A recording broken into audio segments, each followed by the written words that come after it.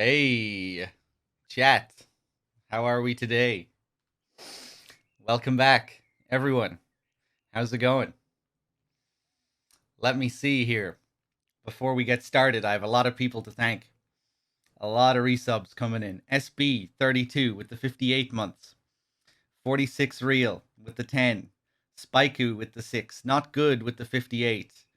Nile with the 69. Praxism with the gifted sub to Wexford. Riser with the 30 months. Ultimantis with the 27.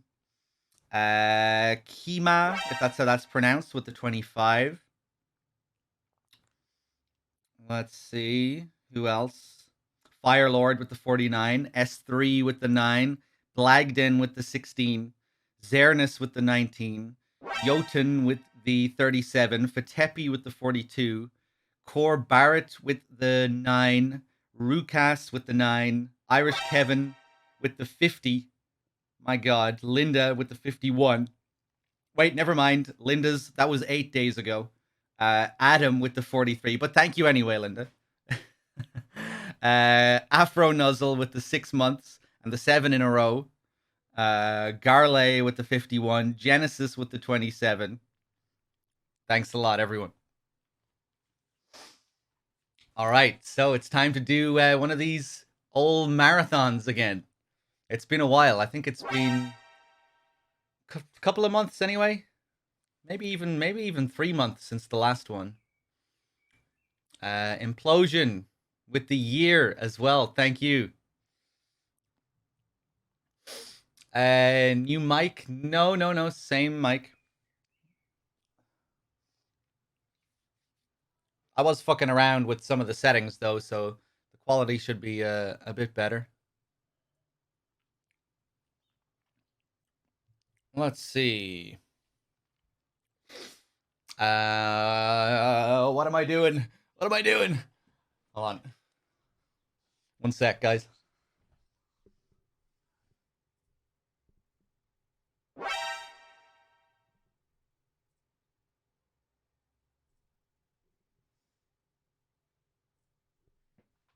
Okay. Tropical Hazard with the 7 months as well. Thank you. All right. Where am I going to go? I'm on my own account. That doesn't really matter. Let's just go into the HD collection. We'll access the MSX games from there. We're going to go in release date order. We'll start with the original Metal Gear, the remastered Metal Gear 2, and then MGS1. I'll be here for Metal Gear 1, Metal Gear 2, and MGS1, and then DRK will be taken over for MGS2. Final Richie with the 19 months. Thank you.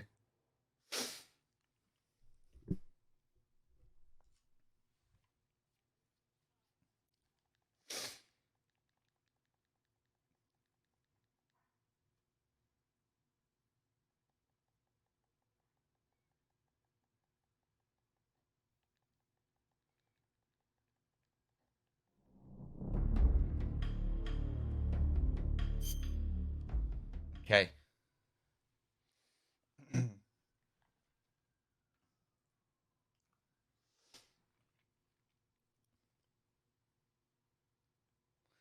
Let's see. Metal Gear.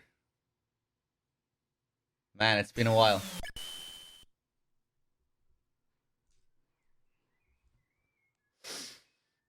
I love when the streams just pitches dog's voice higher. Oh, yeah, it's a common bug on Twitch. Here we are, 1987. Old school. This is where it all began. 2 difficulty levels to choose from. Original, easy, and of course back. But we're never going to be good enough for back. We'll have to go with original.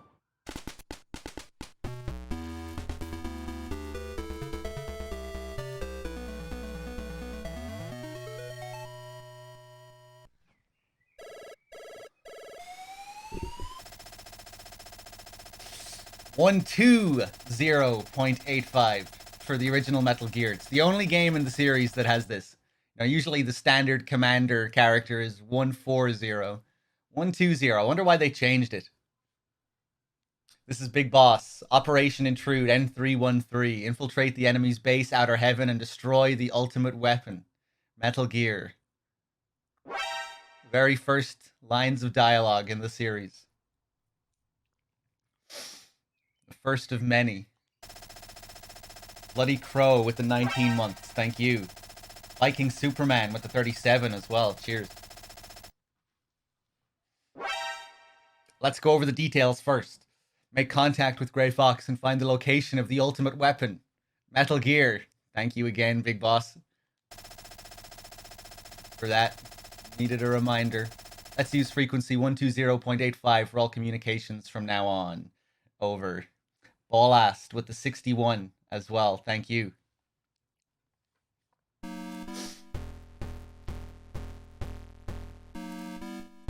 So here it begins. Get used to this music, because you're going to be hearing a lot of it.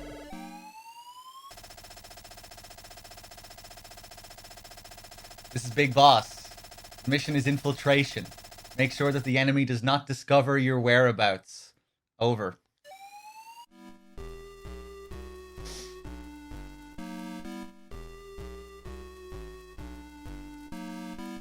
Now, the first place we need to go is up here. Get some classic rations.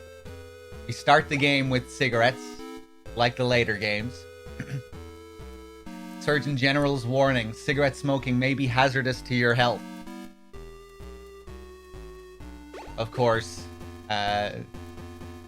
Otacon in MGS2 references the Surgeon General's warning as well.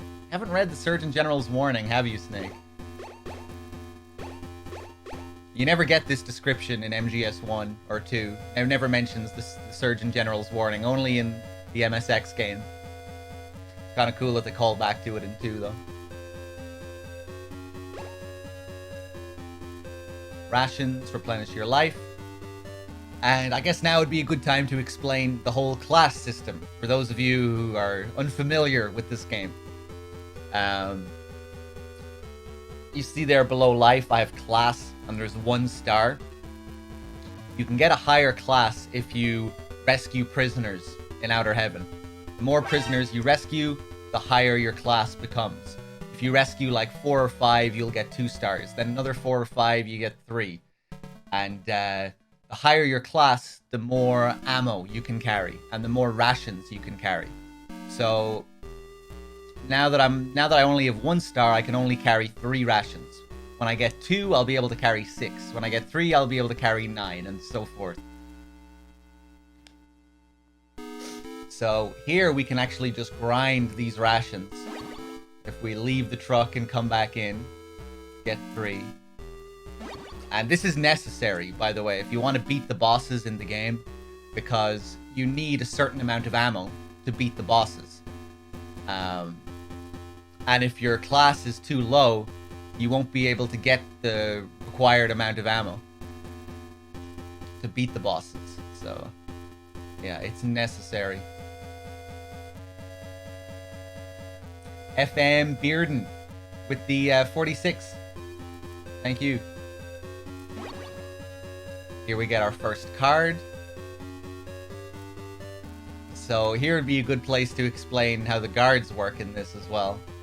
They can only see you if you're like walking directly across from them. If you're like on their line. Not exactly on their line, but yeah. So it seems like that this should be very easy, you know? Avoiding the guards in this game, but it's not really the case, especially when you get to the second half of the game. Because there's like just so many guards on one screen. They're all facing in different directions, and it can be really challenging just trying to slip between them all. Creeper with the 22 months. Thank you. Alright, let's go back.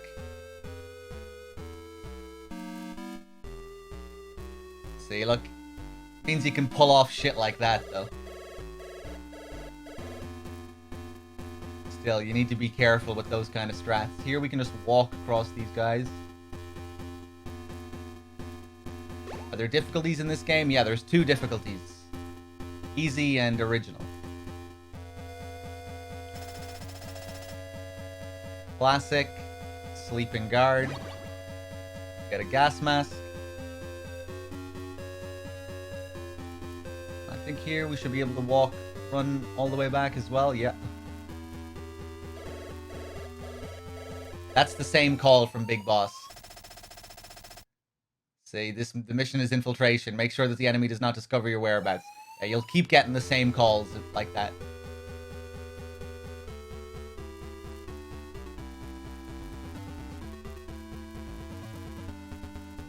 Let's run up here. Hey, what's up, mask? Here we get our gun. Wonder if we call Big Boss here, if he says anything.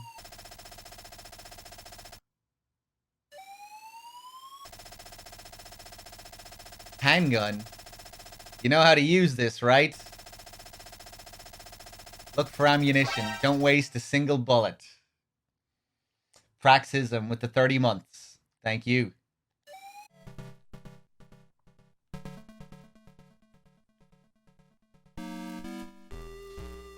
So here you just need to wait.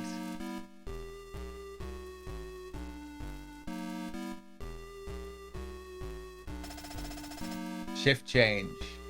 Then they leave. Really teaching you to be patient here.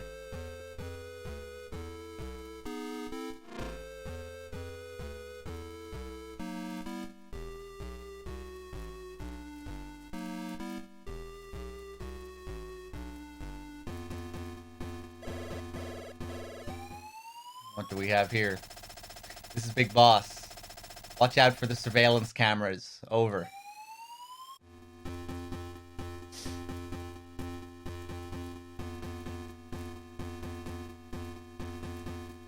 Okay.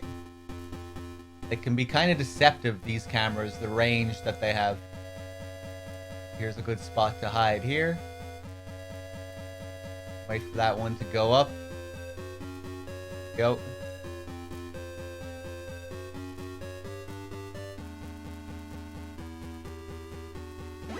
And here we can grind this ammo if we want. I don't think we really need to do this, but let's do it anyway.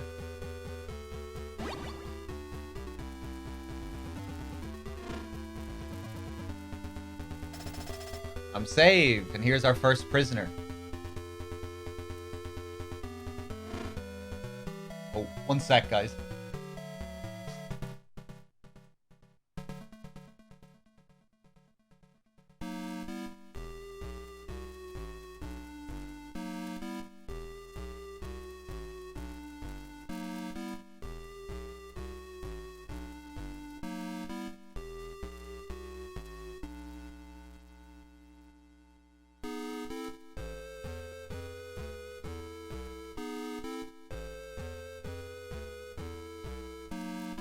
Okay, let's see. Where were we? Yeah, this is the beginning of this gas room, so we'll put on the mask. Big Boss calls us to tell us about it. I forgot to tell you, you'll need a gas mask for the gas room. Schneider, the leader of the resistance, should be able to tell you where to get a gas mask. Over. Right, well, we already have the gas mask. We already found it, but let's call Schneider anyway, see what he has to say.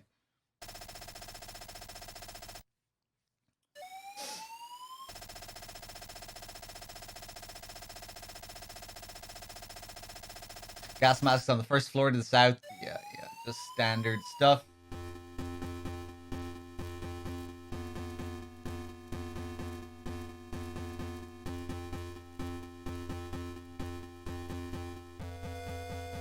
Saving prisoners? I thought we were playing Metal Gear, not Metal Slug. Do you save prisoners in Metal Slug in a similar way? Did the first Metal Slug come out before the original Metal Gear? Because maybe that could have inspired it. I think Metal Slug might have been a Konami game as well.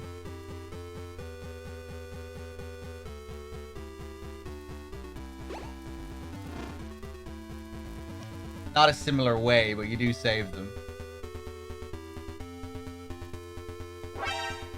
A metal slug, it's SNK. Okay. Ran, thank you for the 36 months.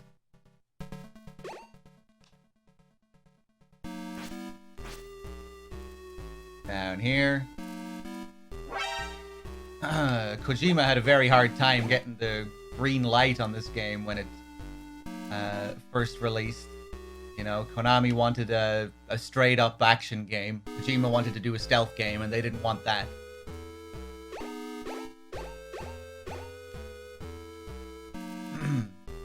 I think that's why the game was heavily altered as well for the US release.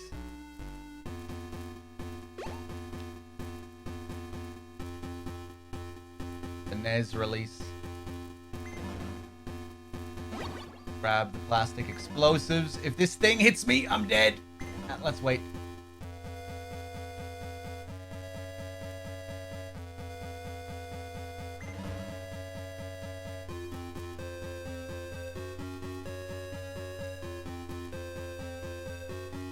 There we go.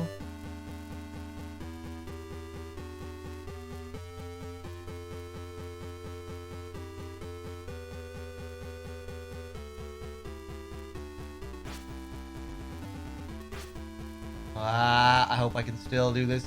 Yeah, we should be good. You notice here that I'm punching guards in a kind of strange manner. That's just to stun them. When you punch a guard in this game, they're stunned for a couple of seconds, and you can do anything. You can walk in front of them, walk through them. You won't get spotted. So that's what I'm doing there. It's kind of necessary if you want to avoid kills. But I probably will be killing people later on in this game.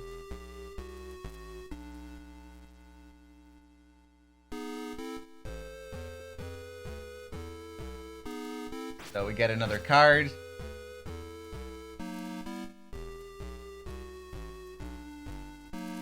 It's quite a similar structure to how MGS 1 and 2 work, you know? You're in this big facility, you need to find higher levels of cards to access different parts of the facility. Find different kinds of weapons to beat the different bosses and all that stuff.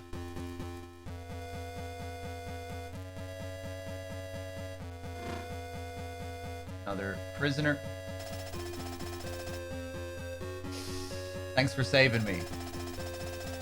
Foxhound member that infiltrated this base a few days ago is unharmed. They captured him.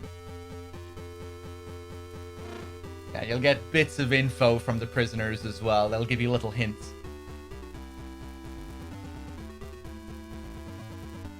Okay.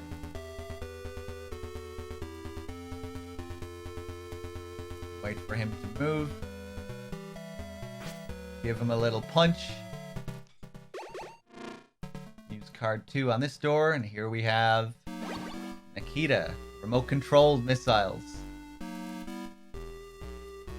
Let's call Big Boss, see what he has to say.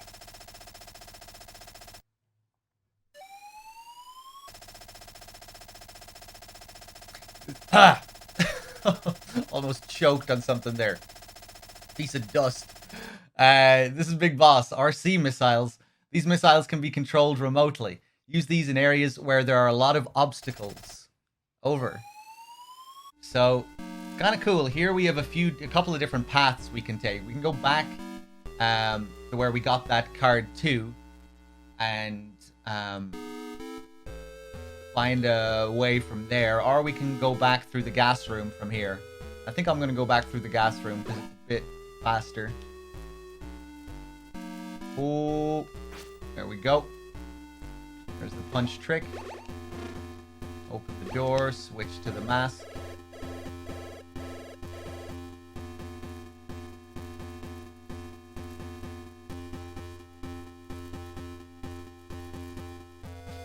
No M&Ms today, unfortunately, Delta. Solidus with the 75 months. Thank you.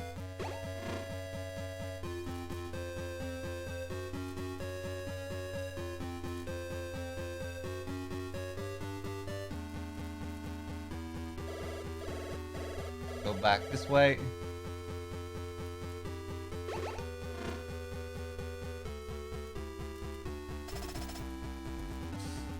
Another prisoner. How will you feed your... I don't know, I'll have to find a way somehow, Wexford. Now, here we have a mini-boss. Guard Rush. Oh. Nice. Oh, slick. I don't think I took any hits there. Suppressor.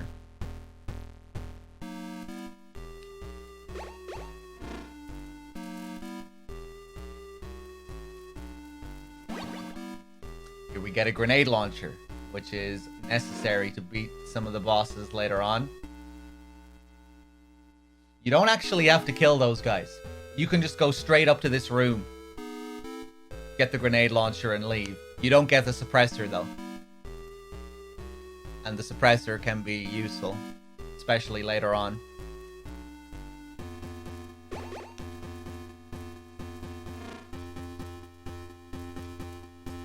I don't think we need to worry about this guy. Oh, we're good.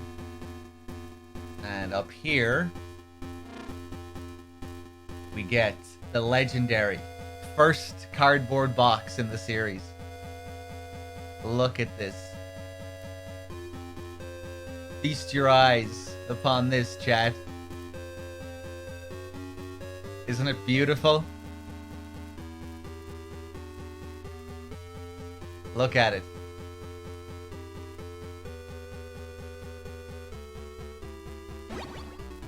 Cardboard box.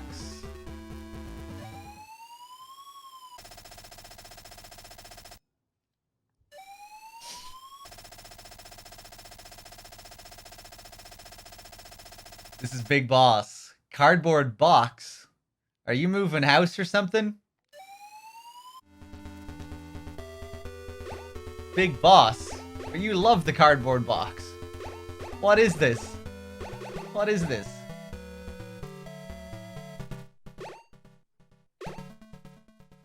Kojima, do you mean to say that you didn't have MGS3 planned back in 1987? That you didn't really have any plan for this Big Boss character? No way. I really like this. Just a question mark. The enigma, the mystery of the cardboard box begins here. But Big Medic loves the cardboard box as well. I mean, it is Big Medic that we kill in this game at the end. Could be Big Boss on the radio, though. Could be the real Big Boss on the radio.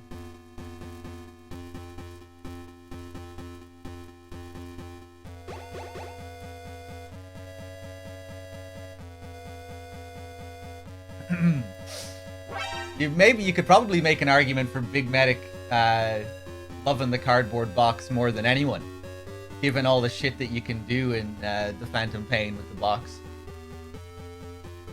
With the posters standing up and jumping out of it and sliding down hills.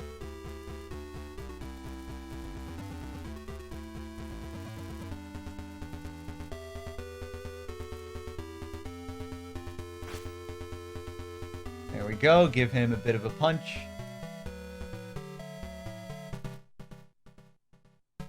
Another guy to rescue here.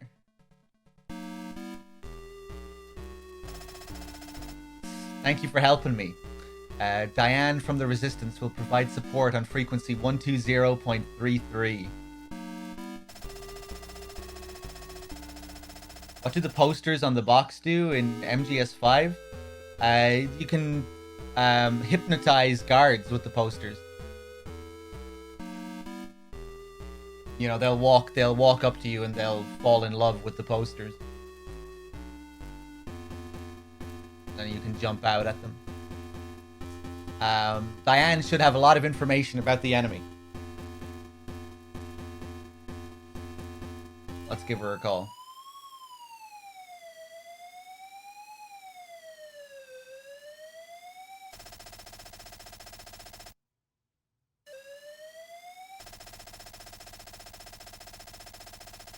This is Steve.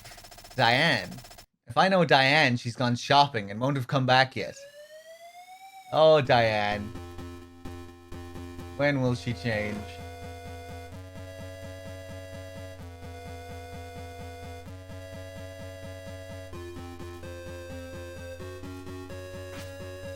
Whoop.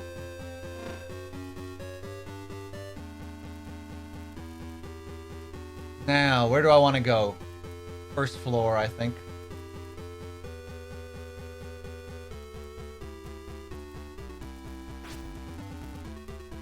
Go. Quick, quick, quick, quick.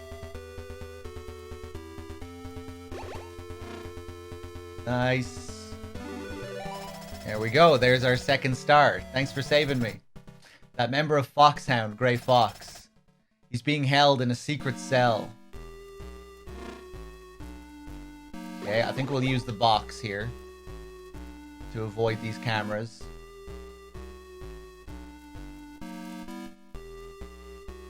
There we go. Go down here, nice and sneaky.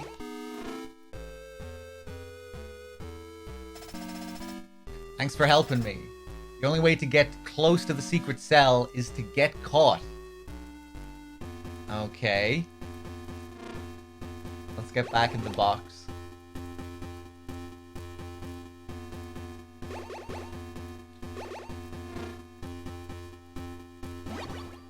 Submachine gun.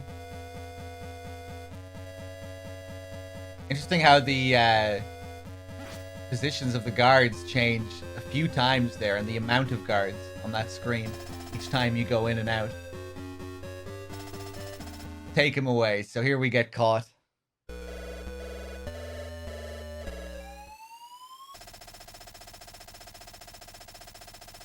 This is Big Boss. Infiltration accomplished. Find the cell where they're holding Grey Fox. Check the walls. Over. So yeah, this is this game's prison sequence. Cell sequence.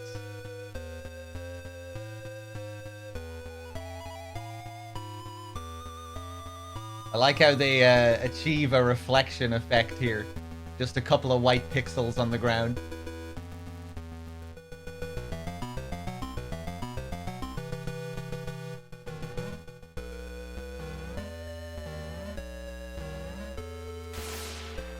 Wow. Very impressive, Snake. Here's Fox.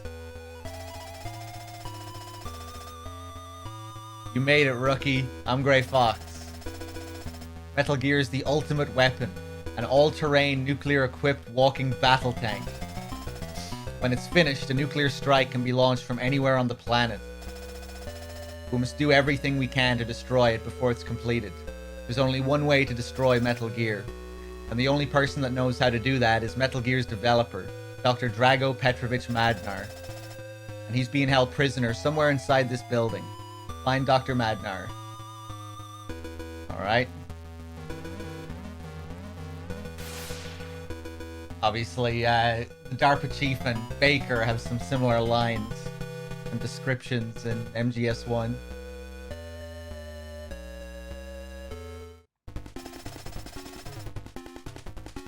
I am the shot maker.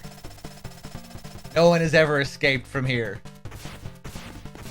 Now here's our first boss. The bosses in this game are fairly unremarkable. And this part is weird as well, because this is the only door in the game you have to punch to open. This one right here, because we don't have our equipment.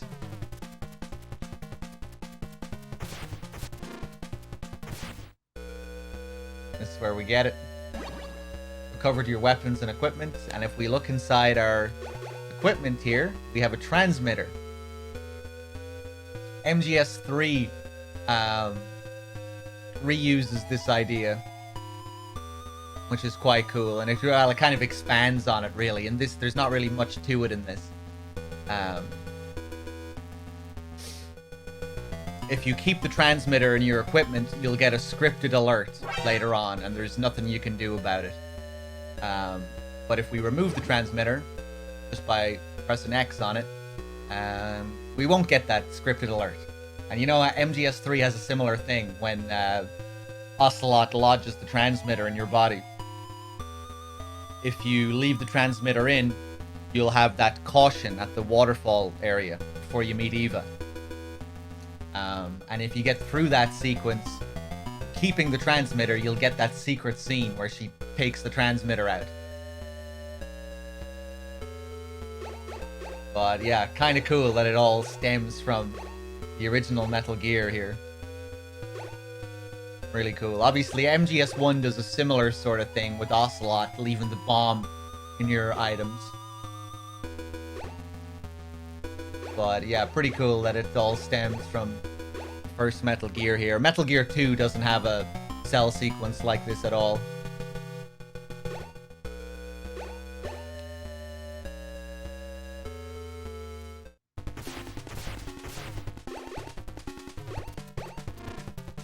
Ah, fuck. That was dumb. Get card 3. Nirvana rules with the 35 months. Thank you.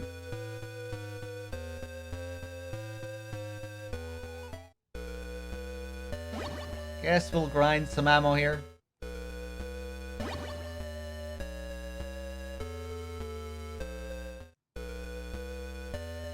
I'm talking about Metal Gear 2, Reknine, not MGS2.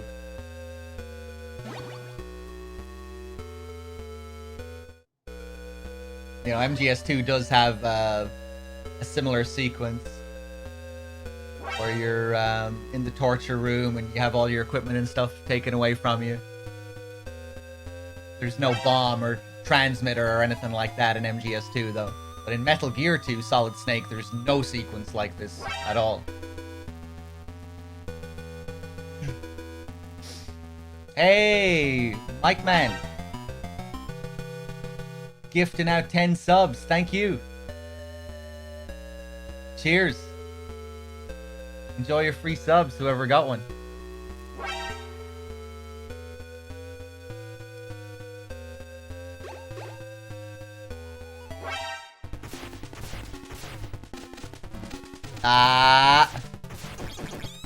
Oh my god. Oh, he killed me. I don't believe it. Wow. How did I fuck that up? Alright, no fucking around this time.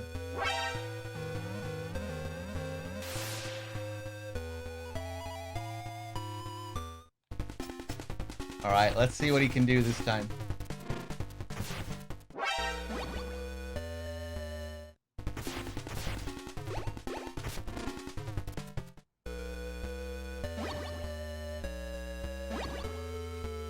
Get rid of that transmitter.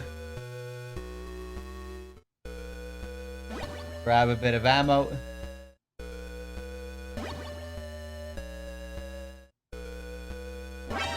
That should do.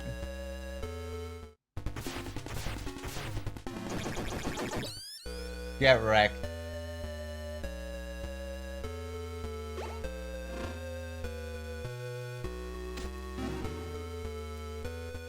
So here we have more of these walls, but unfortunately we can't just punch through these ones. Gotta use plastic explosives.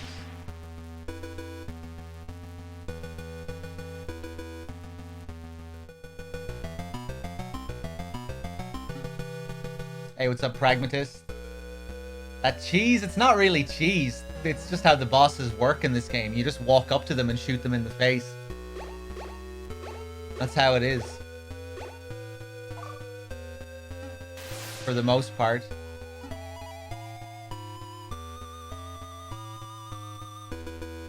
Well, maybe not for the most part. I mean, you do have bosses like the tank, the Metal Gear fights, big boss.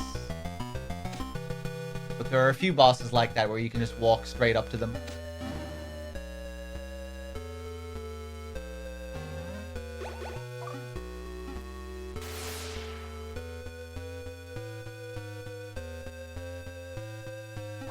Oh god, I didn't mean to do that.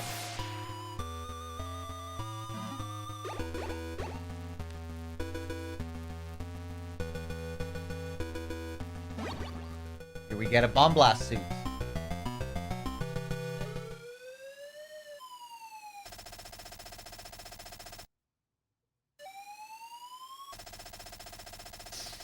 This is Big Boss. Bomb blast suits. This will protect you against explosions and strong winds. Over.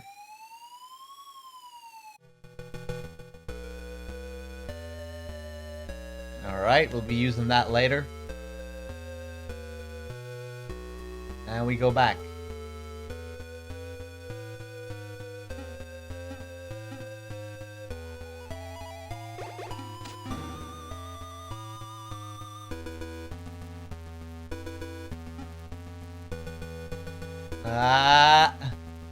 Okay.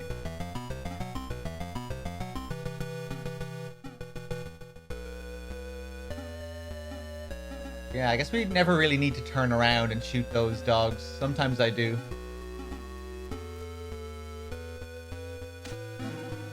Make an exception for that one.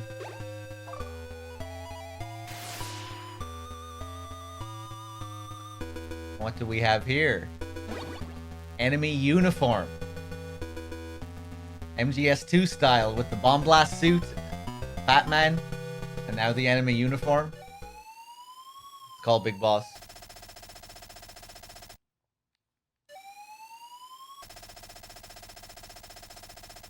Enemy uniform. What, like a girl's high school uniform? Over. Absolutely hilarious, Big Boss. So emasculating.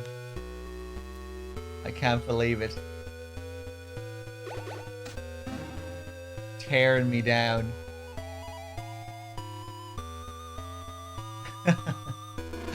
Okay, where are we going? Second floor, I think.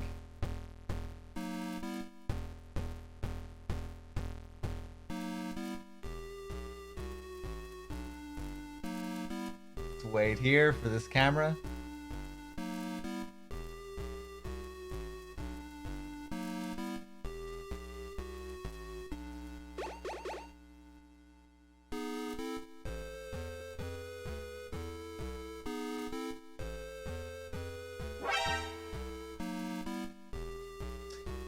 And this is where you'd get spotted, by the way. If you still have the transmitter in your equipment. This is where you get caught. Here we can use cigarettes, the old-fashioned trick to see the lasers. Guess we'll call Big Boss. I think he should say something about it here, or maybe Schneider does. Brizzle with the 30 months. Tyrant with the 22. Superfly with the 45. Thanks a lot, guys. I forgot to tell you, watch out for the infrared sensors. You'll need infrared goggles. So they don't tell you about the cigarettes, huh? Let's see what Diane has to say. Probably nothing.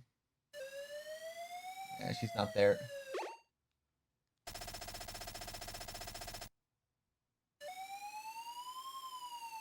Okay.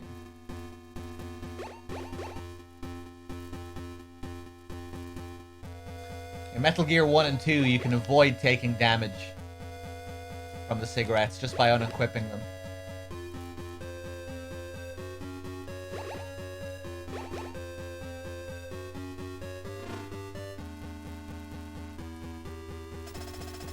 I'm saved.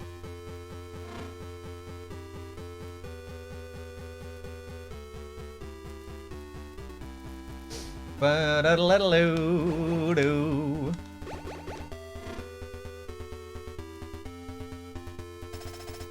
Thanks for helping me. Dr. Madnar is being held in the cell located in the inner courtyard.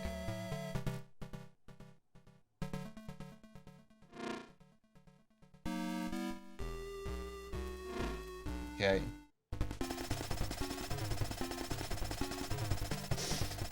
I'm the machine gun kid. This is the end of the line for you.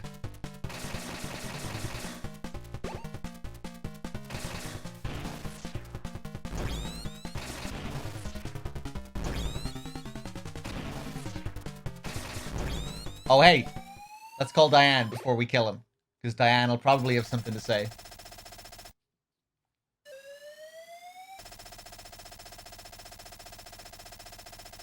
Hi, this is Diane. The machine gun kid is vulnerable to attacks by RC missiles. Bye. Thank you, Diane. There There we go.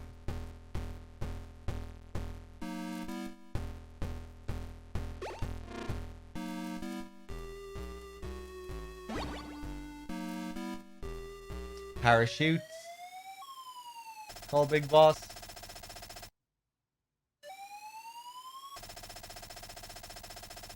Parachute. Make sure you put it on before you jump off anything high. Over. Thank you very much, big boss. Excellent advice.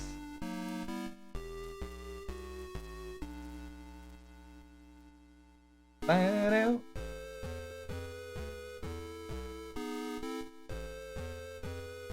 we go back. And now up to the top floor.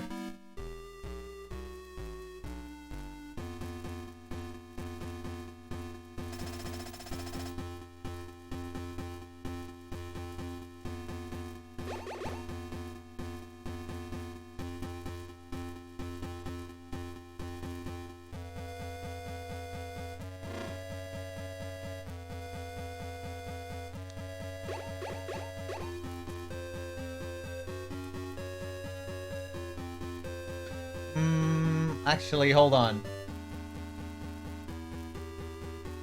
Let me think. Yeah, okay, no, we're good.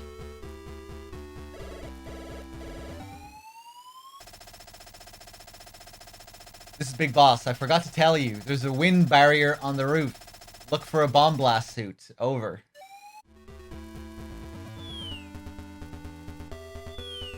Listen to that heavy wind. Too powerful.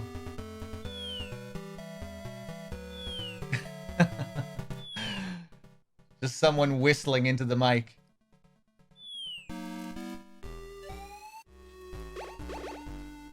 So here we need the bomb blast suit to cross over, and you can actually take it off once you're here. We're okay. Once we cross, it's all good.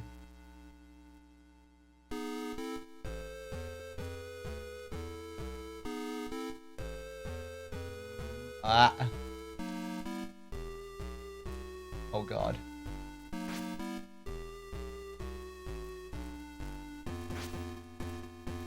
Go, give him a little punch.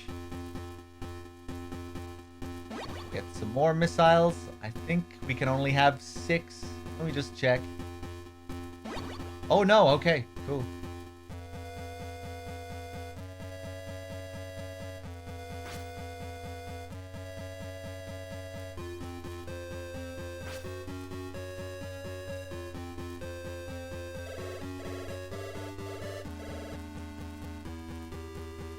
Wait for this guy to turn.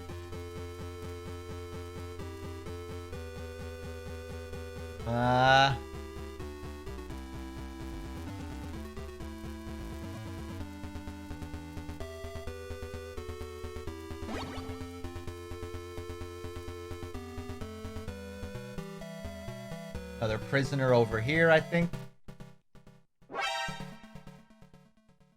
A Sam guy with the 64 months. Kadu with the 45.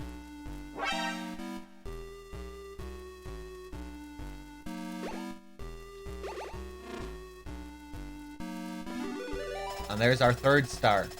Thanks for saving me. If you have a parachute, you can jump off from the edge of the barrier. They really don't make this sequence too clear. But, yeah, I'll expand on that later when we get to it.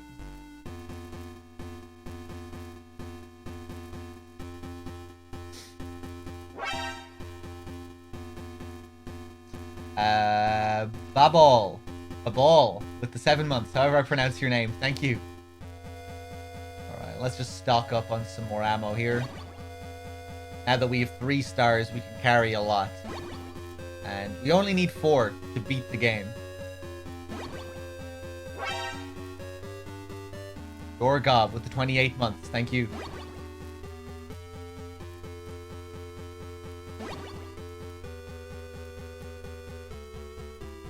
Okay, that's enough.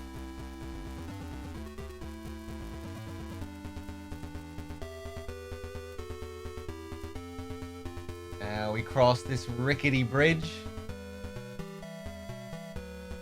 And we get a scripted alert here. These flying assholes. Nice. And here we have what looks to be... Is it? No. Could it be? Hi, this is Diane. The Hind D can be brought down with the grenade launcher.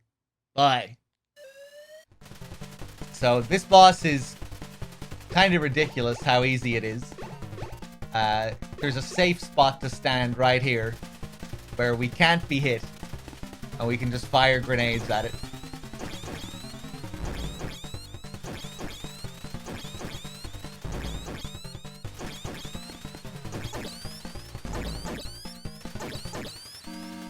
And that's that. Or you can still hear the fucking rotor blades seconds after it's disintegrated into nothing. Pretty interesting to see how these fights evolve over the course of the series. Because they really do. They just get better and better, going from Metal Gear 1 to 2 to MGS 1 to MGS 2. Even though in MGS 2 it's a Harrier, but it's still an evolution of that kind of fight. The Metal Gear 2 version of this is pretty cool. You'll see in the next game. It's kind of weird.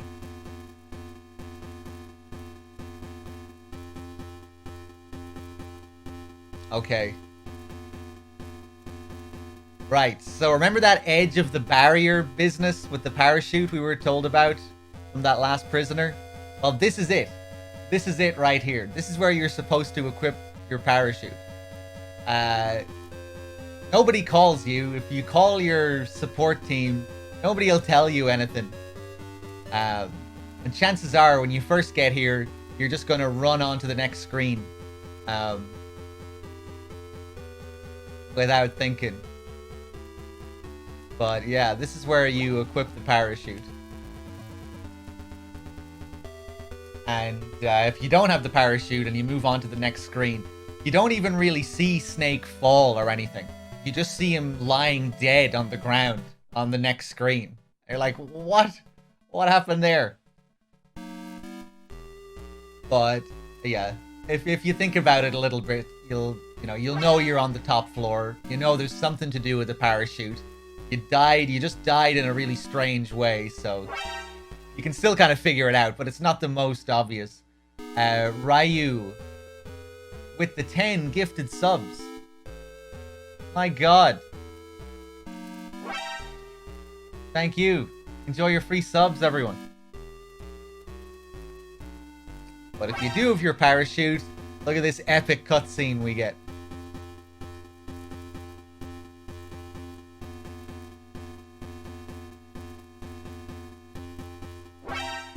Whoa! Hold on.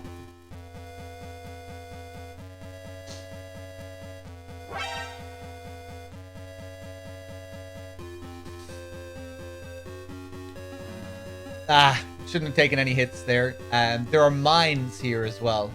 And we could have picked up a mine detector earlier, but I just decided not to. Because we should be okay. We'll probably take a couple of hits here. But hopefully it won't be too bad. We get another card here. Oh no. Okay. That was a bit of a disaster. Wow, surprised we didn't hit another one there.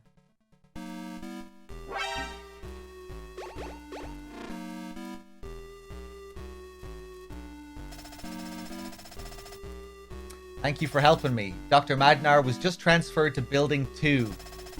Building 2 is located 10 kilometers north of here. Alright.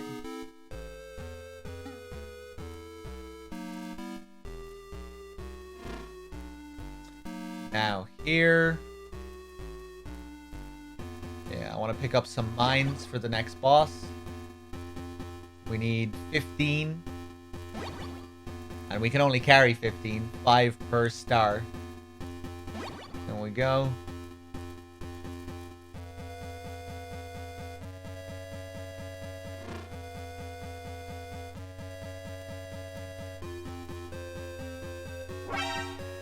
before we continue here, I want to go back down to the basement, get some body armor.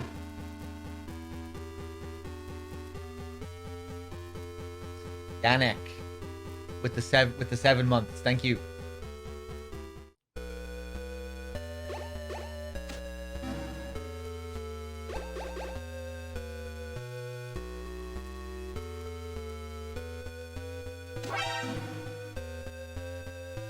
Jumbo Cactuar with the 18 months. Thank you.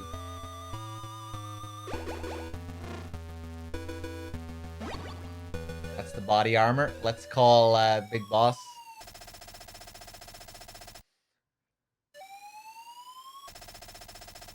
This is Big Boss. Body armor. A real man wouldn't use any. Oh no, again.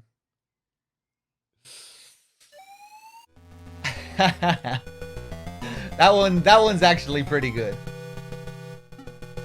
Oh.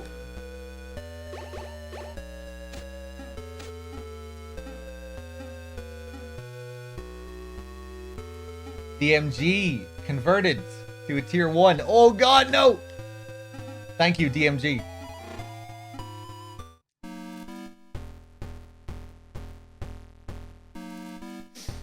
Okay, back up to the first floor, I think. Yeah, back up here.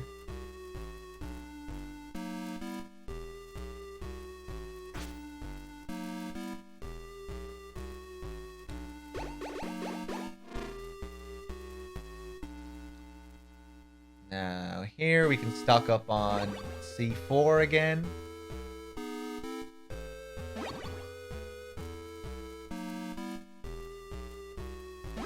There we go.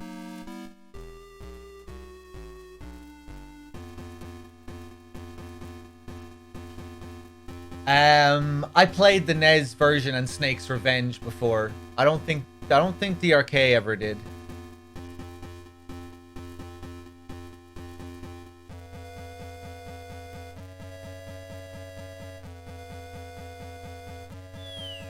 Oh. I don't think I ever did finish them on stream, though. I got really close to the end of Snake's Revenge. Simon with the 62 months. Thank you.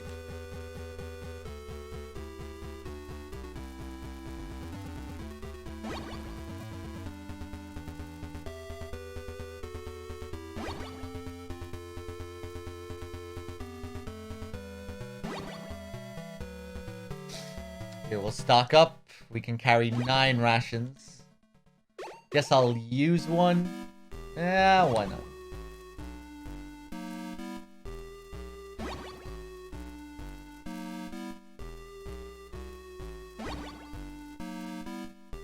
Switch over to body armor. Get the mines ready.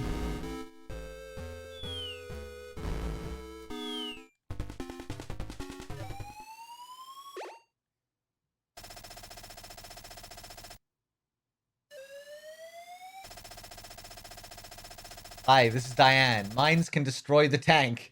Bye. Man, the characters, they keep it short and sweet in this game. It's kind of funny considering what we see in later games, where characters just can't shut up. Socially awkward Diane. Alright.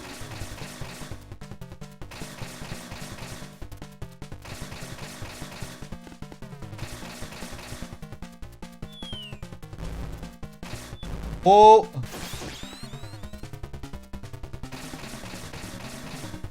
But yeah, in this game, the characters aren't really characters. You know, they're about as one-dimensional as it gets. Just cardboard cutouts. But wait till you see. If you haven't seen these MSX games before, they really flesh things out a lot more in the next game, Metal Gear 2, where the characters actually feel like characters. And there's more going on in the story. Gameplay, visuals, music, everything is way better.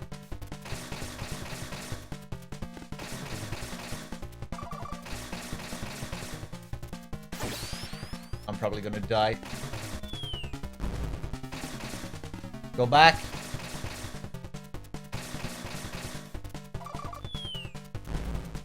There we go. That should do it. Shouldn't have taken that much damage. Patrick Pateman with the 51 months. Thank you.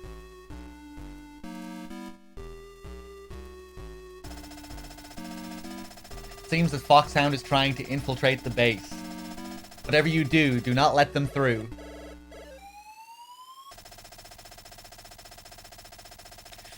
This is Big Boss. Inspections. Wear the enemy uniform and infiltrate. Let's use frequency 120.13 for all communications from now on. Over. So yeah, here's where we use the enemy uniform. We can only use it to get past this section though. It's not like MGS2 where we get to do whatever we want inside the shell core. We only get to use it right here. Go on in. All these guys inside, they'll know. They'll know we're not the real deal. Okay. We need the grenade launcher for this next fight.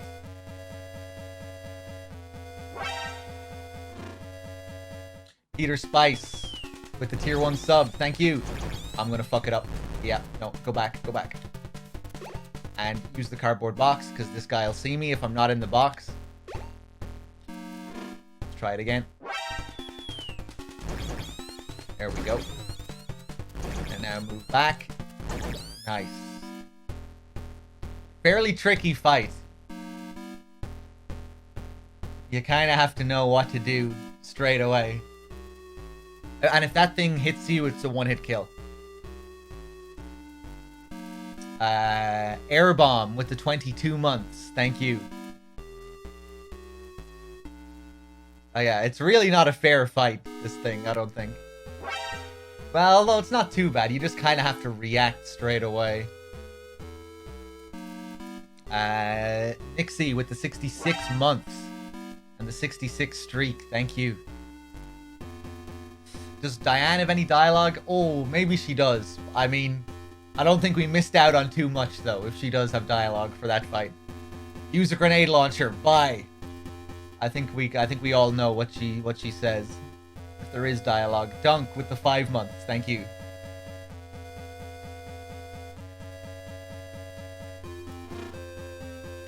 Diane based on the Twin Peaks Diane? I don't think so. This was released before Twin Peaks. This is 1987.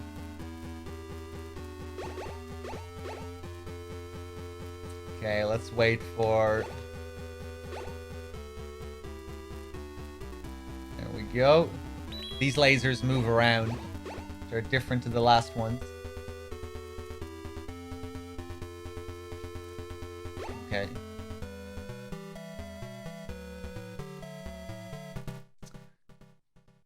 Now, this is where shit gets a bit more challenging.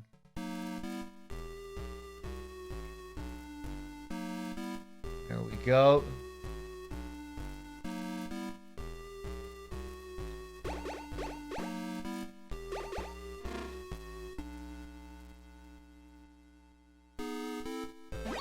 Antenna.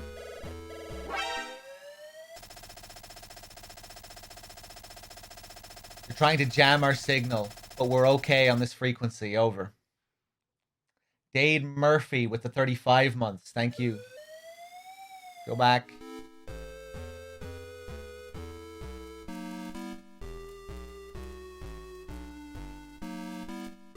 Wait for this guy down below to turn around. There we go.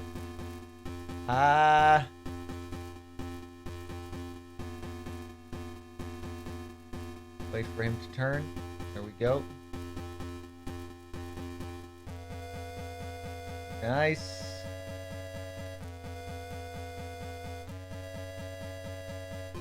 It looks kind of funny, you know, when I'm standing right beside them. But it is actually tricky to get through that without getting spotted. It's just that they don't really appear to be... They don't really behave like humans at all, the guards in this. They're more like security cameras.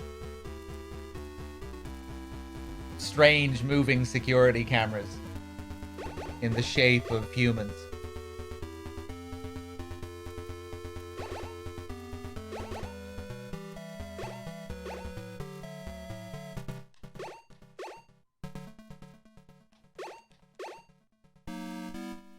Come on. Thank you.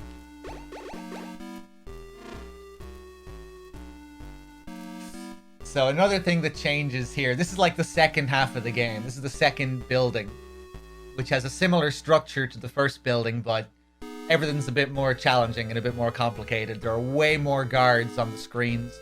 They're all moving in different directions, way harder to get past. And the elevator only goes one way here. I can't go down to the basement. I can only go up. And there's another elevator on the opposite side of the building that only goes down. And it can be a bit of a mindfuck navigating through this place. So, yeah, let's go up.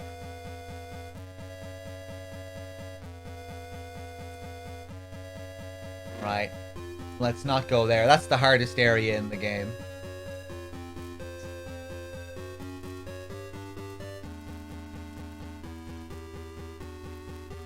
Do I want to go there right now? I don't think so. I think we just want to go straight up to the top floor. Yeah, and we get a scripted alert here.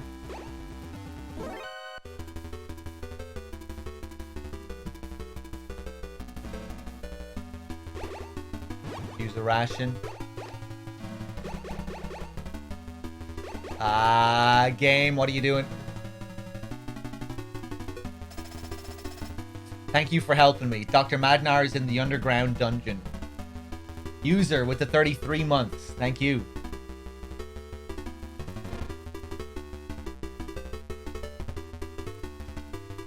Switch back to the body armor. I should have waited.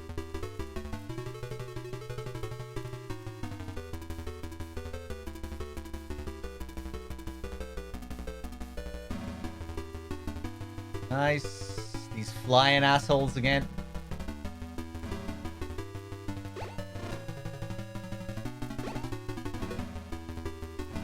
Card 5.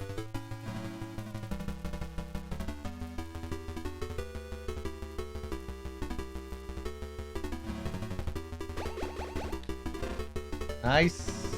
Oh, again. Sweet. Now, all the way down to the basement.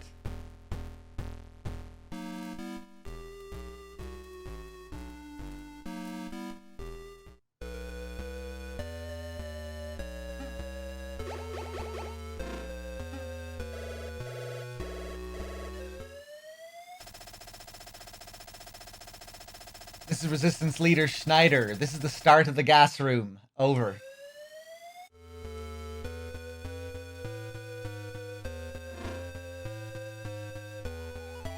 Another prisoner. That's just the same call from Schneider. I'm trying to think if I need anything else right now. Don't think so.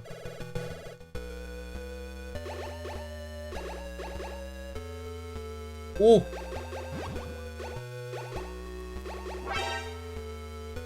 Faucet with the 44 months. Thank you.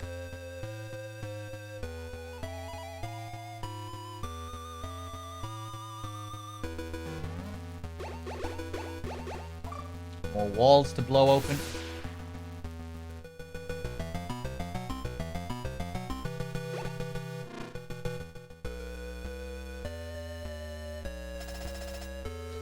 Thanks for helping me. The only way out from this floor is to find the north elevator.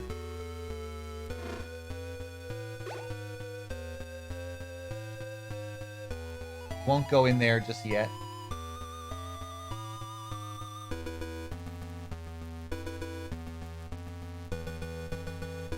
There's rations in that room, but we don't need those. Not yet. Just want to blow open this wall. For later.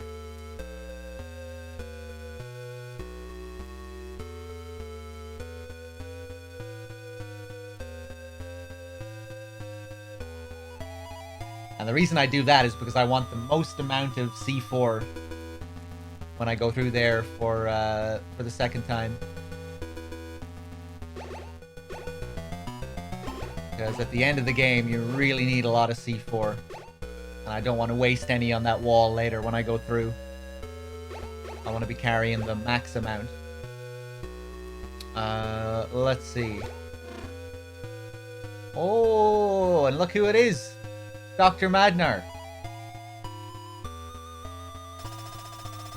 You fell into my trap. The real Dr. Madnar is on the second floor. Die, Foxhound. Nah. You can just fall into your own trap there, Madnar. Fake Madnar. I'm good. Card 6.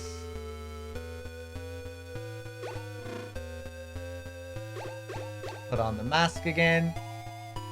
Guess I need card 6 for this one as well. I'm the fire trooper. I'll burn you to a crisp. So here we have the original incarnation of the Fury. Not as threatening as the Fury, though. Let's see what Diane has to say.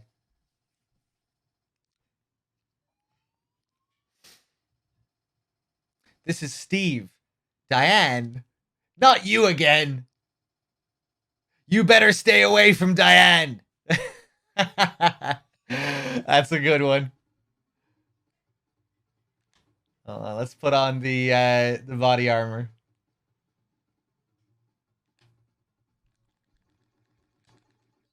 There we go. Same as the shot maker, just shoot him in the face.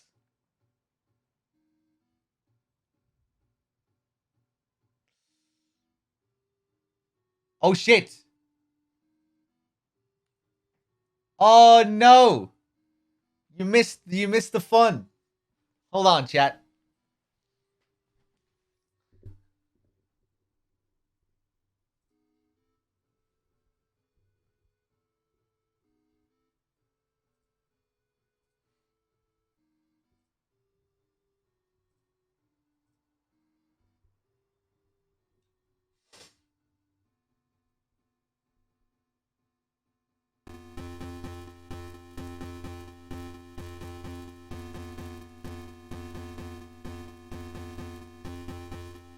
All right, we're good. How much did you miss? Did you see me? Did you see the fake Dr. Madnar?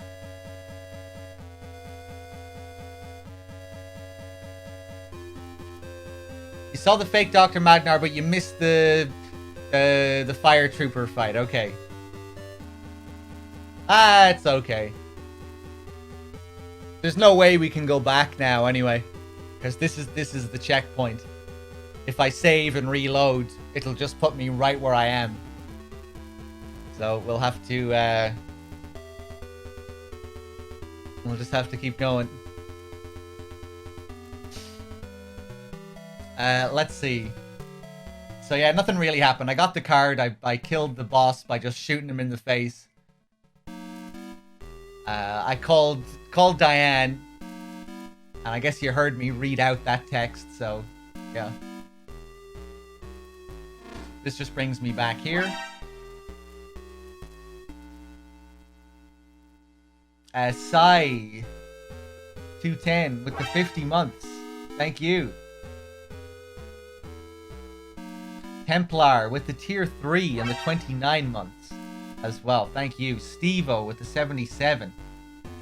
Thanks a lot, everyone.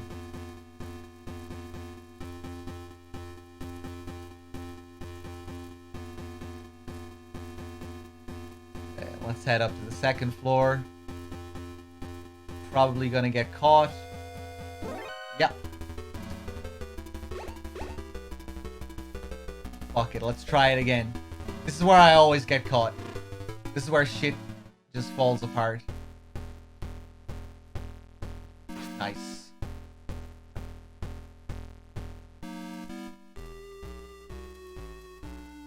Now, here we have the two Arnolds. Two Terminators here. We can only destroy these guys with a rocket launcher,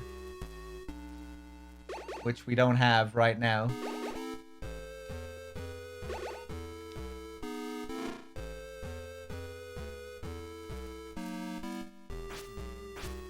I'm just gonna kill you.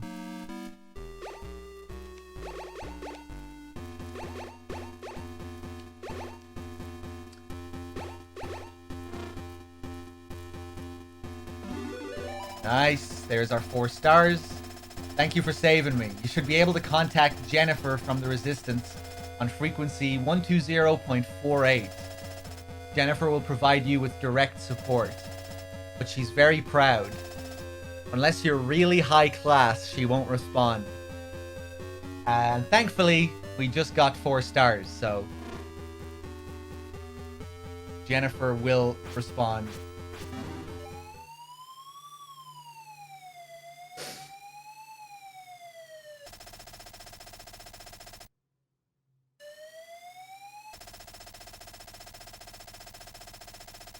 This is Jennifer. I'll prepare the rocket launcher for you. Come and get it. Over. So, now that we call Jennifer here, when we go over to that room on the right-hand side, there'll be a rocket launcher waiting for us. This part really isn't the most intuitive. I always see people get lost here when they play this game for the first time. You know, where to call Jennifer. It's just everything about this isn't really the most clear. It is kind of curious, though, if you go into this room without having called her. It's just an empty room. Rocket launcher. There we go. And yeah, you have to call her here.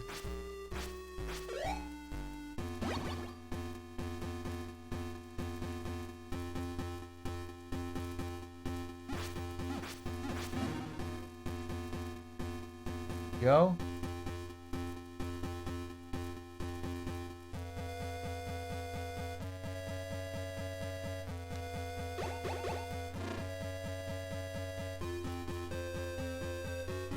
Now, let me think.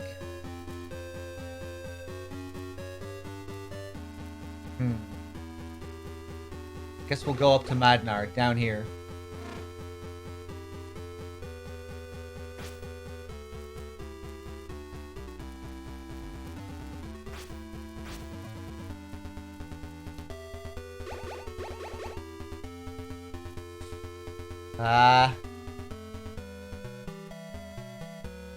Nice.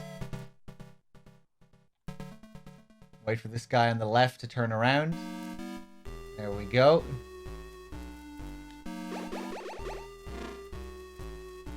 And here's the real Dr. Madnar. I'm Dr. Drago Petrovich Madnar. My daughter Ellen is a hostage. Unless you help Ellen, I won't tell you anything about Metal Gear. Ellen is being held in the basement of Building 1. Please help her. So, now we have to go and rescue Ellen. Back down to the basement.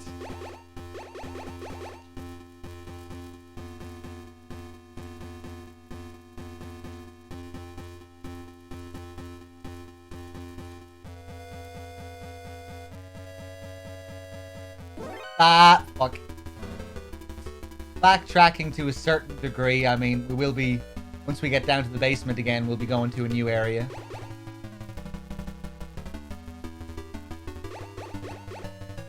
And there'll be a few new areas along the way as well, because we'll be taking a different path. There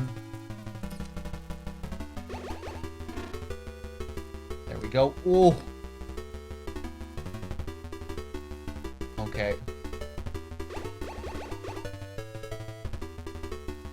Actually, no. Back this way.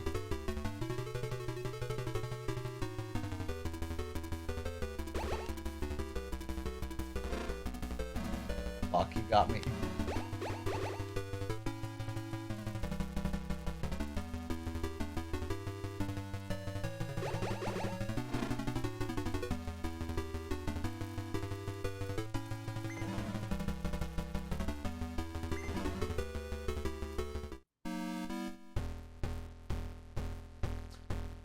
Okay.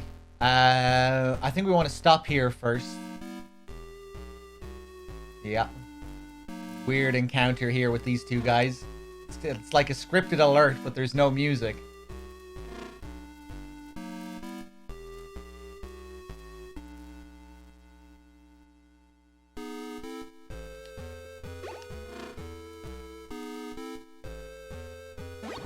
we get? Flashlight.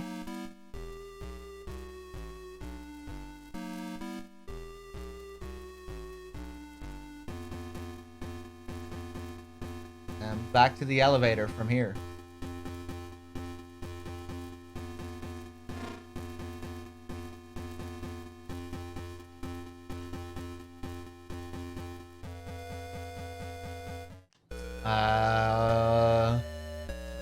Okay.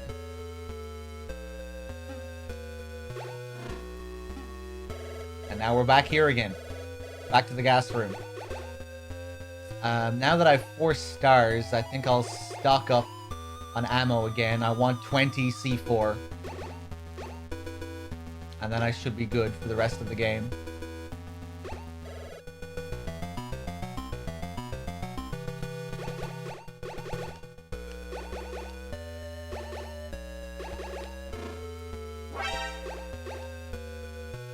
Socialism with the 12 months. Thank you.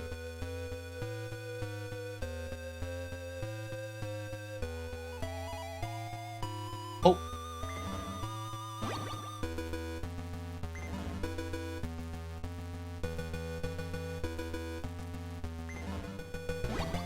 Okay, and that's 20. I think we're good. There's more ammo and rations there. I don't think we need to take them, though. No, we're good.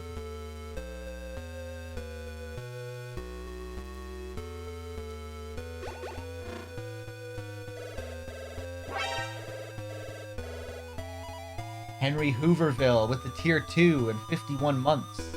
Thank you.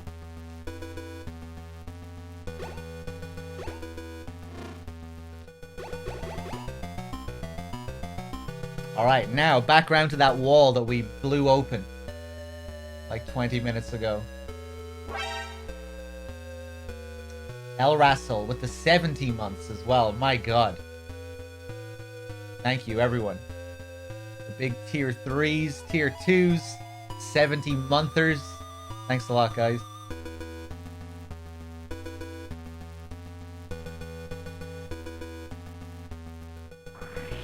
Oh, almost forgot. Yeah. This is where this shit starts happening. Those things get you one-hit kill, obviously. Yeah, here we can stock up on ammo. Here we just really need to grind to get rocket launcher ammo for the 2 Terminators.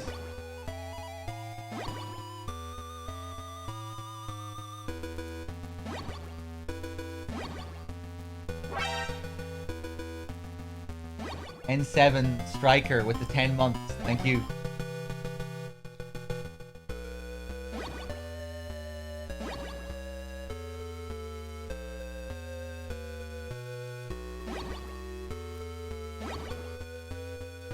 $24. I think that should do.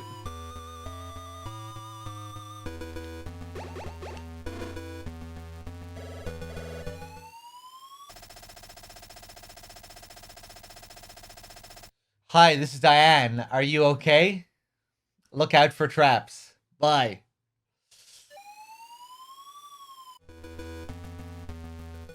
So here we need to use our light. We equip this, the whole room lights up. And this place is full of these traps. Go. Oh, man.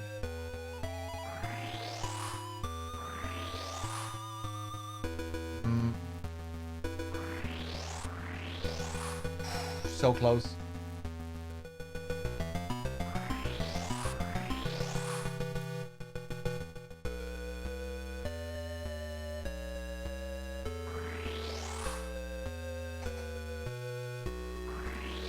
Nice. Look at that. You only have this tiny little section to walk down here. Timbuk with the 77 months. Thank you.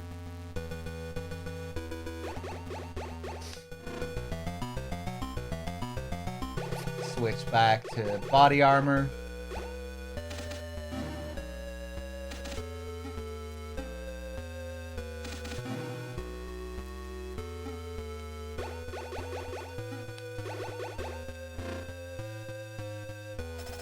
Help.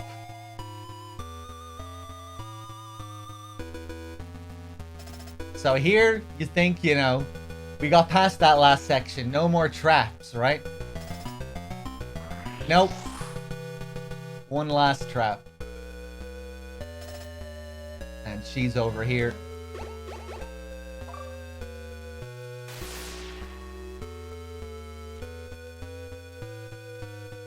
Here's Ellen. Thank you. My name is Ellen Madnar. I'm Dr. Madnar's daughter. They're forcing my father to create Metal Gear. Please, hurry and help my father. The raging punk with the 23 months. Thank you. Alright, now back up to Dr. Madnar, and I guess he's just going to have to take our word for it that we rescued his daughter. Now, we have two options here. We can go down here, find a way back from there, or go back up the way we came, but deal with all those traps again. If we go back up the way we came, it's faster but more challenging. If we go the other way, it's slower but easier. I think we'll go back up the way we came.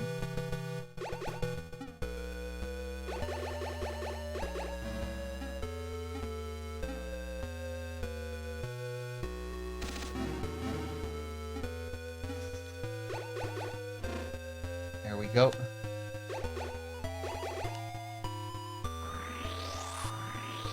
Nice.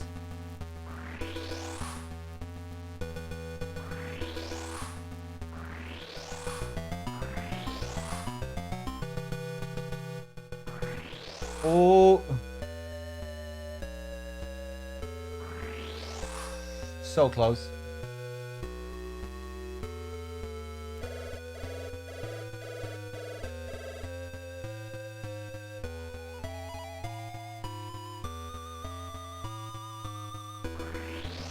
Nice. Now back to the gas room. Again, we go back around, take the same elevator as before. Could get a few more rations here.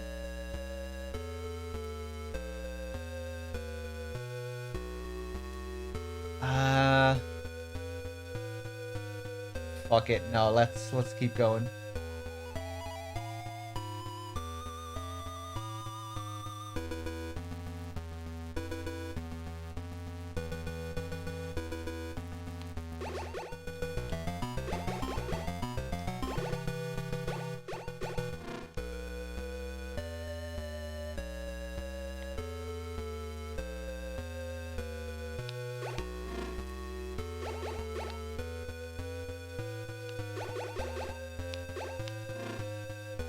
Okay, we're getting pretty close to the end of the game now, by the way.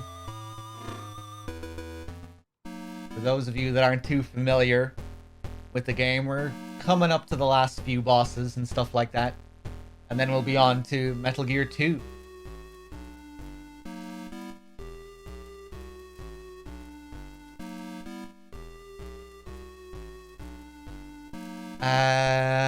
Yeah, this is where I want to be. Okay, thank God.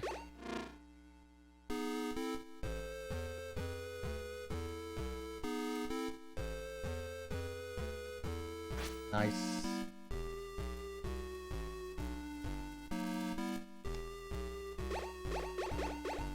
Okay, now we use the rockets on these guys.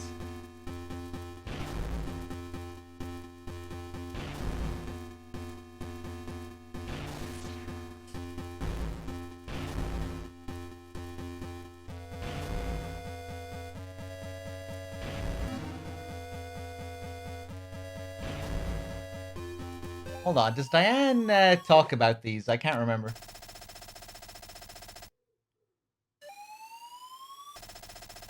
Hi, this is Diane. Bloody Brad, yeah. Who's protecting the door is indestructible. Run away! Yeah, I forgot about that. Implying that you can't kill them. When in fact you can. That's pretty cruel.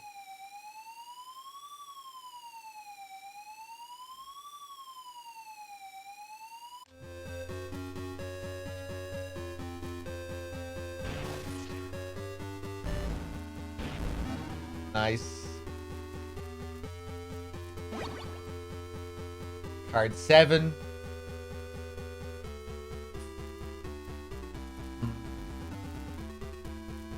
Let's go up here first.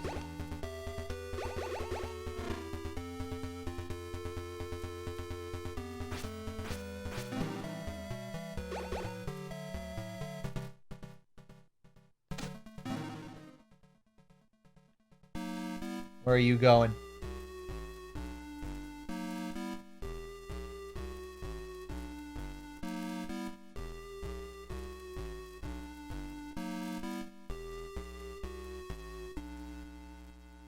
Fuck. He's gonna see me.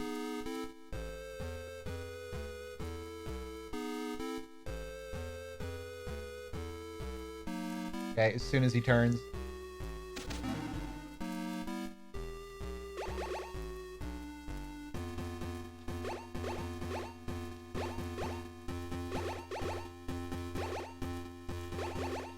Oh, please. Which card?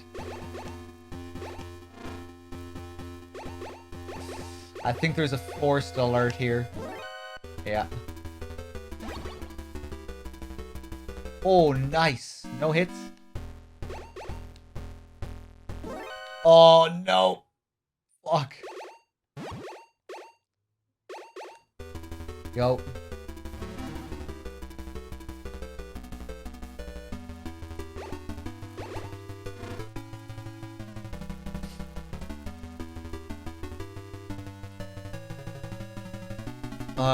Let me think here.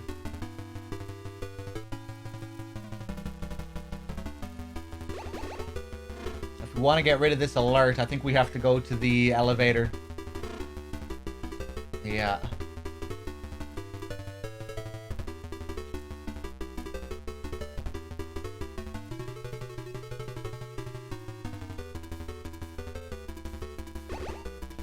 Fuck it. I'm gonna go back. I think I'll need to go back and get more rations if I just try and charge through. Ah, fuck! Yeah. Then we have to risk this section, which is really tricky. Nice, there we go. Okay, fuck it. Let's go down here. Go to Madnar first. We still have to find a compass here as well to get through the desert section.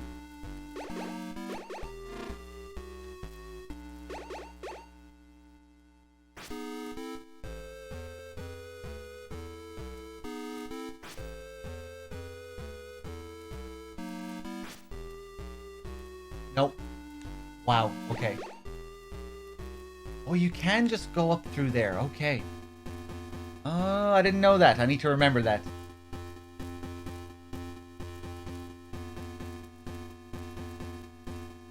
Wait for that guy on the left to turn around.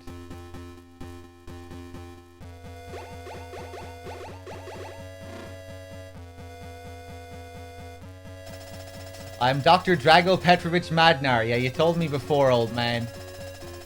Metal Gear is 20 kilometers north of this building. It's located 100 floors under Building 3.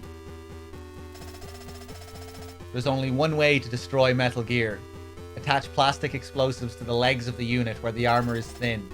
The sequence is right, right, left, right, left, left, right, left, left, right, right, left, right, left, right. After that, I don't remember. You have to attach 16 sets. The card that gets you out of Building 2 is with Bloody Brad. He's vulnerable to attacks from a rocket launcher. Good luck. Oh yeah, I forgot, of course. Fucking, Madnar tells you. Diane tells you to run away. But, Madnar gives you the info.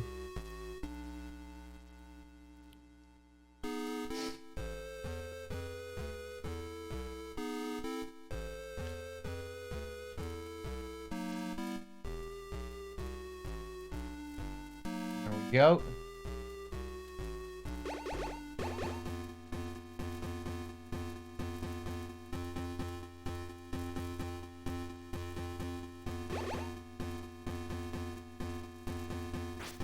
Nice. Nicely done.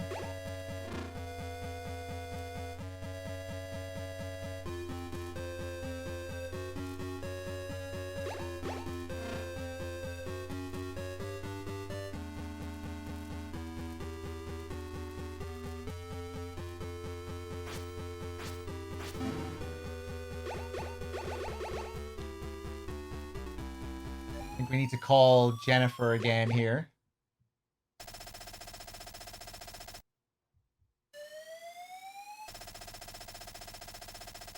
This is Jennifer. I'll open the door. Over. Yeah. Again, I don't think there's anything else that indicates that you have to call Jennifer there either. Maybe if you call the Colonel or Schneider, they'll say something, but I don't think so.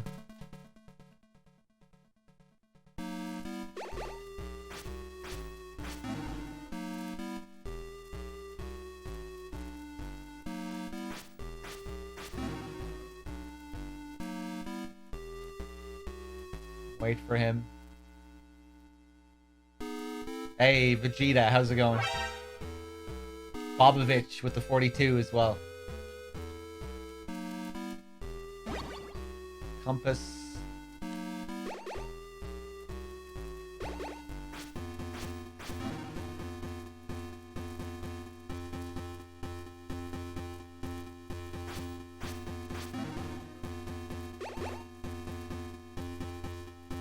Cool.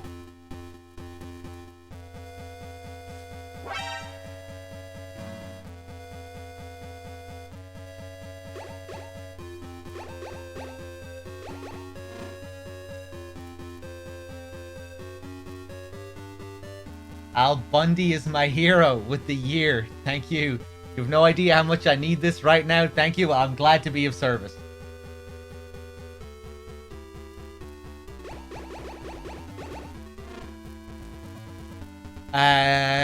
Okay.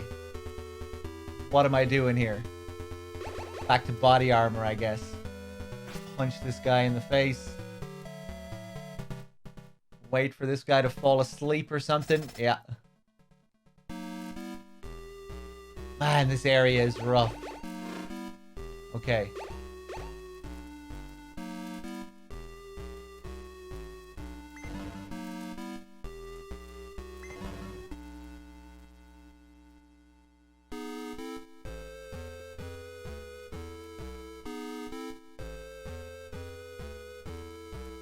Now, what am I doing? Down to the first floor. I think. Yeah. We have the antidote and the compass, which we need for the desert. We have all the other cards.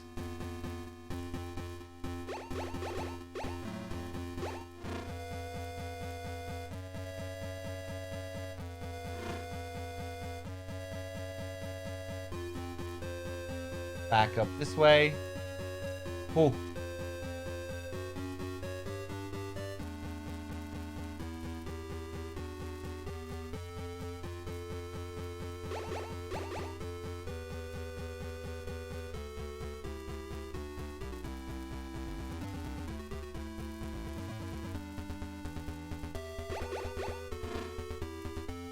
Here we go. So now we have to deal with these scorpions. Let's call Diane. She's saying anything about this. Hi, this is Diane. Use antidote against the scorpion poison. Bye. Thank you. Schneider, what do you have to say about this?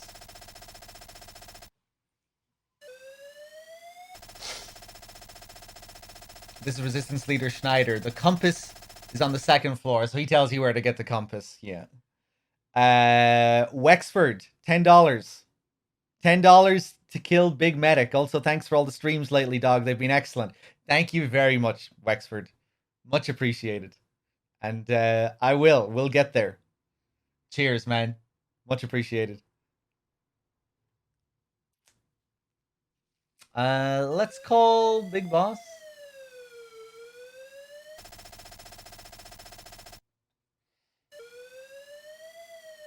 Nothing.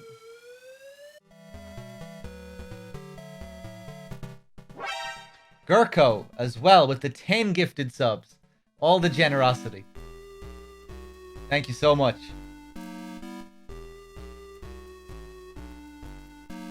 Your donation went to DRK according to the email you received. Hold on.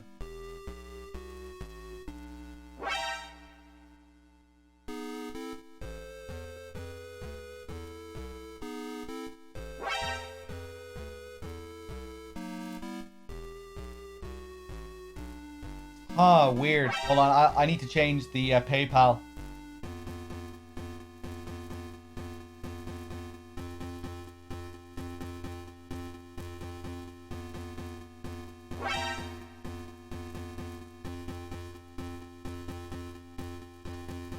Okay, I did that earlier, but it I guess it didn't save, even though it told me it saved. You don't even need to select save changes or anything. Okay, it should be set to mine now. But I can always ask DRK to send that over to me. But yeah, it should have changed to my account now. Cheers, Wex.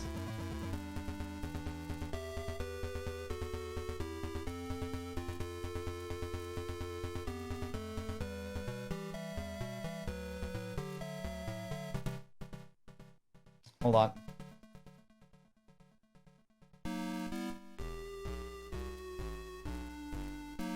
Okay. And Gurko, again, thank you.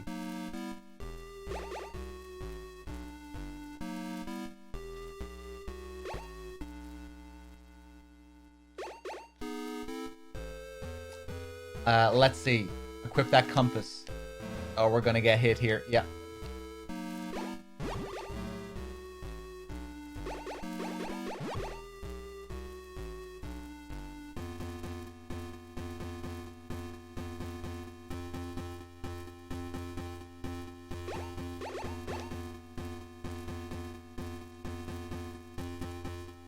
So here, if you don't have the compass equipped, these screens just keep repeating forever.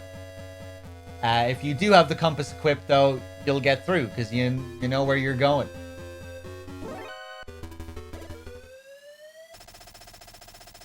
This is Big Boss. Get in the truck on the right. Over. So here's where Big Boss starts acting a little bit strange. You don't want to get into these trucks. It'll either be a truck full of enemies or a truck that will bring you back to like the first area of the entire game, forcing you to backtrack all the way back here. I'm pretty sure that's one of them anyway, because I think I only did it once because it was so hellish. Obviously, I didn't want to go through that again. But yeah, you really don't want to go into the trucks on the right.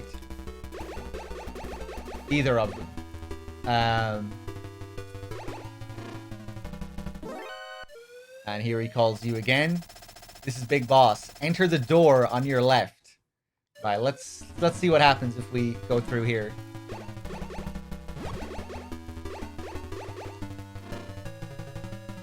Huh. Nothing. Just a trap.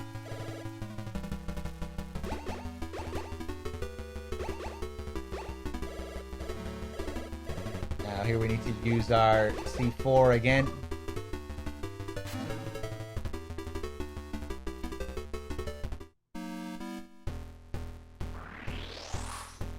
Close.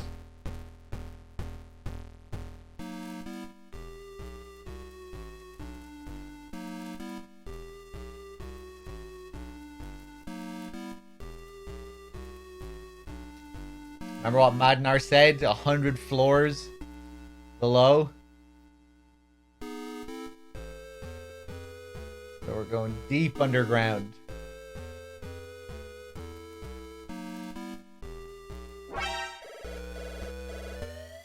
Zamakor with the 54 months. Thank you. This is Jennifer. There should be an oxygen cylinder on the other side of the wall. Over. Let's see.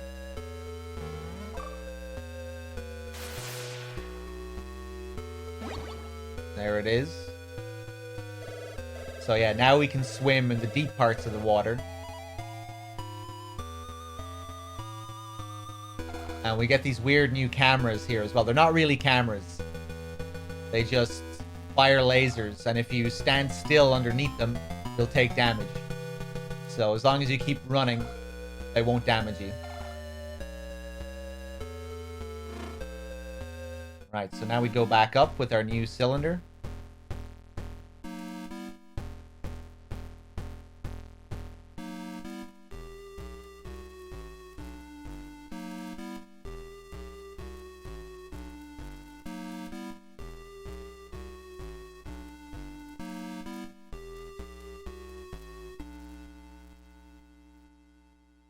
Oh, hold on. Let me just change something on my compressor.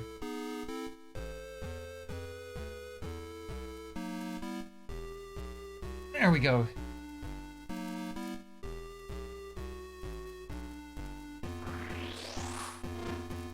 Go back. Oh, so close. Hey, Galva, how's it going?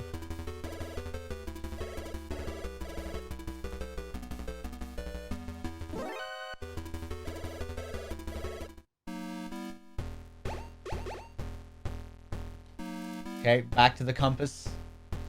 Stick close to the edge here. So if we're about to get hit by the scorpions, we can just move on to the other screen. Like that. Oh, wow. Walked right into him.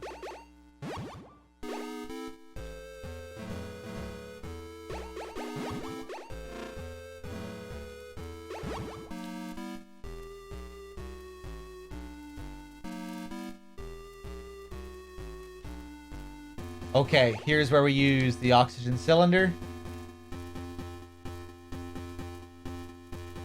Swim through here.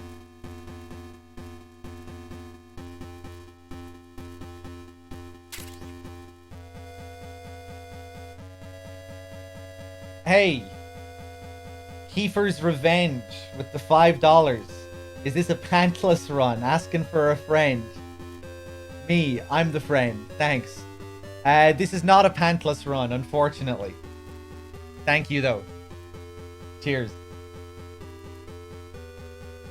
Let me just check this these settings again.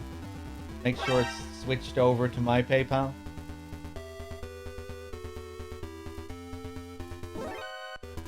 Oh! Oh, wow, they can see you there. Yeah, it seems to.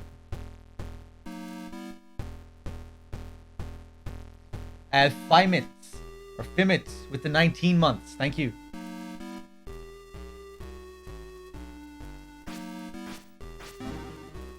Ah. Okay. It's okay. We lose them on this screen. Here we fire the Nikita at the panel.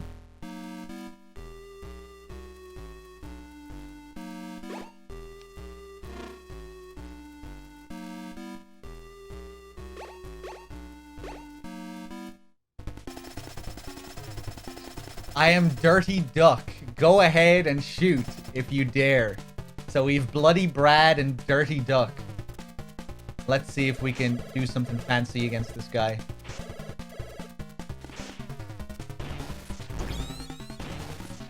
Nice.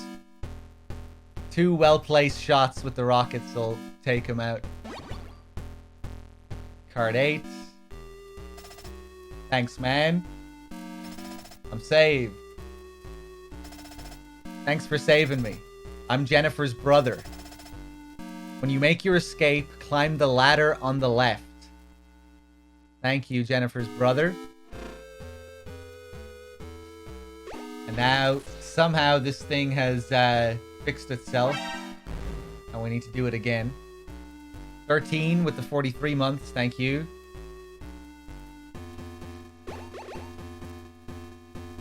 I'm gonna get caught here again. I know it. I'm too lazy. Go. Oh, nice. Okay.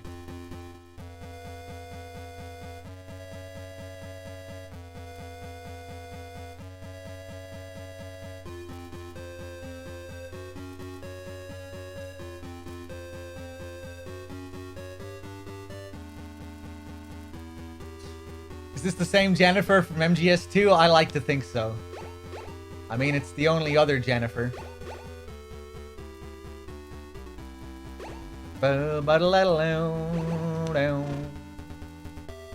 Right, now back across the desert.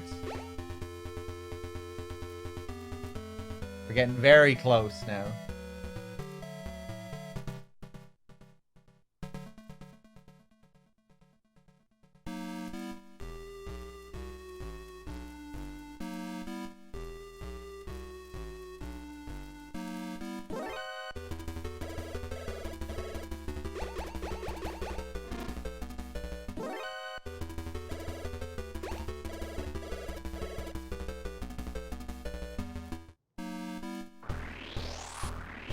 Wait.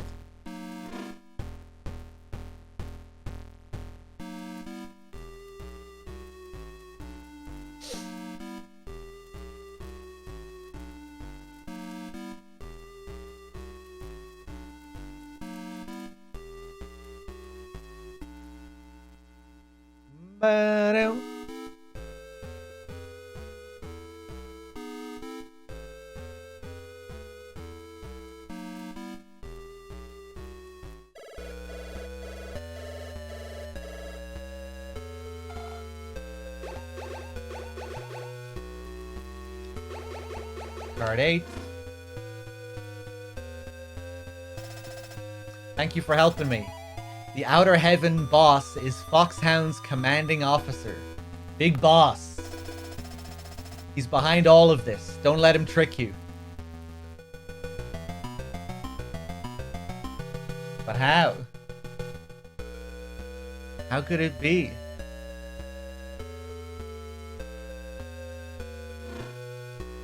I don't believe it. Guys, hold on. Give me 1 minute here.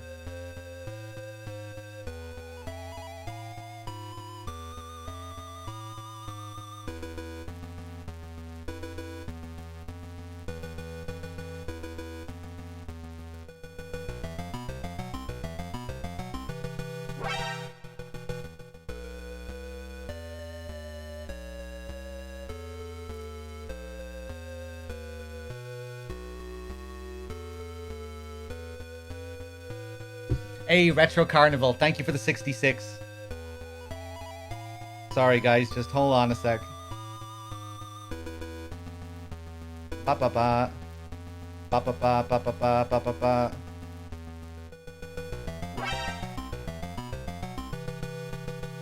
Hey, Aaron with the 4 months as well.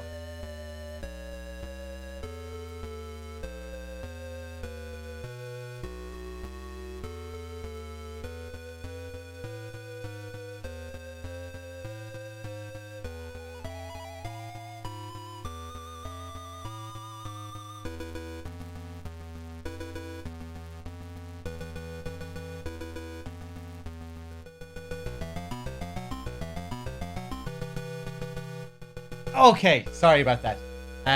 Let's see, where were we?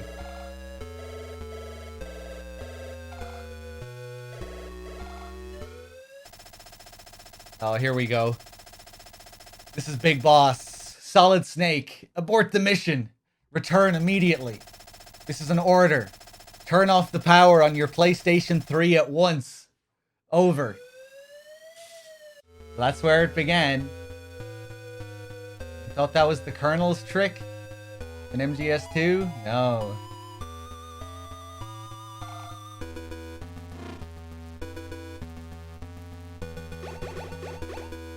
That wasn't something that they just added for this re-release either. That was in the original game. But for the remaster, they changed the dialogue slightly, obviously. So it doesn't say MSX. Let's see.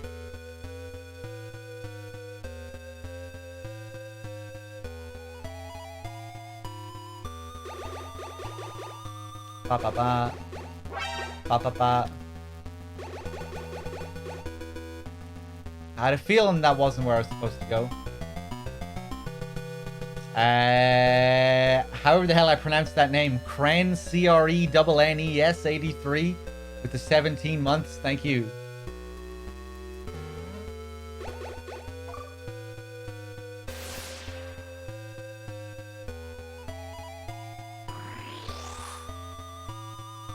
Go.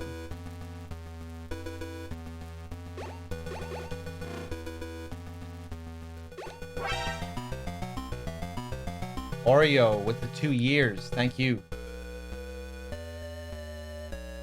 Oh, wow. There's mines there. Usually I get hit. Godan with the 60 months as well. Thank you.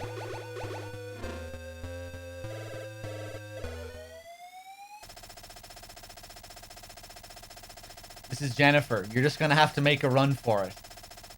As long as you have some rations left, you'll be fine. Yeah. Here we go.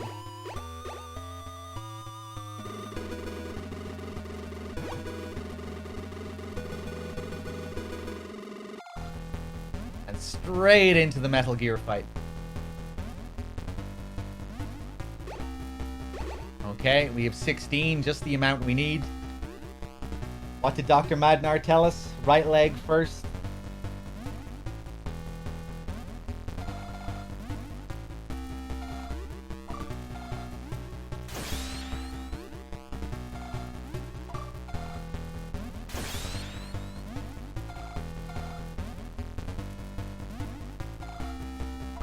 Left leg. Right leg. 2 left legs.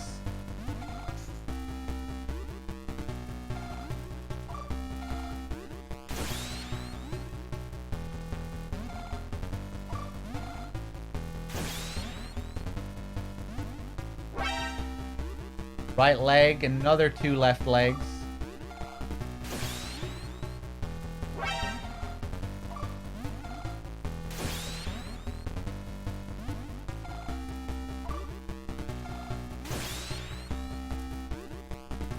Richie with the 45 months, and Invader with the 52. Thank you.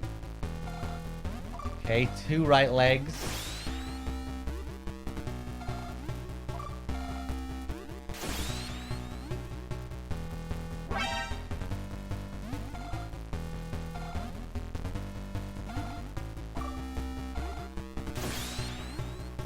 Left leg, right leg.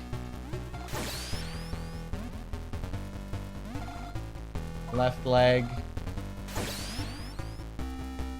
Right leg. 1 more. Right leg, I think.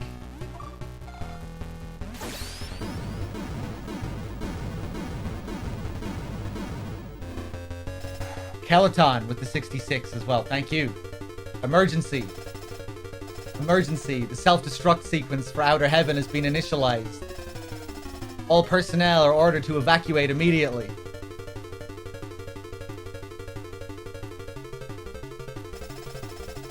Solid Snake, I've been expecting you. I am the Supreme Commander of the Foxhound Unit, and the leader of the Fortress of Outer Heaven, Big Boss. I gave this mission to you, a rookie, thinking I could use you to fool the rest of the world. But you were too good. You went too far. Solid Snake, I'm not going down alone. I'm taking you with me. Prepare to die. Oh my god, look how fast he is.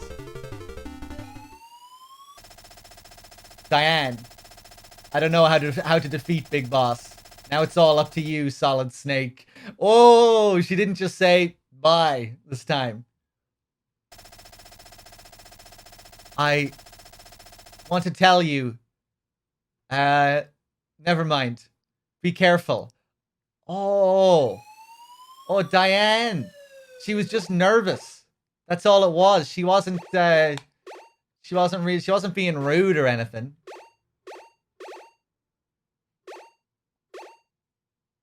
She has a crush.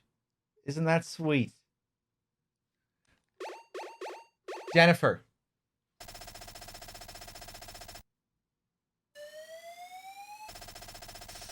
She has a character arc, doesn't she? If you use a cigarette, you'll buy yourself some time. Come back alive. Got it?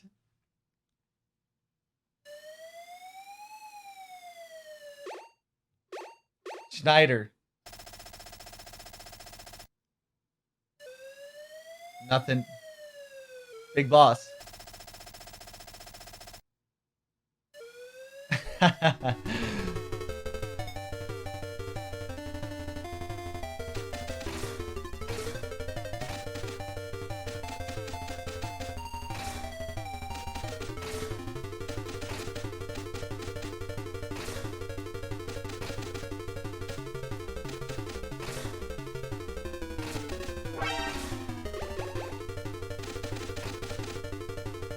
Oh my god. He's too fast.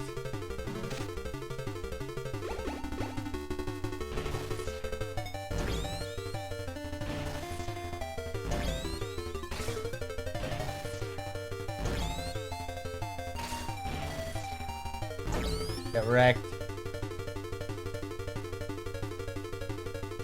Dog God with the 47. Thank you. The ladder on the left.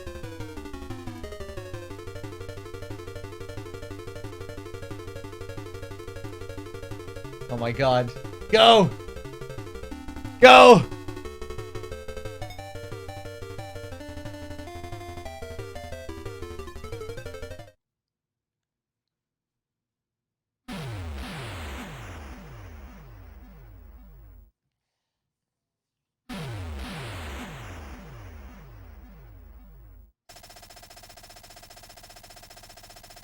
This is Solid Snake. Metal Gear has been destroyed. Operation Intrude N313 was a success.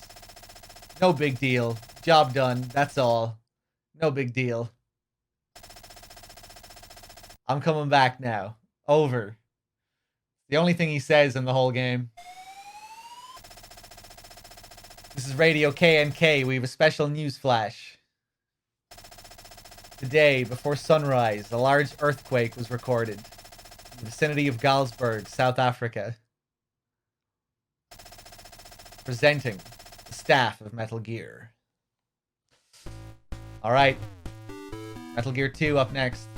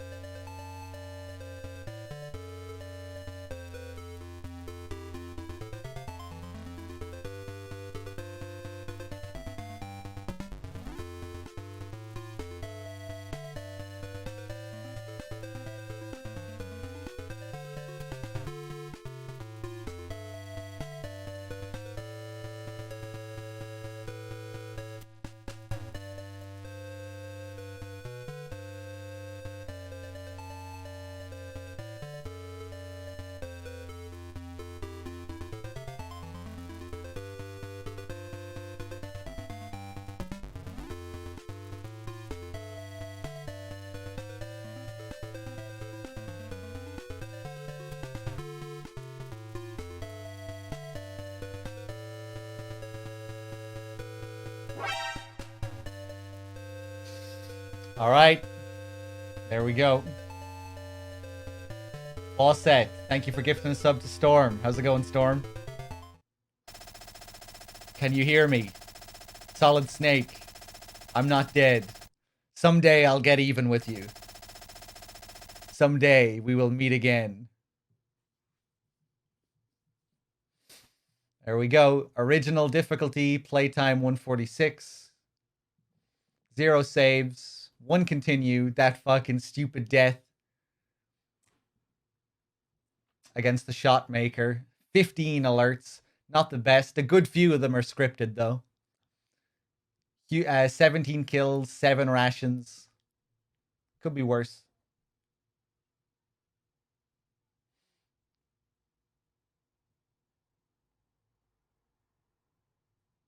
Someone in the chat said, isn't Outer Heaven that boat in MGS4? No, that's Outer Haven.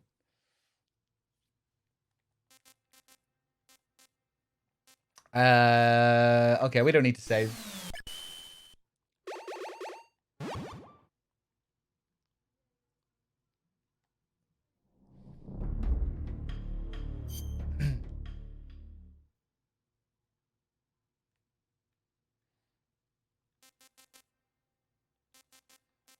All right, Metal Gear 2. Let's do it.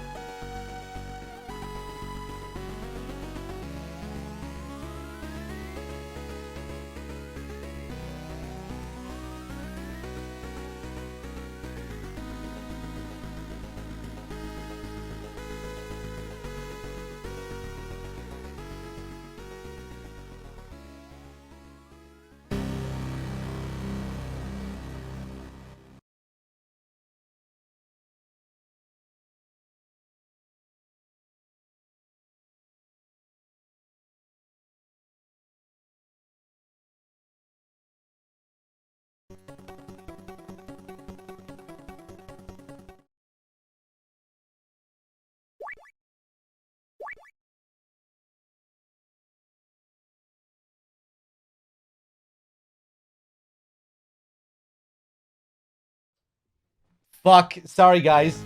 My mic was muted. Let's see. I have to thank some people before we continue. Hobie, thank you for the 1,000 bits. Scatman, thank you for the 74 months. Shalashaska, thank you for the 39. Bandit, thank you for the gifted sub to Celestial Prairie Dog. Geth, thank you for the 19 months. Fawcett, thank you for gifting a sub to Storm. Missed all that lore? Oh no, I wasn't reading out the intro there. I always let that play. I wasn't reading that. Where was I? Fawcett, gifting the sub to Storm. I'm Not Your Buddy Guy, gifting the sub to 38. Dog God with the 47. Kelaton with the 59. I think we're good. Let me just see if this shit is loading properly. Try and refresh. For fuck's sake. Okay.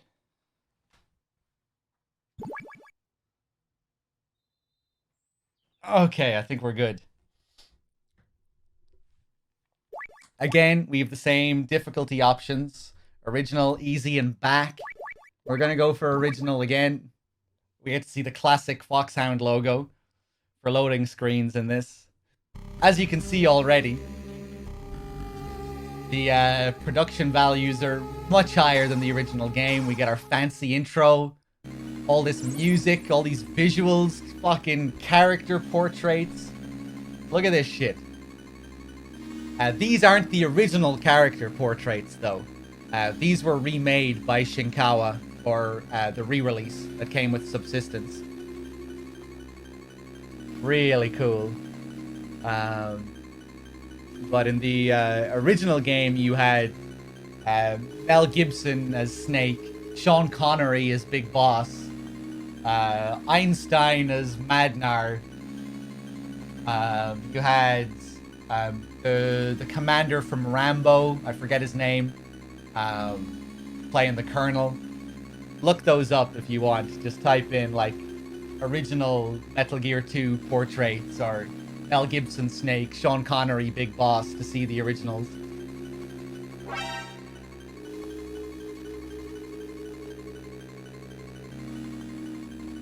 But yeah, I really like these new portraits that Shinkawa did.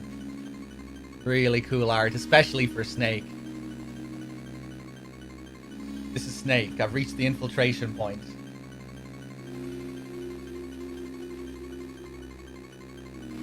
Snake, right on time as always. Let's get started. Commencing Operation Intrude F014. Let's go over this one more time. Our mission is to infiltrate Zanzibar Land and rescue the kidnapped Czech biologist, Dr. Keo Marv. Snake, we've provided you with a new anti-personnel sensor. Try switching it on. Roger. Okay, it's on. Gaming with Drew. Thank you for the 7 and the 6 in a row. Roger. Okay, it's on. The white dots on your radar are enemy soldiers. The red dot is your current position. The radar is equipped with several other types of sensors as well. This should warn you of any unseen dangers. What's the radar's effective range? Take a look at your radar display. It shows a 9-screen area centered on your position. However, it may not work in small enclosed spaces. Also, if the enemy spots you, you won't be able to use the radar. The enemy will use a jammer to scramble it. Got it. Where can I find Dr. Marv? Well, Dr. Marv has a transmitter implanted in one of his molar teeth. When you get close to him, he'll show up as a red dot on your radar. So I just have to keep an eye out for the red dot. Snake, use frequency 140.85 for all future communications with me. Good luck. Over and out. So they added quite a few new mechanics to this game going from the original. We have a radar, as you can see. And you'll see more in a second. Got a ration in the back of the truck.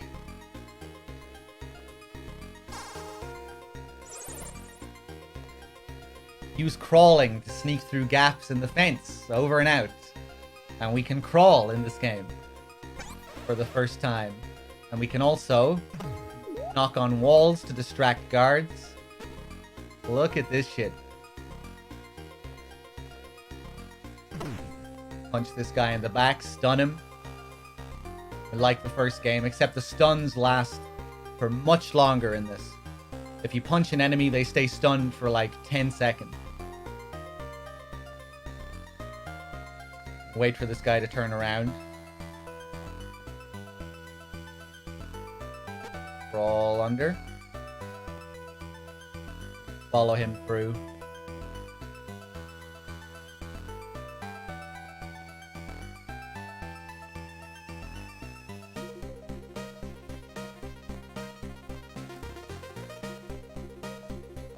Now I'll wait for this guy. When he walks up, we'll crawl through.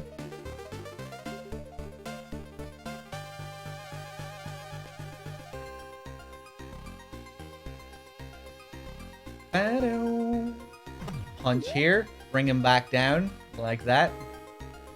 Oh, okay. I just had to look at the radar there. Who's calling us? You can't sneak in through the front door. Use the vents. Over and out. Shadow Moses style.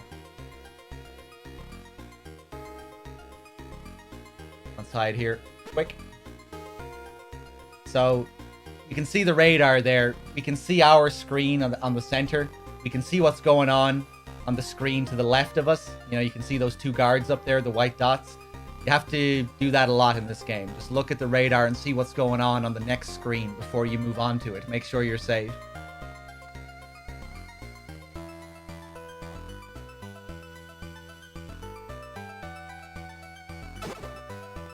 Handgun in the back of the truck. Something that carries over from the original Metal Gear.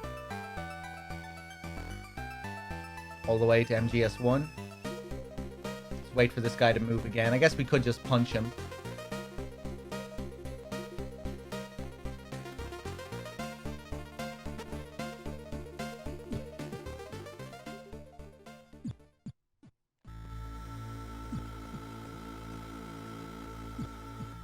Cool.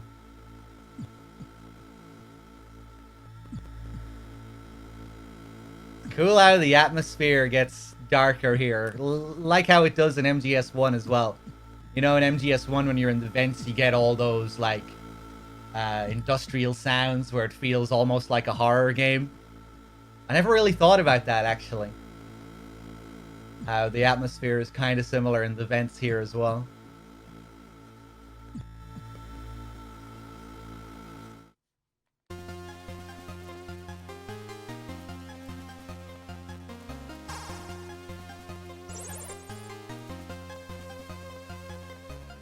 I'm Holly White. I infiltrated Zanzibar Land a month ago, posing as a journalist. So I know pretty much how things work around here. I'll help you any way I can. My frequency is 140.15. Call me. Later.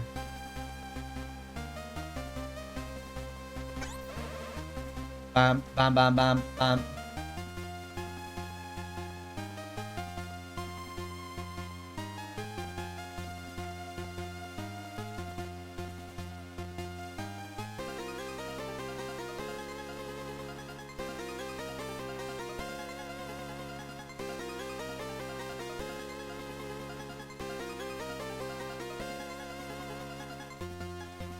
And when we crawl through, it's a tank hangar as well, like Shadow Moses. It doesn't really feel like Shadow Moses, though, because the level design is completely different. It's a tank hangar, but completely different feel.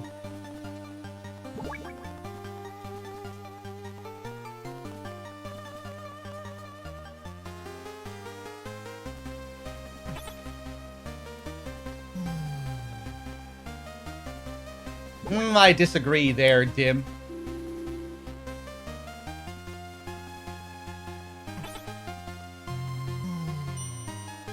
MGS3 doesn't really follow the same formula as Metal Gear 1, 2, MGS 1 and 2. And even Metal Gear 1 and 2 and MGS 1 and 2.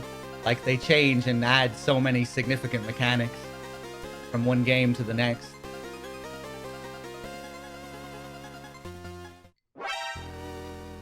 Proceder, thank you for gifting a sub to Dim.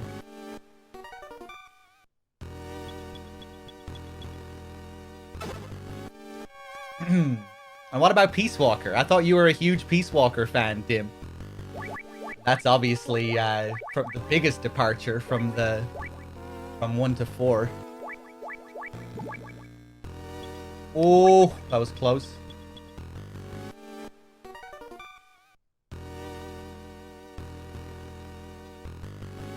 I think you're talking shit, Dim. Like you often do.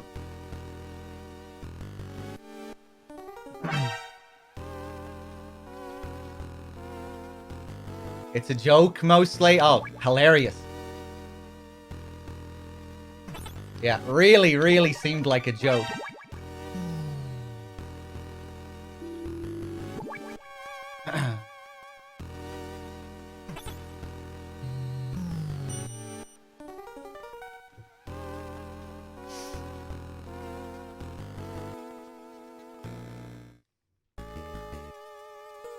Let's see. Where are we going?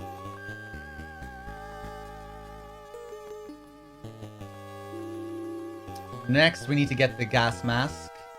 We have these new contraptions here. Just don't step inside the radius while those red things are around.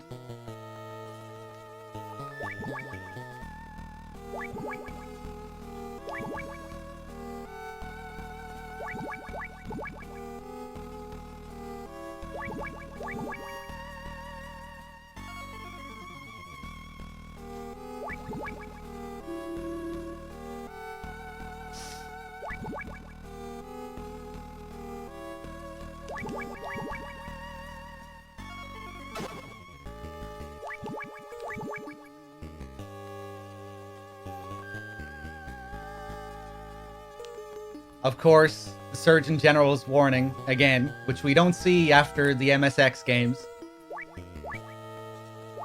Only referenced in MGS2, and I don't think anywhere else.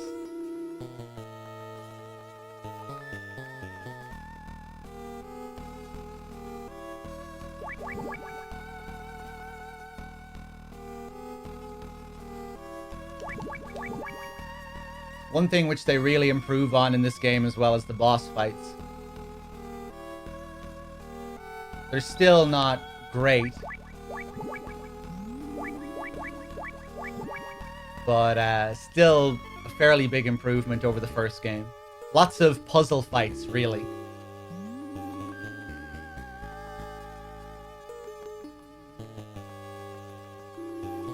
Where you just kind of have to figure out what to do.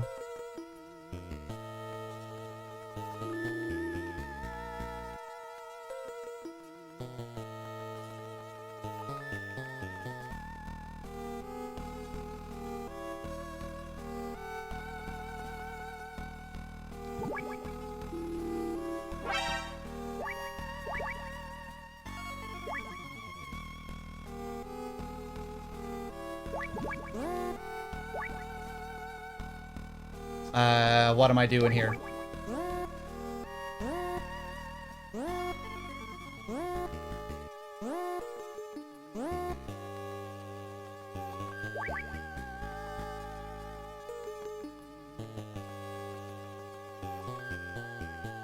Right, okay, Dim.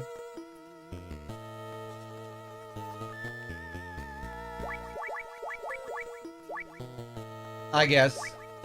But even though, like, overall plot beats might be the same, the stories can still be quite different. And, obviously then there's Peace Walker.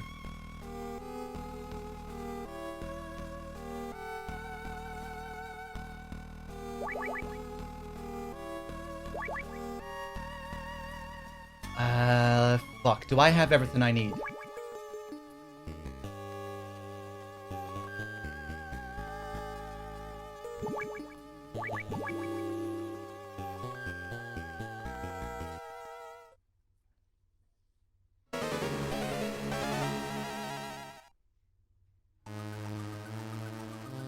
Foolish Foxhound. Dr. Marv isn't here. Figures that Foxhound would use such a cheap transmitter. You guys are really behind the times. I am Black Ninja, a former member of NASA's Extraterrestrial Environment Special Forces Unit. Now let's see Just how strong the world's most advanced Black Ops unit really is.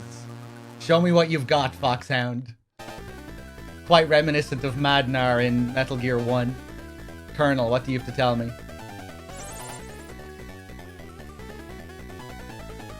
If you need to know anything about mercenaries or enemy weapons, ask our mercenary expert, George Castler.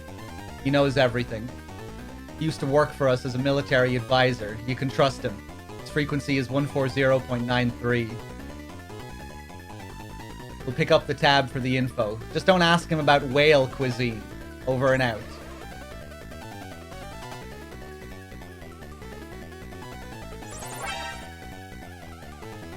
Kyrus with the tier 3 and the 51 months. Thank you.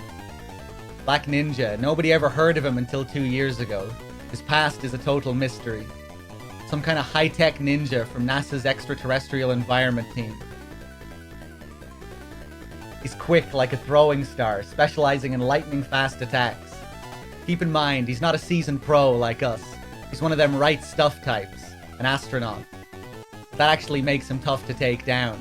With a pro, you know pretty much what he's gonna do, but with an amateur, who the hell knows? For now, just wait and see what he can do. That's what you're good at.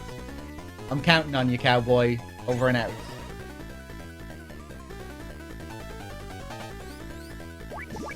Go.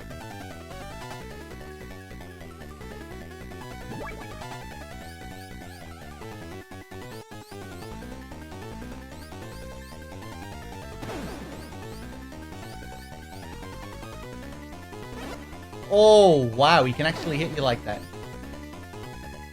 Oh man, what a pain.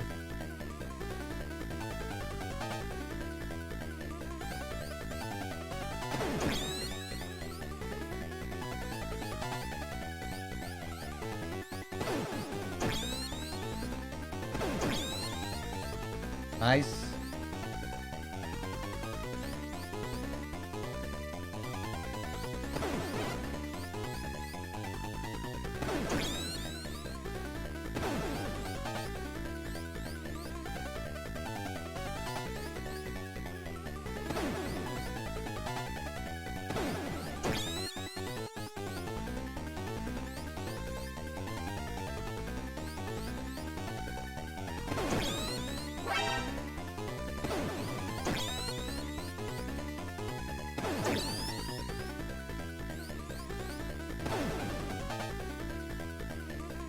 Van Allen, thank you.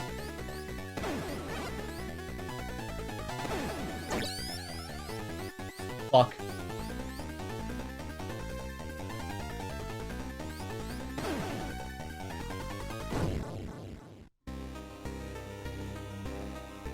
Snake. Who are you? How do you know my name? It's me, Schneider. Kyle Schneider, remember me? Oh yeah, you were that guy from the previous game. Schneider, you were in the Resistance at Outer Heaven. But I thought they killed you.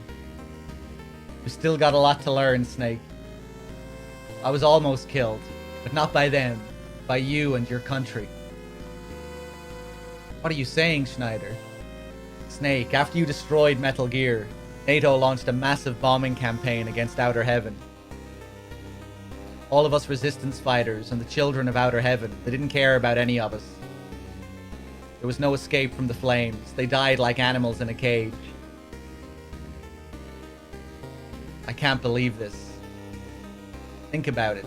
The children of Outer Heaven were originally war orphans and refugees from all over the world. They were a liability, and NATO didn't want to deal with them. No. You're no different. They'll forget about you too. But he wasn't like them. Who? He came and saved us from annihilation. He forgave us for what we'd done. He gave us a new land to call home. A new family. He did. You mean... Snake, you'll understand soon what a wonderful man he is. Snake, I owe you a debt. There's no hate between us. I'll tell you where Dr. Marv is. It's what he would want me to do. Find the man who's guarding the cell where Dr. Marv is being held. Follow that man, and he should lead you straight to the cell.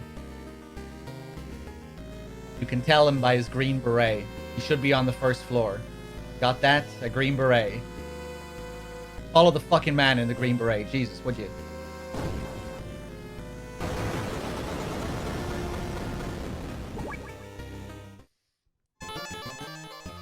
There we go. So there's the birth of Big Boss's character, really.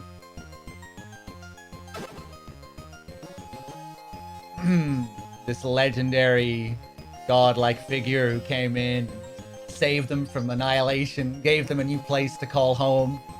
It's the first description we really get like that of Big Boss. You know, in the previous game, they don't really build up his character at all, but kind of cool here. Stays true to how he's presented in later games as well.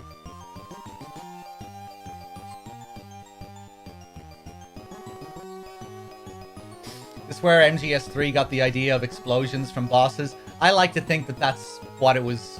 That's where the idea came from. You know, they try and tie it in with the story with the micro bomb call and everything. But I'd say originally it was there as a callback to the Metal Gear 2.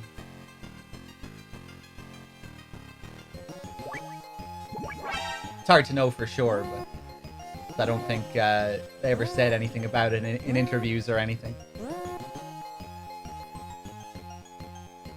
John Anakin with the 39 months, thank you.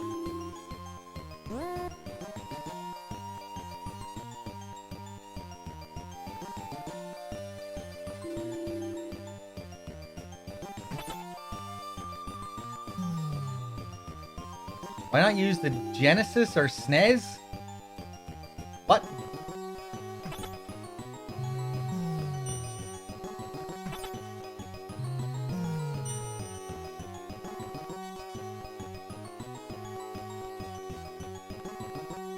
Let's wait for this guy to come in. Ah, for fuck's sake.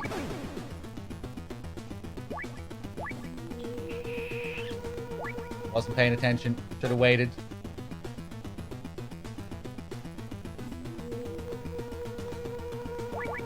I'm not sure what you're talking about, Tony. This game never released in the West back in the day.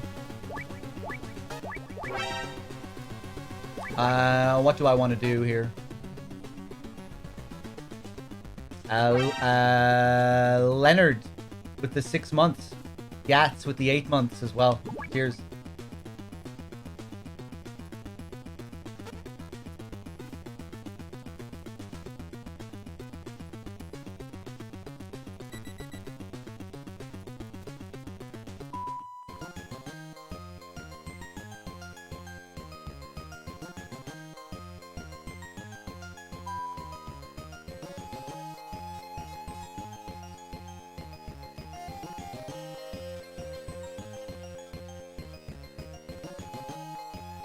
Oh, you're asking why it never released in the West? I'm not really sure. Obviously, Kojima hated what they did with the port of the original Metal Gear.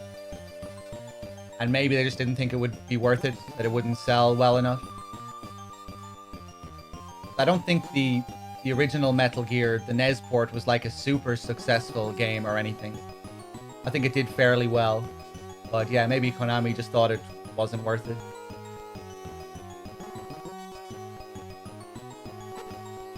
Ah, fuck. What am I gonna do here?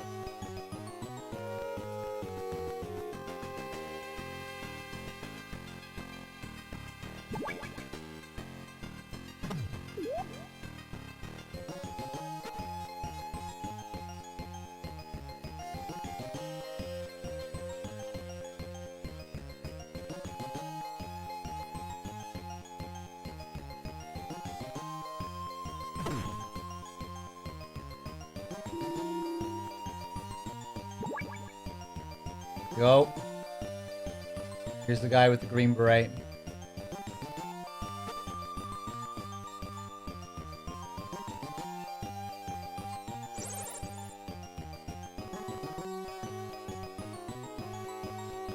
If you get into trouble, give McDonald Miller a call. He used to be our survival master. A good man to know. He's also an idea man. Feel free to ask him anything. He'll help you think of a solution. His frequency is 140.38. Over and out.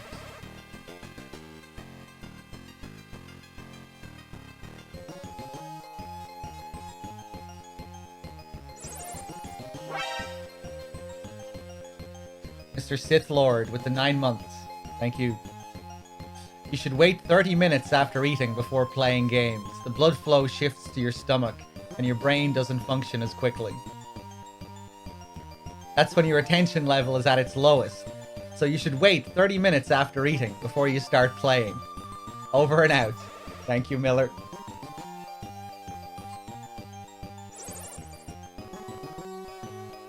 When replenishing your fluids, you shouldn't drink any more than 100 cc's at a time. When it absorbs fluids, your body burns an amount of energy equal to the temperature difference between your body and the fluid. That's because it has to raise the fluid's temperature to match your body temperature. It also makes your blood thinner, slowing your brain functions. So don't drink too much soda while you're playing. Over and out.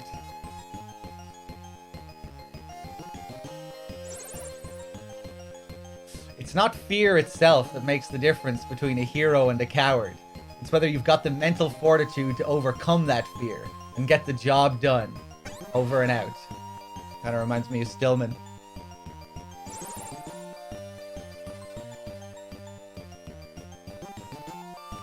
Hold on, he should have something else.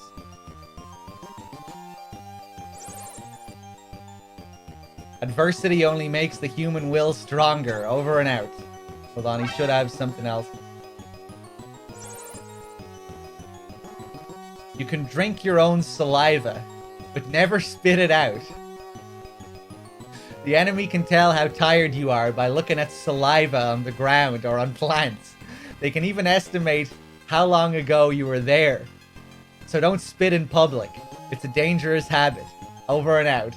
That's the one I was looking for. That's the best one.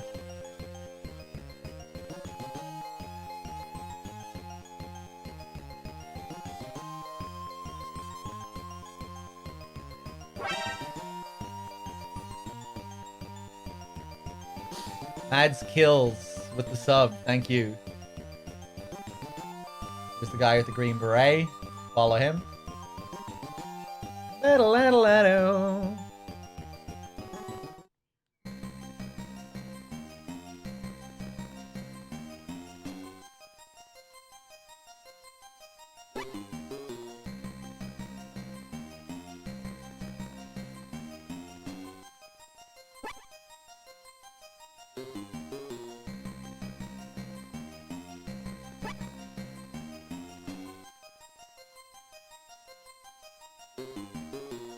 Take it easy now.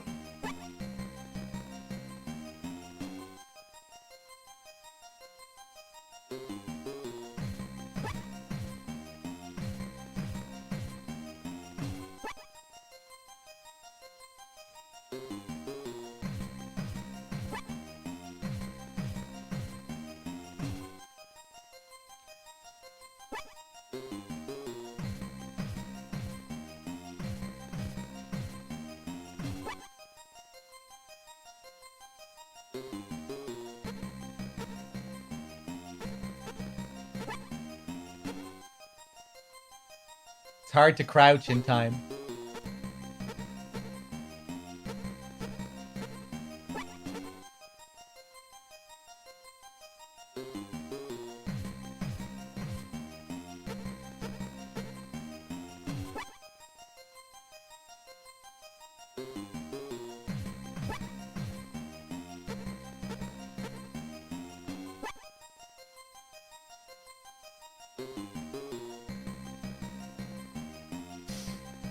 Now we just wait here. This can actually be a pain in the ass if you're playing this blind, because if you fuck it up, you have to start from the beginning again and do the whole thing again.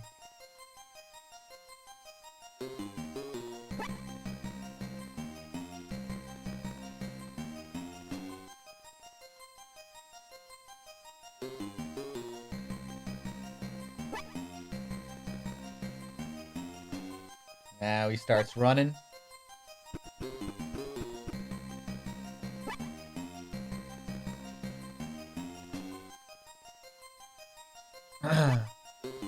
Remaking Mafia now?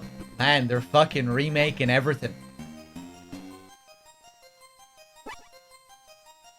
I feel like the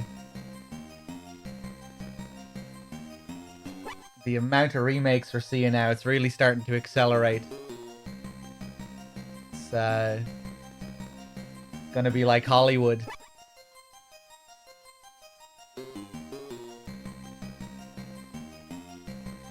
At least in games, you tend to have more of a reason to remake old games, because you can, like, significantly increase visuals and add mechanics and stuff. With films, half the time it just feels completely pointless. You just get a shittier film, a shittier, soulless film. So at least in games, we do get a lot of good remakes and remasters and stuff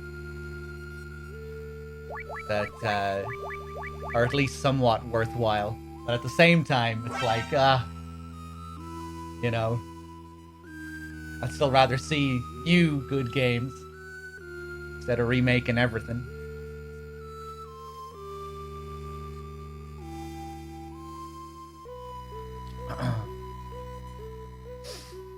Scarface was a good remake. Well, that was a different take. They're actually making a new Scarface film as well, and it's written by the Coen brothers, so it might actually be decent.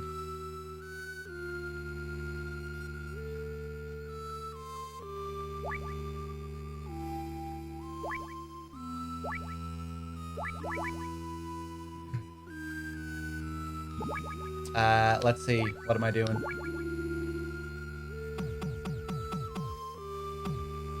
Let's call our boy Madnar. 8-2, isn't it?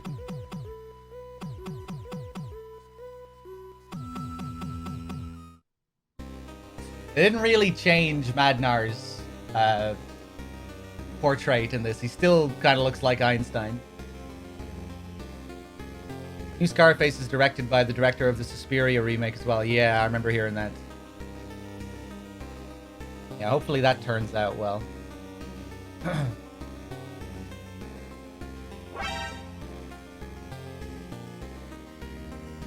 Snake is solid with the 61 months. Thank you.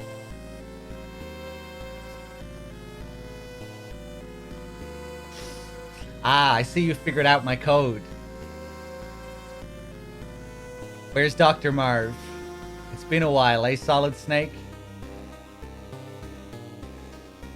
Dr. Drago Petrovich Madnar, how did you... Marv and I knew each other from the Prague Academy. We didn't speak each other's language, but we were scientific comrades after a fashion. I was captured along with Marv while we were in America. Where is Dr. Marv? Angry dude with the 23 months, thank you. He was moved from here to the tower building a few days ago. It's a tall building a few kilometers north of here. Damn it, I'm late again. So Marv's in the tower building. Snake, can you guess why they've left me alive? They must need you for something. And that means... Yes, Metal Gear. Snake, it's here, in Zanzibar. Fox Lionheart with the sub as well, thank you.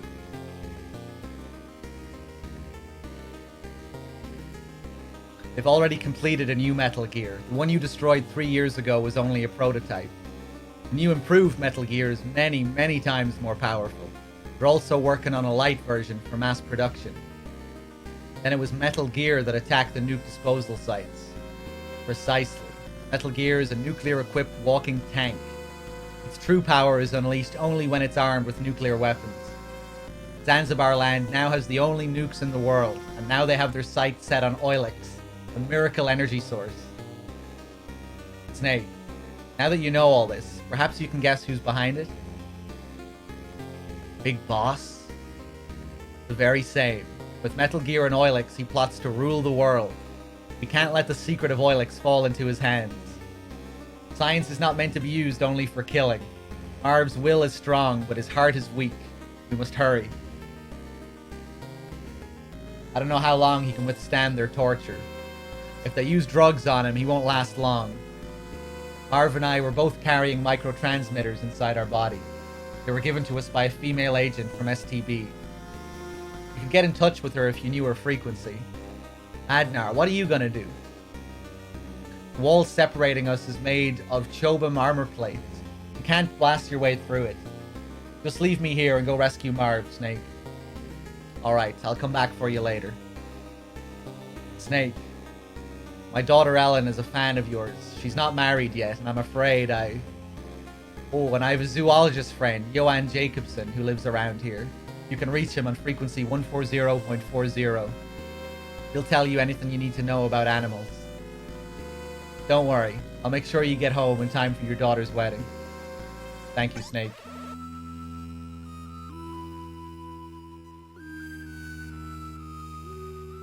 Alright.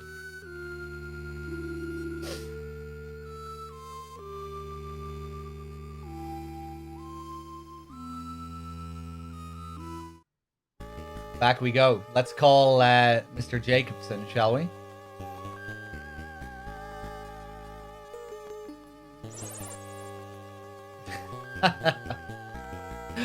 Why does Foxhound use animals for code names anyway? Who came up with the idea that animals are so warlike? People, that's who. I just don't get it. Over and out. Anything else from Jacobson?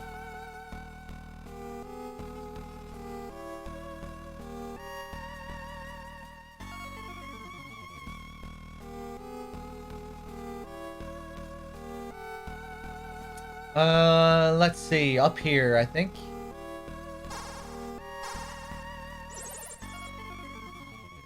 Snake, watch out. You're in a minefield. Who are you? I'm your #1 fan. Keep up the good work. Wonder who that is. So here I want to pick up some mines for the next boss. Everyone's favorite, Running Man. The legend.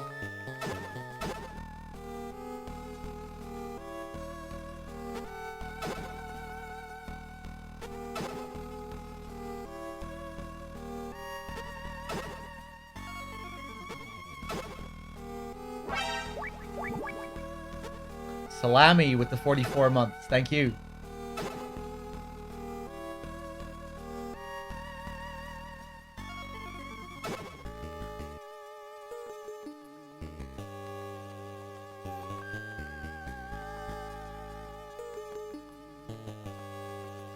Come on.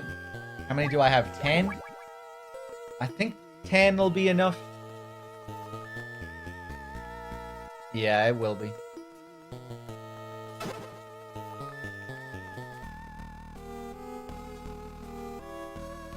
Hello, kid.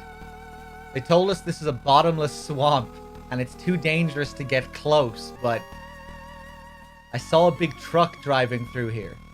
You believe me, right? Damn, this really isn't too safe.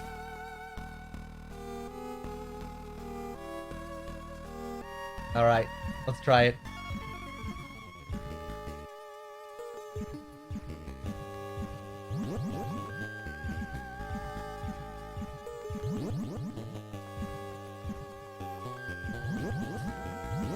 So the trick here is just to be very careful where you're moving. And if you get sucked in, just move back. Reverse your steps.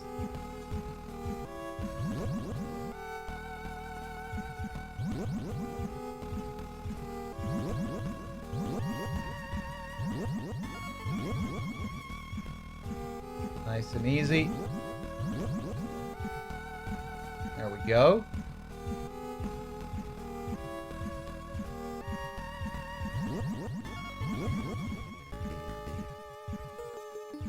Nice. Trucks come in and out of here all the time.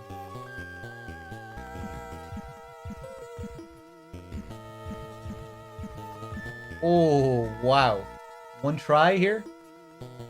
Just looking at the radar, there's a guy right above me on the next screen. Wait for him to move. There we go.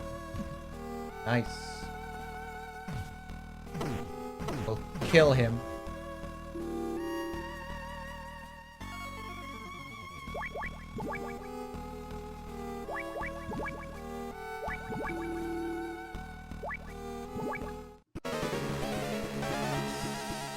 Here he is. A visitor. What a pleasant surprise. And just in time, too. I was about to go for a little run. I am Running Man, the world's fastest mercenary. No man can keep up with me. See for yourself. Oh my god. Look at him go. Look at him.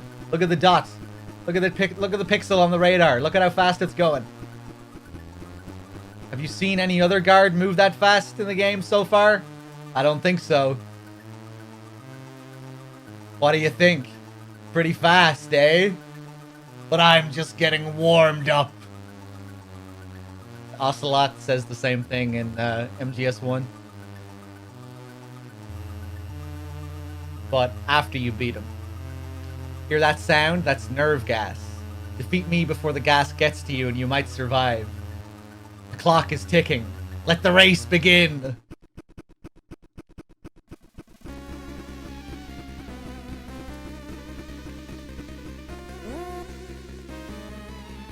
Kassler, help me out here.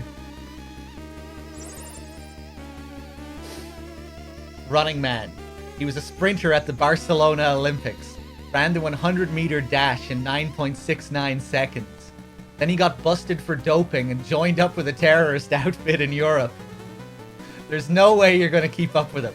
It's like a snake trying to catch a cheetah. You're going to have to set a trap and catch him. Plant a trap in his path and you might have a chance.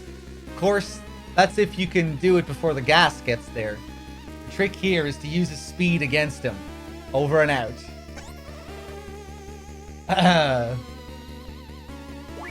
Yeah.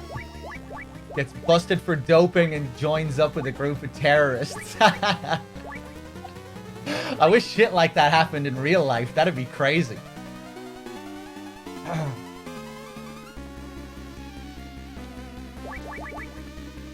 Let's see. Where am I going?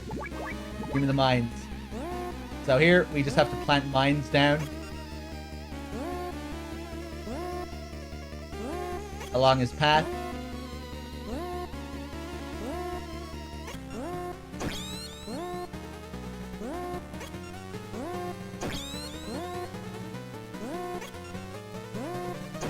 Let's go.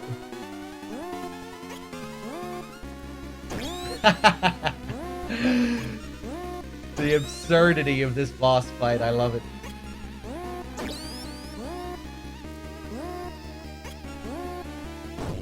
Got him.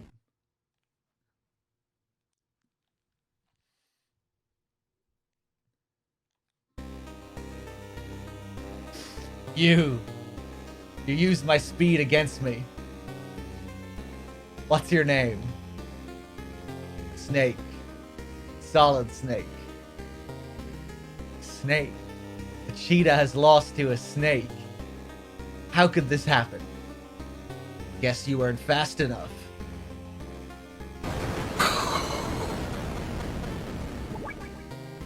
He had no comeback after that one. Time to activate the micro bomb.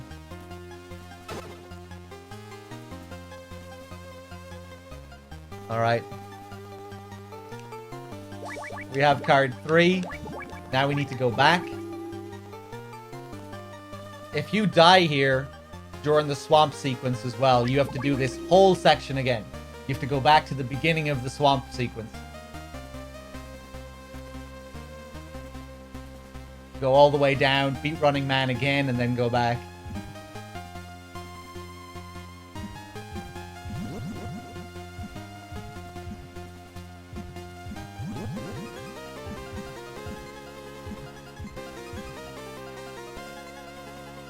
Okay, up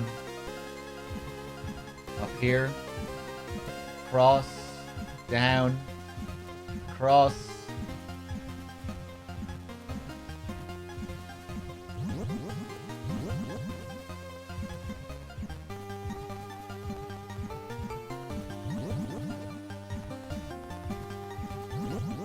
Oh no. Jeez, I thought I fucked it up. I didn't know where I came from there. Okay.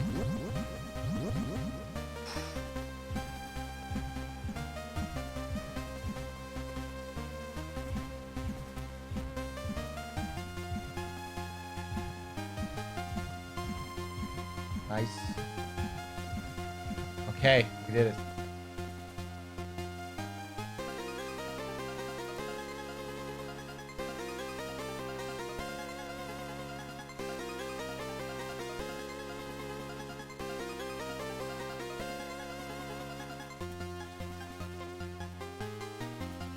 So now that we have the next card, we can get a new weapon for our next boss. Krika with the 2 months. Thank you.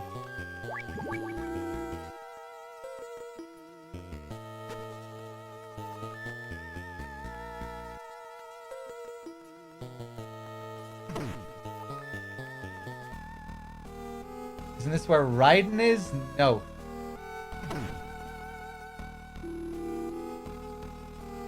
There's our stinger.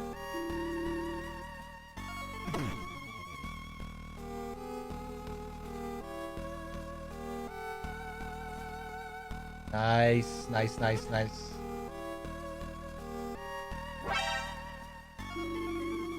Hat tricks with the 59 months. Thank you.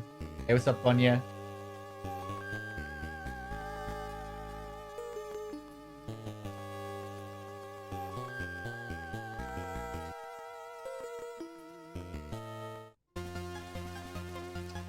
Now, back up this way. Let's call Jacobson again.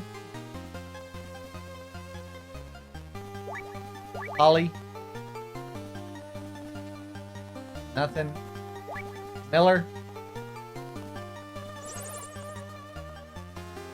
Loneliness is something that seeps into the cracks in your heart. Boredom is what causes those cracks to appear. Over and out. Bunya with the 7 months. Thank you.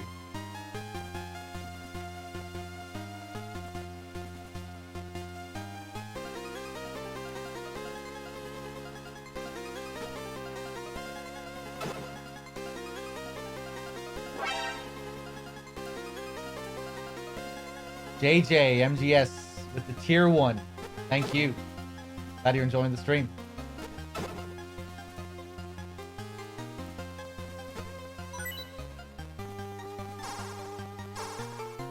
Hey.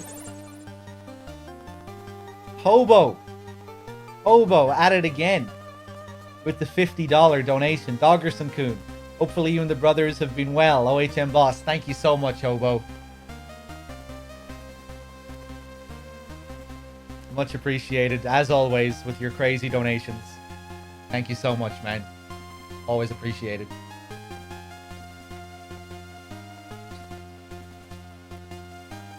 That singing sand imported all the way from Okinawa, Japan. It squeaks when you walk on it. The sound will give your position away, so be careful. See ya. So yeah, we don't want to walk on this. Well, we can. You can actually kind of distract them by walking on it. But you need to know what you're doing. We're gonna crawl here for now, just to avoid all of that. Go, go, go, go. Fuck it. Go. Tact with the 5 gifted subs as well. Thank you so much, Tact.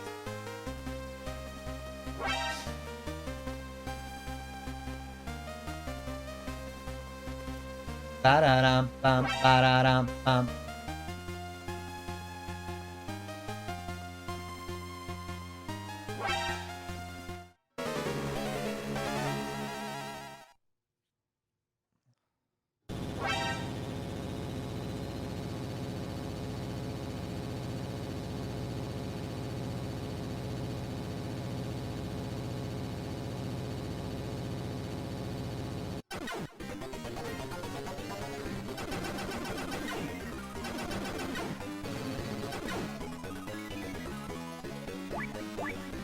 Castler, help me out. Pine D. Just hearing that name makes my knees go all wobbly.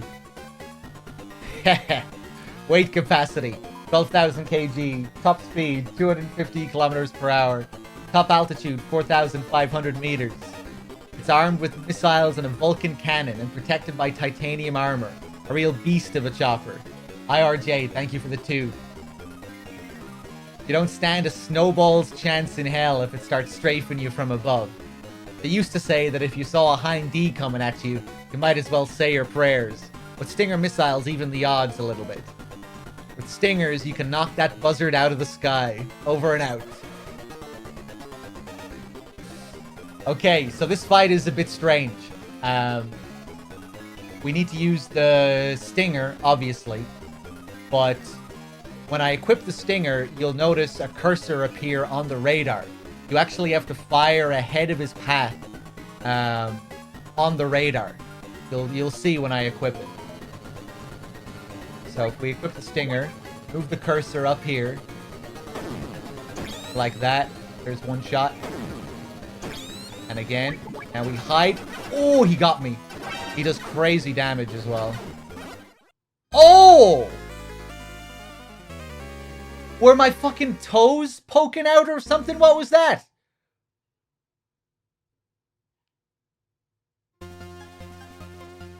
Okay, I still have the... I got a checkpoint here at least. I guess my toes were poking out. Damn, I didn't notice. Because I know that does happen. If I noticed that his toes were there, I would have moved up further. I just didn't see them. Bunya, thank you for gifting a sub to Lace Rare. But yeah, as you can see, he does crazy damage. It only takes a few shots to kill him, but yeah. Mainly just about figuring out how to do it. I remember the first time I was playing this, when I equipped the Stinger, I just didn't know what was going on. Like, how do I shoot this thing? I didn't notice the cursor on the radar.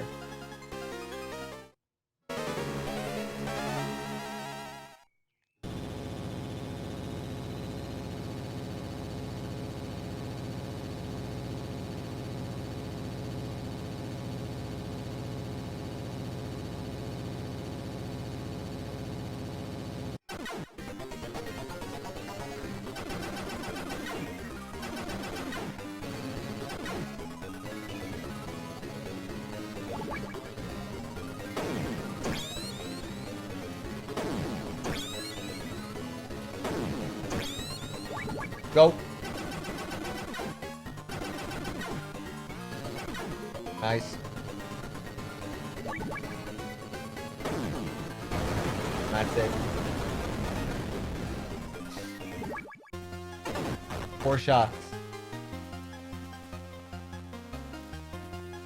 Nice little detail there as well. The pieces falling onto the ground. A big improvement over the first time D fight. In the original Metal Gear, it's just sitting there.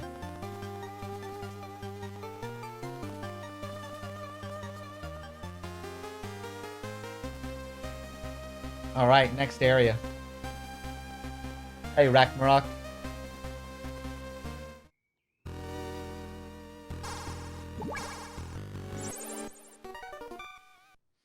You're good with the cardboard box, right? Why not try posing as part of the cargo? I'm changing the frequency for our future communications. New frequency can be found in a photo in the software manual. Over and out. Classic.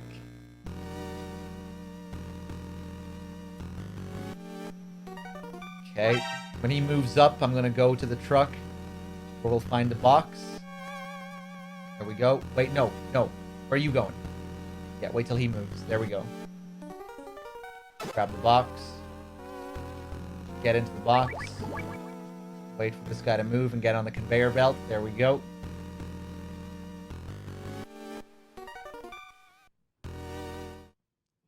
Vigil with the 3 months. Thank you.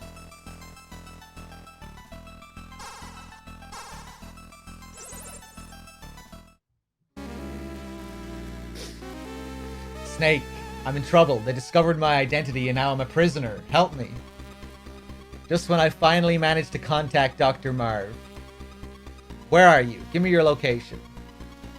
I don't know. I was blindfolded. I think it's somewhere in the tower building. Oh yeah, Snake.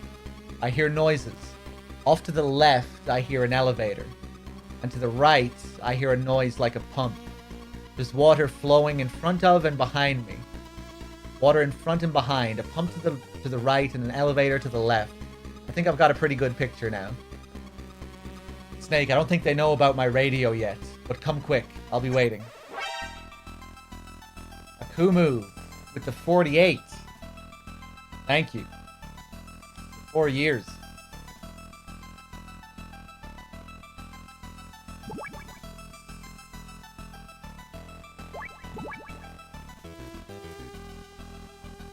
Love this track. Give him a little stun. Gotta be careful here. Certain parts of the floor will make noise.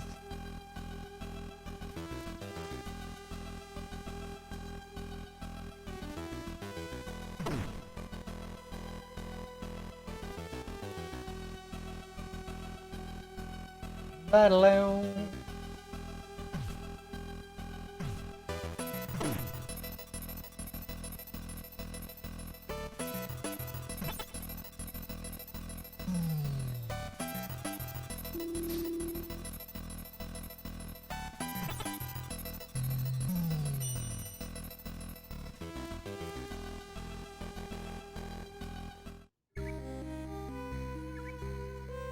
Okay. More kids.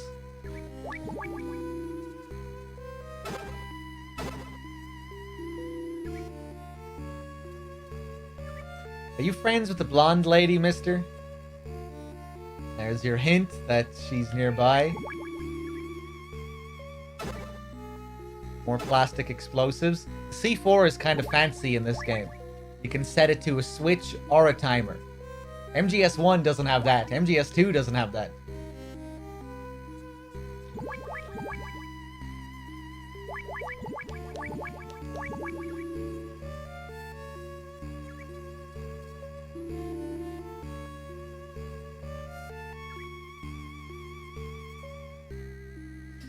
The one-eyed man told us to tell him if we saw a man wearing green clothes. The blonde lady says he isn't here. What are you doing in here all by yourself? It looks like a prison.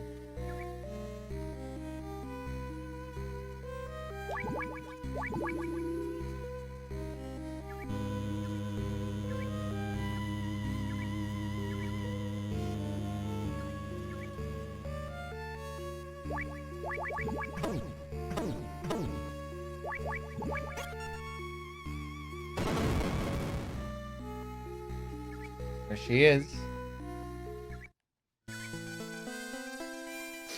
Thanks, Snake. You saved me. What's wrong? I didn't think you'd be this pretty. What, you thought I'd be ugly? I should have met up with you sooner. Snake, about Dr. Marv.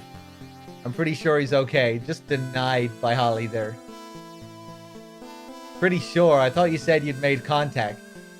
Well, I haven't actually met him. He's under armed guard somewhere. But he sent a message by carrier pigeon. It might be some kind of clue. A pigeon? Where is it now? I found it, but it flew away just as I was about to catch it. I saw it heading up the elevator in the tower building. Now, I always like to point out how crazy this is. I found the pigeon, but it flew away just as I was about to catch it. I saw it heading up the elevator in the tower building. So how, like, just picture this. How did this happen? She saw the pigeon. She started running after the pigeon. The pigeon flew into the elevator, started pecking its beak on the buttons. The doors are closing. Holly is just about to get inside. The pigeon is laughing. Ha ha ha! You'll never catch me! The doors close just as she's about to get in. And the pigeon escapes. Is that what happened?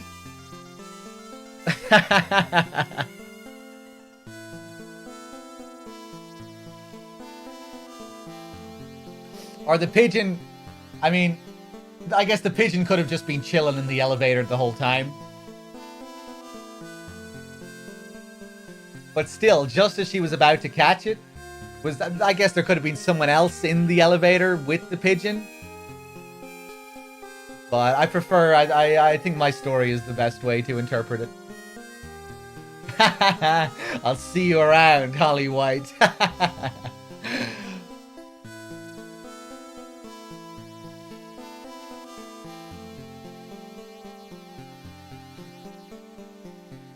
Toward the roof. The bad guys are looking for it too. We have to find it before they do. It's our only clue to Dr. Marv's whereabouts. A pigeon hunt. What are you gonna do? I'd only get in your way. I want to gather a little more info. I'm starting to like this place less and less, and then this happens. If this keeps up, I'm really gonna let him have it. I see you've still got spirit. Just don't do anything crazy. The enemy might be listening in, so let's change our frequency to 140.76. Okay, Snake? Oh, and I made a copy of my IC card. It's card 4. Here, take it. See you later, Snake. Take care of yourself. Listen to what she just said there. Holly! What? That's the kind of thing you'd say to your boyfriend when you kiss him goodbye. Oh, God. See you around, Snake? That's the kind of thing you'd say to your boyfriend when you kiss him goodbye? Hey, see you around, Snake. Then what, Snake? What should I say?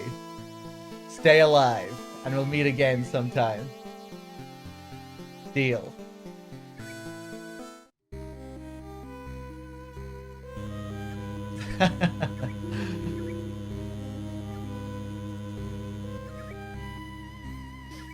Alright, let's go back. That has to be a translation error? I doubt it. Maybe.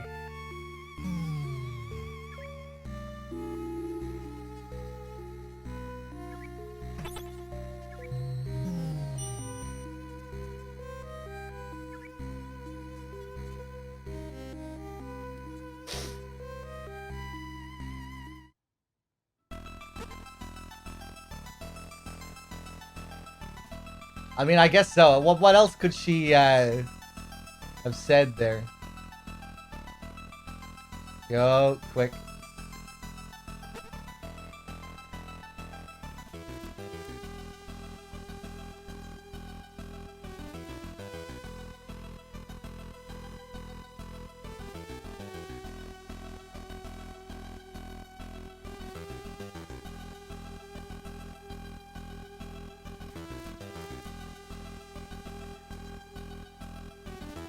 There we go.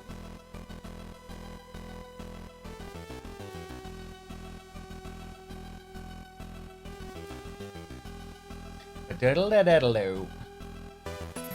Now back to the first elevator to get some grenades for the next boss. Ba-da-ba.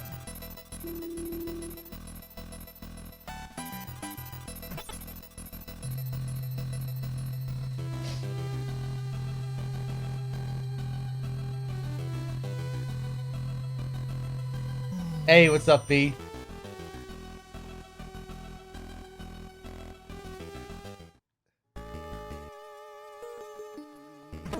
Here we go.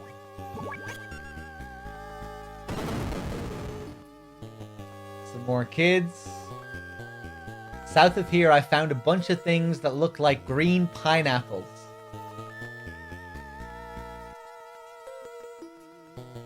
Five sixers and pineapples.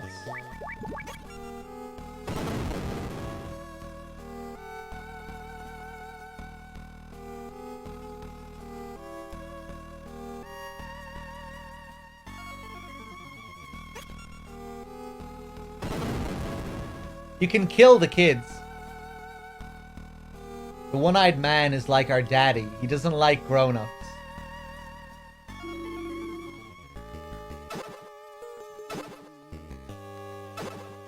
Get some more supplies.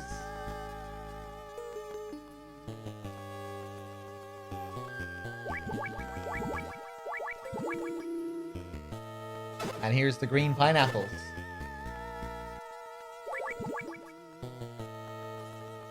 Which one said that they wanted a pineapple? Hold on. I think it was this guy. Hold on. Kid. Come back.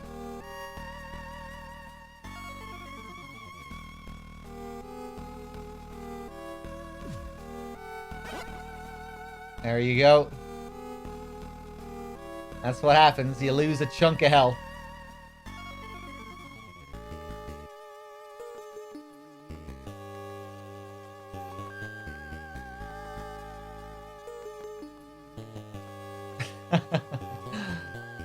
Alright, back up this way. Guess I could open this up for later. Sorry, kid.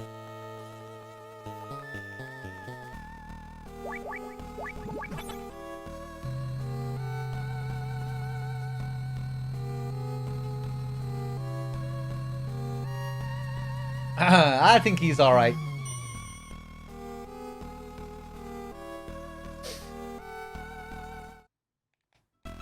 Right, back around again we go.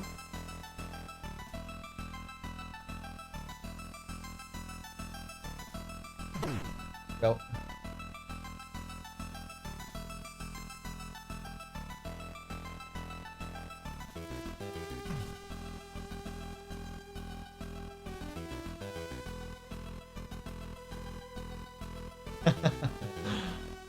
Love the running animation in this. It's just like a power walk. Doesn't really look like he's running. He's walking extremely quickly.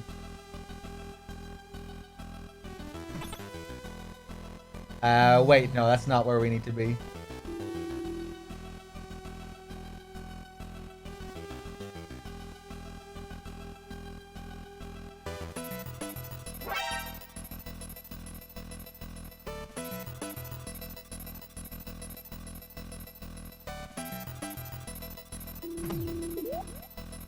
Isn't that what running is? I mean, I guess, but this doesn't really look like a run now, does it? Look at his posture. That's a walk. That's a power walk.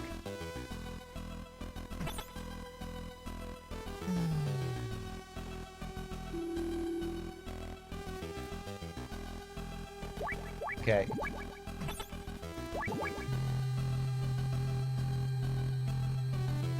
Derpitar with the 8 months. Thank you.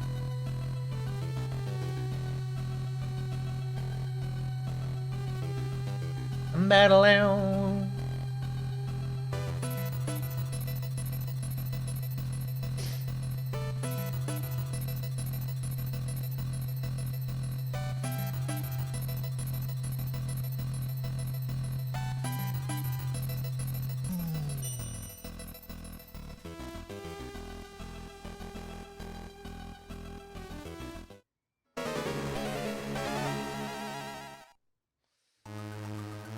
What is this? A booby trap? That's right. A trap clever enough to catch a fox. Or should I say, a foxhound.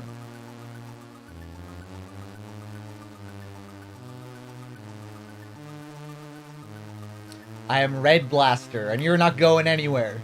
My grenades will see to it that your death is slow and painful.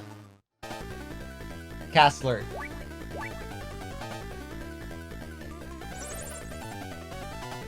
Red Blaster. He's an elite assassin who likes to blow things up. He'll set booby traps all around to pin his target down, then use those grenades he always carries to finish the job. Snake, give him a taste of his own medicine. He's bound to be hiding behind a wall or something, but you can flush him out with a grenade of your own. Over and out. Oh yeah, this guy is kind of pathetic. Just crawling around on the ceiling. I'm way faster than him down here. It doesn't matter that I'm stuck here. And I'm not even really stuck, but... You know, he plants all these wires.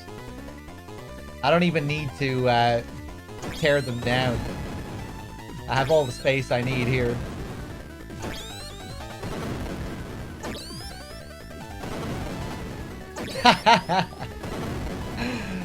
There we go.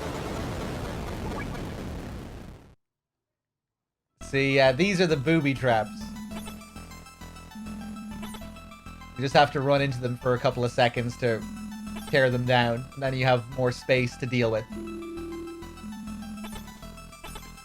But, oh, he has those trap floors as well, huh? Man, look at all the work that went into this. He really didn't think this through.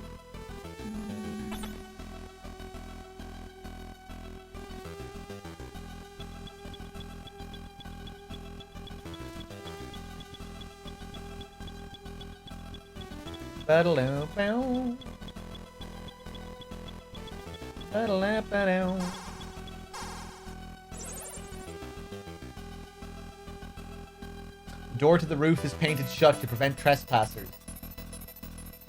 But it's jury rig. So you can probably blow it up pretty easily with plastic explosives. See ya.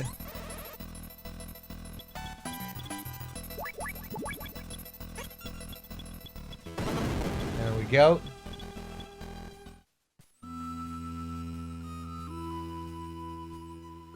And what do we have here? Well, well, well, Mr. Pigeon.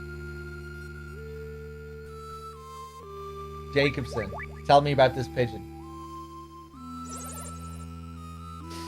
That's a wood pigeon, specially trained to act as a carrier pigeon. Did you know there are over 260 species of pigeon in the world? They're 40 centimeters long and are found from Europe all the way to South Asia. Dr. Marv probably brought that one with him. Pigeons are timid and very sensitive to noise. If you get too close, they'll sense you and fly away. Yet for all that, they're notorious gluttons. They feed mostly on grain. I got an idea. If you have some beans or potatoes, you can use them as bait. I just got a large order of fries myself. Oh, right. Tough to find a burger stand out on the battlefield, eh? Over and out.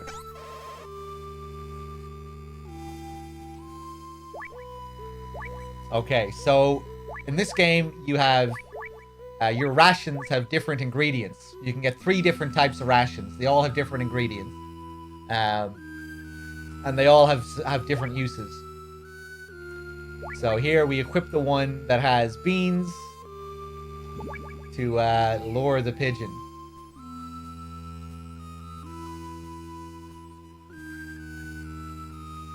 Just wait.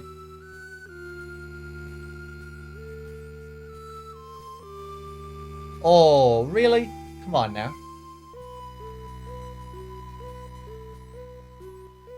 There we go. There we go. There we go. No! Come on.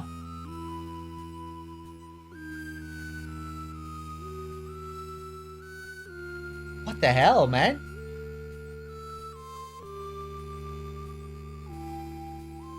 Let's go, let's go, let's go. There we go. Huh, there's a piece of paper tied to the pigeon's leg. Help. W-I-S. Ohio. Marv.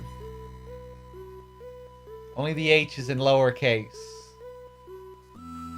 Some kind of message from Dr. Marv. What could it mean? Yeah, turn it upside down. Get your 140.51.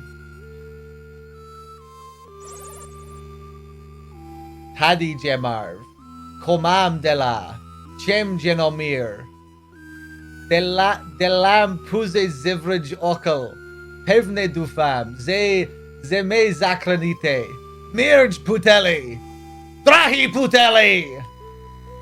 What's he saying? I can't understand a word. Better ask Madnar.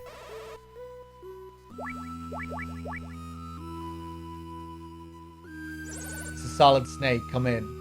Marv can only speak Czech and Slovakian. He's also the wary type, especially so in his current predicament. What about you, Madnar? I can only speak Russian and English. Wait, I've got it. Gustava can speak to him. Gustava? Is that the STB woman who was protecting you? She'll be able to understand him, and Marv trusts her as well. Is this Gustava still alive? Not to worry. Gustava is no ordinary woman. She's a seasoned professional. When we were captured, she alone managed to steal an enemy uniform and escape. No doubt she's hiding somewhere inside Zanzibar Land, waiting for her chance. Does she have a radio? No, it was taken right away after we were captured. The only thing I know is that she's wearing an enemy uniform. There must be some kind of clue I can use. Here's your clue. She's a woman. Don't be fooled by her enemy disguise. There are no woman soldiers in this fortress. That's all you need to know. Gustava is a woman. Why not set up an ambush only someplace a woman would go? Like the ladies' restroom. Over and out. Alright, back we go. Hold on, let me just take a drink of water here.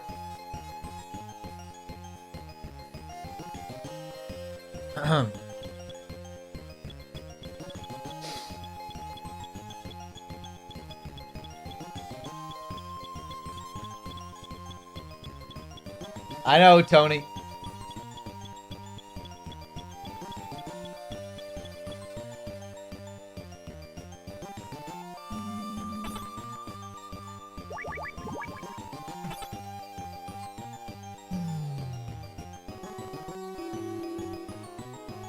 Alright, back down.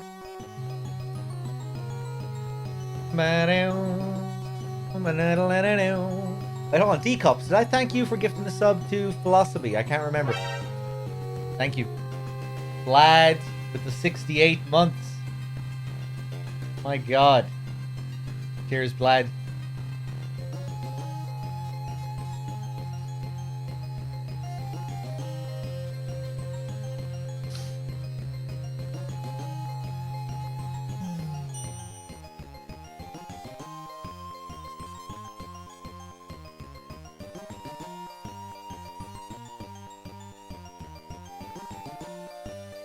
I think there's a ration here as well. Yeah, nice. Okay, so let me think. Back to building 1, I think. Where we're headed.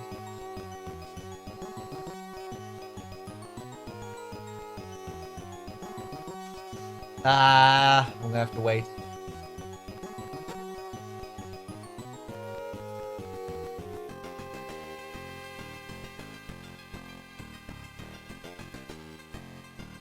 If I ran straight away, or if I didn't stop to get the ration, we could have made it to the end.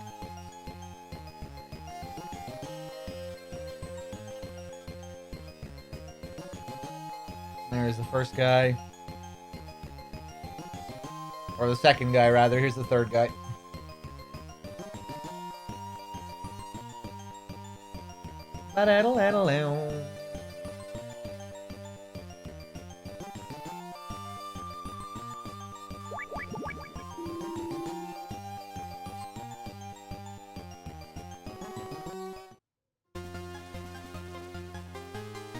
There we go. You have to move straight away there, or that guy at the left will see you. Or you can get in a box, I guess. So you have to be quick.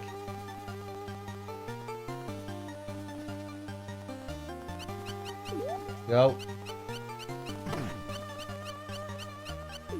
Go. Ooh.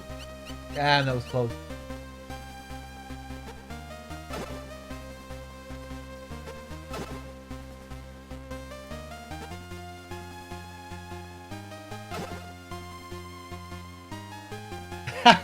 Vlad and Billy.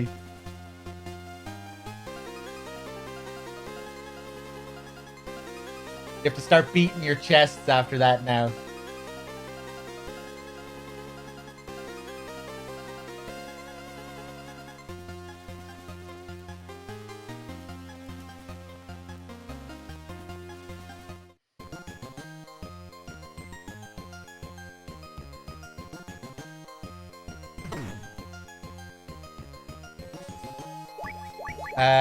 Card 2.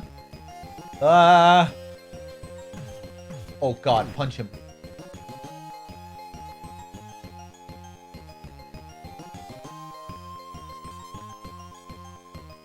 I'll hide here. Love all the little crawl spaces in this game.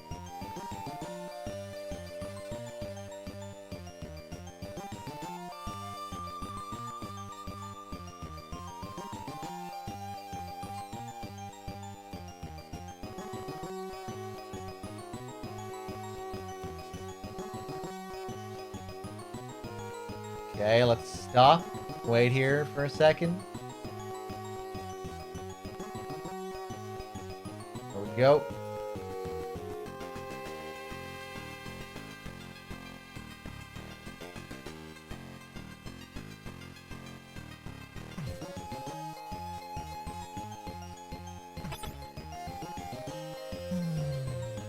Wow. Cosmic Yuki, what's up? Up to the 4th floor, I think.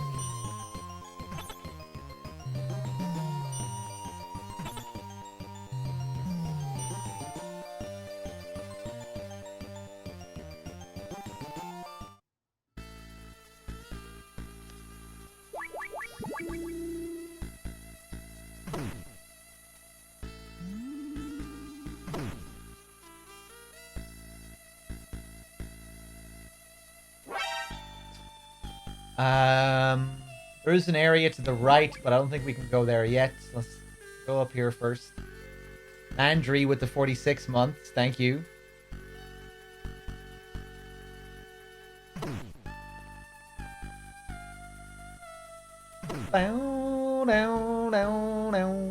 Go.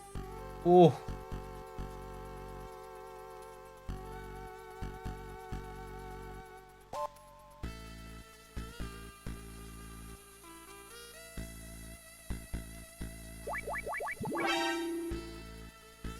Hey, Dust Devil with the 62 as well. Thank you.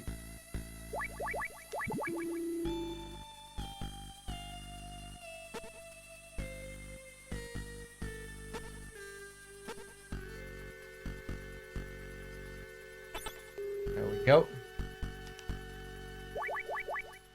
So normally you'd want night vision goggles or something here, but I already know where I'm going.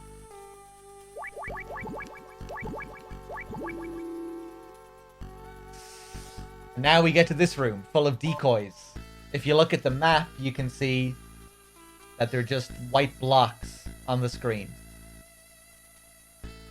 And the living soldier will be a flashing white dot, right? So that's how you can tell that these guys are fake. And if you see on the next screen, we have 3 more white blocks. But once we move on to this screen, there'll be 1 guy who's alive. Yeah, and we got really bad luck. I don't think there's any way we can avoid an alert here. Actually, hold on. We might stop shooting in a second. All clear. Right, let's see if I can do this. No, okay. Yeah, that's the worst luck possible. The guy who's alive there doesn't always spawn there.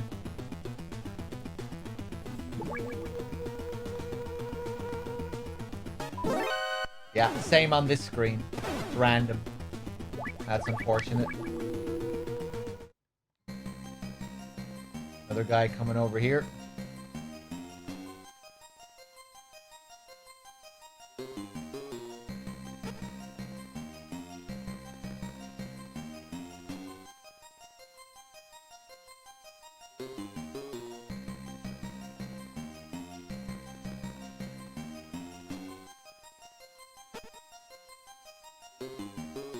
I've always wondered if they modeled Strut C after this place in MGS2.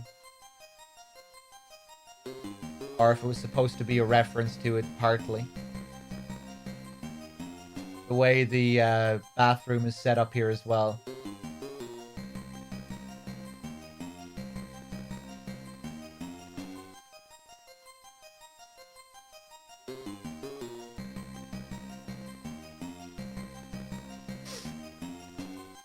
You know, you have the men's and the women's in the same spot, and then the plants right below it. And then in the next area, you have the dining area with all the long tables laid out.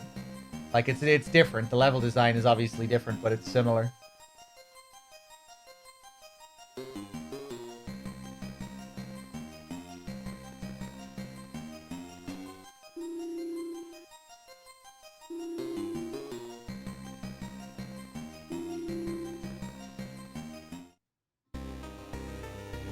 Gustava. Yes, that's me. I'm Gustava Hefner, and I have an STD. No, I'm Gustava Hefner of the STB.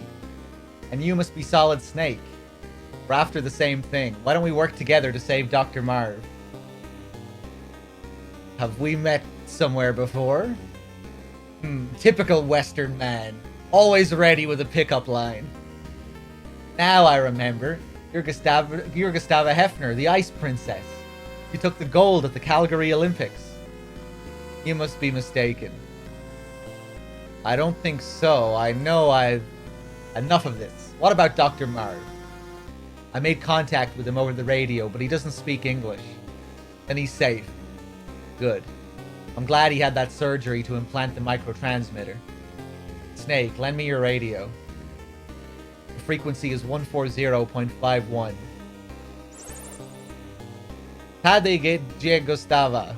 Marv. Pane Doctor. Jackse Setite. Dekuji. Sitim Sidobu. Gustava. Yapadate Belmidobu. Kidid just Pane Doctor. Na Severu Vezakir. Jerosdelina. Zani Magi Concentrak. Tam Jem. Ursite va Zakranime. Jem Vdesne. Dekuji. Snake, Dr. Marv is safe, for now. He says there's a large crevice to the north of the tower building. The prison is on the other side. Dr. Marv also expressed concern about Dr. Madnar. Don't worry, Madnar is safe. Right now we have to get Marv out of there, got it?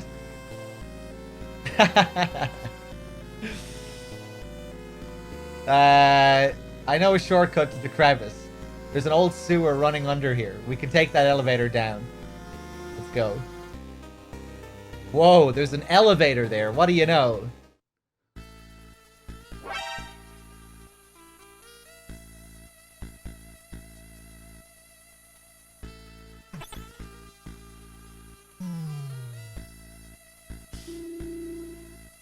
Alright. Gustava has joined the party. Harga with the sub. Thank you.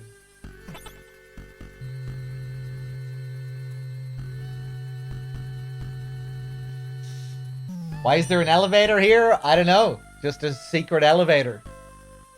Guess they know that no one goes in there because it's a woman's bathroom and there are no female soldiers, so... I don't know. I don't know. Maybe they couldn't figure out a way of incorporating Gustava into gameplay outside of the bathroom where soldiers were. So they just put the elevator there. I don't know. Who knows?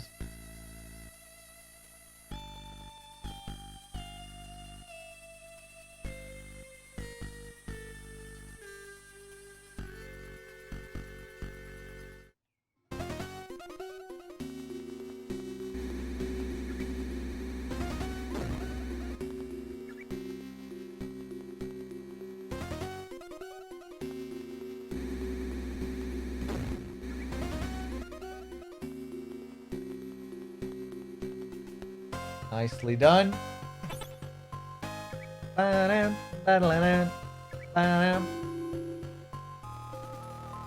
we go.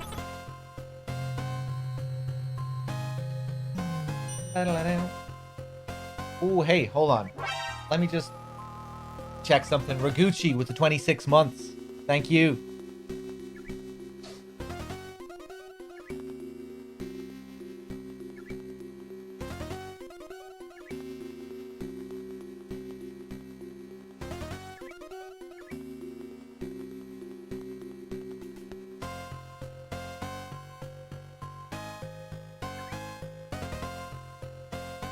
Okay. What are we doing here?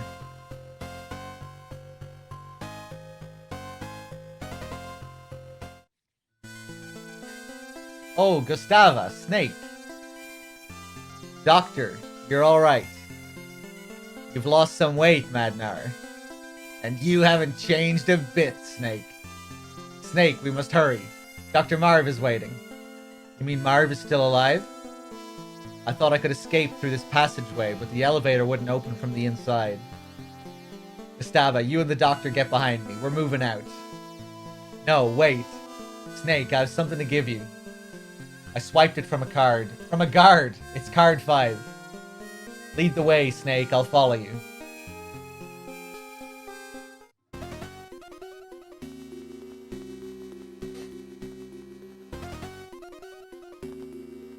Not suspicious at all.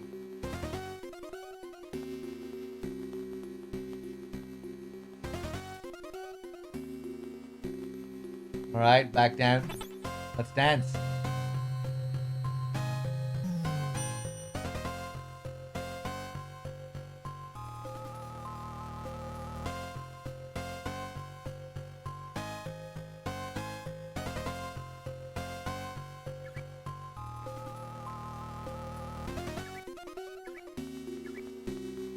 I like trying to get Madnar to do his little spin.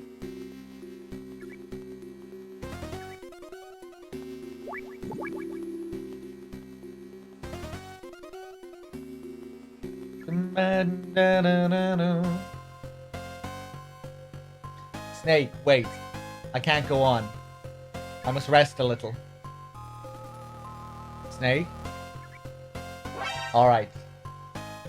We'll take a short break.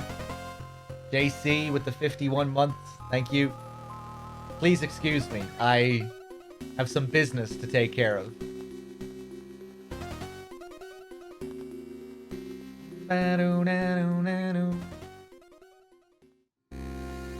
How odd.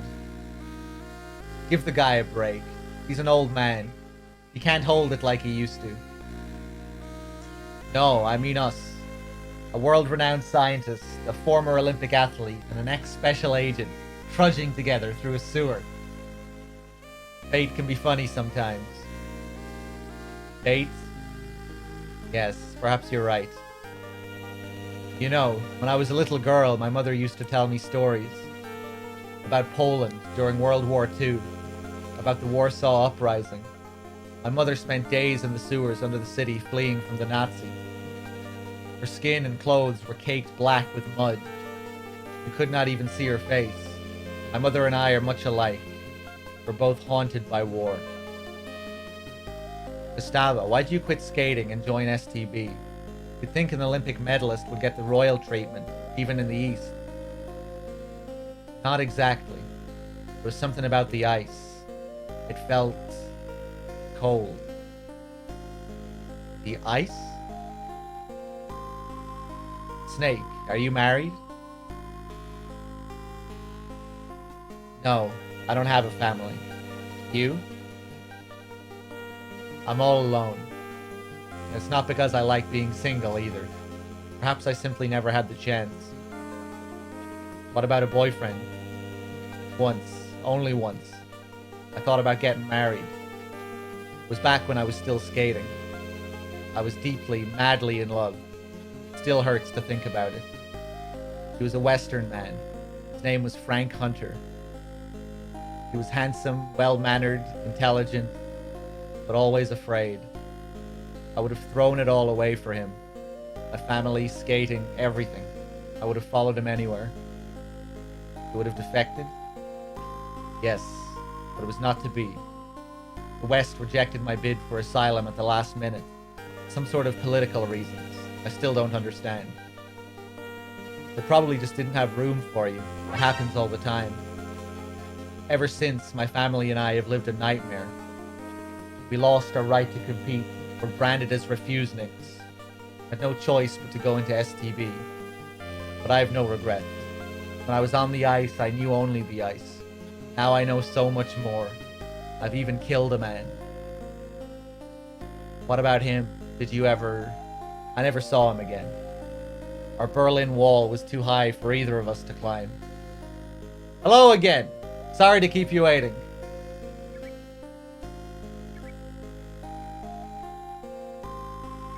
That was some bathroom break. Let's go, Snake.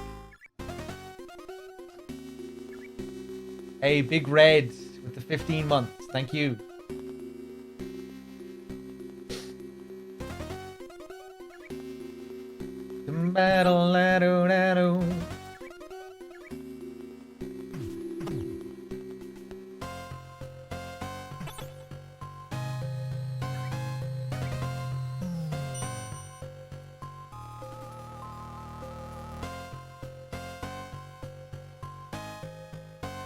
Da-da-da-doo. Da-da-doo.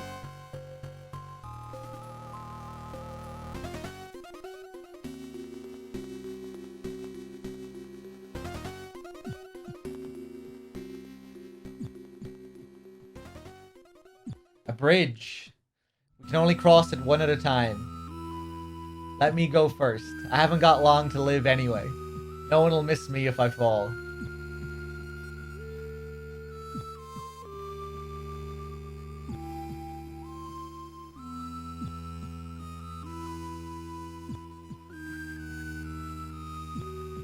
It's alright. You can come across. Okay, I'll go next. See you on the other side.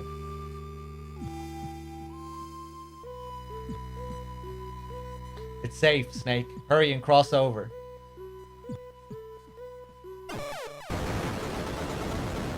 Boom! Alright, I'm just gonna let the next scene play out. I'm not gonna read it. You can read it. Gustava.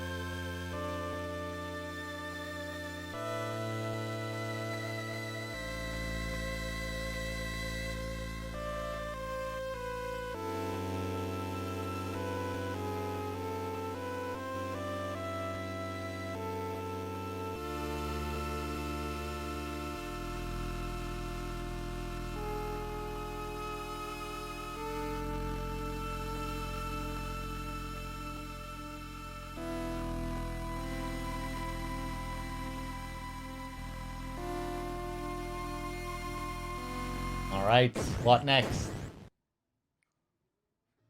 Uh-oh. Metal Gear. Snake.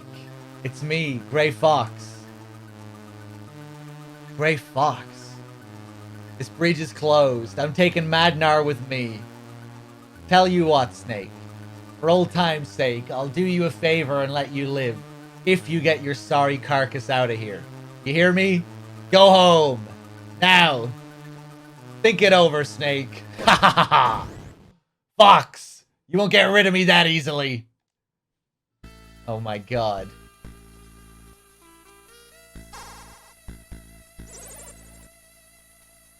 Snake, you remember the veranda and the tower building they used for parachute jump training? No. If you have a hang glider, you can jump from there straight over the crevice. There should be a hang glider on the east side of the first floor of the Zanzibar building. I saw it once at Thanksgiving. See ya. Alright, back we go to building 1 again.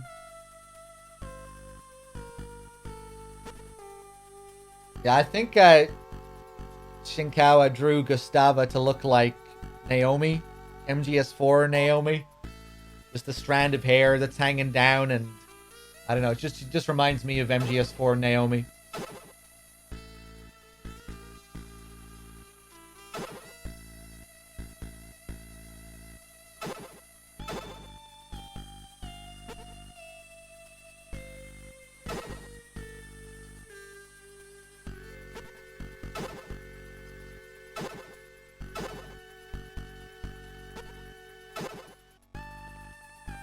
Okay, more stuff here. Just stock up on everything before we head off. 14 mines, 40 grenades.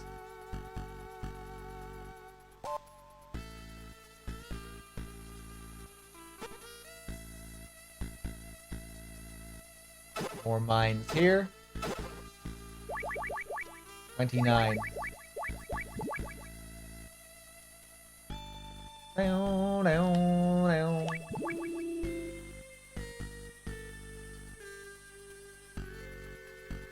Go, go, go, go, go, go. Close. Release date order, yeah.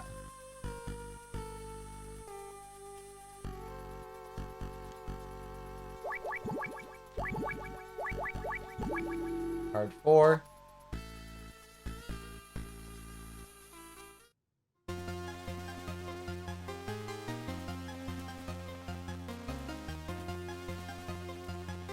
Okay, same thing again here. Step on the sand to distract these two. Give that guy a quick punch. Punch that guy. Oof.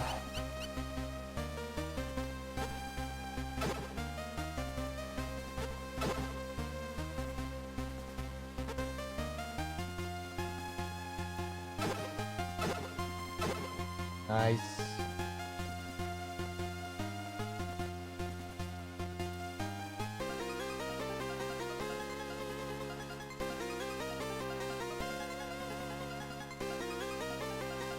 Are you just playing MG2 today? No, well, I played Metal Gear 1 before this, and I'm playing MGS1 right after this. This is a 5-day non-stop marathon. This stream won't be ending for another few days. What am I doing here? Card 2. Ah, fuck. Oh, I don't know what to do.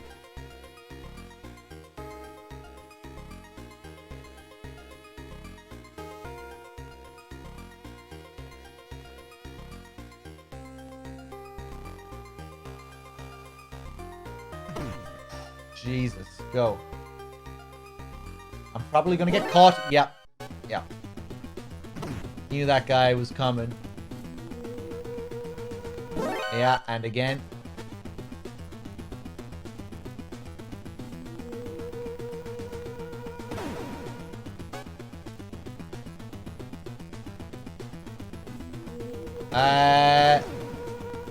Okay, so they do know where I am. That was kind of weird.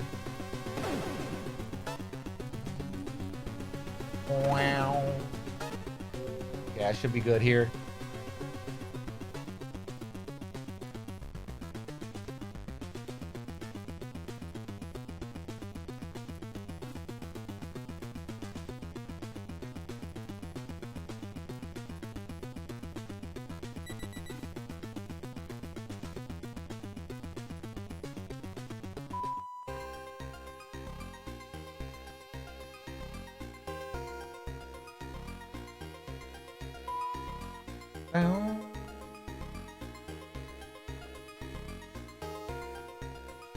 You like MGS VR missions? I do, yeah.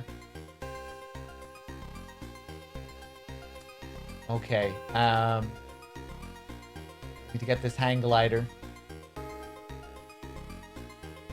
Go.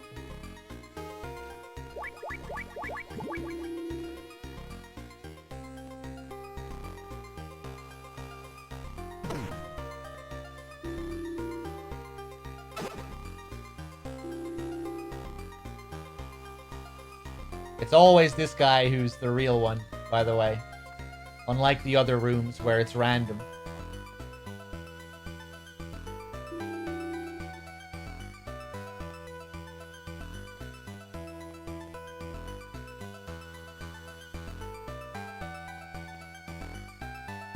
Oh, I'm gonna get caught. Close.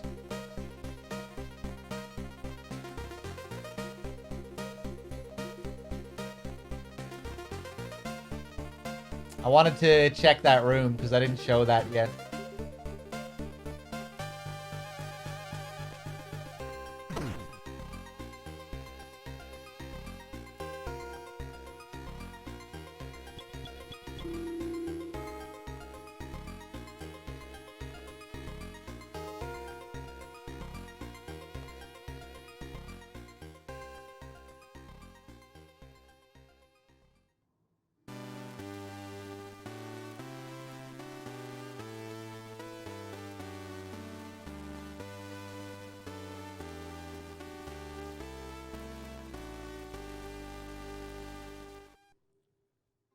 So this is supposed to be the Zanzibar anthem, national anthem. It sounds an awful lot like "We Wish You a Merry Christmas."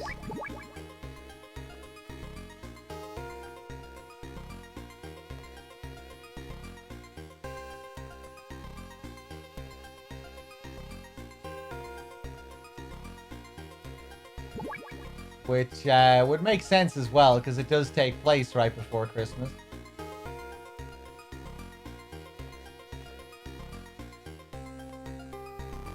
Yo.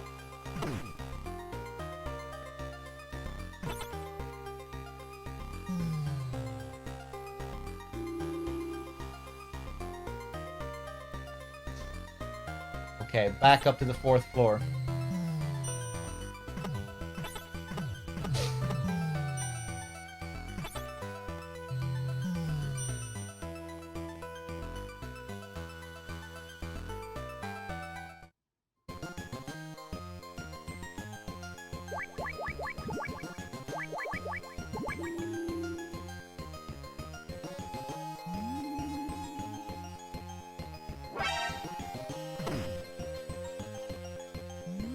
Jeff the prop with the 9 months. Thank you.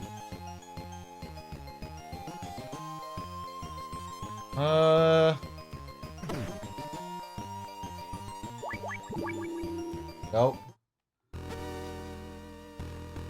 Okay, so yeah, Gustava's brooch. It's like the PAL key. We need to heat it up and cool it down.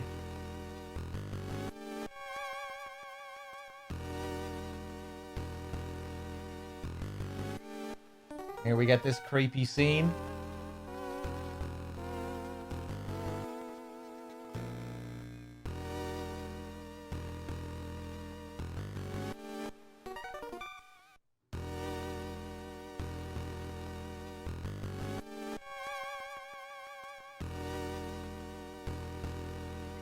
If I walk on this floor, it'll make noise. That's why I'm crawling here.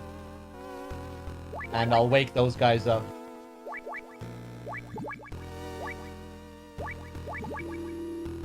Hey, Ice Falls with the 27. Thank you. Now, this area is pretty cruel as well. The only thing that's highlighted in the room is that switch over there. So you might naturally be drawn towards that. But if you turn on the switch, all that'll happen is that the lights will turn on in this room. The soldiers asleep here will wake up and you'll get an alert. So you really don't want to do that.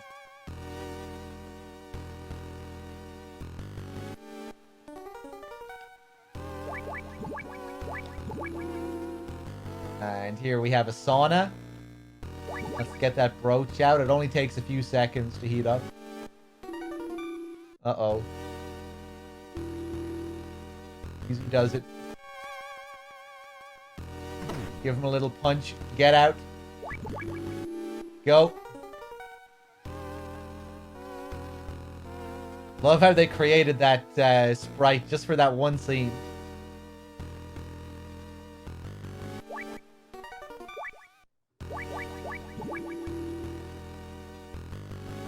Go.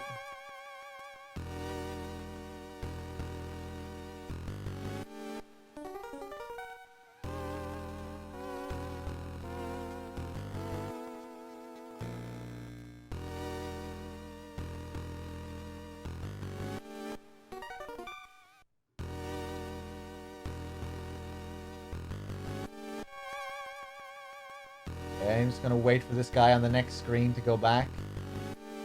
Oh god, quick, quick, quick. Quick. Okay, we're good.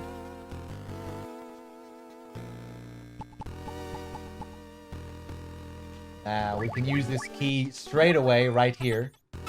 Pick up this cassette tape.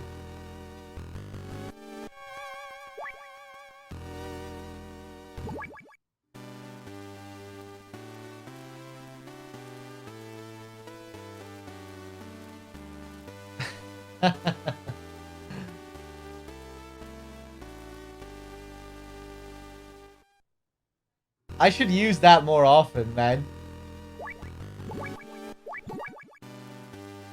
Get them to stop. Attention. Stop for the anthem.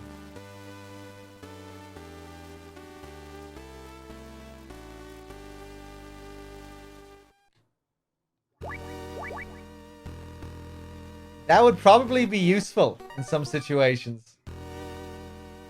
You're about to be spotted.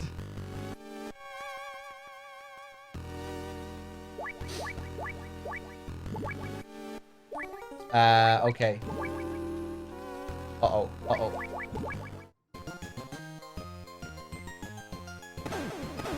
No, no, go away. All clear, exactly.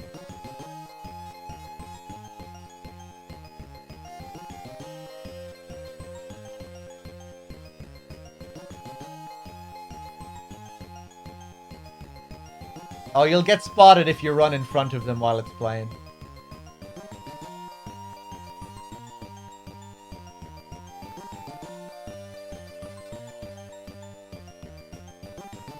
Go.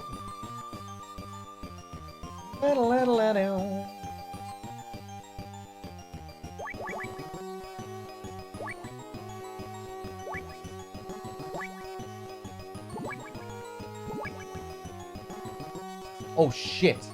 I didn't see this guy. Oh. Last second I noticed him.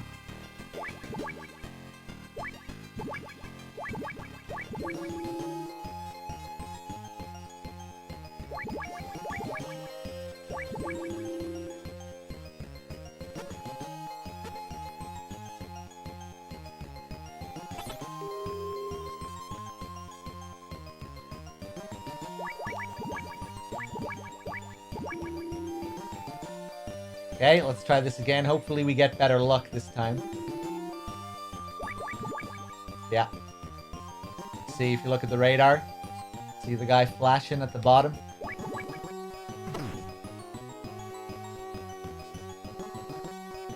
Now, let's hope we get better luck this time. Up here as well. Nah, I think we're gonna get spotted. Oh! I didn't mean to press that, but no, we're good.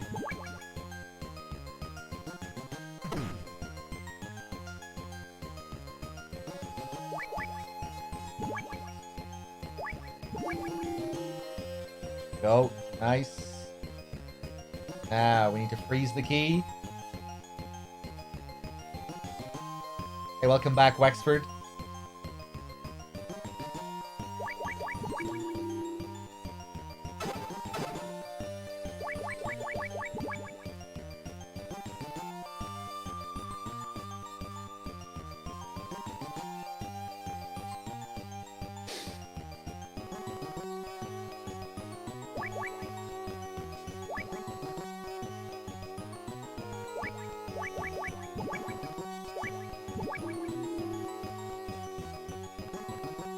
Go.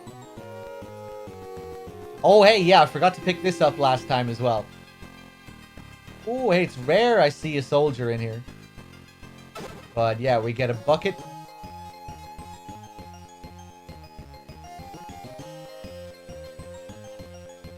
Wait, one sec, guys.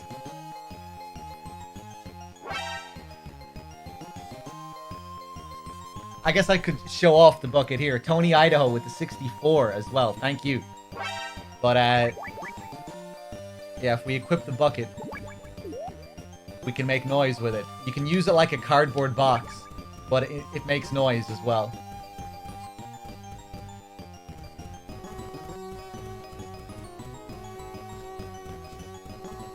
You're not gonna come up here to check?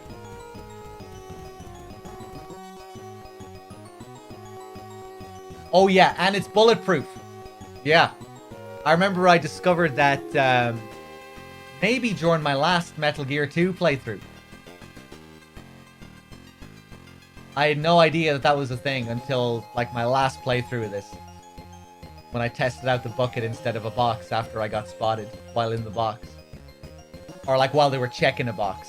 Yeah, that's great.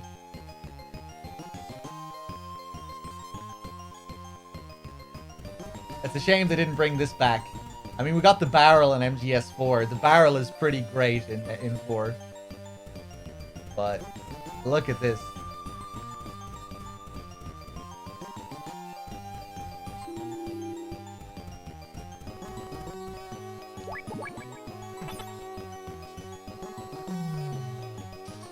Parallax with the 43 months. And Vegeta, thank you for gifting us up to Rudy.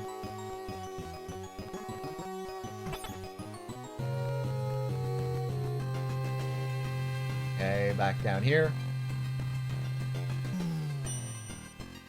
Dum dum bum bum.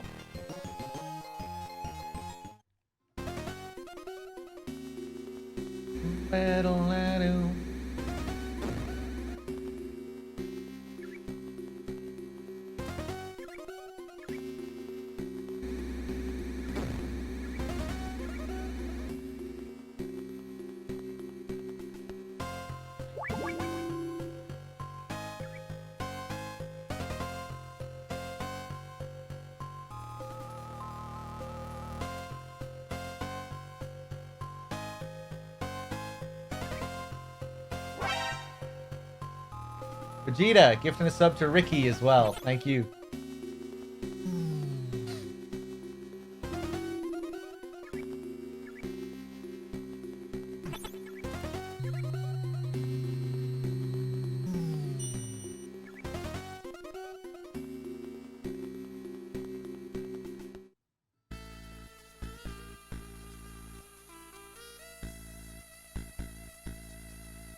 Bum bum bum.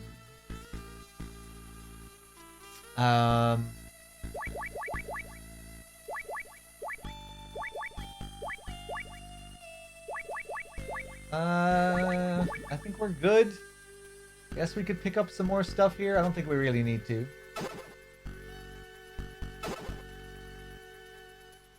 Some more RC missiles couldn't hurt, I guess.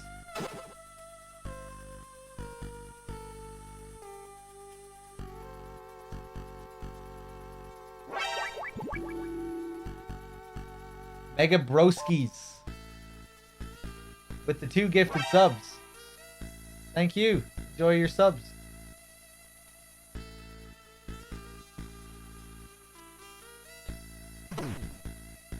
Oh, always so close.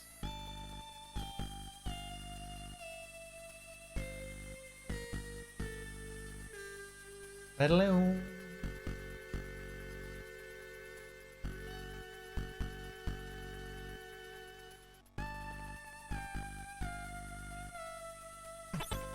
Okay, so this next boss fight is supposed to be an ambush.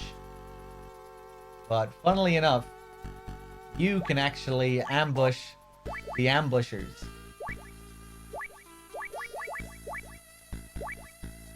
Well, kind of. You can set a trap for the ambushers. They have a trap laid for you, but you can also lay a trap for them. Let's set some of these down.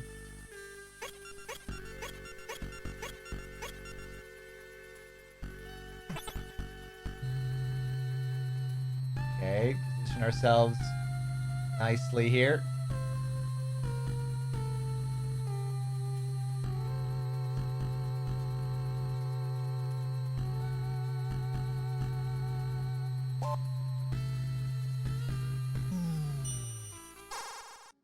Uh-oh.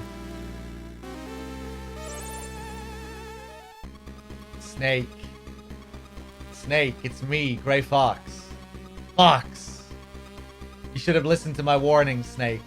Now I'm afraid our friendship is at an end. That elevator is gonna be your tomb. What? Do you hear that sound? That's an assassination team. They specialize in confined spaces. I'm sure you'll put up a good fight. The ceiling. It was nice talking to you one last time, Snake. Over and out.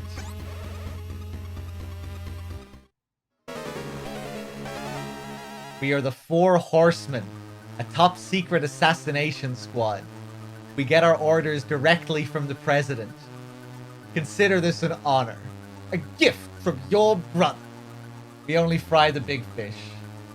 D-Cups, thank you for gifting us up to Neoletta. Hold on, let's call Castler. Four Horsemen, an assassination squad assembled from former SAS, GSG-9, and UDT, specializing in enclosed spaces. They're all seasoned veterans who'll kill a man without blinking an eye. You'd be crazy to try and take them all on at once. Best to pick them off one by one instead. Over and out. Well, it just so happens we have a trap prepared for these boys. There we go. How do you like that? Let's get my next few traps ready.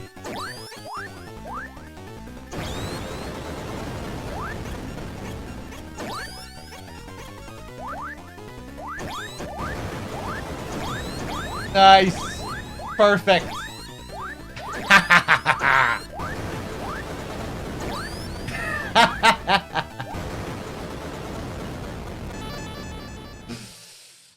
That's how you do it.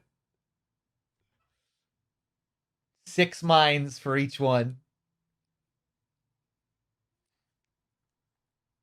The sound effects, man.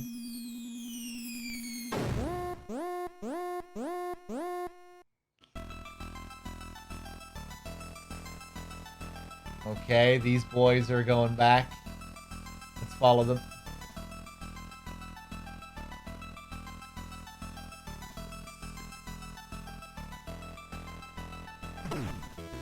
Nice. 2 and 1.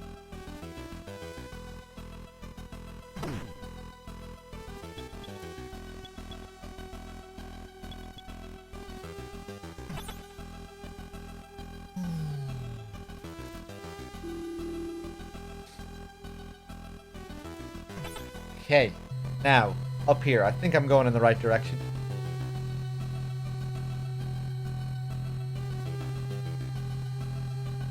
There are so many different kinds of squeaking sound effects in this game. Wait till we get to the next boss as well. With all the different floor sounds.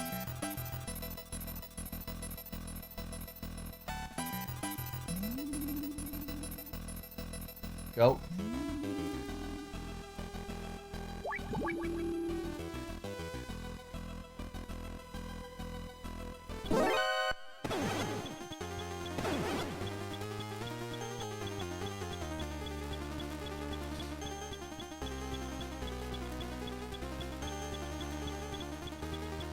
This is scripted, by the way.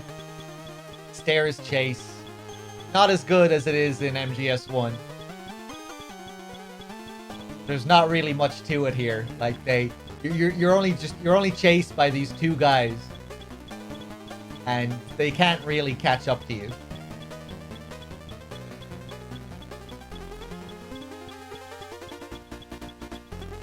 There are some trap floors though, which are kind of scary, but it does have a unique piece of music though, which is cool.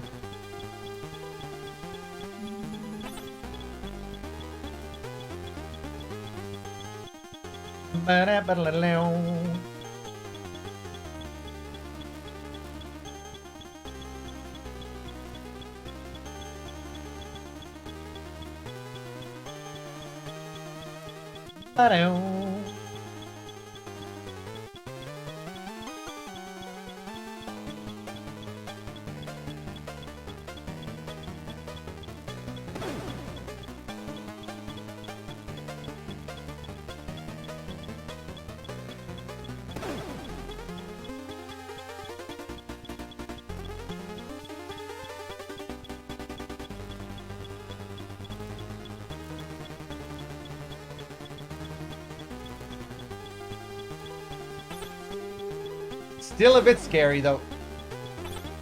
Go.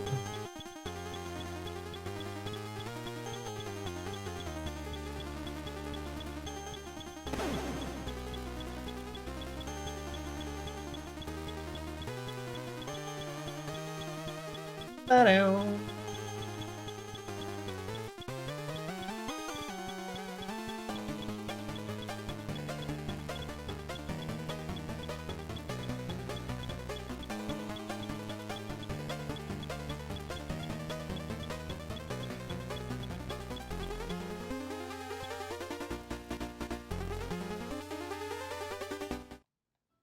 All right.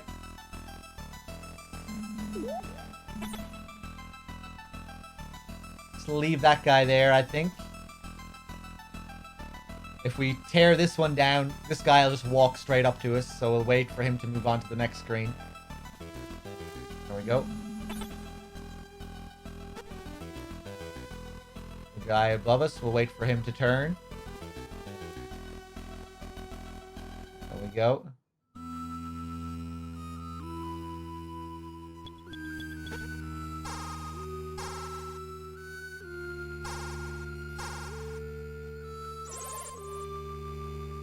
It's me, your #1 fan.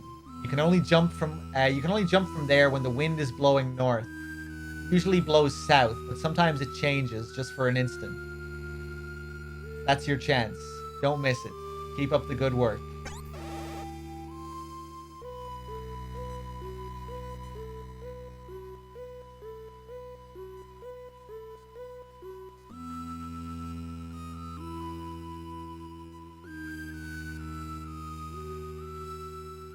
Okay. So here, we're going to equip our cigarettes. And when Snake takes a drag and you see the smoke blowing in the opposite direction, there's your cue. You can also throw smoke grenades and stuff as well.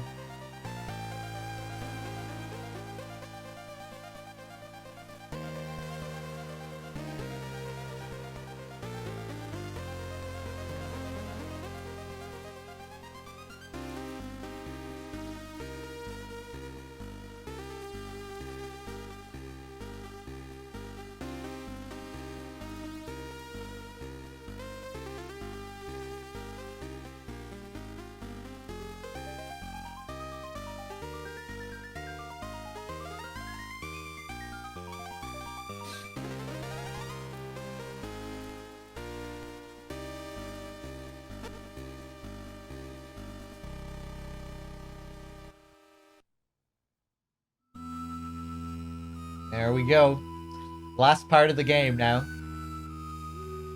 Coming up to the last couple of areas, few bosses. Still a little bit to go, though.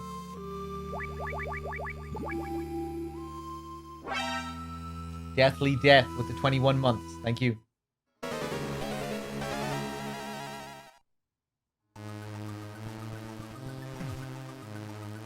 I've been waiting for you, Snake. I am Jungle Evil, the undisputed master of the jungle ambush.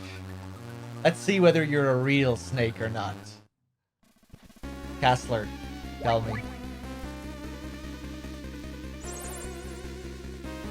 Jungle Evil, a former hunter from Rex Command. He's an expert in jungle guerrilla combat. In the jungle, he's more beast than man. They say he wiped out 2 entire companies on his own in Vietnam and Yemen. Over and out.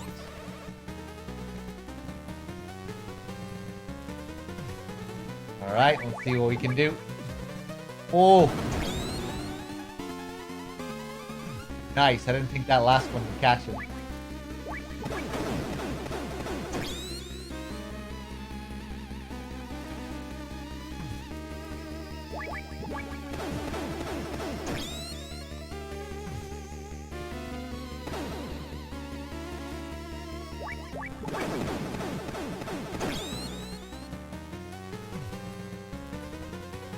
Oh.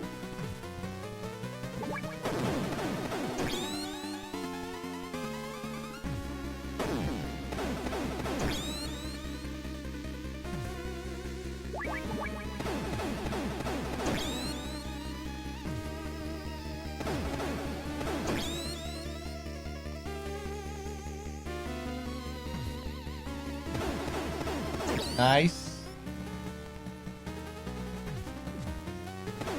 Oh, nice. Usually it takes a bit longer. Got good RNG. Pick up card 8.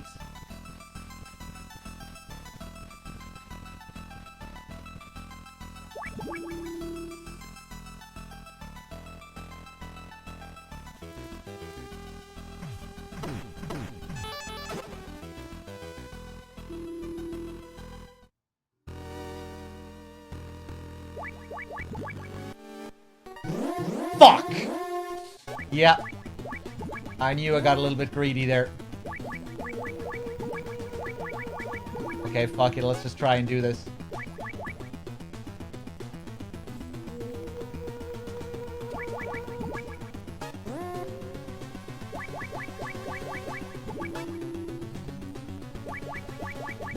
Put the mask back on. Get the egg. So there are 2 eggs to find here. One egg contains an owl. Another egg contains a snake. You don't need to pick up the egg containing a snake. And you don't really want to, because all the snake does is eat your rations. And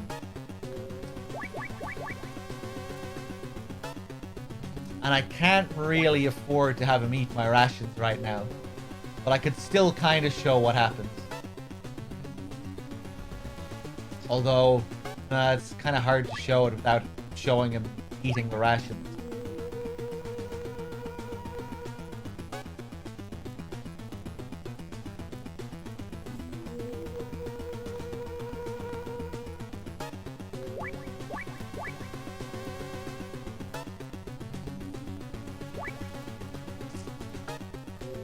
Okay, I think we'll just hold on to this one. I'm just trying to think.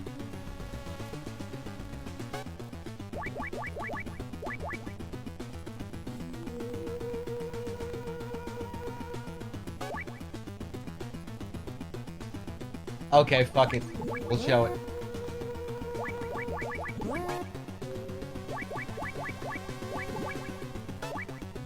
I might die here, though. No, let's go back out. We'll come back in.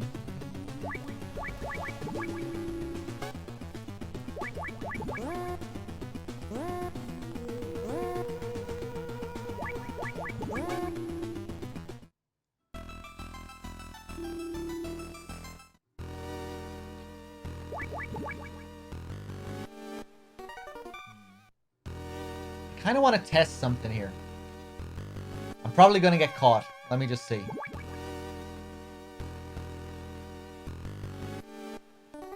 Didn't really get to test it. I want to see if the camera on that other side can see me from there.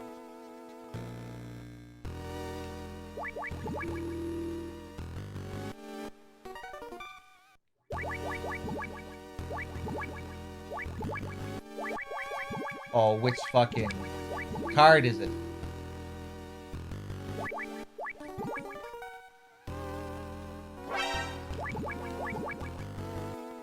Unicorn snake with the 29 months. Thank you.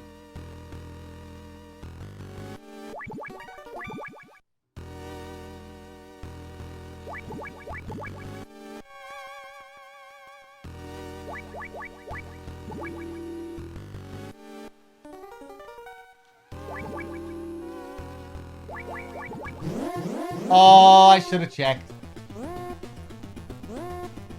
Well, to be honest, I didn't think it would really see me. Even if it was right beside me. I didn't think you could get caught like that as soon as you load an area. If you were still, when the area loads, if you're just still standing there in a box. I didn't think cameras could get you. Okay.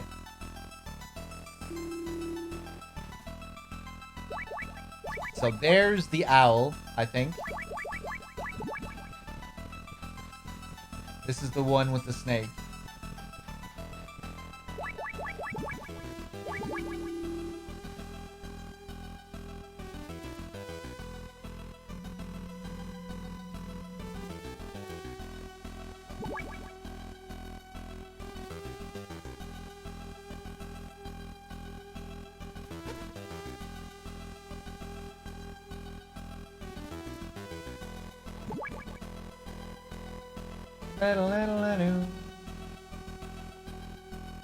One of the eggs is a snake. Yeah, I was just explaining. It'll eat your rations. Yeah. There it is. Look at it.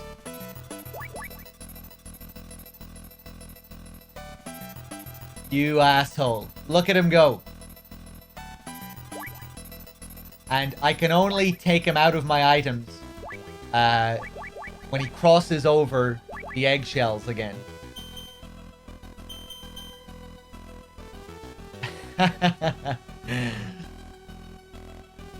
Pretty cool.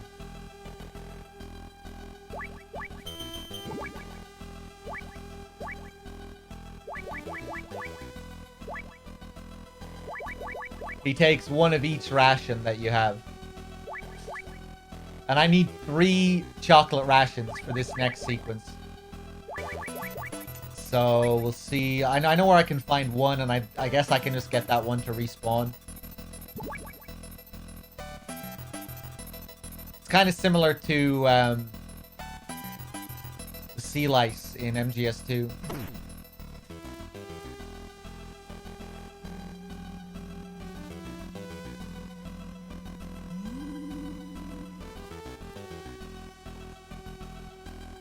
And there's the owl.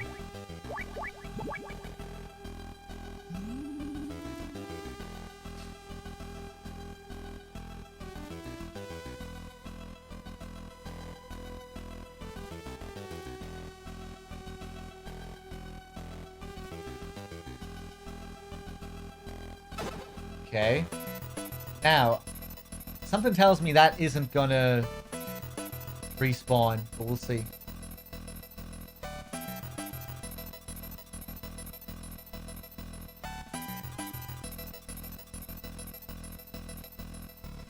Probably gonna get spotted. Oh.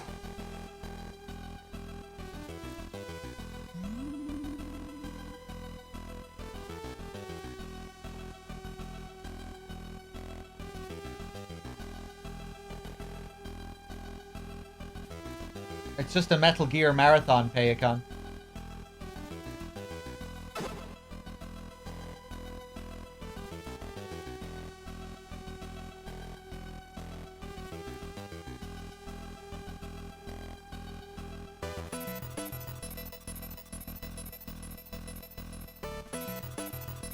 Go.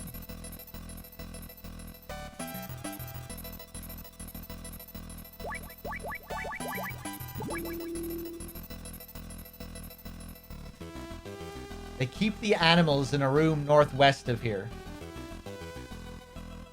I hear owls at night. It's so scary I can't sleep. You know what?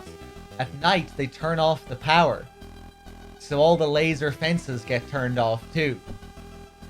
Right, so here's your hint regarding the owl. Then we get to play inside as long as the grown-ups don't catch us.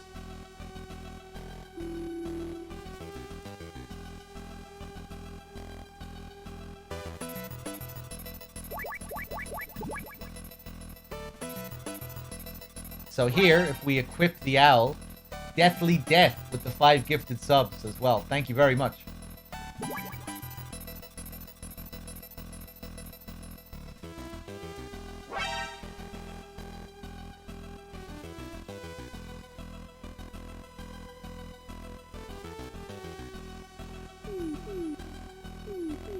Damn, I'm gonna be late. So, we use the owl to trick this guy into thinking that it's actually night. Because he's blind or something. And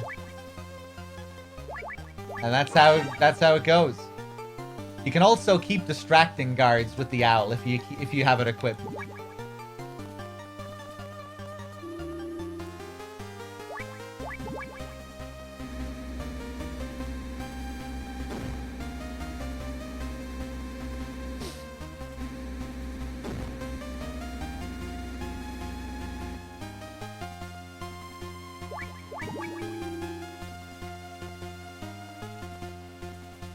Go, go, go, go, go.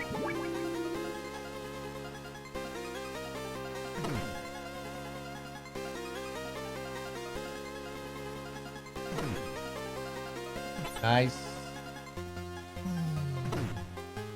That was slick.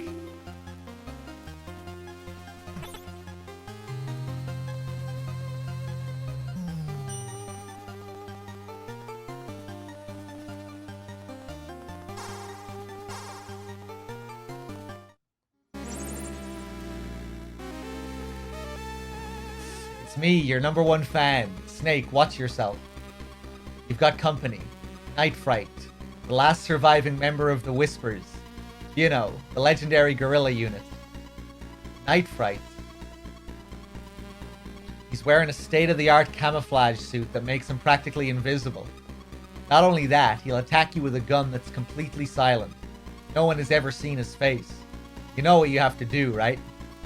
Lucky me, I've got a fan club. Use your ears, Snake. Over and out. Squeak, squeak, squeak, squeak. Let's call Castler. Night Fright. Snake, did you just say Night Fright? You have no idea how much trouble you're in. He's the last surviving member of the Whispers, a legendary guerrilla unit. In a jungle fight, he even puts the Green Berets to shame. He's got the latest in camo technology. You can't see him at all. In fact, nobody's ever seen him. And that includes me. That's why they call him the Phantom Assassin. Snake, I think your luck might have just run out. Over and out. Hey, JMP, how's it going? Alright, let's do it. So there he is. With his stealth camo. Let's plant some mines. And wherever he lands, get ready with the grenades. He'll usually come through here. Or up there.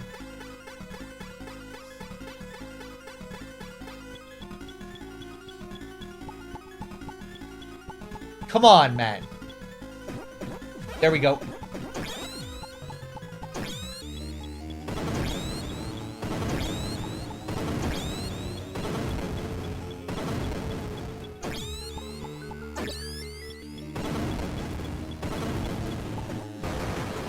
And that's how you do it. Not much of a threat, really.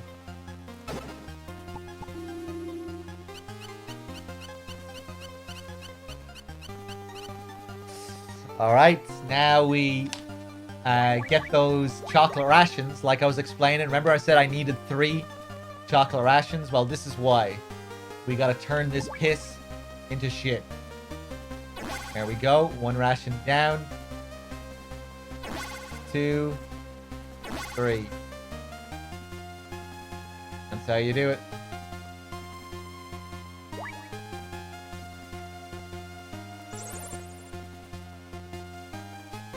Yeah.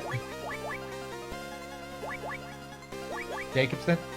Maybe we can't get the actual information about this now. But we're like nullifying a kind of acid with chocolate.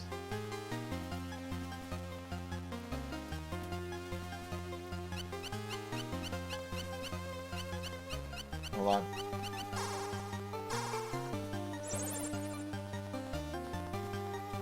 You should be able to get card 9 from Jungle Evil. Don't you mean card 8? He only had card 8. No, he was in charge of cards 8 and 9. He must have dropped it somewhere. Check the area he was in. The card should be there. Keep up the good work. So now we have to go all the way back to where we fought Jungle Evil to get the next card. Which is kind of annoying. But then we're on to the last few areas.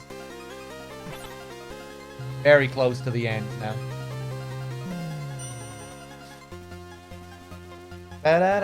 No. Solid Snake 88 with the 10 months. Thank you.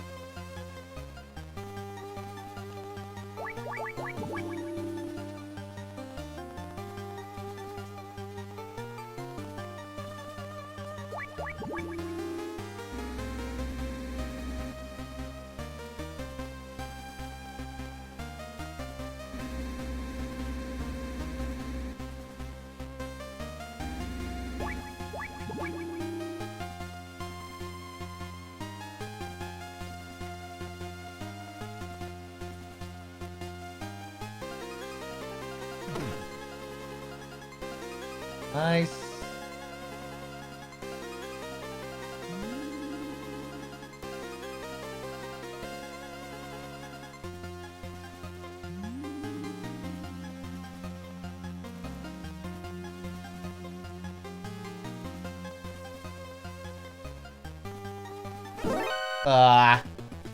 That was silly.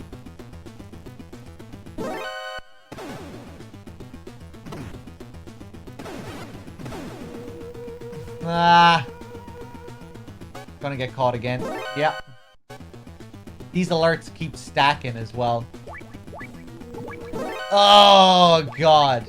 It was such a great playthrough up until now. That's like 5, 6 alerts.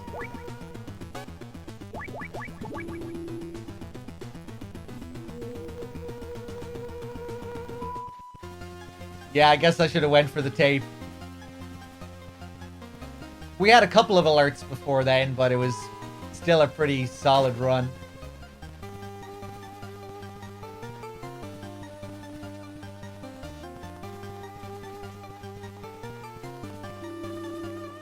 And we got good luck the second time through on the with the decoy guards.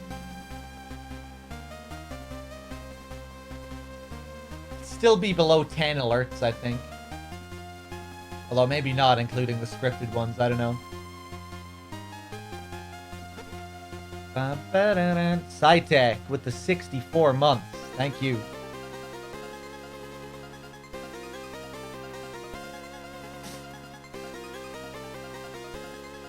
Get up, Snake. Thank you.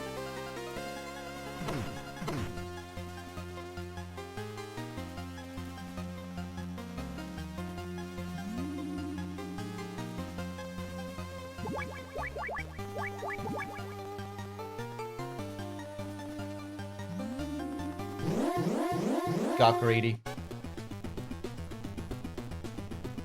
Oh, wow. And that carries over. Okay.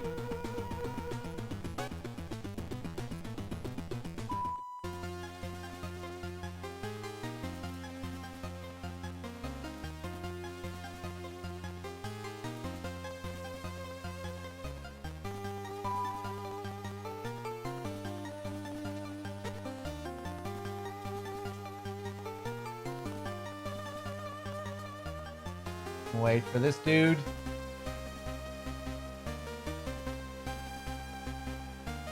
Go.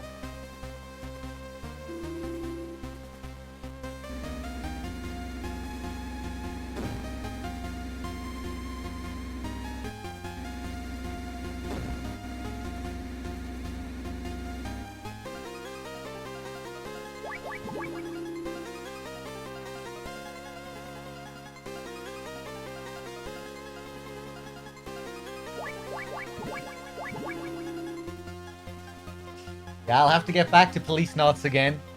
We did a playthrough fairly recently. A few months ago.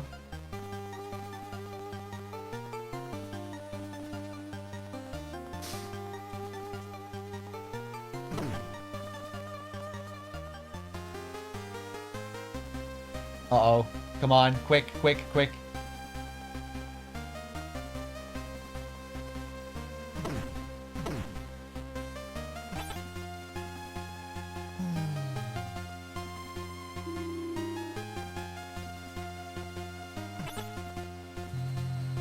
Why stun instead of kill? Because you get a better rank. It's harder. More challenging to play without kills. Not that I'm really giving a shit about the rank in this run, but it's just how I like to play. And it's more of a challenge.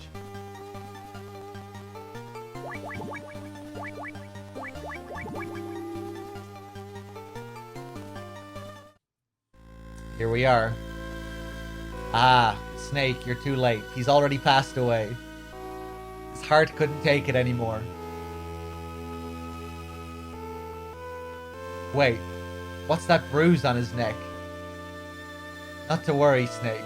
Marv may be dead, but the plans for Oilix are safe. Marv was a very careful man. He left behind a copy of the plans in case of emergency. Sup dudes with the 2 months, or rather the 5 months and the 2 streak. He had a reputation as a video game enthusiast. He even used to have them shipped to him from the West every month. A few days ago, he hid some microfilm in the circuit board of one of his game cartridges. It was an MSX cartridge, made by a Japanese company called Konami. Oh, wow. MSX. That's the best. That's the world's best-selling brand of computer, isn't it? The fucking an ad in the middle of a death scene.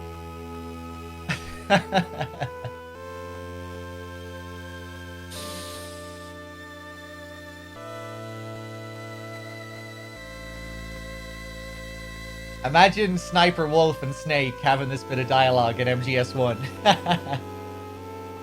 Just in the middle of her monologue. I used to play video games, Snake.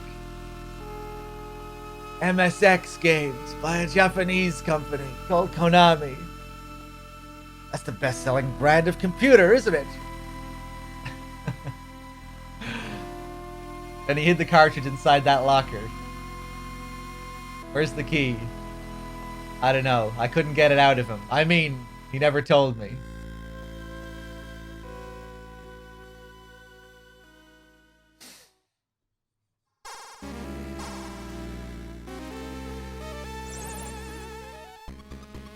Snake, you're in danger.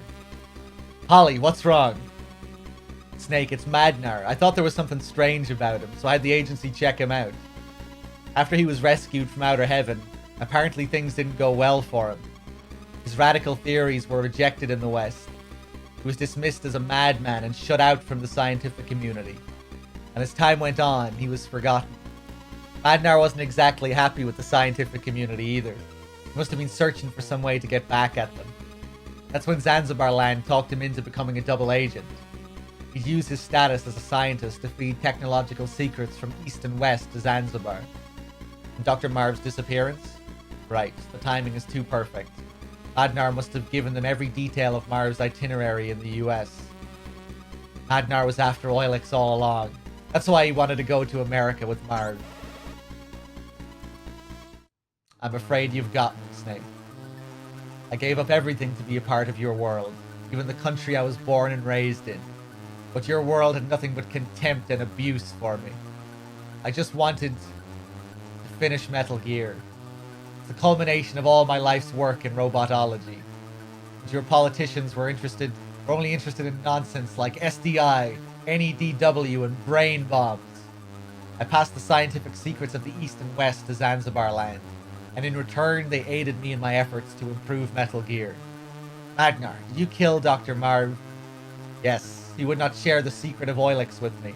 And it was I who caused Gustava's death by contacting Fox from the sewer. The bathroom break.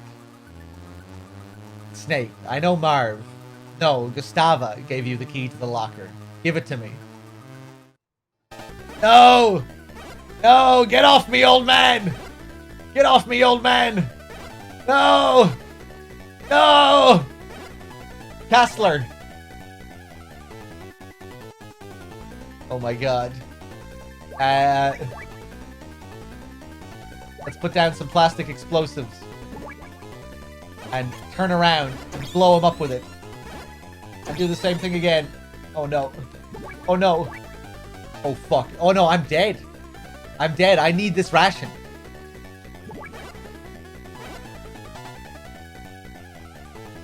I didn't mean to equip the ration. Okay, no, I'm gonna let him kill me because I need that ration.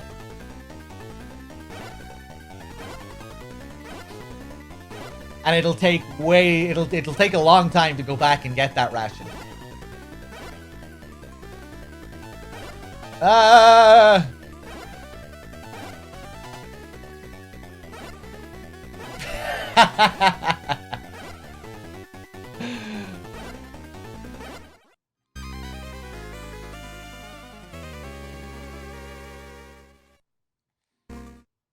Okay, where are they gonna send me now?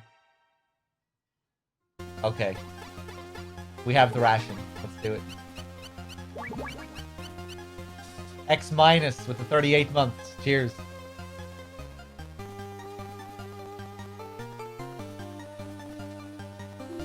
I actually do kind of like this boss, though. I think it's kind of a clever puzzle. It's so silly and absurd, but so much of the game is.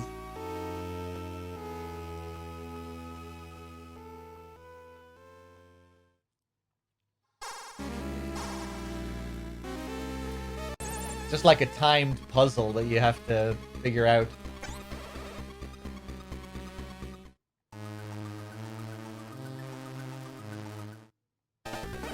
Alright. Let's do it. Oh, fuck. I'm gonna fuck it up again. Yep. Okay. Fuck. Okay, this might actually be hard with the life that we have. I think we can do it. Pretty sure we can do it. I just have to make sure to blow him up when I have iframe. When I'm flashing.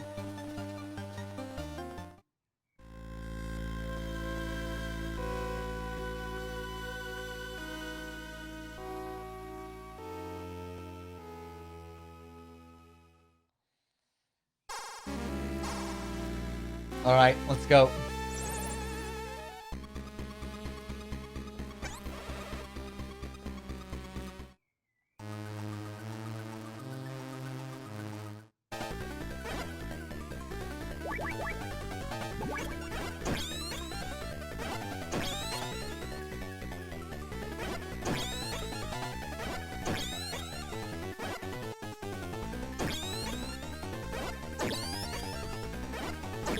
There we go.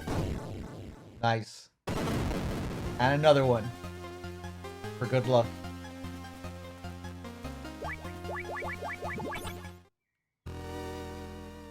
And what do we have here? Here we use the key that we froze earlier.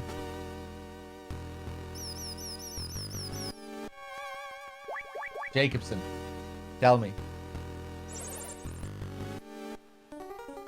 Well, that sounds like the highly poisonous Zanzibar hamster. There are 1,183 different species of mice in the world. Hamsters are rodents belonging to the mouse family. They grow to be about 25 to 28 centimeters long and are found across northern Eurasia and in Iraq. That variety was probably bred to be a house pet. House mice are very cautious creatures. They won't come out of their nests with humans around. Their favorite food is cheese. That's it. Cheese. You can use cheese as bait. Do you have any on you? Too bad you're not here. I just ordered a pizza myself. Over and out. Okay, so this is why I needed the ration. Because it has cheese, and we need to lure these guys out. Okay, let's get ready with our handgun. Get him!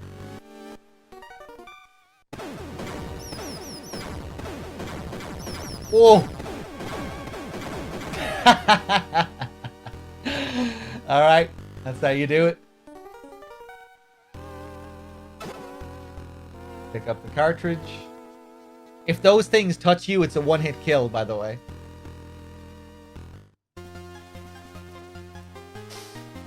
Snake.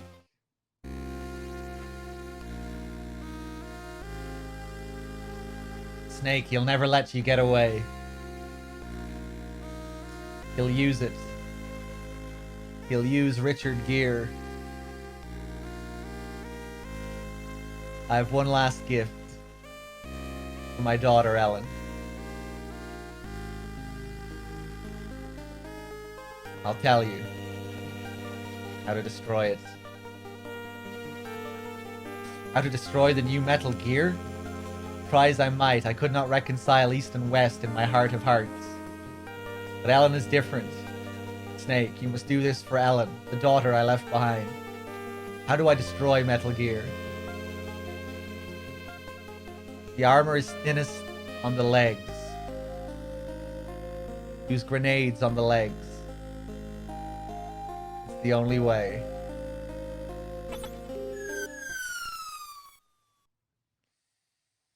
God damn it, Madnar. Was that you who did that? Did you just betray me again, Madnar? Was that all a joke?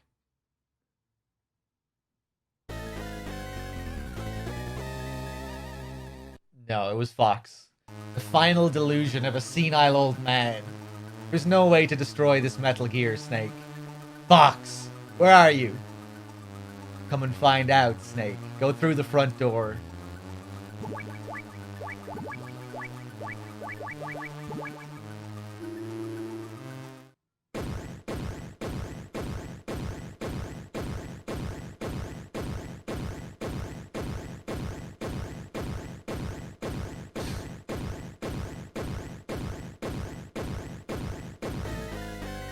Snake, I'm not the same as I used to be, and neither is Metal Gear. I'll show you what fear really is. Prepare to taste defeat.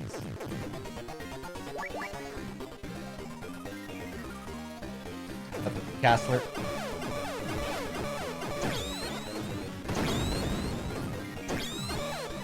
Whoa.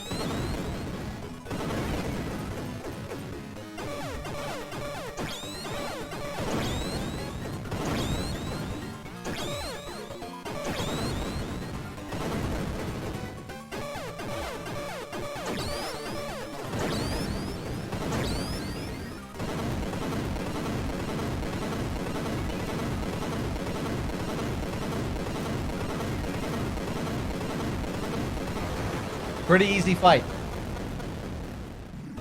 And my head is on fire. The cartridge is mine, Snake. Burn in hell. No! Ah!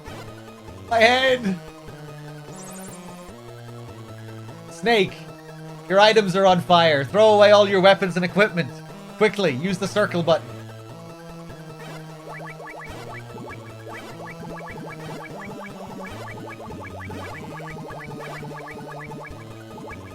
We're good.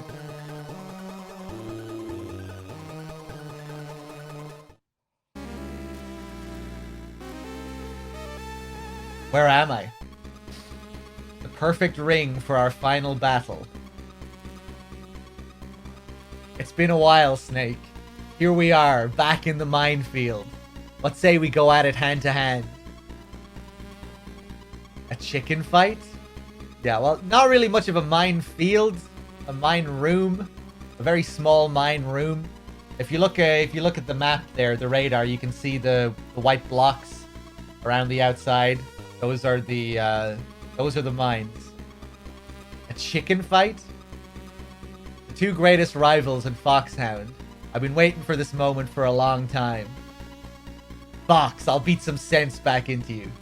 Snake, it's time for you to learn why they call me Fox. Gray Fox, real name Frank Yeager, former member of Foxhound. He was the last man to hold the title of Fox in the Big Boss era, decorated 5 times. Yeah, I know all about how good he is, better than anyone else. I fought with him. He's a cold-blooded hunter. He never lets his prey escape. Everybody in the unit respected him, looked up to him. That may be, Snake, but do you know about his past? It might help you out. Probably won't help me out, but okay. 10 years ago, we in the mercenary trade knew him as Hunter. That's what Jaeger means in German. Back then, he was involved with some woman from the Eastern Bloc. He tried to get her to come over the fence, but it all fell through. Apparently the West wasn't interested in taking her. That's when Frank started to hate the politicos. What was the woman's name? She was an Olympic skater. Her name was Gustava Hefner. Real fine woman. Movie star type. Gustava Hefner. Snake, if you manage to beat Fox, I'll tell everyone that Solid Snake is the greatest mercenary in the world. Over and out. Oh my god. Okay, Fox's AI is not the best. He likes to run around in circles a lot and never really try and punch you all that much. What are you doing, Fox?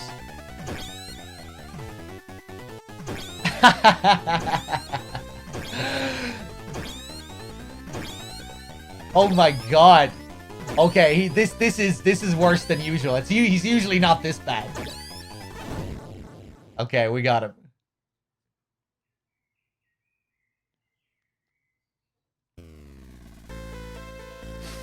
Snake. Looks like it's finally time for me to give up the title of Fox. Fox. Why? I'm not like you, Snake. My situation is more complicated. Big Boss might have been just another CO to you, but he saved my life twice. This was way before I joined the unit. The first time I was a half-white living in Vietnam. It was after the war, and half-whites were being sent into forced labor camps. He saved me from that living hell, just like he saved all the children here. The second time was in Mozambique. I was being tortured as a Renamo soldier, and he saved me again. It cut off my ears and my nose. And this is your idea of paying him back? No, you've got it wrong. I hate war, just like all the kids here. But I need it. War is all we know. We can't make it in the normal world. We need the battlefield to survive. Big Boss gives us a place to fight. Conflict is in our blood. We can't deny it. I was born on the battlefield, and I'll die on the battlefield. All I can do is fight, Snake. All I can do is fight. Making people happy, making a woman happy, is something I could never do. You mean? Guess I was always fated to die in action. Rest easy, Fox. I swear I won't turn out like you. Won't turn out like me. I'll have to remember that. Fight hard, Snake. Don't let your fans down. My fans? It was you, wasn't it? You were the voice on the radio. Call it payback for being so selfish. See you on the other side, Snake. You won't be alone, Frank. Gustava is waiting for you. Gustava. Thank you, Snake.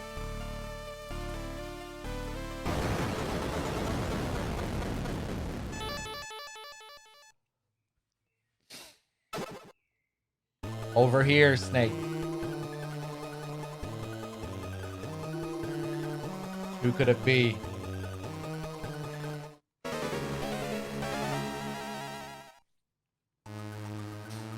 Big Boss.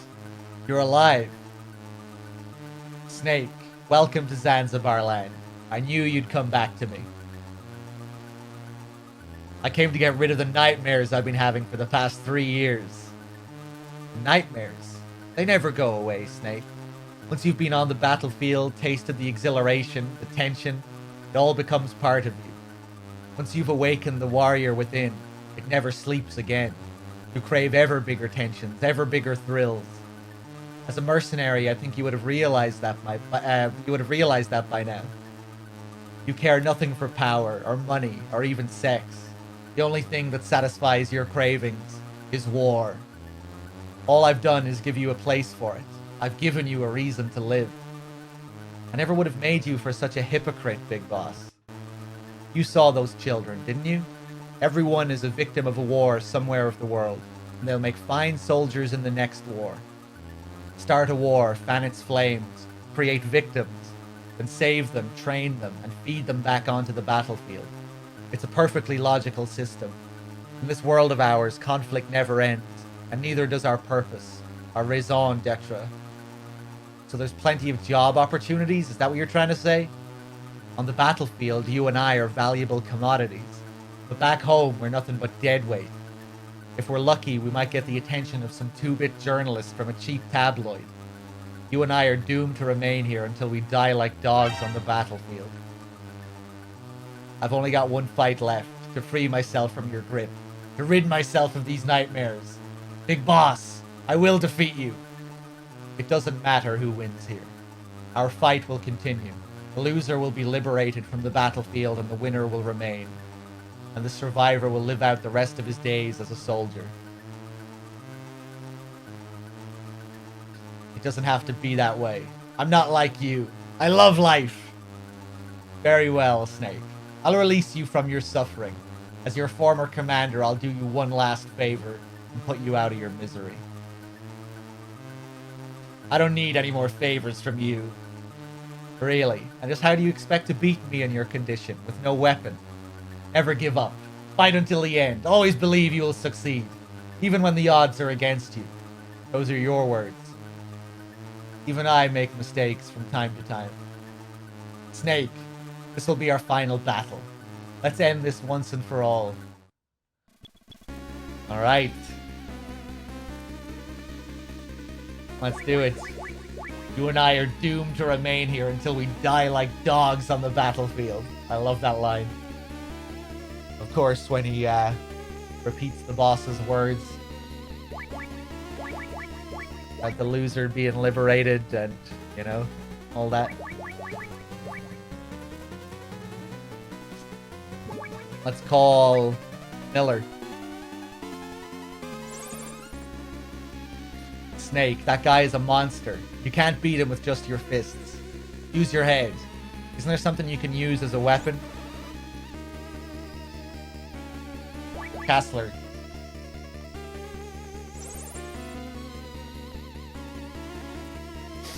Big boss. There's not a mercenary in the world who hasn't heard of him. He's like a god, a living legend. I already know all that. I need new information. Okay. But this is only a rumor, understand? 3 years ago, when Outer Heaven fell, Big Boss was seriously wounded. He almost died. Bear in mind about the whole rumor thing. He lost both hands, both feet, his right eye and his right ear. But somehow he survived. Then an Eastern Bloc despot took an interest in him. Probably couldn't resist getting his hands on a soldier of Big Boss's caliber. They decided to use Big Boss as a guinea pig in Madnar's Snatcher project. I don't know the details, but apparently it involved turning him into a cyborg. Now he's half man and half machine. Right, so this thing. A lot of people theorize that this is intended to be a joke. You know, Castler mentions that it's that it's just a rumor. And in Snake's Revenge, which Kojima hated, they turned Big Boss into a cyborg. When you fight Big Boss at the end of Snake's Revenge, he's a cyborg. So people theorize that this is kind of supposed to be poking fun at that, but other people think that no, it was like, maybe it was written seriously and Kojima was actually trying to tie it into the world of Snatcher and all that when it was written. The thing about the missing eye as well is kind of weird because in the artwork for the original Metal Gear, Big Boss had a lost eye there as well. So either way, it's all kind of weird. Yeah. But if it's true, Snake, you're way out of your league. None of your techniques is going to so much as put a scratch on him. Snake, give it up. There's no way you can win this time. Over and out.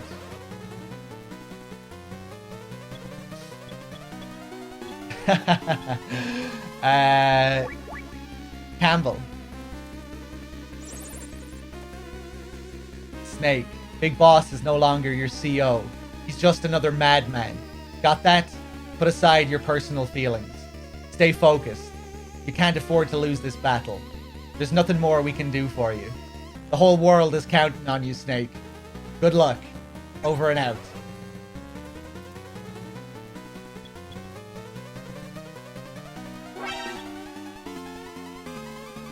Pud with the 7 months. Thank you.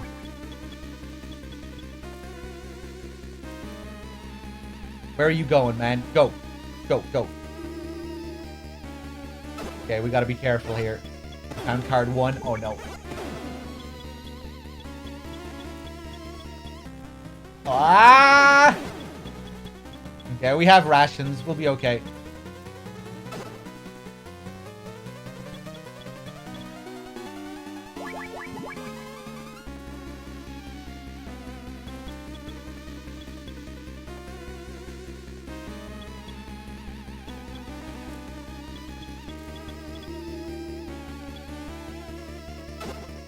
Card 2.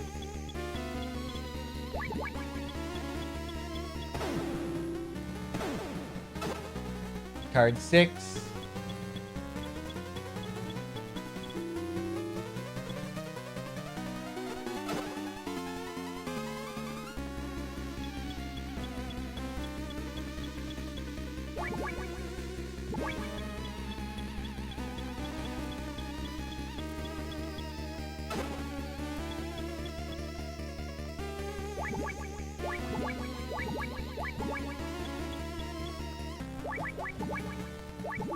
Nice.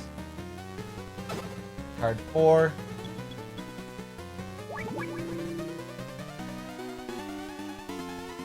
Gotta be careful. If you step into the piss, you're dead. One hit kill. Lighter. An ordinary dollar store lighter. Its use is unknown. Uh-oh, he's up here. Fuck. Go, go, go, go, go.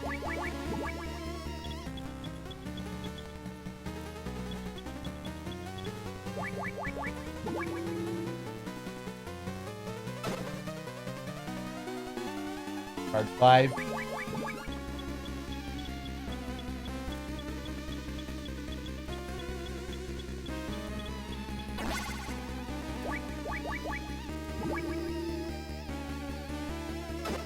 Spray.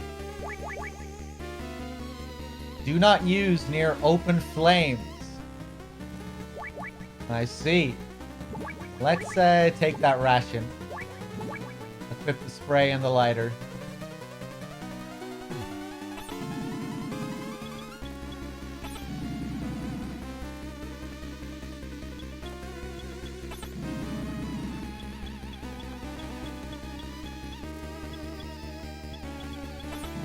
Oh!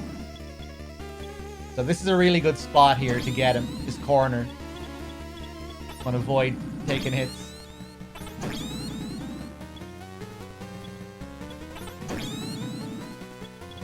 Ha!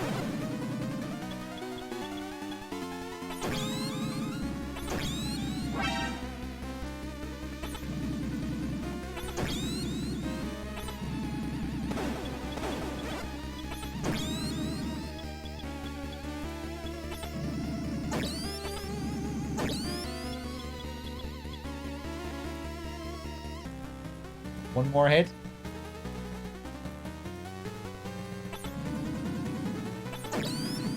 There we go.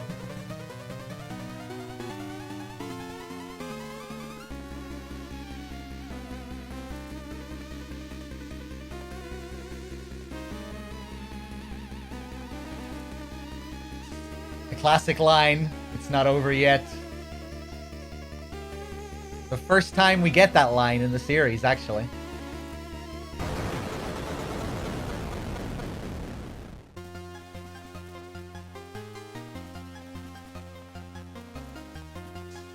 Hold on. One sec, guys.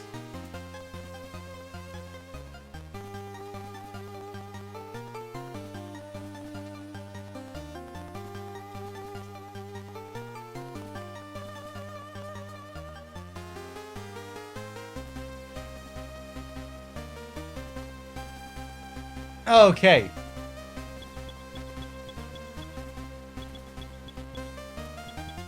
I love how unapologetically video gamey this whole thing is.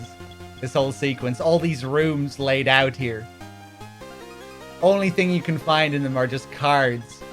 And there just so happens to be a lighter in one and some spray in the other.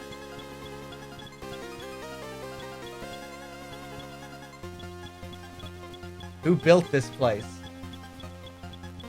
Why is this room laid out like this? Who put that spray there? Who put that lighter there?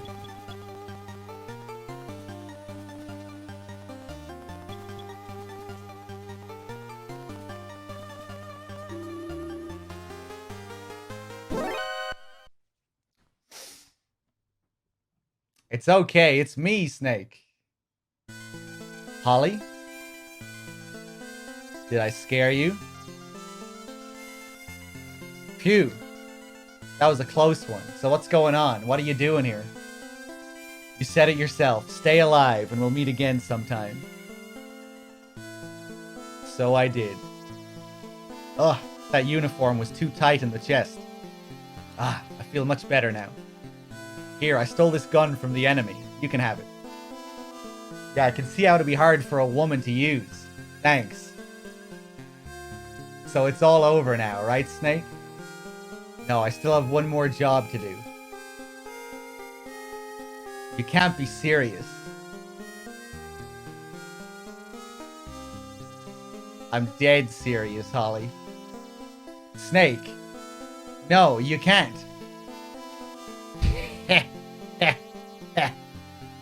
You want me to call you a cab? Oh my god. That wasn't funny, Snake. Right, so this obviously gets lost in translation, whatever's going on here. I like to think that Snake pulled down his pants or something. And then he pulled them back up. This is Snake. Come in, Charlie. This is Charlie. Go ahead, Snake. I've got the cartridge. I'm ready to return to base. Making my way to the rendezvous point now. Roger that. I'll meet you there. Any passengers? Just one. Blonde with a cute face. Sounds like a dream. Over and out. Holly, we've got to run as fast as we can to the rendezvous point. Think you can keep up? Is that a proposition, Snake? I'll take that as a yes.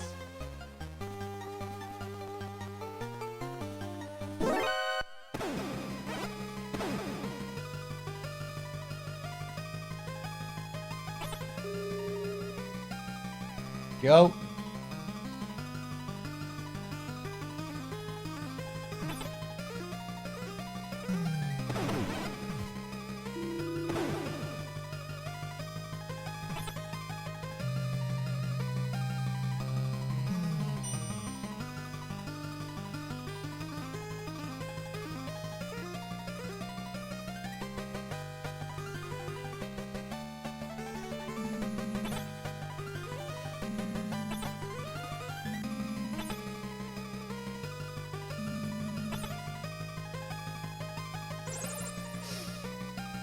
What the hell is taking you so long? We're gonna be here till Christmas.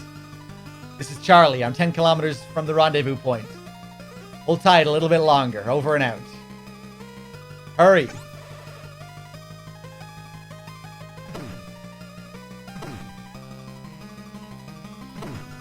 So if we want to minimize kills here, we can just keep punching these guys like this so they don't respawn. But let's kill a few of them. Fuck it.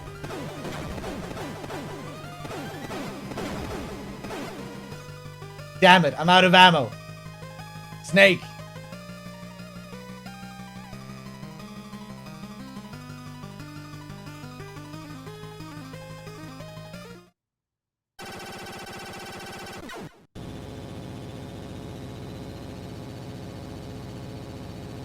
It's the chopper. We're saved. Charlie, you're late. Sorry, man. I didn't want to disturb you two lovebirds.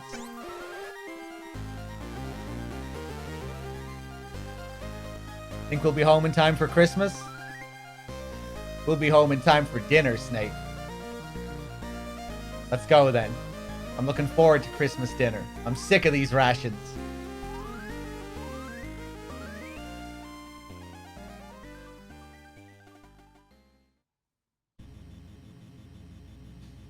All right.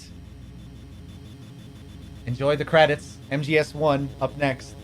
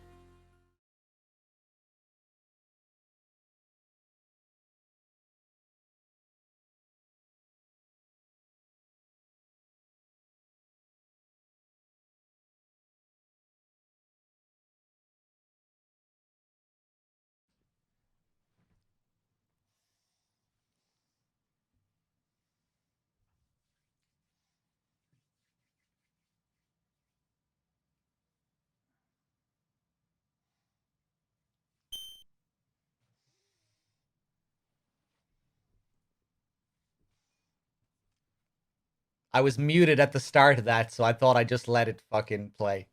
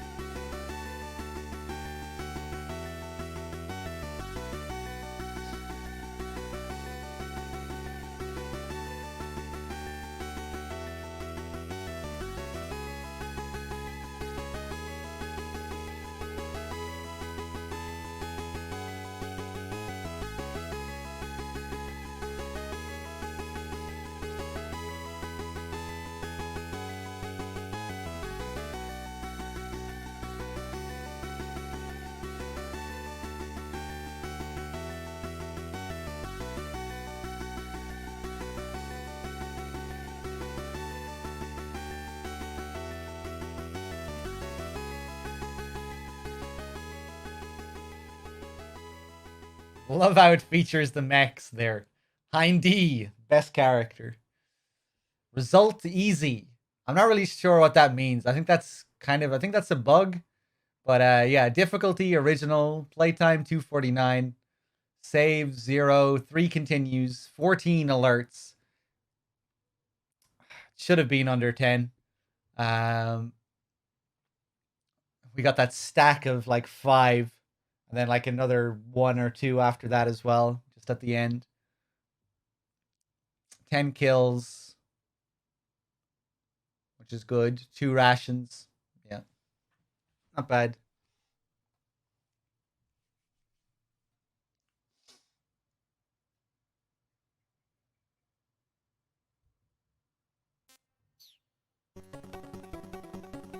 All right. It's time. MGS1. Let's get into it.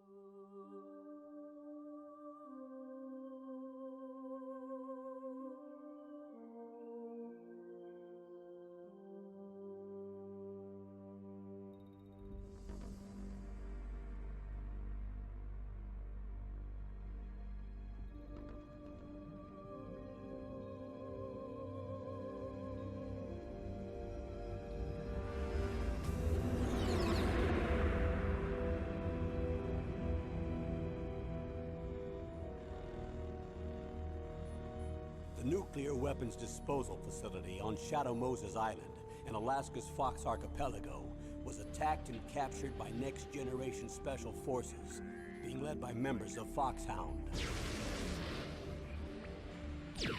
They're demanding that the government turn over the remains of Big Boss, and they say that if their demands are not met within 24 hours, they'll launch a nuclear weapon. You'll have two mission objectives. First, you're to rescue DARPA Chief Donald Anderson and the president of Armstech, Kenneth Baker. Both are being held as hostages.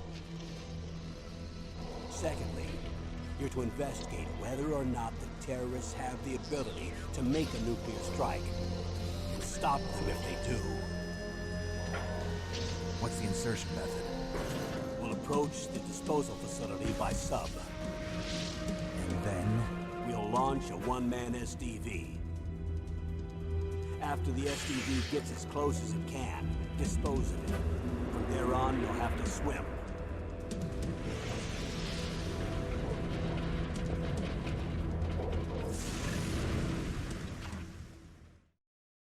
High-Tech Special Forces Unit Foxhound. Your former unit, and one that I was a commander of. So they're still around. There are 6 members of Foxhound involved in this terrorist activity. Psycho Mattis, with his powerful psychic abilities. Sniper Wolf, the beautiful and deadly sharpshooter. Decoy Octopus, master of disguise. Vulcan Raven, giant and shaman. And Revolver Ocelot, specialist in interrogation and a formidable gunfighter. And finally, in charge of them, Foxhound squad leader, Liquid Snake. Liquid Snake? The man with the same codename as you. The nuclear weapons disposal facility covers the whole island. I'll instruct you by codec after you reach your target. Anyone going with me? As usual, this is a one-man infiltration mission. Weapons and equipment OSP? Yes. This is a top-secret black op. Don't expect any official support.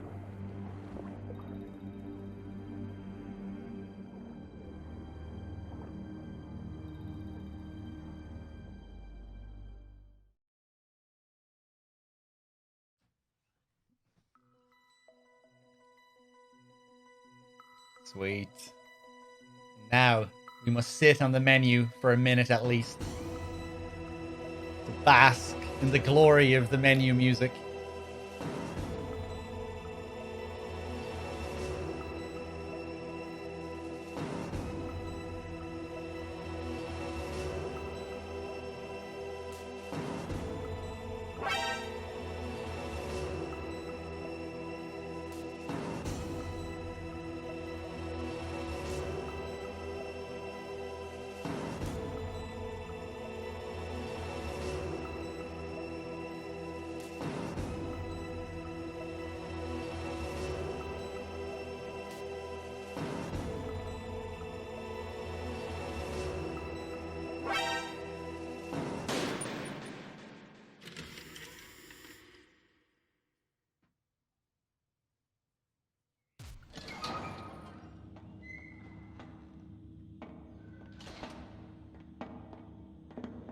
It's been a long time, Snake. I should have known you were behind this, Colonel. That's no way to greet an old war buddy, Snake. What do you want from me? I just invited you here so we could have a talk. Invited? That's what you call sending armed soldiers after me? Sorry if they were a little rough with you. But we've got a serious situation here. Only you can get us out of it. I'm retired from Foxhound. You're not my commander anymore, and I don't have to take orders from you or anyone else. You will take these orders. I know it. Excuse me. Who's this? Dr. Naomi Hunter. She's chief of Foxhound's medical staff, and an expert in gene therapy. Are you military? No, civilian. I've been sent here from ATGC. Pleasure to meet you, Snake. Don't worry, this injection won't hurt a bit. What's the shot for? What's wrong? You don't like shots? Snake, listen up. It all went down 5 hours ago. Heavily armed soldiers occupied Shadow Moses Island, a remote island off the coast of Alaska. What soldiers? Next generation special forces, led by members of Unit Foxhound.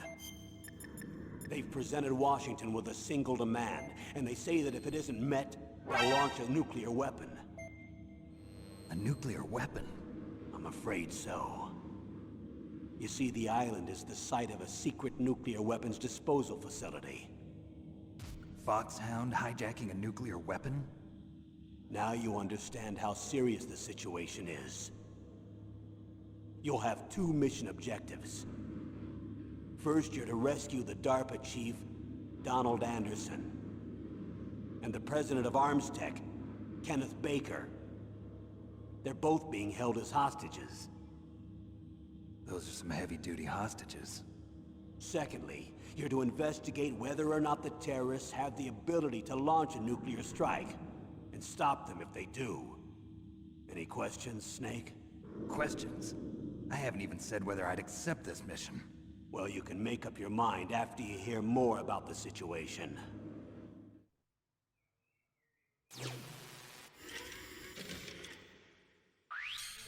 Okay, before we continue here, let me just thank a few people. That me with the 3 months, thank you. Olfactory Crab, thank you for the 3. Zinchalk with the 12, the year, thank you so much. Scion with the 71. Giant and Shaven with the 36 months. Dara with the 45. Rapid Madness with the 42. Doubloon with the 43. X Minus with the 38. Pirate Platypus, Puni Kanta with the 3. Thanks a lot, guys. Knave Kraith as well, if that's how I pronounce that. Thank you.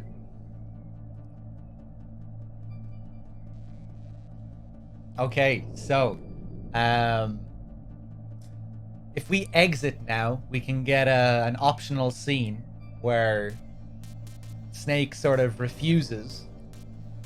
If we refuse to look at these briefing files, Snake tries to get out of this whole thing. So yeah, it's actually possible to miss this one. So let's exit. See what happens.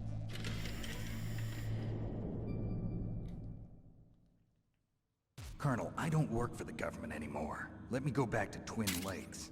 Why, Snake? Is your life in Alaska all that great? There's a dog sled race this week. Next Saturday, I have to be in Anchorage. The Iditarod? The longest sled race in the world? When did you become a dog musher? Right now, my 50 huskies are my only family. I've got to take care of them. Don't worry about your dogs. What do you mean? I'm sorry, Snake, but this vessel is headed for the Bering Sea. There's no room for debate. I told you, even if I do owe you, I don't owe anything to this army or this country. You will accept this assignment. Why should I be stupid enough to do that? I'm no patriot. Snake, there's enough dirt in your file from your days as an agent to keep you in the stockade until you're a very old man. Oh, I see. Blackmail. No, Snake. I prefer to look at it as helping you come to a decision more easily. But anyway, I know you better than that. You take this assignment even without the threat. Why do you say that? You're a natural-born soldier. You're not the grow old gracefully type. It's the same for all of us who've seen real action. The only place we can feel truly alive is on the battlefield. I'm a soldier too. I know those feelings of powerlessness, frustration that you feel every day. You've tried to play the Boy Scout out there in Alaska, but you can't race dogs in the snow forever. Why don't you come back to us and be a soldier again? You think my life is some kind of a joke?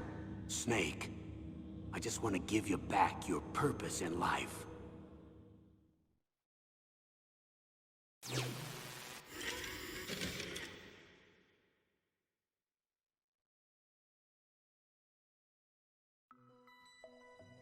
All right, Razzie with the 32 months. Thank you. So, does the Colonel sound a little bit familiar there? his dialogue is very similar to Big Boss's dialogue at the end of Metal Gear 2. You know, that is, you know, when Big Boss says that he's given him a reason to live.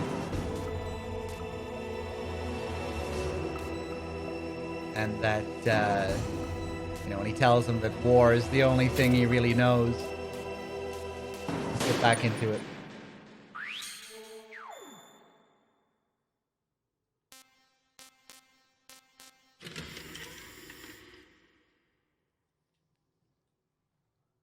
Tell me about the nuclear weapon disposal facility.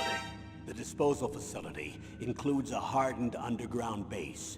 Even with our most advanced intelligence gathering equipment, we can't tell what's happening inside. So someone needs to penetrate, gather intelligence, and report back. Sounds like a spy movie. What's the insertion method? Well, an air insertion is impossible. Not with this storm going on. We'll approach the disposal facility by sub. Approach? Yes, within a few miles of it. The facility is equipped with sonar detection capabilities. They'd be able to hear our engine or propeller noise. And then? We'll launch a one-man SDV. Launch? Same as a torpedo, only this has no propulsion device of its own. After the SDV gets as close as it can, dispose of it. From there on, you'll have to swim. You want me to swim in sub-zero Alaskan water? Don't worry. That suit represents the latest advances in polythermal technology. The nuclear weapons disposal facility covers the whole island. I'll instruct you by codec after you reach your target. Anyone going with me? As usual, this is a one-man infiltration mission. Weapons and equipment OSP? Yes. This is a top-secret black op. Don't expect any official support. And I forgot to thank Simon last time. Simon got the ball rolling with his $5 donation. Let's get this party started by sacrificing Meryl to the Twitch gods. Thank you so much, Simon. And then 3Dog donated, which wasn't me, by the way. Donated $5. We're saving Meryl. We're saving Meryl, OHN. Don't be fools. Thank you so much, 3Dog, whoever you are. Thanks a lot, guys. Much appreciated.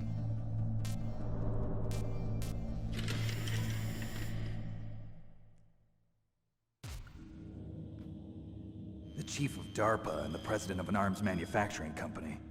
What business did they have at a nuclear weapons disposal facility? The truth is that secret exercises were being conducted at the time the terrorist group attacked. Must be extremely important exercises if those two were directly involved. Were they testing some kind of new advanced weapon? I'm not privy to that information. Do we know exactly where they're being held? The DARPA chief has also been injected with a mini transmitter. As you get closer, you should be able to pick up his location on your radar.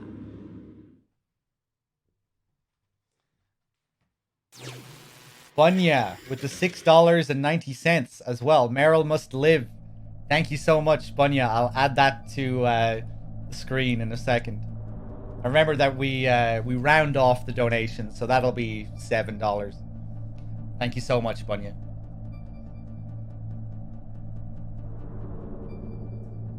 And Nitch, did I thank you for your 13 months as well? Thank you. Something that you should know as well about these files is that if you play them naturally as they're listed, if you look at the timer on the top left, they'll actually be all out of order. So I'm going to try and play them in order if I can remember how it goes. First, it's infiltration method, then hostages, then nuclear weapons. Do they really have the ability to launch a nuclear missile? They say they do. They even gave us the serial number of the warhead they plan to use. Was the number confirmed? I'm afraid so. At the very least, they've got their hands on a real nuclear warhead. Isn't there some kind of safety device to prevent this type of terrorism? Yes. Every missile and warhead in our arsenal is equipped with a PAL, which uses a discrete detonation code. PAL? Permissive Action Link. The safety control system built into all nuclear weapons systems. But even so, we can't rest easy. Why not? Because the DARPA chief knows the detonation code. But even if they have a nuclear warhead, it must have been removed from its missile. All the missiles on these disposal sites are supposed to be dismantled. It's not that easy to get your hands on an ICBM. That used to be true. But since the end of the Cold War, you can get anything if you have enough money and the right connections.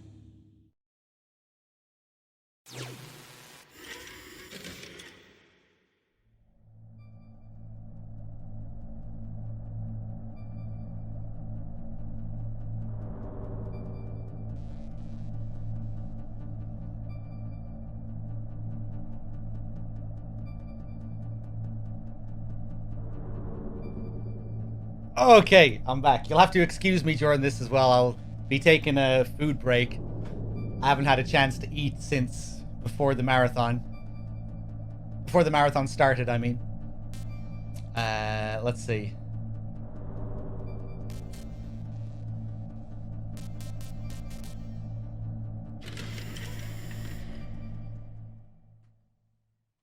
So what exactly are they demanding? A person's remains. Remains? That's right. To be more accurate, cell specimens which contain the individual's genomic information. Cell specimens? Why would they want that? The terrorists need them. You see, these next-generation special forces have been strengthened through gene therapy. Strengthened? You've heard of the Human Genome Project. They've been mapping the human genome, and they're nearly finished. Following up on this research, the military has been working towards identifying those genes which are responsible for making effective soldiers. There are genes that do that? Yes. And using gene therapy, they're able to transplant those genes into regular soldiers. Gene therapy? I'll explain this part. With gene therapy, we can remove those genes which we know may lead to sickness or disease, and at the same time splice in genes with beneficial effects, such as resistance to cancer, for example. In other words, we can overcome all sorts of genetic diseases, and at the same time add genetic characteristics as desired. Okay. And so if you knew what genes were responsible for making the perfect soldier, you could implant them in the same way, right? Yes, we could. But it all depends on being able to isolate and identify those soldier genes. And in order to do that, it's helpful if you can study the genomic information of one of the greatest soldiers ever. One of the greatest soldiers ever? Giant and Shaven as well. Thank you for the resub.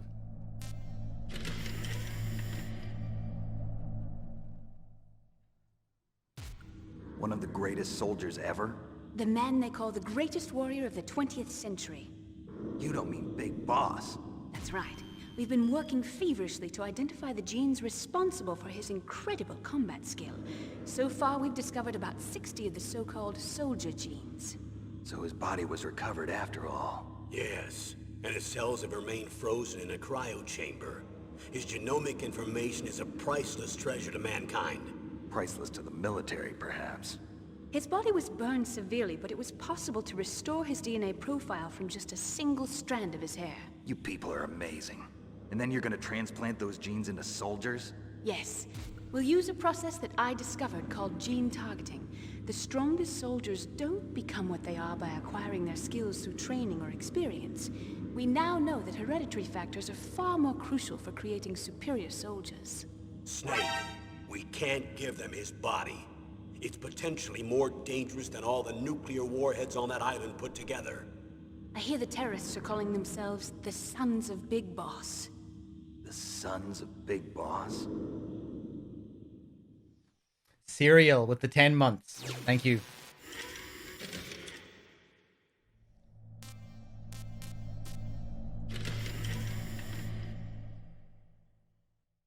What's the time limit? 24 hours. They say they'll launch after 24 hours. Do they say what the target will be? So far, they haven't mentioned the target. When did the countdown start? 5 hours ago.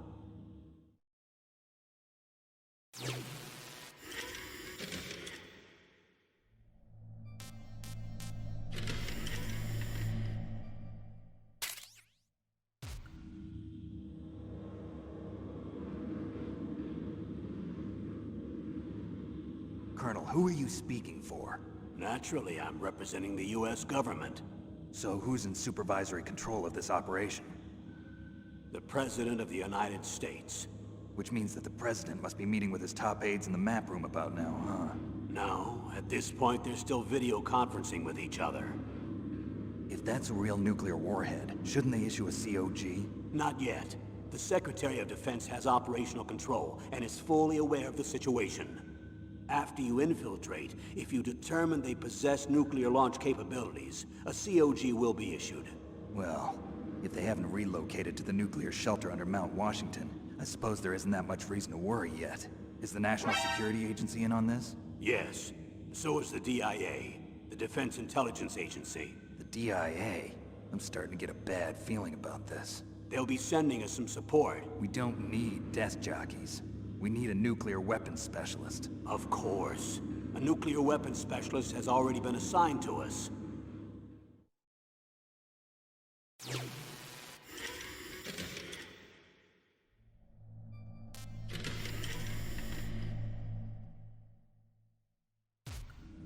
We need backup from a specialist. I'm just an amateur when it comes to nuclear weapons. I know. That's why I've requested the assistance of a military analyst named Nastasha Romanenko. She'll be providing you backup by Kodak. A female analyst? She's built up an impressive record as an advisor for the Nuclear Emergency Search Team. Contact her if you have any questions. She's also an expert on high-tech weapons. Where's she working from? At her home in Los Angeles. California. Seems like a million miles away.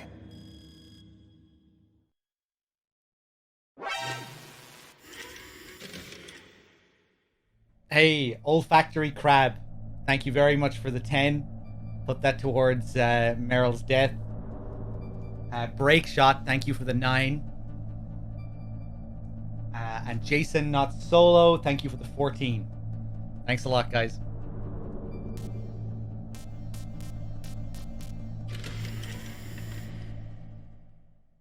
Oh, actually, You're retired. that's out of order. Why are I you shouldn't have done involved in Campbell this? there. Because there aren't many people who know Foxhound as well as I do. Is that really the only reason? I've been soldiering for a long time.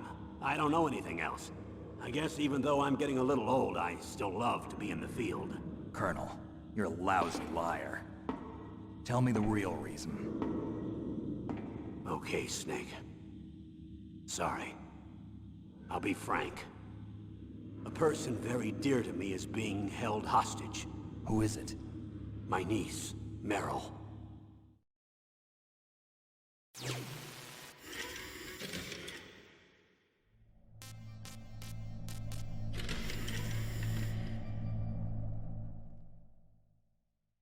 How well armed are these terrorists? I know there was an exercise going on at the time they revolted. They're heavily armed, I'm afraid. What about their battle experience? The 6 members of Foxhound in charge are all hardened veterans. They're tough enough to eat nails and ask for seconds. I wouldn't expect anything less from Foxhound. The others are next-generation special forces. They're not your average grunts either.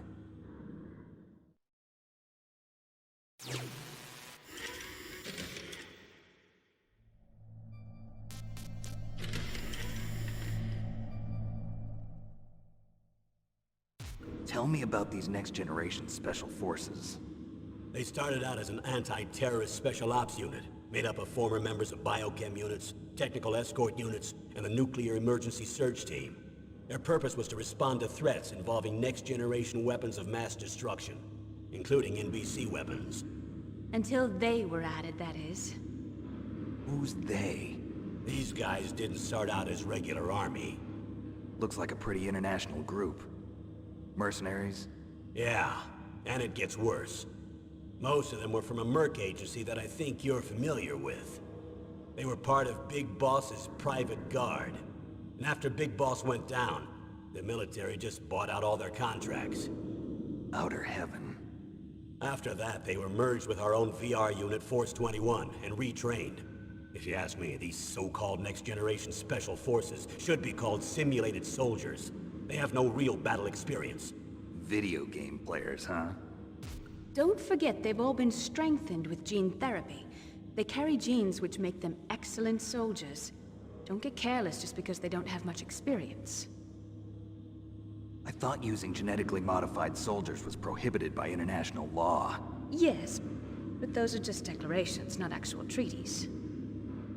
The interesting thing is that nearly every member of the unit conspired in this attack.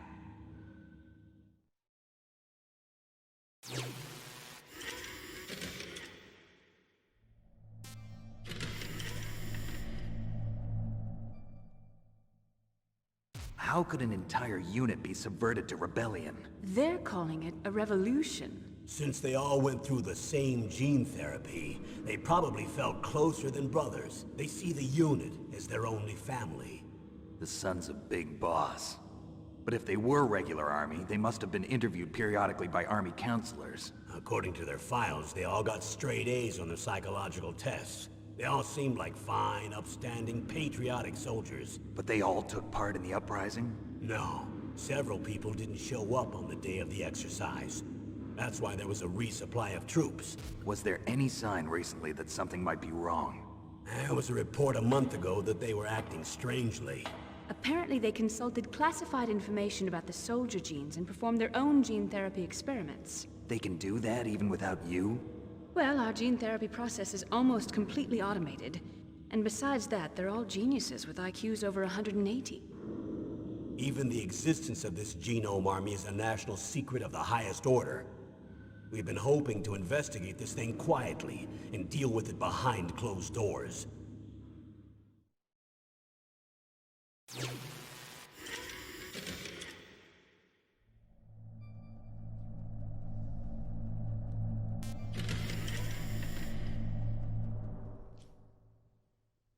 High-Tech Special Forces Unit Foxhound.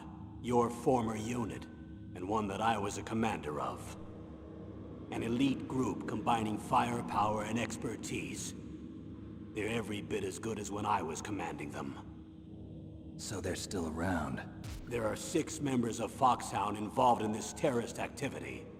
Psycho Mattis, with his powerful psychic abilities.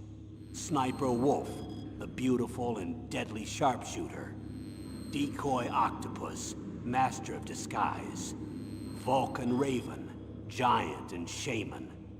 And Revolver Ocelot, specialist in interrogation and a formidable gunfighter. Looks like a lovely bunch of folks. Too bad we'll be meeting under these circumstances. And finally, in charge of them, Foxhound's squad leader, Liquid Snake. Liquid Snake? Yes. And you're the only person who can stand against him.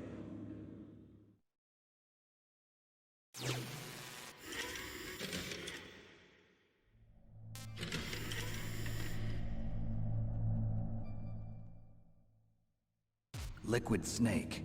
Liquid Snake. The man with the same codename as you. Tell me what you know. He fought in the Gulf War as a teenager, the youngest person in the SAS. His job was to track down and destroy mobile Scud missile launching platforms. You were there too, I believe. Didn't you infiltrate Western Iraq with a platoon of Green Berets? I was just a kid myself back then. The details are classified, but it seems that originally he penetrated the Middle East as a sleeper for the SIS. He was a spy for the British Secret Intelligence Service?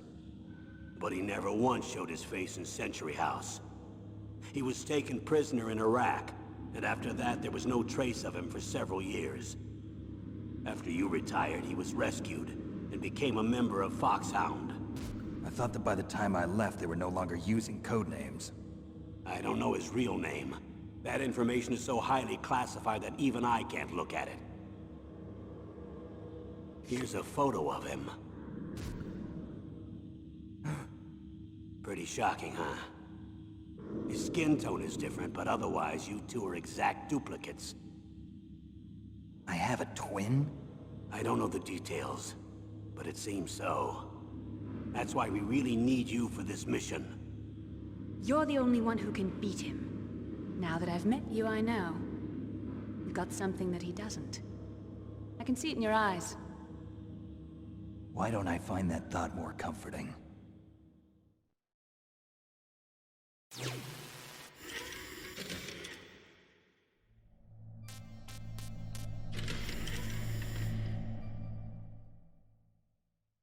What was your niece doing here? Several soldiers were reported missing the day of the revolt. And my niece was one of those called in as an emergency replacement. She looks like you. She's my little brother's girl. He died in the Gulf War, and since then I've been watching after her. A personal motive, Colonel. That's not very soldierly. I'm retired. I'm just an old man now. And I'm your friend. Since when are we friends? I've thought of us as friends since the fall of Zanzibar.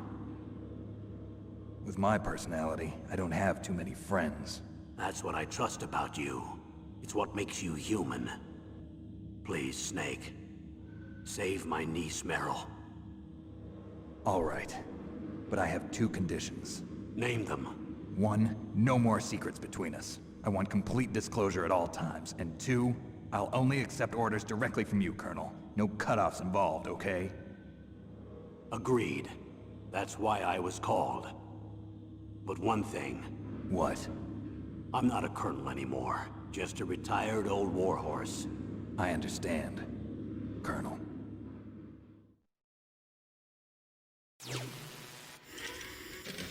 That smirk.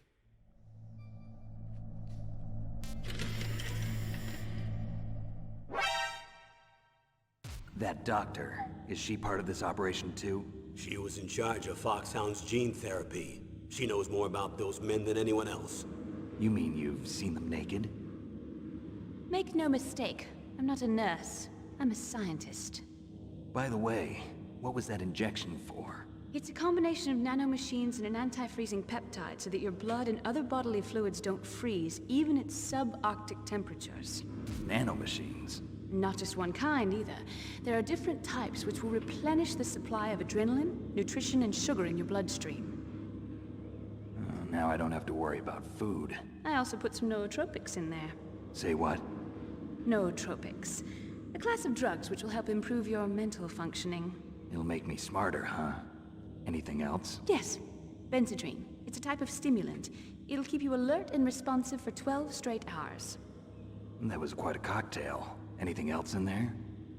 Those nanomachines will also keep your Codex batteries charged up. I guess I can call you when I'm ready to go on a diet. You're welcome.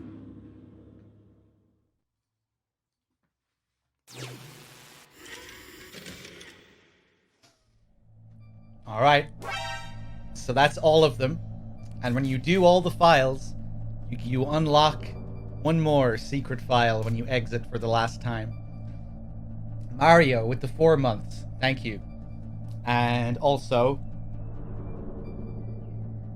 El Moogle with the sub as well. Cheers. All right. That actually gave me some time to eat. I wasn't sure if I'd have enough time. Cruxed, thank you. I need to borrow your scissors. What are you going to do? Don't worry, just gonna clean myself up a little. Huh? I don't want to be mistaken for the leader of the terrorists.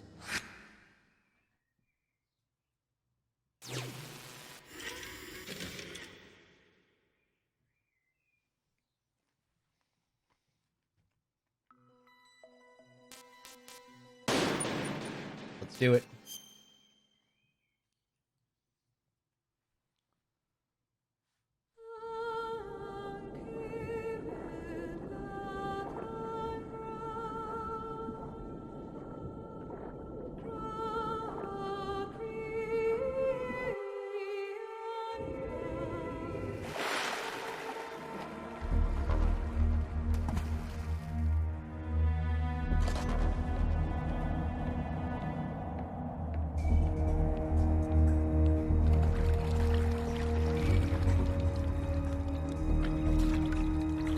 Stay alert. He'll be through here. I know it.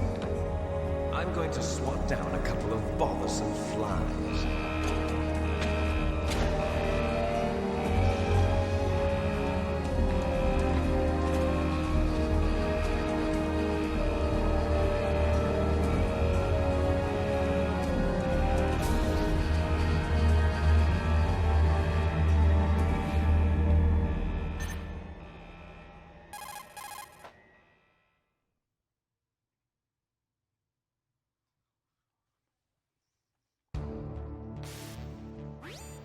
This is Snake.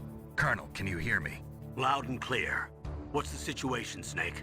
Looks like the elevator in the back is the only way up. Just as I expected. You'll have to take the elevator to the surface, but make sure nobody sees you. If you need to, contact me by codec. The frequency is 140.85.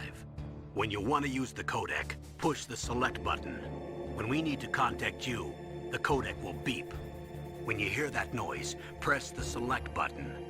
The codec's receiver directly stimulates the small bones of your ear. No one but you will be able to hear it. Got it. Okay, I'm ready to go. Let's do it.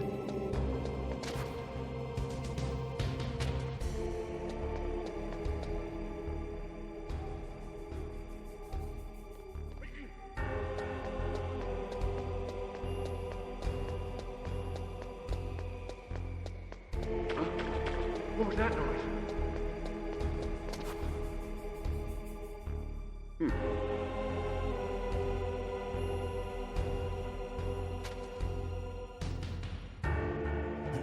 I think MGS1 still has my favorite soundtrack in the series. In terms of atmosphere as well, I think it's still my favorite.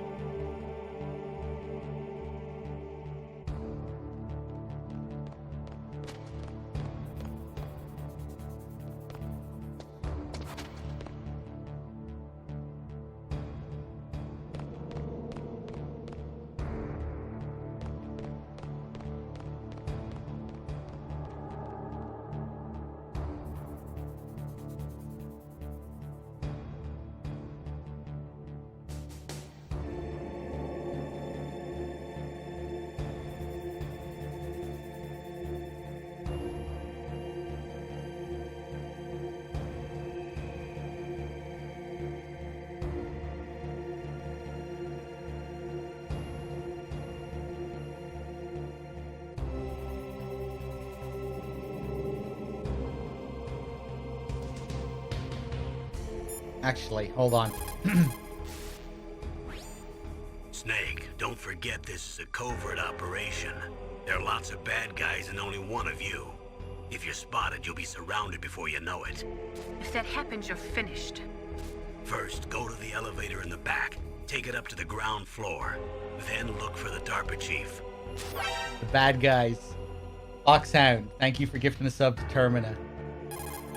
There's one specific call I want to try and get here. Snake, just to make sure. Okay, yeah, you can get a lot of tutorial calls here at the beginning.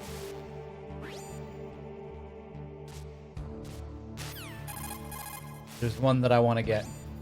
You still don't have a weapon. If the O2 gauge is... Snake, don't forget this is a covert operation. Snake, when you enter a narrow space...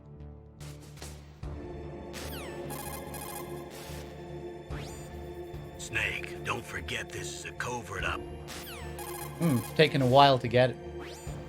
First, go to the elevator. Weird, hold on, maybe if I lean up against the thing here. Snake, don't forget... Come on now, Colonel. First, go to the... Oh, please, come on. Snake, when you're up against certain walls or obstacles, Here we go. you can look behind you while you're still hidden. We call that corner view mode. Use it skillfully to see the openings in your enemy's actions and avoid being spotted while advancing. In corner view mode, you can hit the wall to make a noise by pressing the action button. So I can trick the enemy and lure him my way, huh? You're good at tricking people, aren't you? Only beautiful women like yourself. That's the one I was looking for. Keep that call in mind for MGS2. Because MGS2 has an almost identical tutorial call. Except they put an interesting spin on it. And here I think it's kind of supposed to be foreshadowing Naomi and Snake's relationship and that there's more to Naomi. You know, because she sounds kind of bitter there. Or, you know, she sounds like she has something against Snake. The way she says that you're good at tricking people, aren't you, Snake? Seems like Snake doesn't really pick up on it, and he says, well, only a beautiful woman like yourself. And MGS2 has an almost identical call, except it's related to Raiden and Rose. And it's at the right at the beginning of the game. You call the Colonel repeatedly with Raiden at the start of the plant. 1 sec. Holy shit, Scatman. With the $100 donation to kill Meryl. Jesus Christ. Scatman, I don't know what to say. Thank you so much, man. My God, cheers.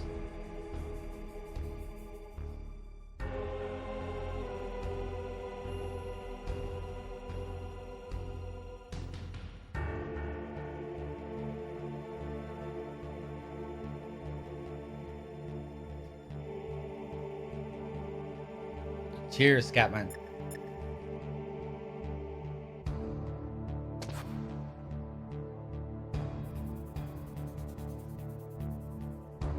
Boom, boom, boom, boom, boom, boom, boom. The credits. Such style, man.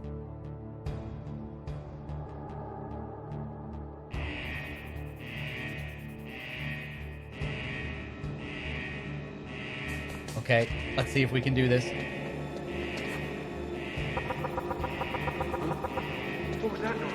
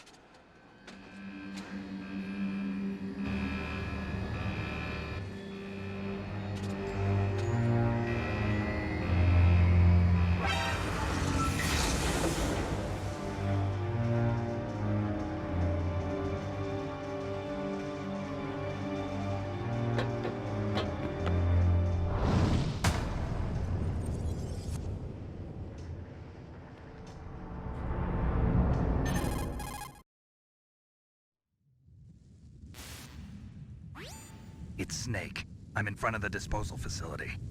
Excellent, Snake. Age hasn't slowed you down one bit. Thanks to the VR training I did on board the Discovery. How's that sneaking suit working out? I'm nice and dry, but it's a little hard to move. Bear with it. It's designed to prevent hypothermia. This is Alaska, you know.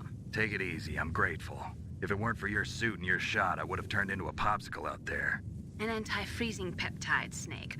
All of the genome soldiers in this exercise are using it. I see. I'm relieved to hear that. Already tested, huh?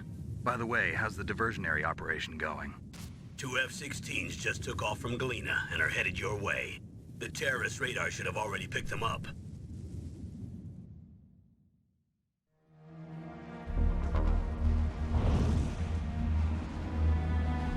Behind D.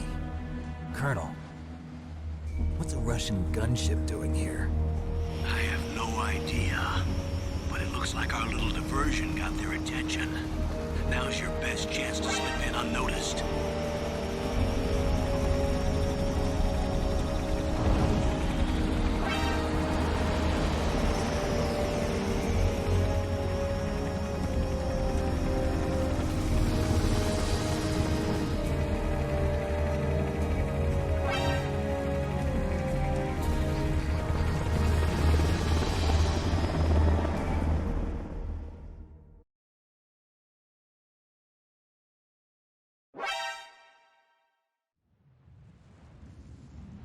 There are only 18 hours left until their deadline. You've got to hurry. Wow, he must be crazy to fly a hind in this kind of weather. Who's that?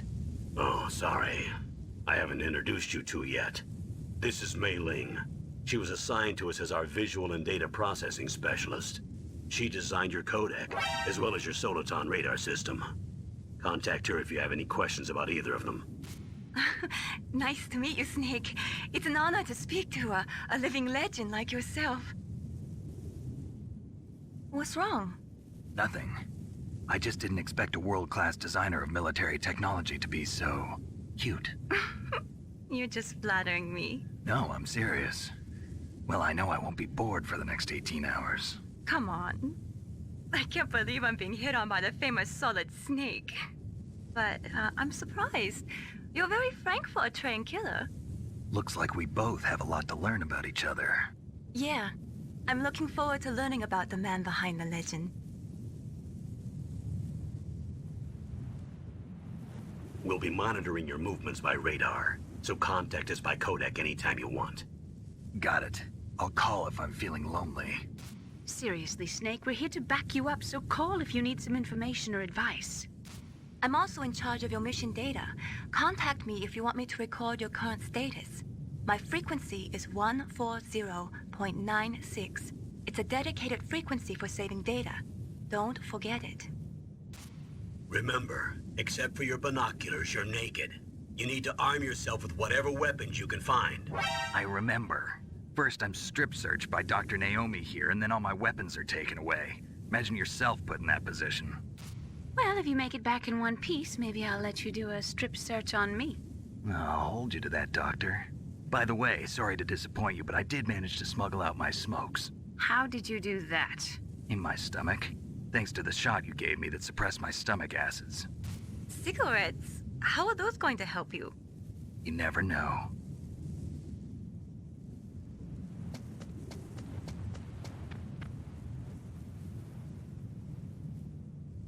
If you want to get in, there's the front door. It's the fastest way, but there's too much risk of being spotted by the enemy. I can't just knock on the door and ask them to let me in. There's one sentry on the left and one on the right. They're armed with 5.56ers and pineapples.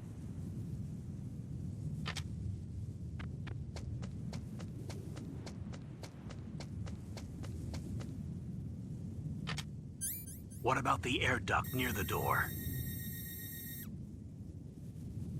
There should also be a duct on the second floor.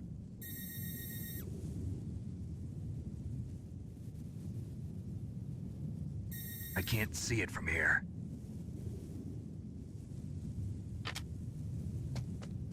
I'll let you decide the best COA. I'm counting on you, Snake.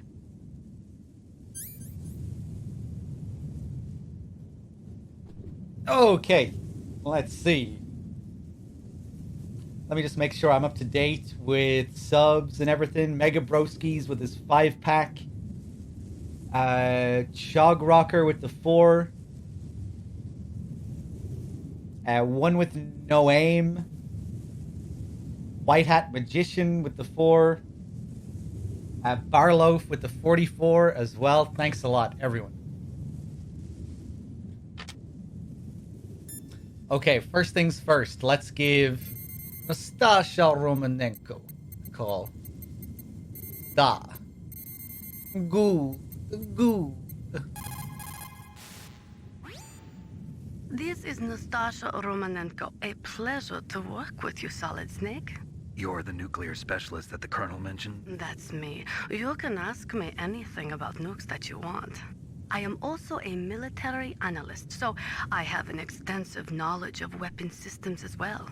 They asked me to participate in this operation as a supervisor from the Nuclear Emergency Search Team. I was happy to accept. We must not allow terrorists to get their hands on nuclear weapons of any kind. I hope I can help you to stop them. You're a tough lady. Those terrorists are serious about launching a nuclear weapon? The world cannot stand by idly and allow that to happen, and neither can I. Unfortunately, all I can do from here is provide you with information. Hopefully that'll be enough. Another soldier here wouldn't make a difference anyway. It's good to work with you, Nastasha. Same here, Snake. All right. Really cool how you can call her right at the beginning. Well, almost. You can't call her in the dock.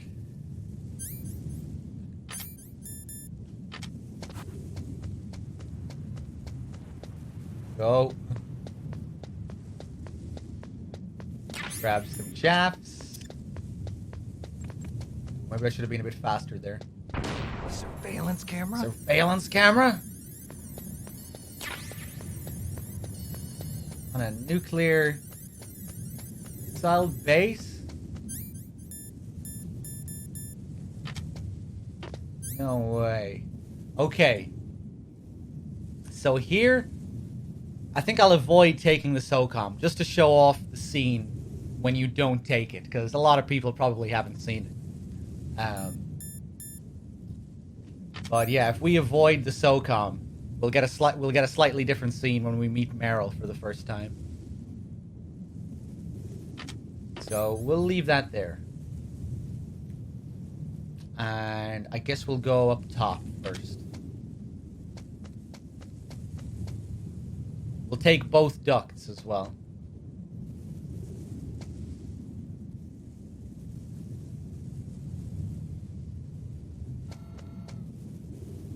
Where are you going? There.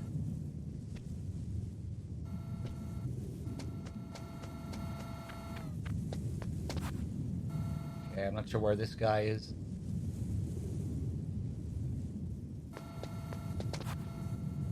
He's coming back down, okay.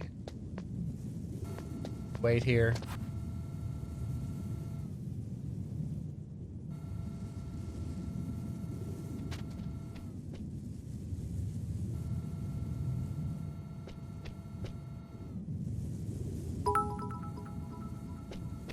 Hey, thank you for the 200 bits.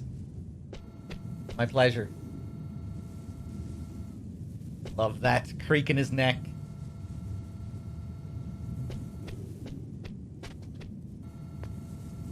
Ooh.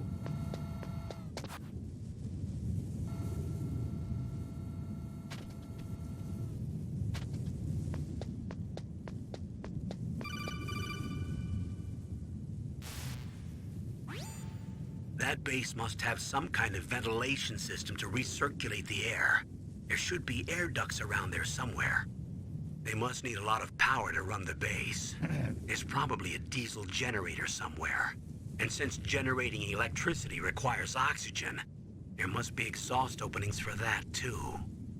You're not gonna believe this, but they shot down the F-16s we were using as a diversion with a Hind D.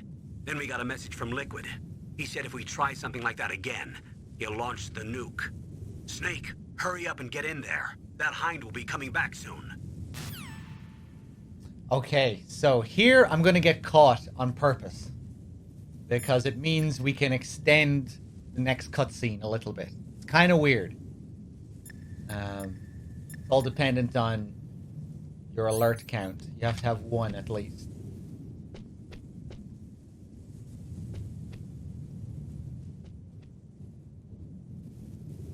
Oh yeah, I remember why now. Yeah, it'll become clear why we need the alert later on in another optional scene. It's interesting the amount of optionals here at the beginning of the game.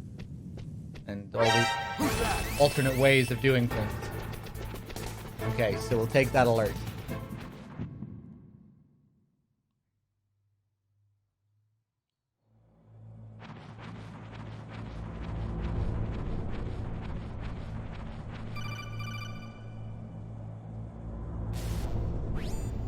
Snake, this is McDonald Miller. It's been a long time. Master, what are you doing here?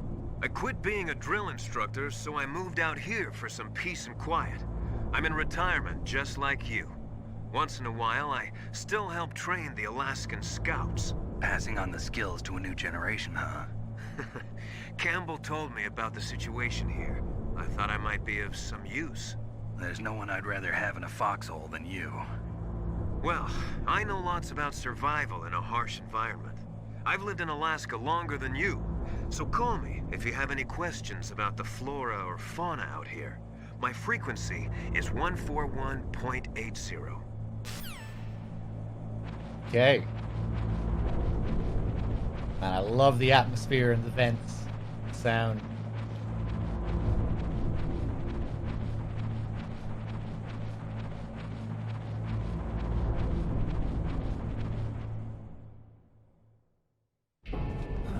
I moved the Dark Chief to the cell in the first floor basement. What about the vent shaft cleaning? They just opened the vent covers. They're about to start spraying for rats. First floor basement ventilation shaft. Shut those covers as soon as they're done spraying. Also, keep your eye on that woman in the cell. Don't get careless now. Woman in the cell? Did something happen? There's an intruder. Really? He's already done 3 people. He's killed 3 people? Yeah. Say he's using stealth, too. Stealth?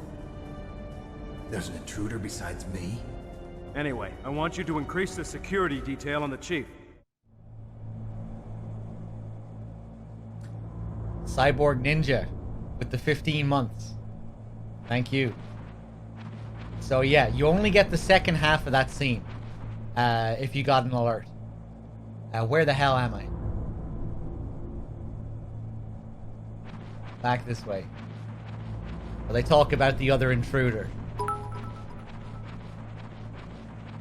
But we'll also get some more information when we take the bottom duct. Hey, thank you for the 145 bits. Cheers. Never seen. I think I think most people see that because I think chances are on a first playthrough, you're gonna get spotted before this. Or a lot of people do get spotted just learning the controls and everything down in the dock or up here. However, this next scene that you're gonna see, a lot of people don't know about this one.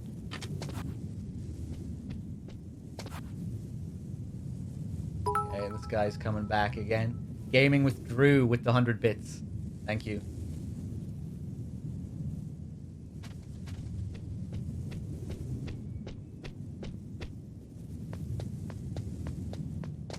Okay, back down.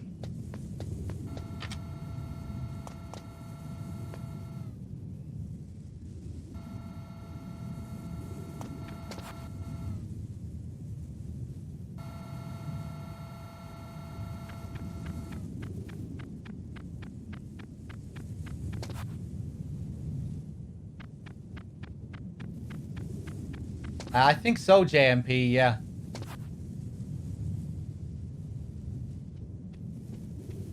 Huh? Whose footprints are these? Huh? Hey, no, back this What way, was that man. noise? Huh? Whose footprints are these? Huh? What was that noise? Huh? Whose footprints are these? Huh? What was that noise? Huh? What was that noise? Huh? Whose footprints are these? Who's that?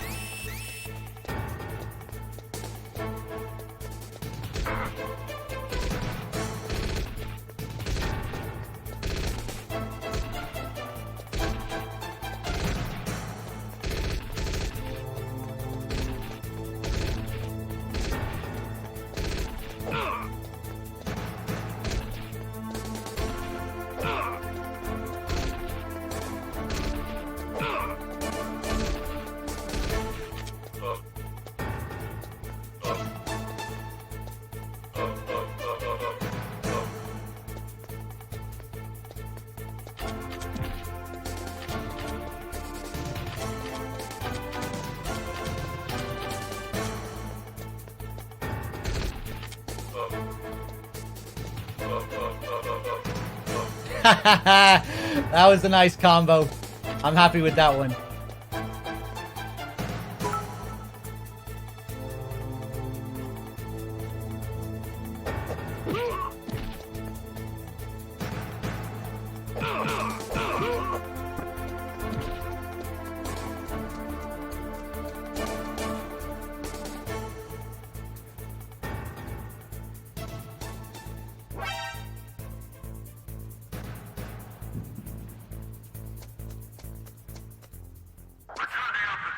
close.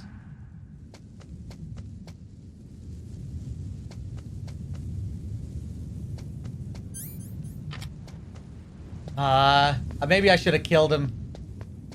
Tried to get a ration.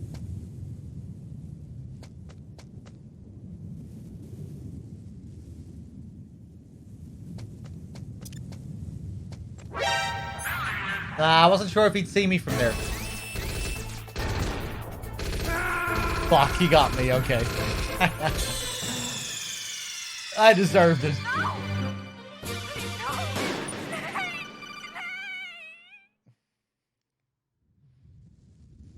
Alright, no fucking around this time.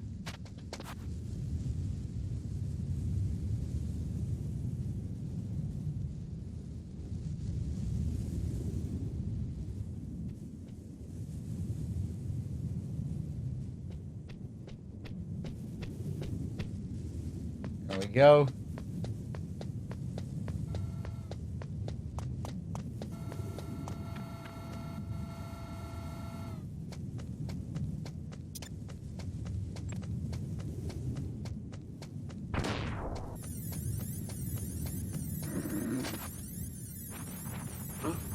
Huh? What? So he was asleep, which gave me enough time to just walk through him and get inside the vent. When I walked through him, he woke up. But I was already inside the vent.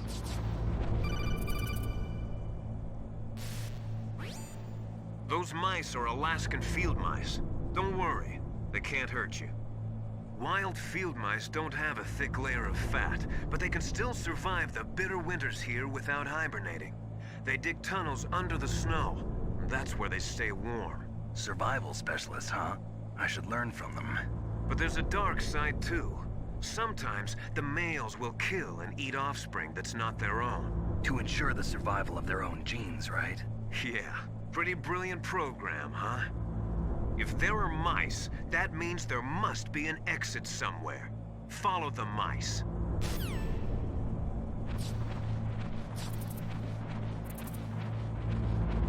Pretty brilliant program. That giving you some ideas, Liquid? Is that where he got all these ideas from the mice?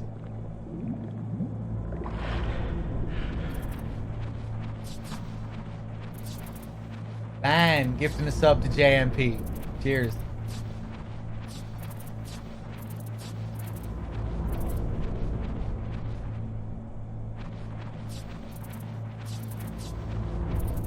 Oh wait, hey, I'm not going in the right direction here. Yeah, no, back this way. Fuck.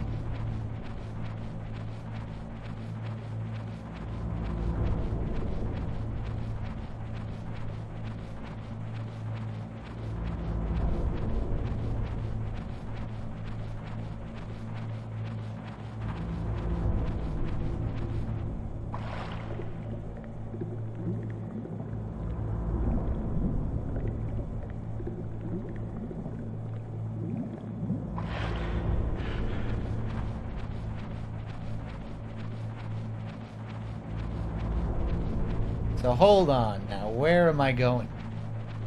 Yeah, I should have taken a left turn back here. Fuck.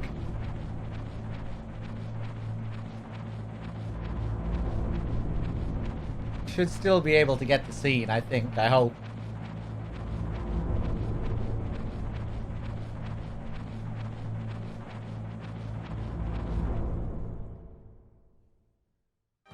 Were all the Silkum pistols unloaded? Yeah, but there was a problem. What is it? The security on the door was broken. So the door is still open? Second floor where? The east side room. We better fix it before the boss finds out. But that's nothing. I heard they spotted an intruder outside. Really? Maybe we'll finally get to see some action. Yeah, but we better do something about that door. Let's put in an order to have it repaired. So there we go. They talk about an intruder getting spotted, and that's another scene where you have to have gotten an alert. And the other one just happens to mention that someone got spotted, but it may not have been you. Another guy using stealth camo. But still, you need to get an alert to find out about Fox this early. Well, the mice come back here as well. And yeah, they also talk about the SOCOM pistols and a door that they need to fix up on the top floor. If you get the SOCOM outside, there'll be thermal goggles in that room. You know, it's the only door that's open in the tank hangar on the top floor. And yeah, if you get the SOCOM outside, there'll be thermal goggles in there. And I guess if you don't get the SOCOM outside, the SOCOM will be up there instead in that room. And if you don't do this now before you meet the DARPA chief, it'll be locked later because they will fix the doors. And then you'll need like a level 2 card or something.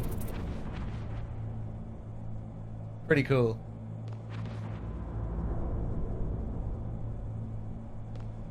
Now, I've no idea where the guards are here. So let's just wait. Oh, wait. Okay, no, I think we're good. I think we can go. Oh, I can't go. Fuck. Use the elevator to change floors. I knew that was a bad There should be idea. Cargo elevator that you can take down somewhere around there. Try to find it. Okay, let's see if we can get out of this.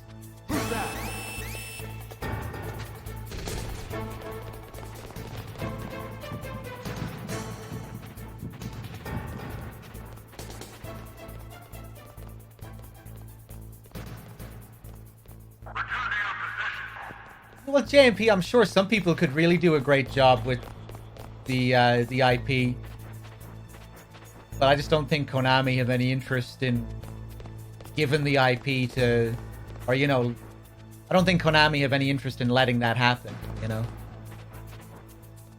they made it clear that they're pretty much out of mainstream games for now, focusing on mobile and games as a service and pachinko.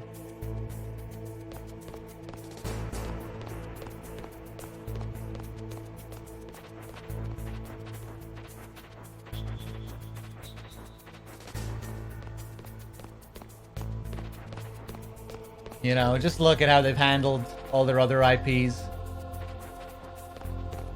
Metal Gear was the last one to go, really.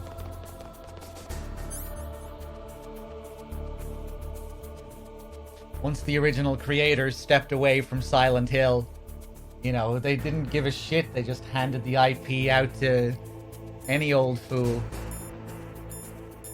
Any random set of developers.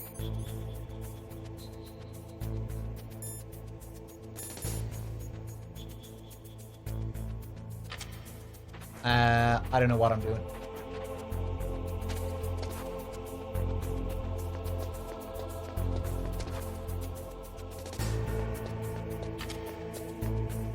Go.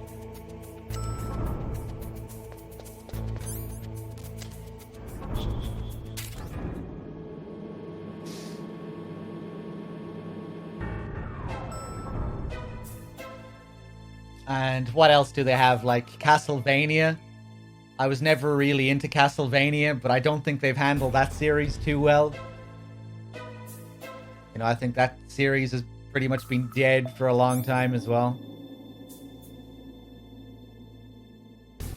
What else did they have? Suikoden?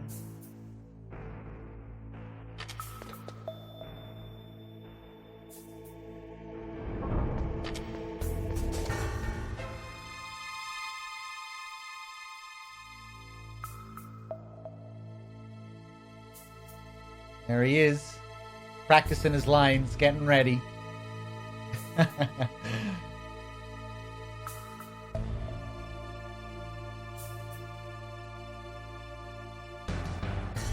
They should have had him with a sheet of paper here.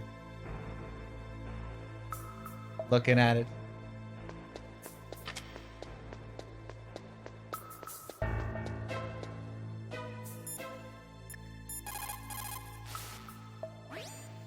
Oh, did I miss a donation? Hold on. Cloudy with the $6. Thank you very much for Liv. I'll add that to the screen in a second. Cheers.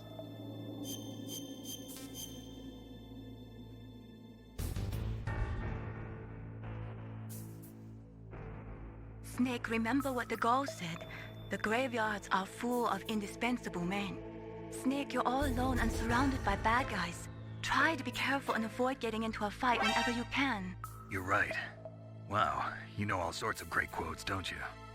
Well, both my parents are from Guangdong, China, but I was born and raised in America.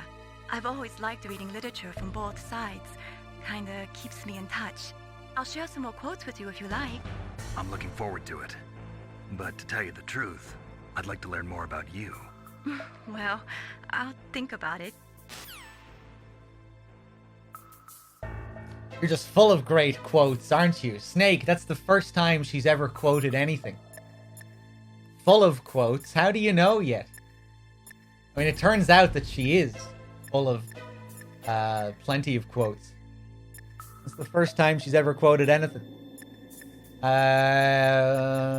Nastasha, tell me more. That's a chaff grenade. It's a special grenade that disperses thin, narrow metallic strips of various lengths and frequency responses. It can confuse electronic equipment. It will be useful against machines which depend upon electronic sensors. Naturally, for it to be effective, you must use it before you are attacked. If you are expecting an attack, spread the chaff beforehand. D-Cups, thank you for gifting a sub to Jankal as well. Cheers. Thanks for the 13 months.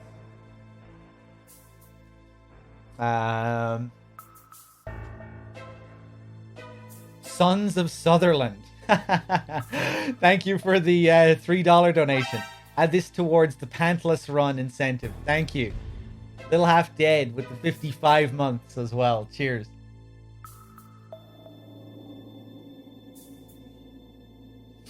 Dog, do you like pachinko? I love pachinko, yeah. My favorite. Give me something else, Master. Snake, you've got to think. Your mind is your most dangerous weapon.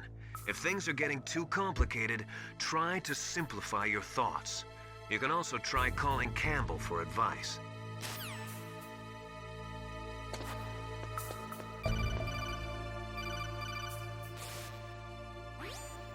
Snake, if you want to go up or down a ladder, just press the action button by the ladder.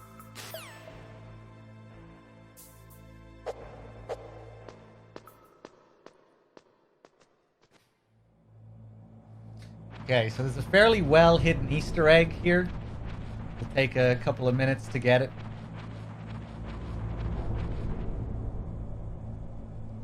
Oh, kinda damn cold. I hate Alaska. Boy, oh boy, that woman is built all right.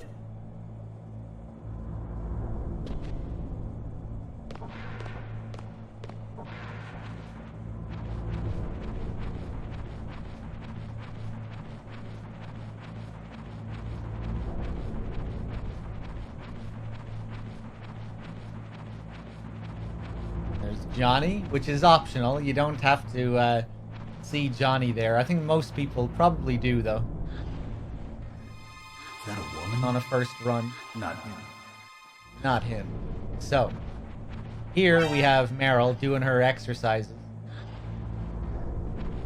And if we leave this area and come back, we'll get to see her do some different exercises. And if we keep doing it, something interesting will happen. Bounty Hunter with the sub. Thank you. Chances are you're not going to see this. Not on a first playthrough, maybe not even after a 10th playthrough. Because normally you'd have no reason to leave once you climb up here.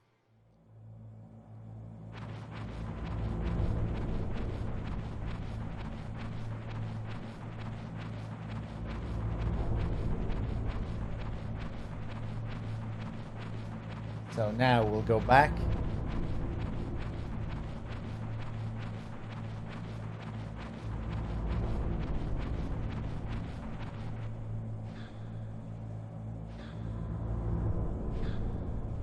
Damn. One-handed, one-armed.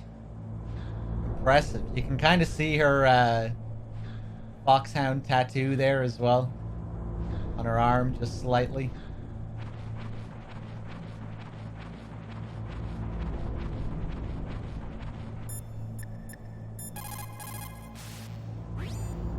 Soldiers that have been forged in the fires of battle are used to catching naps whenever and wherever they can. There's a big difference between real soldiers and those kids who have only been trained in VR simulators. After playing for a long time, you should get some rest too. Those kids and their VR simulators. Nice tie-in to MGS2 there.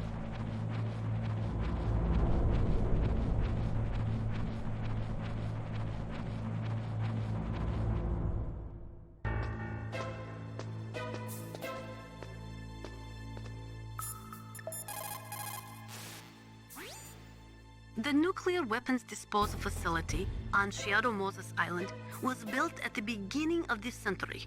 It was made only to temporarily store the nuclear warheads. Why? If they wanted to dispose of them, why wouldn't they just dismantle them right away? They cannot do that. You see, when you dismantle a warhead, you still have nuclear materials that must be stored. At this point, all of the nuclear material storage facilities are way past capacity. But they could not stop dismantling weapons while at the same time pushing Start 2. So you're telling me that this base was built so they could temporarily avoid being in conflict with Start 2? Most people think that we live in a safer world now. But with all the dismantled nuclear weapons and waste around, the threat of nuclear terrorism has increased tremendously. It's ironic, isn't it?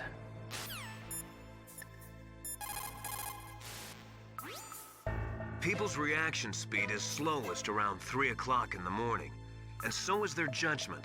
If you're feeling drowsy, you should get some sleep. But what if I woke up at 10 o'clock at night or something, Master? What about that?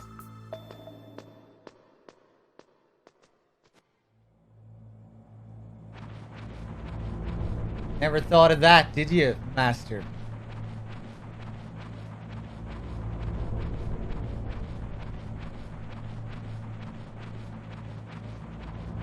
What an idiot.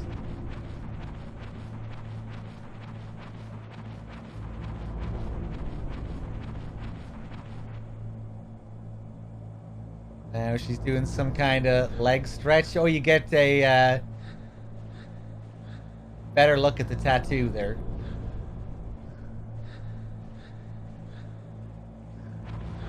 All right.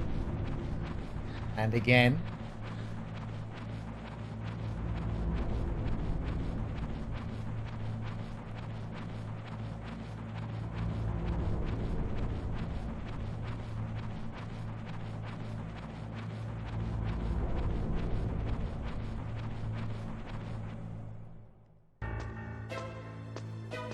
Actually, we can do some other Easter eggs here as well.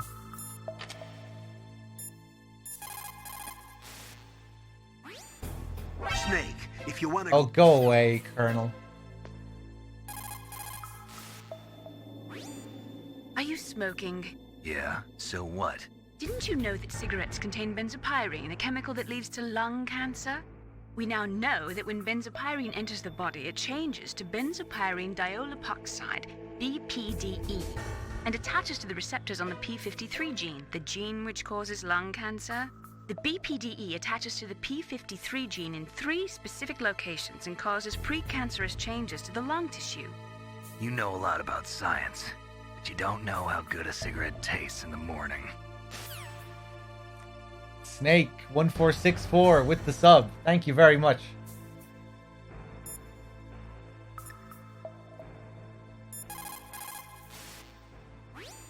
What's up, Snake?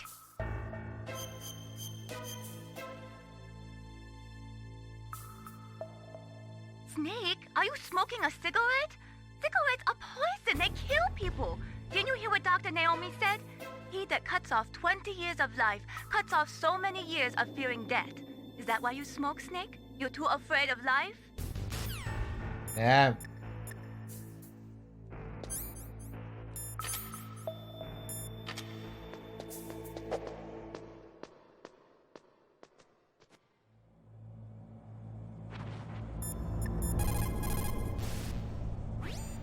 What is it, Snake? Be careful, Snake. What can I do for you, Snake? Be careful, Snake. What's up, Snake?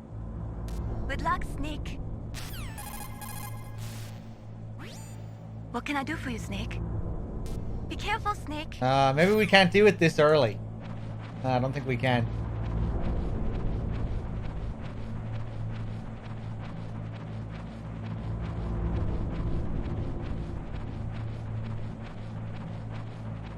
You can piss her off if you keep doing that.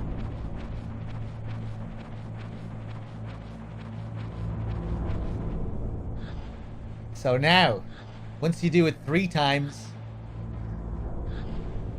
she'll loop back to her first.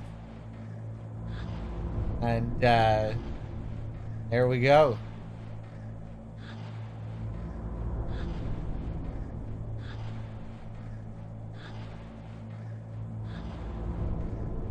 And if we do it again, let's see what happens.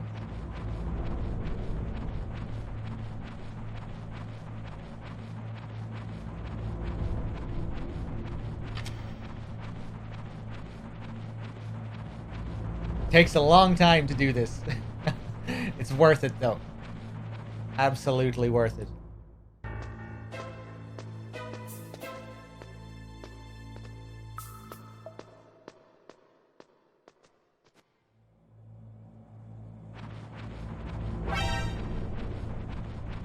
Drunk pack with the 65 months. Thank you.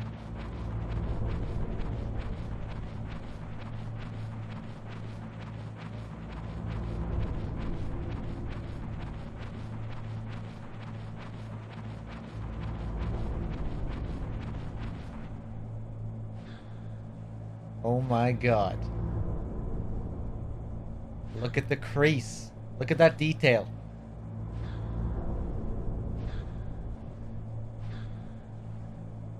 Hold on. Try and get a better angle here. Hard.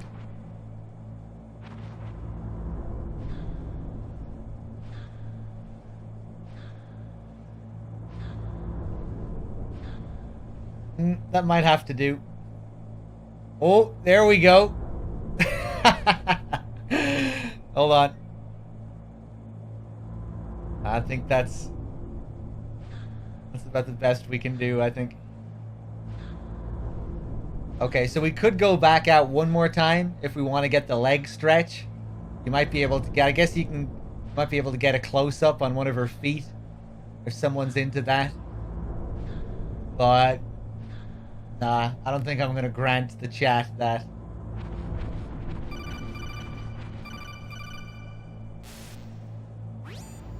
Snake, the DARPA chief's signal is coming from somewhere in that area. Isn't there some place to drop down? Take a look around in first-person view mode. You want the feet? Okay, right. Fuck it. We'll show the feet then. Let's go back.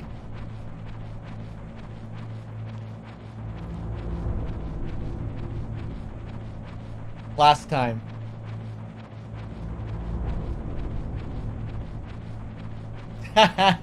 Donation war for feet.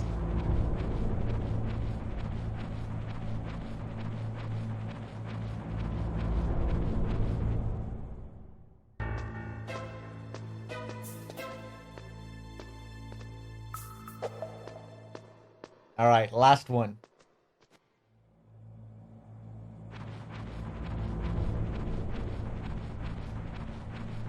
I don't know, we might not even get a good shot here. We'll see. I can't remember.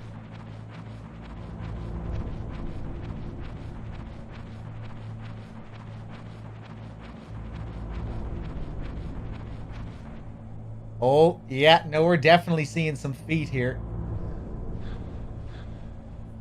Fairly well detailed as well. Look, you can see the toes. There you go, chat. Oh, look at those motions. Oh my god, that's very lewd. People are definitely getting off on that in the chat.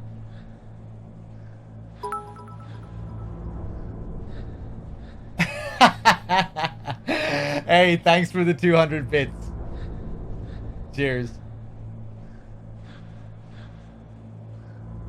All right.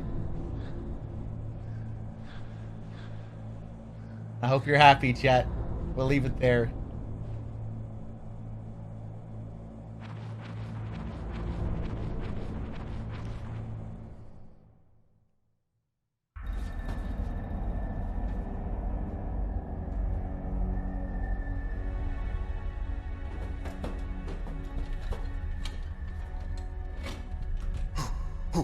Who's that?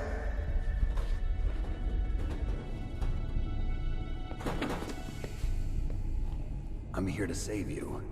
You're the DARPA chief, Donald Anderson, right? You here to save me, huh? What's your outfit? I'm the pawn they sent here to save your worthless butt. Really? It's true. You don't look like one of them. In that case, hurry up and get me out of here. Slow down. Don't worry. First, I want some information about the terrorists. The terrorists? Do they really have the ability to launch a nuke? What are you talking about? The terrorists are threatening the White House. They say if they don't accede to their demands, they'll launch a nuclear weapon. Sweet Jesus. Is it possible? It's possible. They could launch a nuke. How do they plan to launch? I thought this place was just for keeping the dismantled warheads. They shouldn't have access to a missile. What I'm about to tell you is classified information. Okay? We were conducting exercises with a new type of experimental weapon. A weapon that will change the world. What? A weapon with the ability to launch a nuclear attack from any place on the face of the Earth. A nuclear-equipped walking battle tank.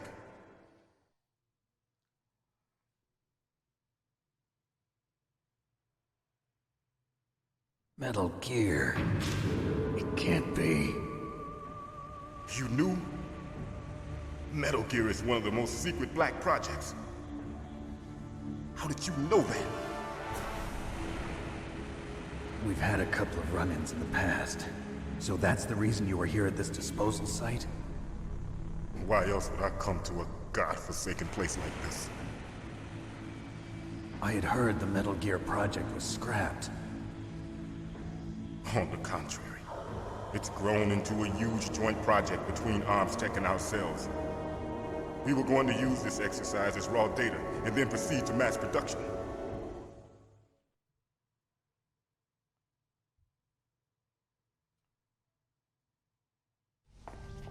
If it hadn't been for the revolution...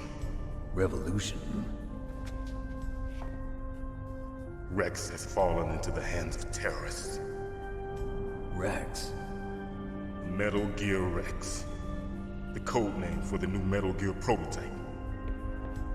They're probably already finished arming the warhead they plan to use with Rex. These guys are pros. They're all experienced in handling and equipping weapons. Hey! Shut up in there, will ya?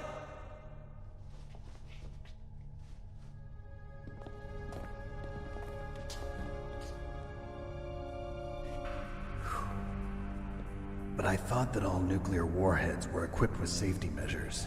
Some kind of detonation code that you have to input. Oh, you mean PAL? Yes, of course, there is a PAL. It's set up so that you need to input 2 different passwords in order to launch the device. There are 2 passwords? Yes. Baker knows one, and I know one. Baker? The president of ArmsTech? That's right. Each of us needs to input our password, or there can be no launch. But they found out my password. You talked? Psycho Mantis can read people's minds. You can't resist. Psycho Mantis? One of the members of Foxhound. He has psychic powers. This is bad. It's just a matter of time before they get Baker's too.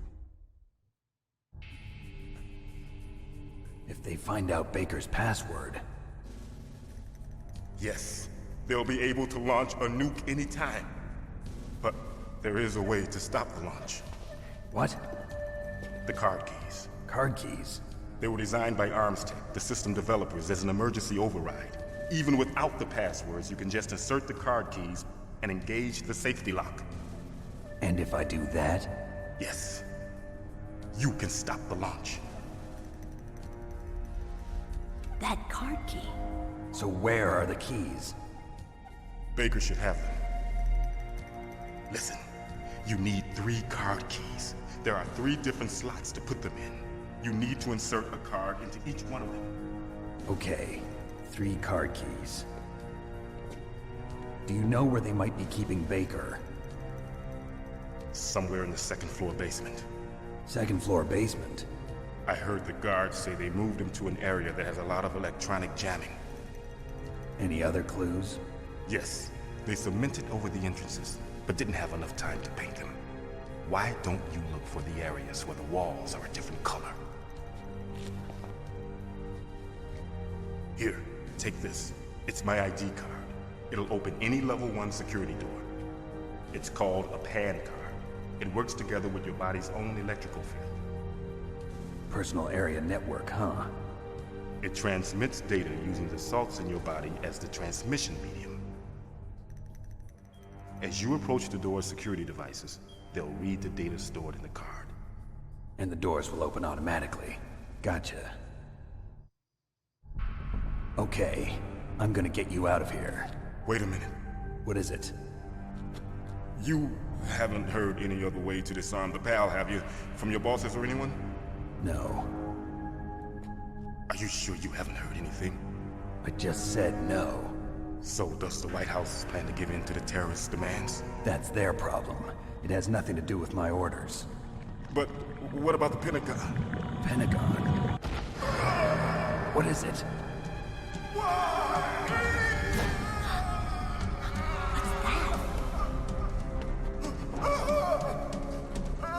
Hey, what happened?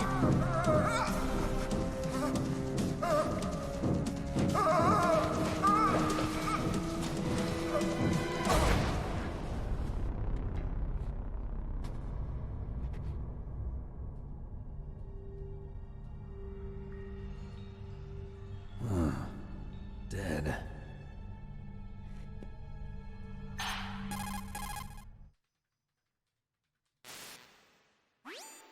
Naomi, the chief. What happened? I don't know. It looked like a heart attack, but... A heart attack? No. Colonel, are you hiding something from me? Absolutely not. Snake, you've got to understand. This op is security level red. You need the highest security clearance to get access to the complete file. You want me to believe that you're in charge of this op, but you don't have complete access to the file? I told you, the Secretary of Defense is in operational control. I'm just here as your support. Snake, we don't have time to debate. Get out of there and find President Baker.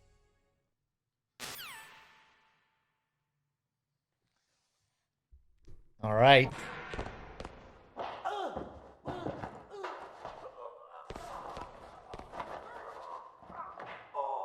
Oh, you can actually see Johnny's pixels here. Look at the wall. I'm not sure if I ever noticed that before. Look, there's Johnny's ass. You can see Johnny's ass through the wall.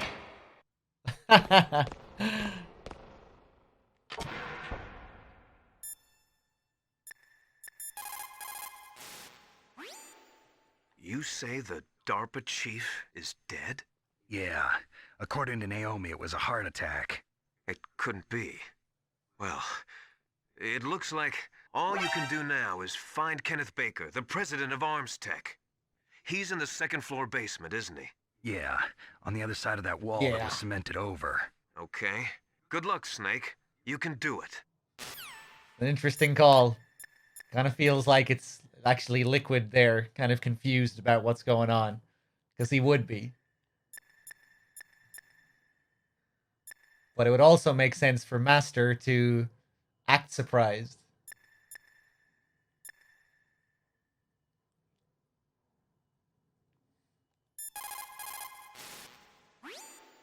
They were conducting exercises with this new Metal Gear prototype? Is that what the DARPA chief said? Yeah. What the hell? So you know about Metal Gear. Just rumors. I heard it is some kind of walking tank that can deliver an accurate nuclear strike from any terrain. Mountains, deserts, swamps, wherever. But you are the real expert on Metal Gear, aren't you, Snake? Yeah, I guess I am. But what about the PAL system that the DARPA chief mentioned? It is a device attached to a nuclear weapon system to prevent the missile from being armed or launched. Usually, a secret detonation code or combination is necessary to launch the missile. According to the chief, there are 2 codes, and the terrorists already know one of them. The other code? If the terrorists find out that one too. Yeah, I've got to hurry and rescue President Baker. There are a couple of interesting details in that scene as well, like when he refers to it as a revolution instead of an uprising. Feels like it's harkening back to the mission briefing. When Snake says, but they all took part in the uprising, and Naomi cuts in saying they're calling it a revolution. And and here we have the DARPA chief saying if it hadn't been for the revolution, which could imply that, he's one of them.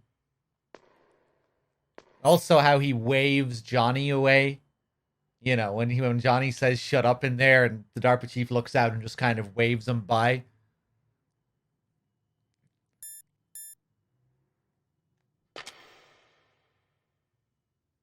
You wouldn't think that the DARPA chief would have that power if he's locked up in here. But it's not something that would really stand out as too strange, I guess, on a first playthrough, because this Johnny guy seems like a total idiot and there's all sorts of weird shit going on.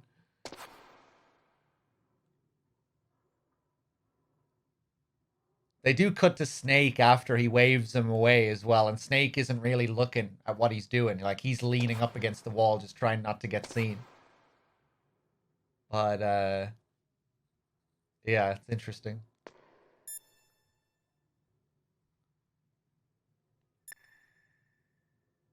But I wonder if it's like that in Japanese, the whole uprising revolution detail. I wonder if it's the same in Japanese.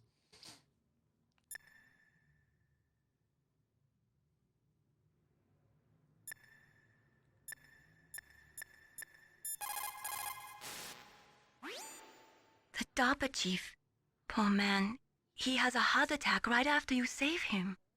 I'm getting a bad feeling about this, Snake. Maybe you should let me save your mission.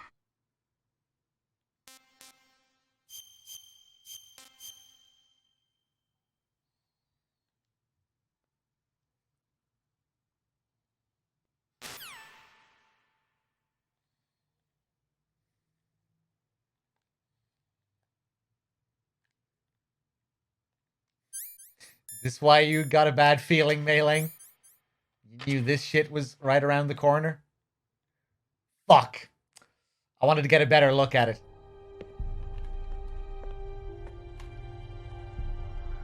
Don't move!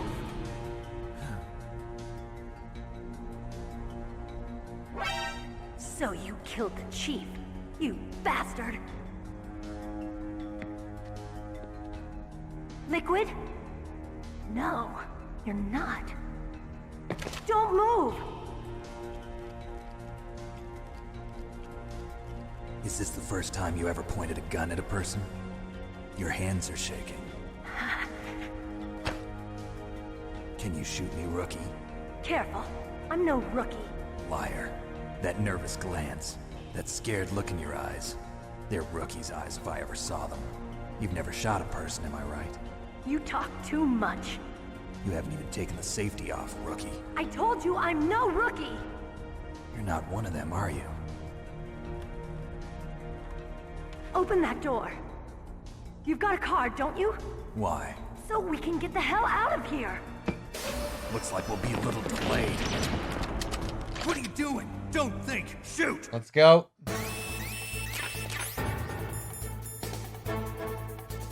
Okay. So yeah, that's what happens if you don't pick up the SOCOM. And the music is different as well.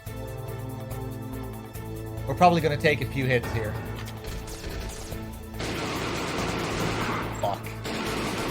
Oh, again? 2 hits? That was just unfortunate. What are you waiting for? Shoot! Don't talk to me like a rookie. I'm telling you, shoot!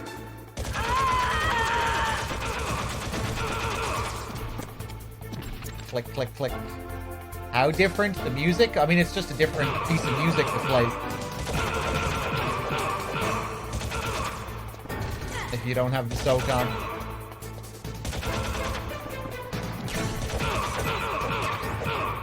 As well as having Snake grab the gun like you saw.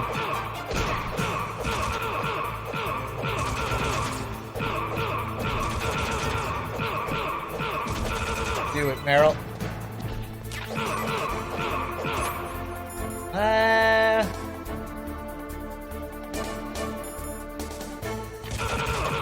Contemplating taking the ration.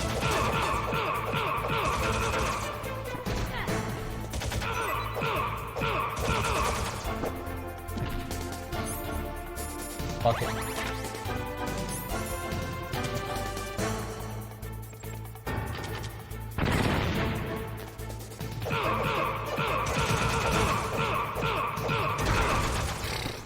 Fuck.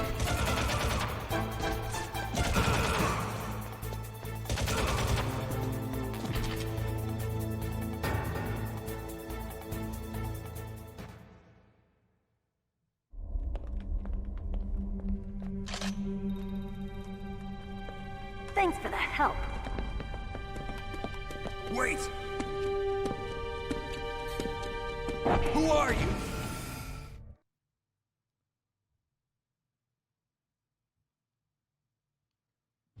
You fool! You've killed him!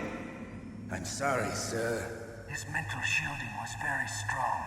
I could not dive into his mind. Now we'll never get that detonation code. Boss, I have a good idea.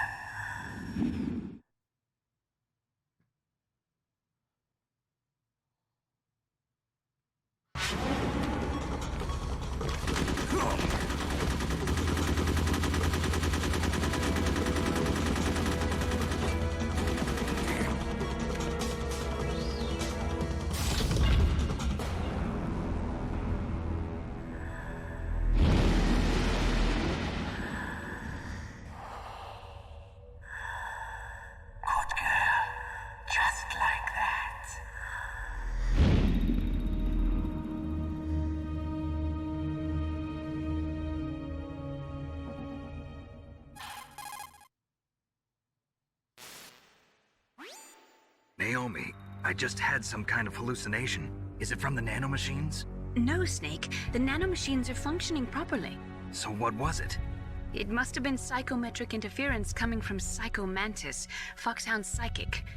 Think of it as a mental feedback loop. So that was Mantis.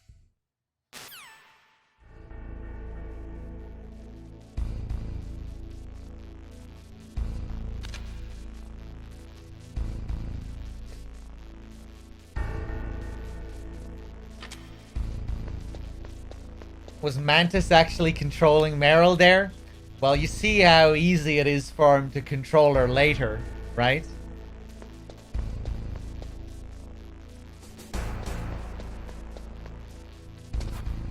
But an interesting detail as well is that she also does the VR celebration when she gets to the elevator.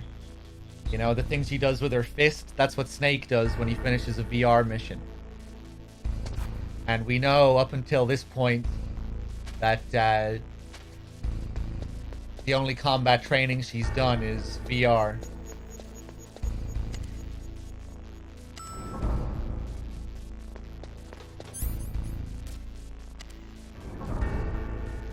That's why she has some parallels with Raiden in MGS2 as well. You know, when you meet Pliskin for the first time as Raiden, it's kind of like you're in Meryl's shoes from MGS1 during that scene when Pliskin shouts at Raiden, "What are you waiting for? Shoot him." When,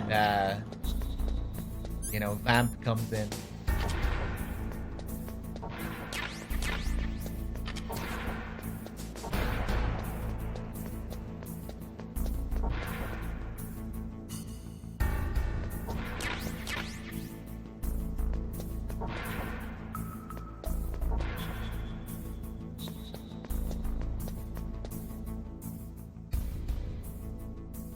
So here we see the wall, slightly different color if we knock as well.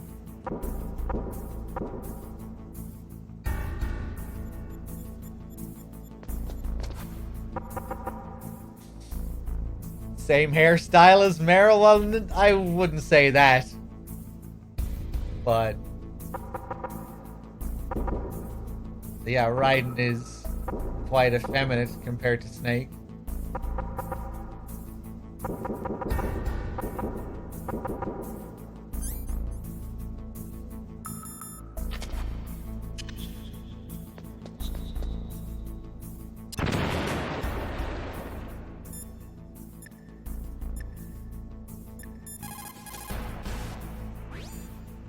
That is C4 explosive, a plastic explosive with a texture similar to clay, so you can shape it in almost any way you want. Although it has 1.4 times the destructive power of dynamite, it is highly stable and won't explode without a detonating device, even if it is shot, burned, or beaten.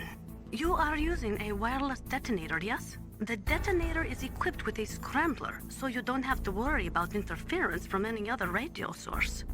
Make sure you are sufficiently far enough away when it goes off. Also, as you know, the sound of the explosive will alert your enemies, so be careful.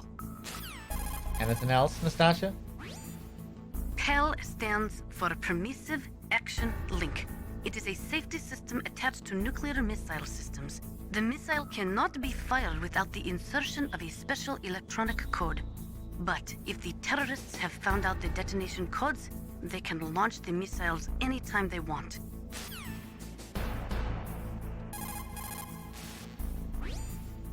Is it possible to destroy the PAL system so that the missile can be fired even without inserting the detonation code? I do not believe so.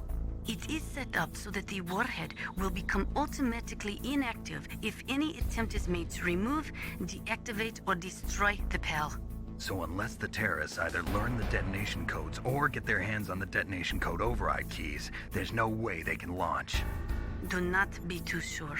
Any system can contain bugs or malfunctions. We cannot relax yet. I do not know much about Metal Gear. Just the little I have heard. I know it appeared in Outer Heaven in 1995, and then again in Zanzibar in 1999. Both were third world countries led by military regimes. They secretly developed Metal Gear to increase their military and political power throughout the world. But both were stopped by a lone hero. You, Solid Snake. That was a long time ago. Cool call. Badass. Anything else, Nastasha?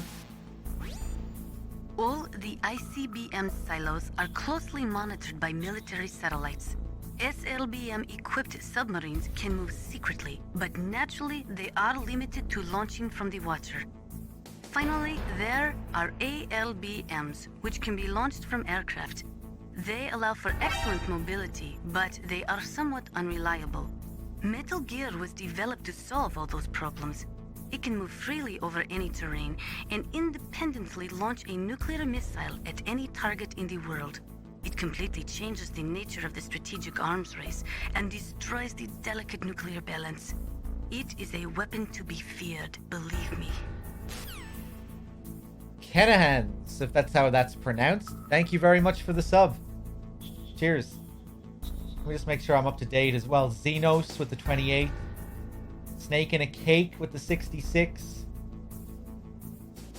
Drunk Pack with the 65. I think I thanked you, Foxhound with the 17. Thanks a lot, everyone. Alright, let's do one more save call. What is it, Snake?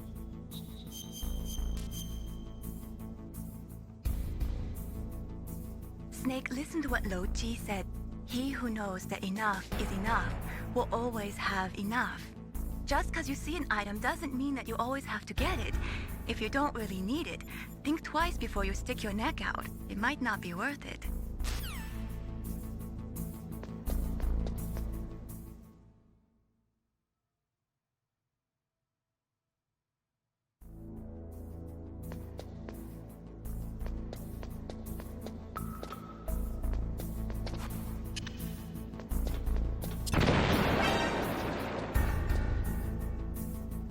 Body with the 2 months as well. Thank you.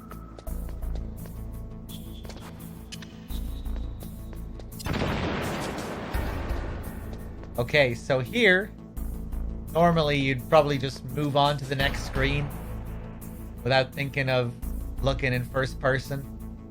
But if you look in first person here, look who it is. Baker. Chilling. So this is obviously the room where we fight Ocelot. And Shock with the 10 gifted subs. Thank you so much, Shock. Cheers. Much appreciated. Enjoy your free subs, everyone. So yeah, here's Baker. And what happens if we try and shoot him? Will anything happen? What are you aiming at? Yeah, and you can even hear Ocelot in the background say, "What are you aiming at?" What are you aiming at?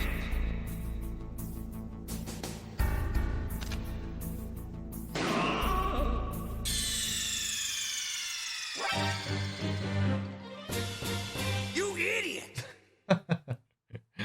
And there's Ocelot again.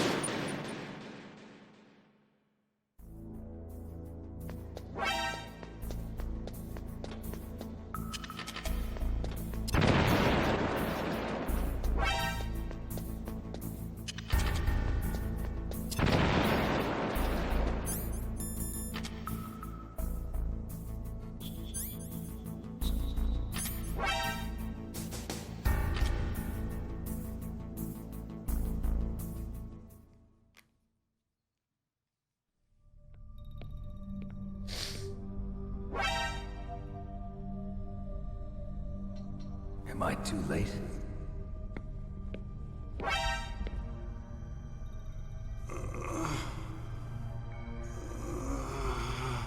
He's alive. You're the Arms Tech president, Kenneth Baker, right? Don't worry. I'm here to save you. No, don't touch it. C4.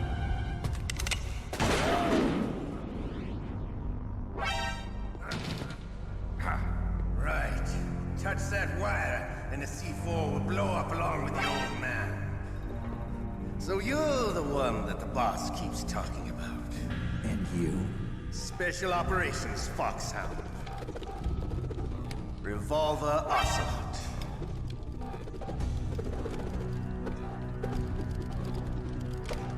I've been waiting for you, Solid Snake. Now we'll see if the man can live up to the legend.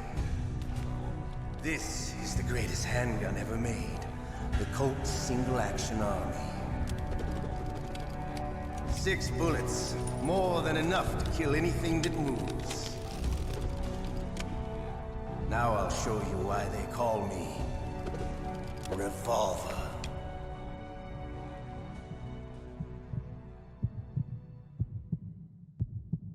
Draw! Let's go. Draw! Hiding won't help you. I understand the bullets you see. I make them go where I want. Go on then. Nope. Nope. Hiding won't help you.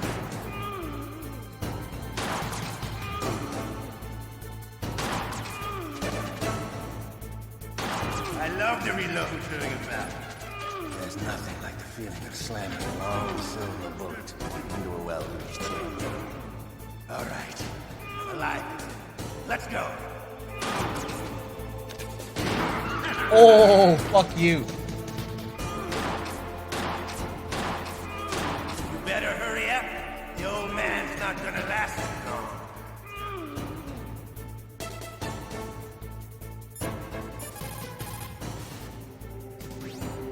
If you've got a question about Foxhound, ask Dr. Naomi. Revolver Ocelot is a former member of Spetsnaz.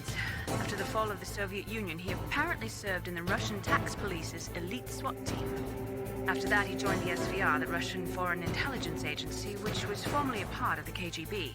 But according to my sources, he was dissatisfied with the rigid system of the KGB and wanted to get out. That's when he was recruited by Foxhound. He's a gun fanatic and totally obsessed with cowboy movies and spaghetti westerns. He's also something of a sadist. He learned the most advanced torture techniques while he was with Spetsnaz. Yeah, he had plenty of practice. Lubyanka prison is located right there inside KGB headquarters. In a gunfight, reloading is usually the most dangerous time. But he loves it. Use that to your advantage. You'll have to take him out when he's reloading. Can you see where his number of remaining bullets is displayed on the screen? Wait for the right moment, and then take him out.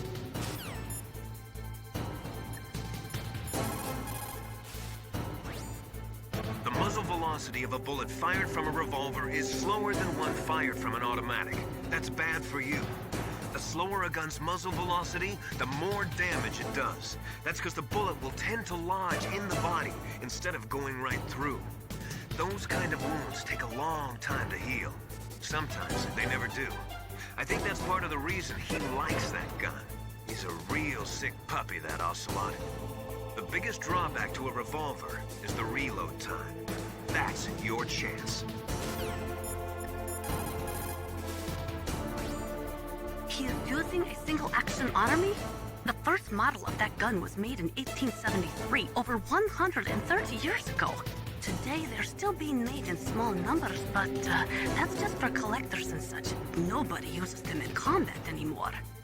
The biggest drawback to revolver-style handguns is reload time. That's your chance. Okay. Don't you want to settle this?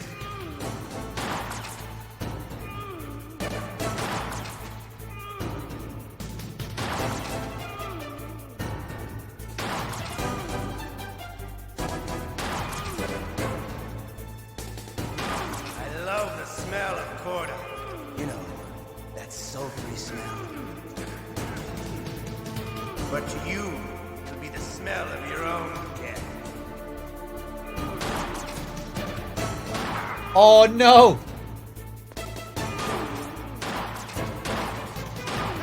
Oh, he got me!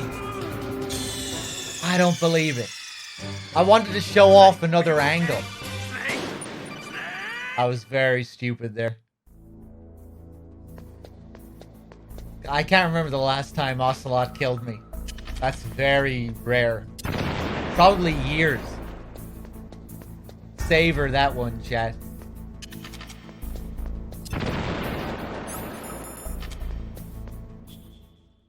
Alright. No fun and games this time, Ocelot. Sorry.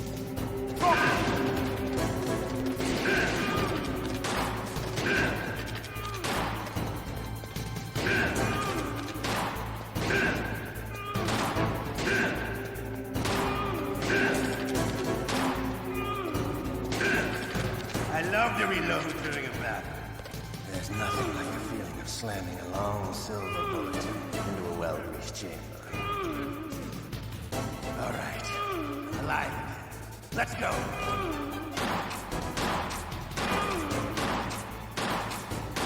You better hurry up. The old man's not... Oh, fuck you, man. Okay, come on, let's see. Settle this.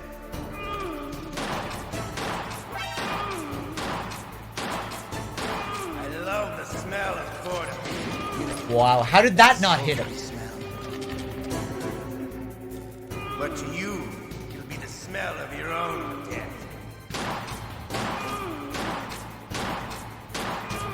Wait a minute.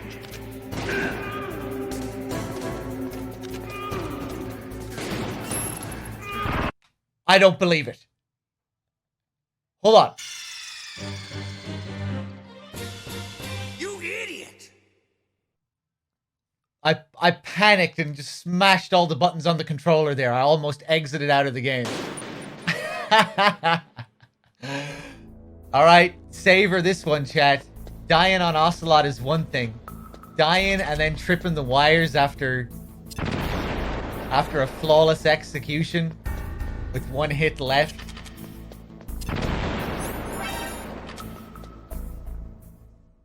You know, this is once in a lifetime. Ole, thank you for gifting a sub to Scarface. Okay. No more fun and games, Ocelot.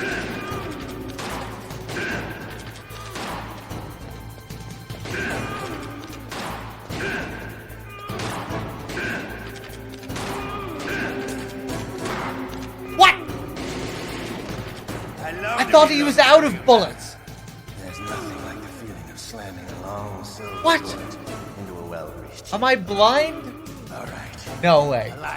Now I'm scared. How am I gonna fuck it up this time? Hiding won't help you. Shut up. You better hurry up. The old man's not gonna last too long.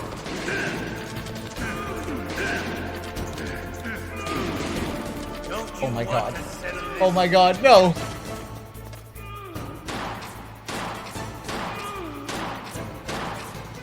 I love the smell of Porter. Almost happened again. You're pretty good. Just what I'd expect from the man with the same code as the boss. It's been a long time since I had such a good fight, but I'm just getting warmed up. What? My hand!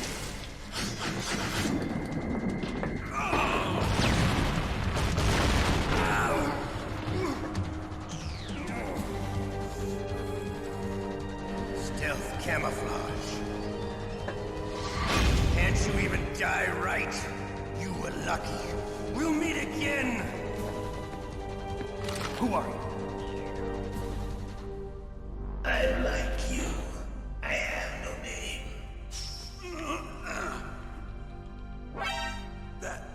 That exoskeleton.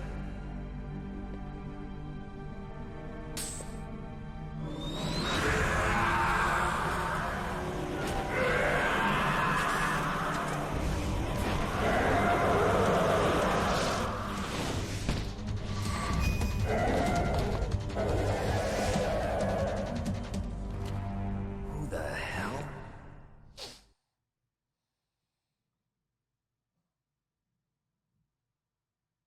Can you talk? Who are you? I'm not one of them. The DARPA chief told me he gave them his detonation code. What about yours? Oh, I get it. Jim sent you. You're from the Pentagon. Answer my question. What about your code? There's no time. I talked. What? Now the terrorists have both codes and can launch any time. It's not like I didn't fight. I managed to resist Psycho Mantis's mind probe. He couldn't read you? How'd you do it? Surgical implants in my brain. Surgical implants? Kind of like a psychic insulation. Everyone who knows these top secret codes has it. Even the DARPA chief? Of course. But the DARPA chief said Mantis got his code by reading his mind. Are you sure you heard him right? Yeah, I'm sure. In that case, how did they get your code? I never had any training on how to resist torture. It looks like he had some fun with you, all right. Oh, he's not human. I tell you, he loved every second of it. What happened to your arm? He broke it. Looks like you're more than even now. His was sliced off. Ha, you're a funny man. So the DARPA chief, is he okay? Dead. What? Can't be. No, that's not what you promised, Jim. Now you want to shut me up? Calm down. What's wrong with you? I just told you I was here to save you. I didn't kill the DARPA chief. He had a heart attack or something. A heart attack? Oh, don't be a fool. Anyway, the terrorists have both codes now. Those boys are totally insane. They wouldn't hesitate to launch. I agree, but what do they really want? Oh, who knows?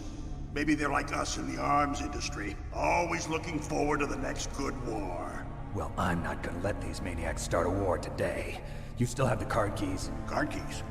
To override the detonation code. I heard you had them. No, not anymore. What? Who does then? Not the terrorists? No, that woman. Woman? Who? A soldier that was thrown in prison along with me. A female soldier, it must be. She said she had just joined up as a new recruit. They threw her in prison because she refused to take part in the rebellion. A new recruit? Could that be the Colonel's niece? I gave her the key. Looks like she managed to break out of here, though. I hope she's okay. I'm sure she is. She's green, but as tough as they come. But how did you know she escaped? I was in contact with her by codec. Until I was tied up here, that is. Codec? Yes, she stole it from the guard. If she still has it, you should be able to contact her. I'm sure she still has it. What frequency was she at? Oh, yeah. Let me tell you, it's... Oh, sorry. I forgot. Damn! Oh, that's right. It should be on the back of the CD case. Try to contact her. I'll contact her right away. But tell me, if this doesn't work, is there some other way to prevent the missile launch? You need to find Hal Emmerich, one of my employees. Who's that? The team leader of the Metal Gear Rex project. A genius at engineering, but a little bit of an oddball. If there's anyone who can figure out how to stop Metal Gear from launching, it's him. What if he can't come up with anything? You'll have to destroy it. Emmerich knows how to destroy Metal Gear. Where is this Emmerich? Well, he's probably being held somewhere in the nuclear warhead storage building. It's north from here. That's where he worked. I understand, but why Metal Gear? The nuclear age ended with the turn of the millennium. Oh, you're wrong. The threat of nuclear war isn't gone. In fact, it's greater than it's ever been. The amount of spent nuclear fuel and plutonium is increasing even today. Listen, have you ever seen a warehouse full of nuclear material? No. Drums and drums of nuclear waste stacked this high, as far as you can see. Because there's still no real way to dispose of the stuff. So they just close the lid and try to pretend like it'll go away? Essentially, yes. And they're not even doing a good job of storing it. Many of the drums are corroded, with nuclear waste seeping out of them. Unbelievable. Not only that, but several pounds of MUF are reported every year. MUF? It stands for material unaccounted for. It proves that there's a large and well-organized black market in nuclear materials. Furthermore, since the end of the Cold War, Russian nuclear engineers in particular are out of work with no way to turn. In other words, there's plenty of available nuclear material and scientists for making a bomb. We live in an age when any small country can have a nuclear weapons program. What about the other superpowers? Russia and China still maintain a significant nuclear presence. Complete nuclear disarmament is an impossibility. To maintain our own policy of deterrence, we need a weapon of overwhelming power.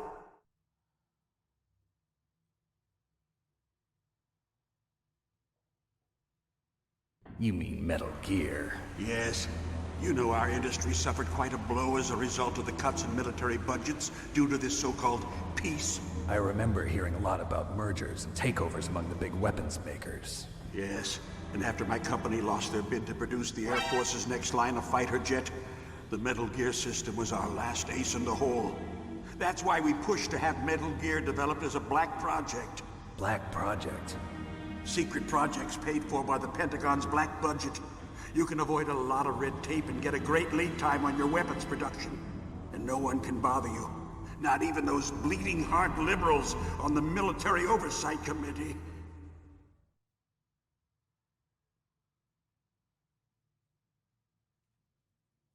Bribes. I prefer to think of it as good business.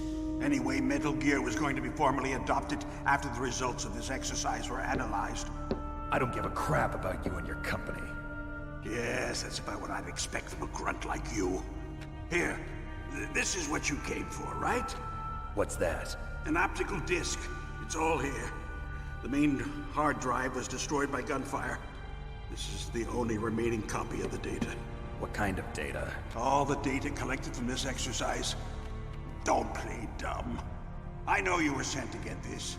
I hid it from that sadistic maniac while he was torturing me. They don't know this disc exists. Make sure you report this to Jim. To your boss. I'll give you my card, too. It'll open up all security level 2 doors. Can you walk? No. No, you go on without me. They got my password. They don't want anything else from me. I have one more question. Who or what was that ninja thing? It looked like you knew something. That ninja? That was Foxhound's dark little secret. Dark little secret? An experimental genome soldier. You know him? You should ask Dr. Naomi Hunter from Foxhound. She knows better than I. Naomi? You've got to stop them. If it goes public, my company and I are finished. What? Doesn't Metal Gear use currently existing technology? Metal Gear itself does, but...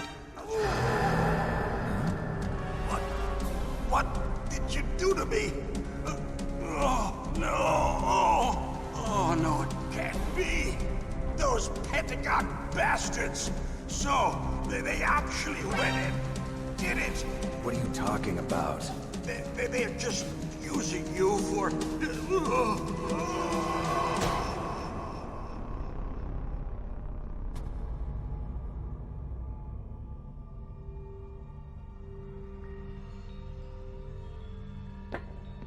What the hell?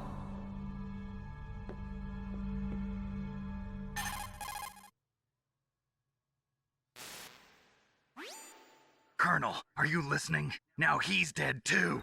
I have no idea. Don't lie to me. It looked like another heart attack, but... Some kind of poison? Well, there are lots of drugs that can cause a heart attack in large doses. For example, potassium chloride or dioxides, but we won't be able to tell without doing an autopsy. Damn! Snake, I want you and Meryl to work together. Can I trust her? More than you can trust me. Get in contact with her. Snake, there's a lot of electrical interference coming from there. It should be okay if you do burst transmission like us, but normal transmission is probably impossible. Try moving away from that area. Snake, get a hold of yourself. Naomi, what the hell was that ninja thing? A member of Foxhound? No. Are you sure? Yes, we have no one like that in our unit. Is that right? Snake, I'm counting on you. All right. Now, before we continue, let me thank some people. Ender, thank you for the sub. Desert Dude, thank you for gifting the sub to Adventus. And Captain Zori. Pinkish Life, thank you for the year. Lay Android, thank you for the 20. Other Chippy, thank you for the 27 months. Ole, gifted the sub to Scarface. Cartiff with the 2 months. And Stefan, I don't think I thanked you for that 5-pack either. Thank you. Thanks a lot, everyone. At Tsar as well. I don't remember thanking you for your year either. Thank you.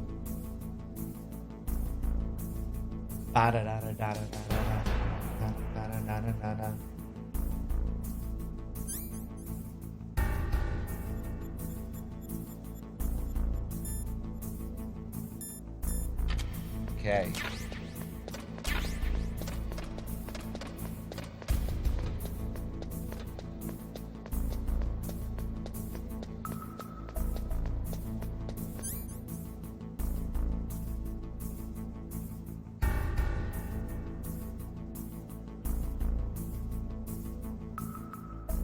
Yeah, Procedure, I wouldn't really say fucked up. I mean, it was a localization choice, I think, because Blaustein thought Zanzibar Land sounded silly in English.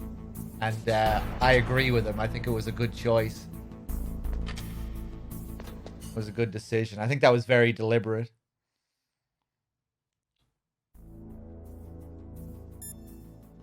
Let's see.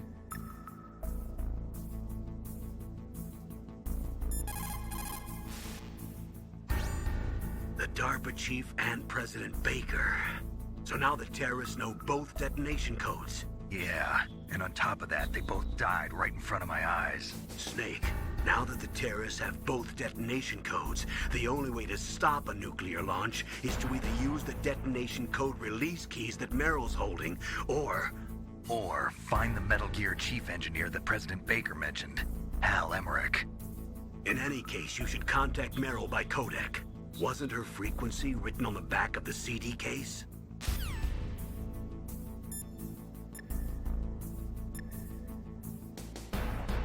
Yeah, I don't think Blaustein really had the... I don't think Kojima was really available to Blaustein.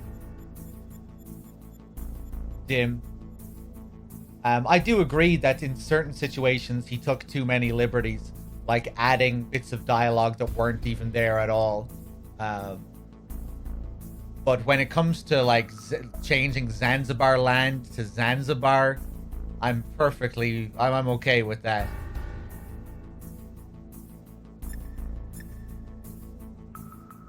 You know, if he was hired to localize it and not to make it a direct translation. You know, if he was hired to localize it, then obviously he's gonna take some liberties. Or, you know, it's not gonna be the same. It'll have to be his interpretation of it some way. But yeah, I do agree that in some situations he did go too far.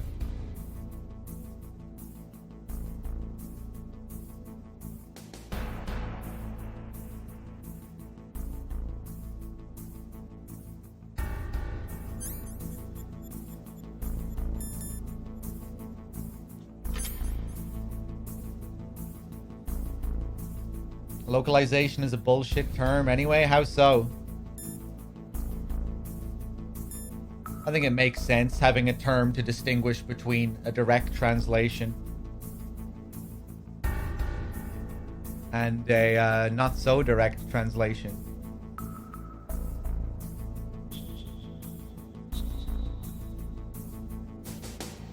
Like, usually direct translations are pretty bad.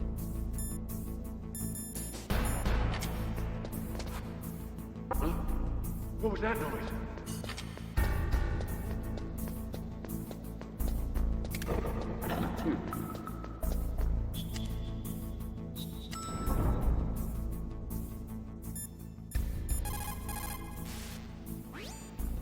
It is just like Baker said. We are facing increasing danger from stored nuclear materials. You see, there are 3 elements necessary in the manufacture of nuclear weapons: nuclear materials, nuclear engineers, and manufacturing technology. All 3 of them can easily be acquired by either legal or illegal means. If you have enough money, that is. They say that there are 500,000 nuclear engineers in the world. But after the end of the Cold War, the demand for nuclear engineers dropped precipitously. In the Eastern Bloc countries in particular, there is a tremendous brain drain. They cannot keep their scientists in the country. And each year, more and more nuclear engineers go to work for the highest bidder. Just like Baker said, each year, there are more and more cases of muff coming from the nuclear material storage facilities. That stands for material unaccounted for.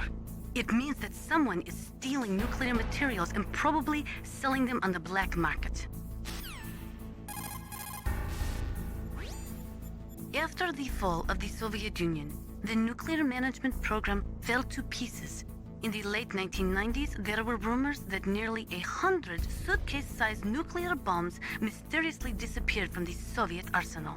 We still do not know whether it is true or not, but it is possible that they fell into the hands of terrorists. It looks like the DARPA chief and the arms tech president both agree on the concept of maintaining a dominant nuclear arsenal. They are big on the nuclear deterrent theory. The idea behind a nuclear standoff is that both countries would be too afraid to use a nuclear weapon for fear of a nuclear reprisal. In other words, the only thing preventing a country from totally devastating another country with nuclear weapons is the fear of a nuclear counterstrike. Those two probably feel that Metal Gear will further promote that security. Right, Dim. I'm not really too familiar with the examples you're giving. You know, I haven't played the games that you're referencing. And yeah, I'm sure in many cases, poor decisions are made in localization. But I think usually you need to take some liberties, or most of the time the dialogue is just not going to flow well. It's going to sound very wooden and awkward if you just try and do like a really accurate direct translation. That's what Twin Snakes tried to do. Twin Snakes has so much awkward dialogue because of that. And Procedure, you're talking about, is it possible that Blaustein just didn't know where Zanzibar was located? I mean, they don't really go into too much detail with regards to Zanzibar. They just mention it. They just mention the name and what happened there. You know, they talk about Fox and Big Boss and all that. So I assumed you were just talking about the way it's worded, like Zanzibar Land. But yeah, I always thought Zanzibar Land sounded really silly when it's spoken in English. Especially in Twin Snakes. But you yourself, Snake, in Zanzibar Land. I always thought Zanzibar worked much better. It just flowed better.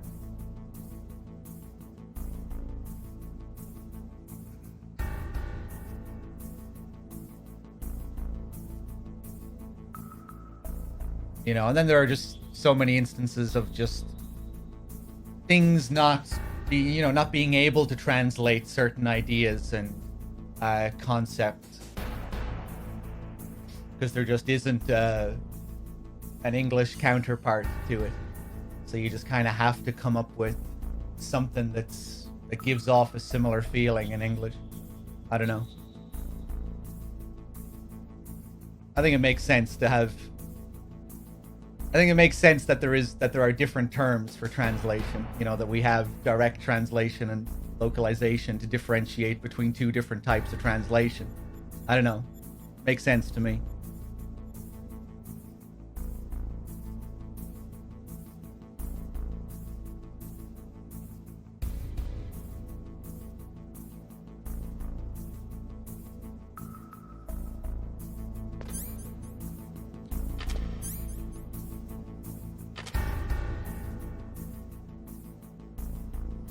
But as well, you said that like Blaustein was hired to do a direct translation. I don't know, was he really?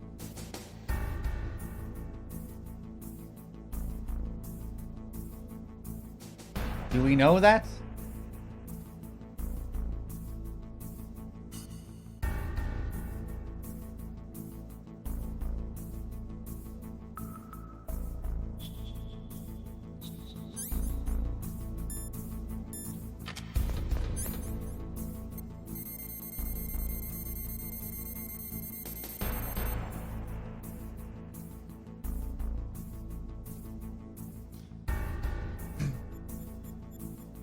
Judging by how he was gone by the time, then probably... Well, I don't know about that. I mean, we don't really know exactly what happened. I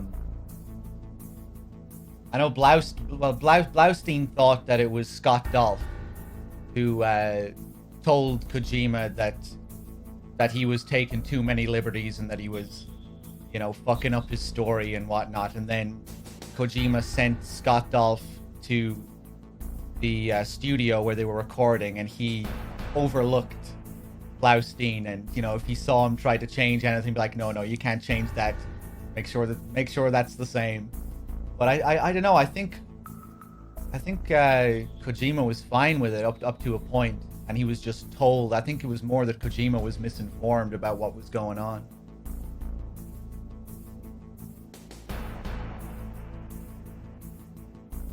But yeah, I don't know.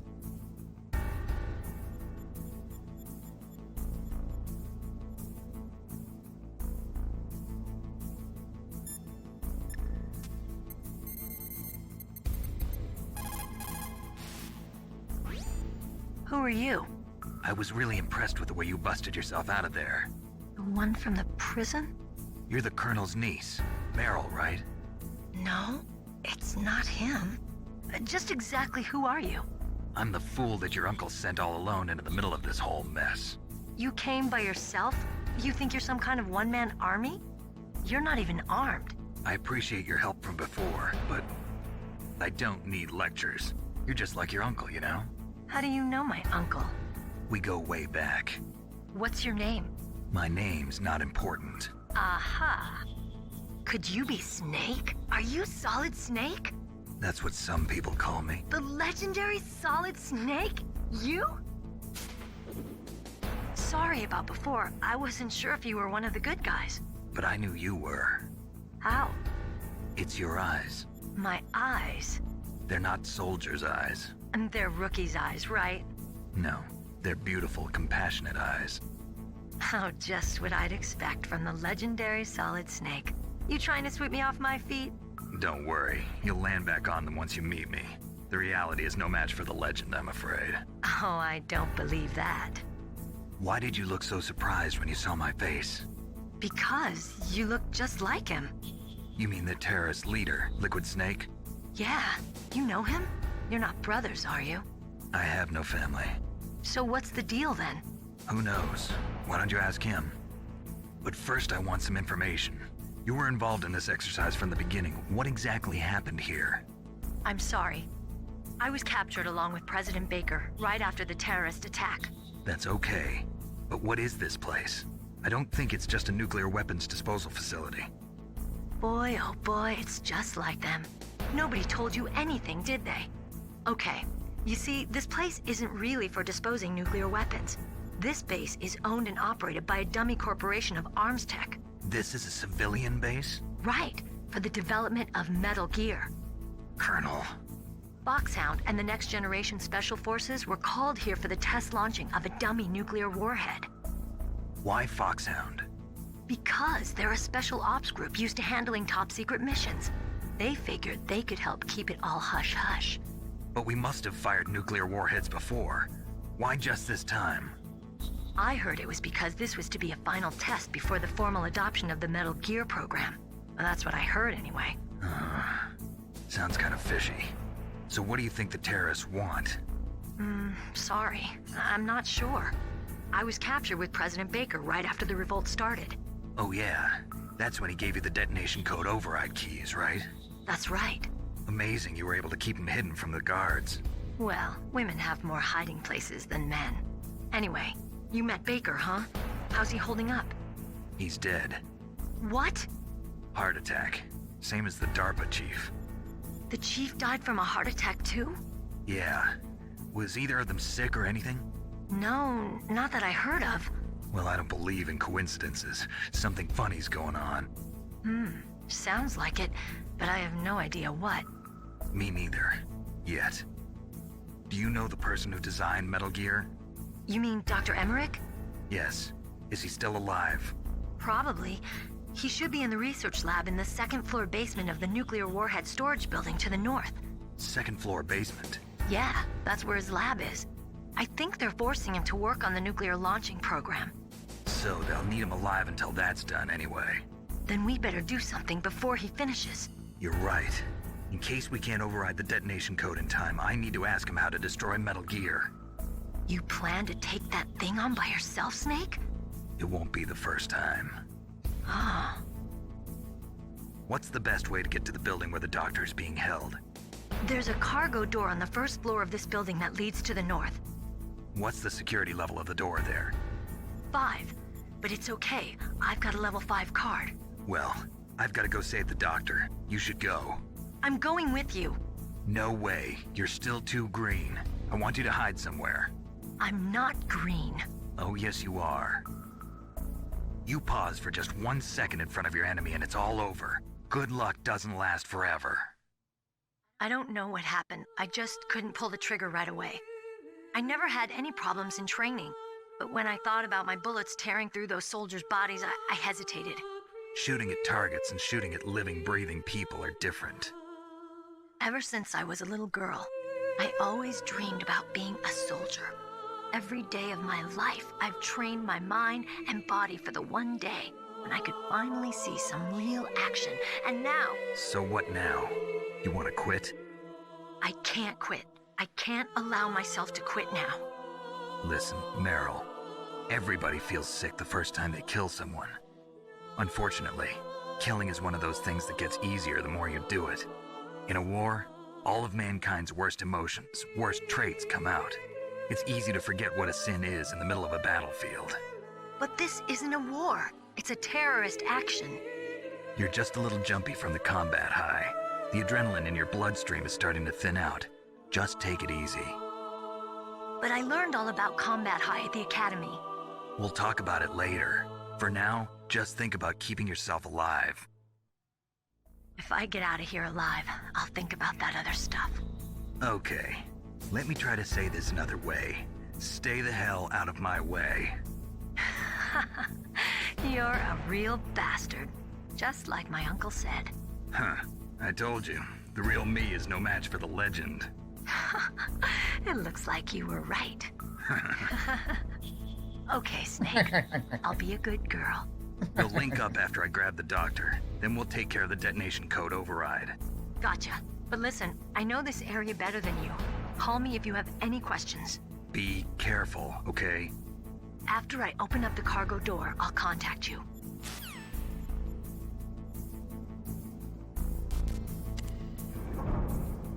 Alright, up to the first floor.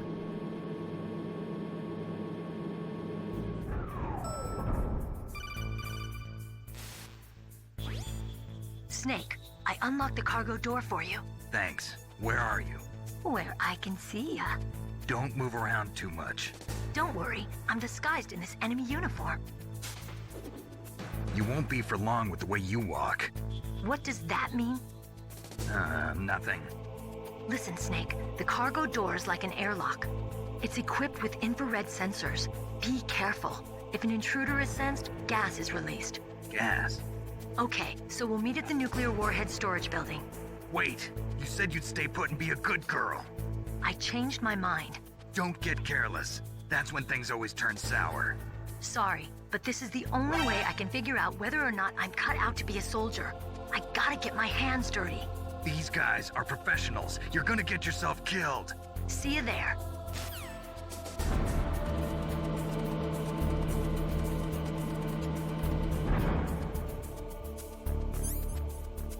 Rob, with the 61 months. Thank you.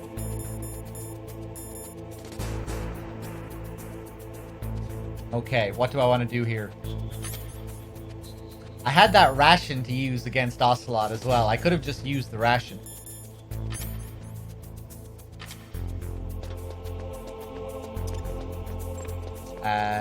No, I shouldn't have used that.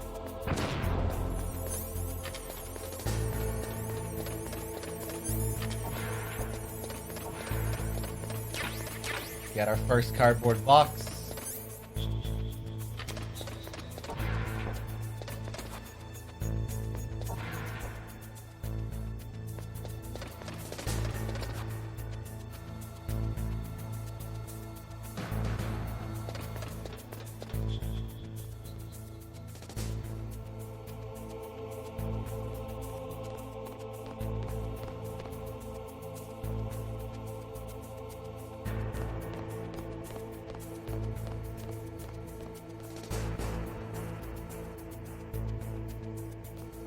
Oh god.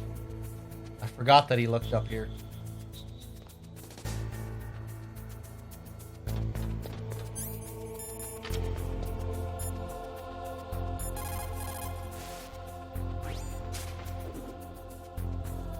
A cardboard box? I heard stories from my uncle, but I always thought he was pulling my leg. I've got no comment. Colonel? What have you got there? A cardboard box? Yeah, remember that trick? That's the Snake I remember. Those poor fools won't know what hit them.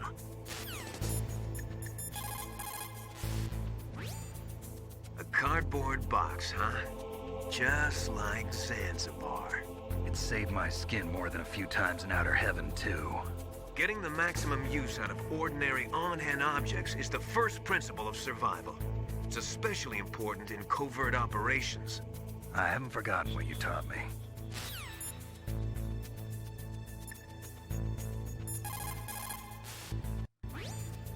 A cardboard box. A cardboard box usually consists of a thin pasteboard with a corrugated paper center. They are usually made of recycled paper. It was first invented in Europe over 100 years ago. It was originally used to absorb one's sweat when wearing hats. With the same amount of wood to make one wooden box, you can make 6 or 7 cardboard boxes. And since it's recyclable, it's highly economical. In addition, it's strong and easy to store. That's why it's widely used for packing. But to avoid damaging weapons and other delicate instruments when shipping them, they should be packed in stronger boxes like wood or something. Also, the crevices should be filled with styrofoam to prevent them from moving around. So, anyway, what's with the box? Oh, nothing. No big deal.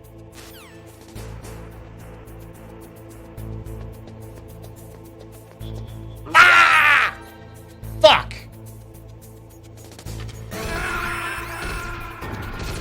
I didn't think about what I was doing. Fuck. Okay, well, at least I'll be able to do this properly and keep my chaff grenade this time. Snake, I unlocked the cargo door for you. Thanks. Where are you?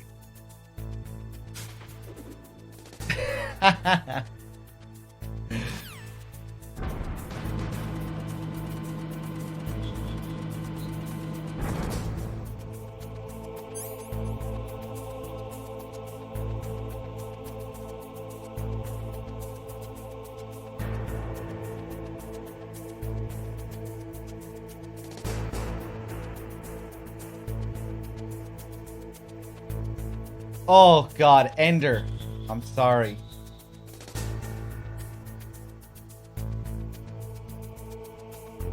You're gonna have to go.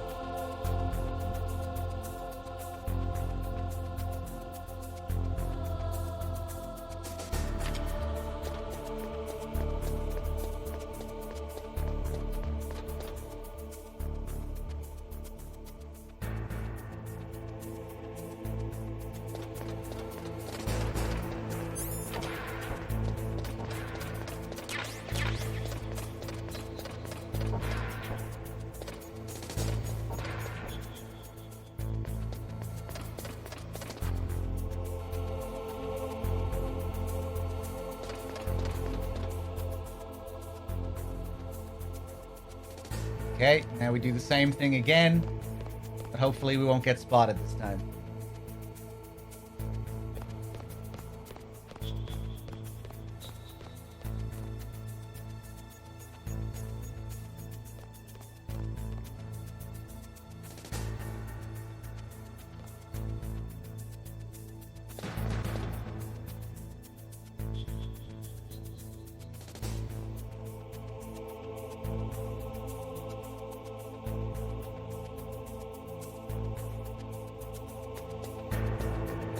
Okay, now we just take it nice and easy, follow this guy around.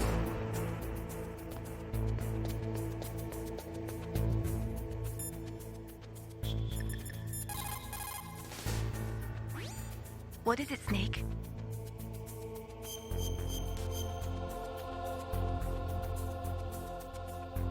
Snake, like Shakespeare said, naughts had, all spent, where our desire is got without content. Basically, it means that your desire can get you into trouble if you're not careful.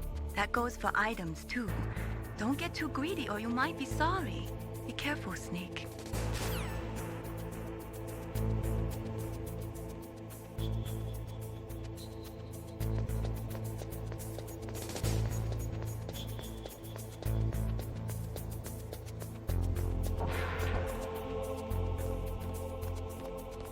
This guy.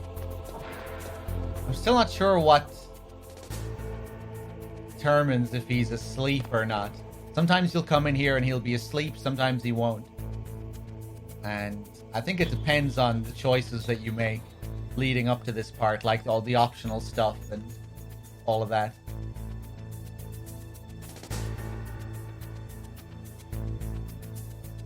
I did something fancy here last time. I went in and grabbed it while he was moving to the left.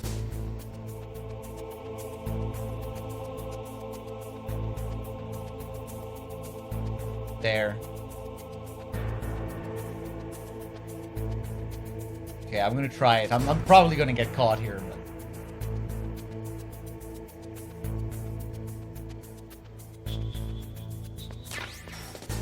Okay, it's not too bad.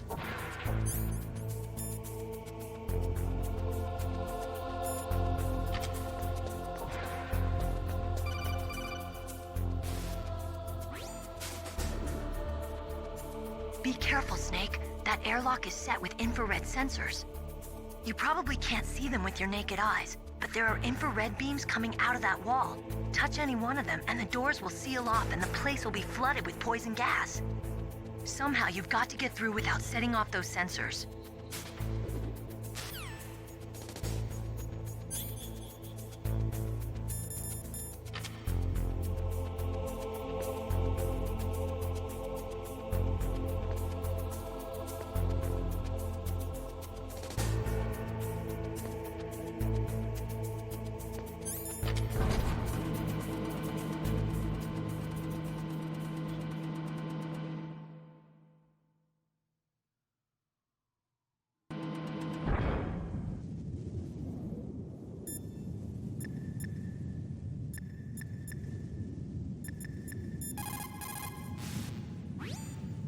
Sound travels better in cold environments. If you're going to use a handgun, you should equip a suppressor. Why are people always so angry in Twitch chats? Shut up.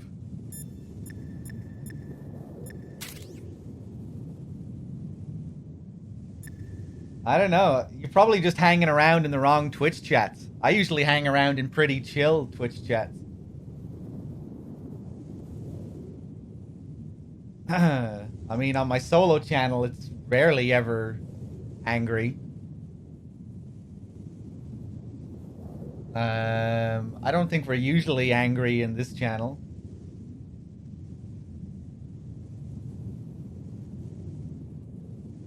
Bunyan with the $3 donation on behalf of Ender. Save Milady. Tips Fedora. Thank you very much, Bunyan. I'll add that to the screen in a second. Cheers. Much appreciated.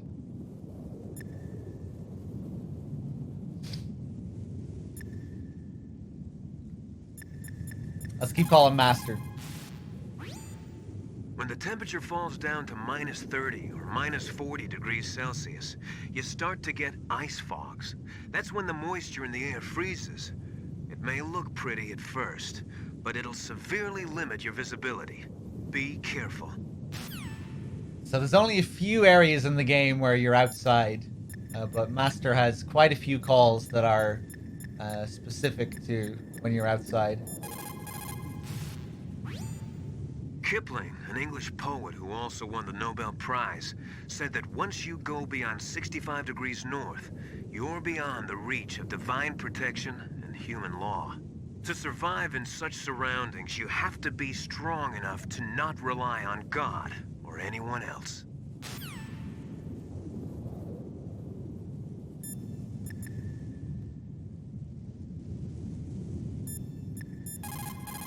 Ah, didn't mean to switch to Meryl there. If you go north from there, you'll eventually come to the Warhead Storage Building. Dr. Emmerich should be in the laboratory area in the second floor basement. I'll go ahead and wait for you there. Meryl. What? Are you gonna tell me to stay back because I'm too green again? Nope, it's your decision. I can't stop you from doing what you want, but... But... Don't do anything stupid, okay? Stupid? Boy, thanks for the great show of confidence. Meryl. Anyway, I'll see you there.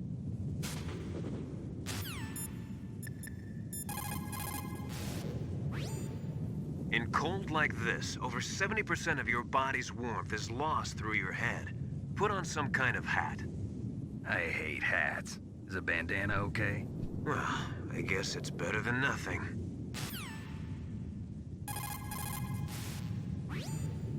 In an Arctic environment, it's important to change your underwear if you're sweating a lot. Dawdle around too much, and you'll not only waste your strength, but you could even catch pneumonia. Gaming after a bath should be avoided. It's easy to dehydrate in sub-zero climates, so make sure to replenish your fluids. But don't ever try to do it by eating snow. You'll freeze your stomach, and your body temperature will drop. Always melt the snow, and then boil it before you drink it. Colonel Kiefer, thank you for the $3. Kick off those pants as fast as you kicked Ender out of chat, please. Thanks. Thank you, Kiefer. Much appreciated.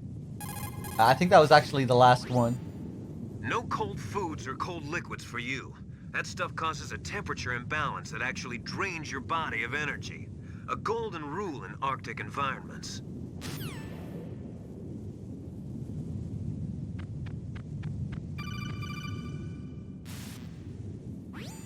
Snake, be careful.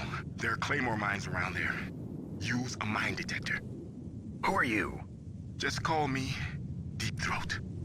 Deep Throat? The informant from the Watergate scandal? Never mind about that. You're not using burst transmission. Are you nearby? Listen, there's a tank in front of your position waiting to ambush you. Who are you, anyway? One of your fans.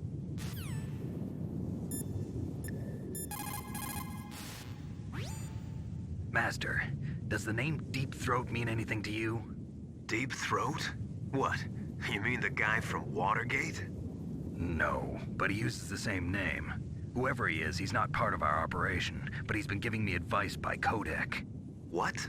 On top of that, he wasn't using burst transmission. It seems he was transmitting from somewhere on this base. Somewhere on the base? Yes. I have no idea who that could be. I see.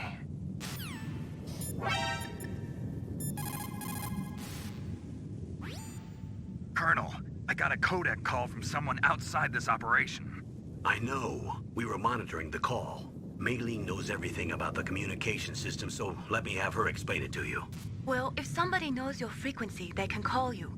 But the question is, how did he learn it? It's top secret information. So you mean someone leaked the information? That's the only explanation I can think of. Mei Ling, do you know where that transmission originated from? I'm sorry.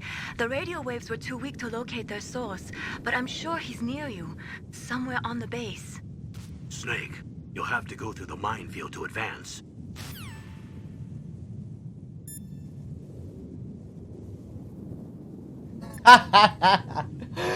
Ender donated $100. Not sure why you banned me. We should be able to have a conversation about how the game is sexist. Hope folks can have thicker skin.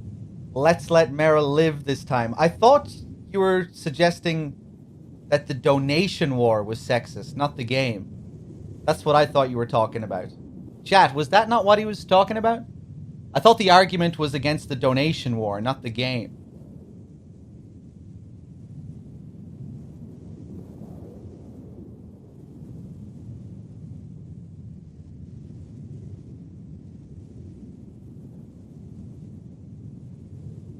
It was both.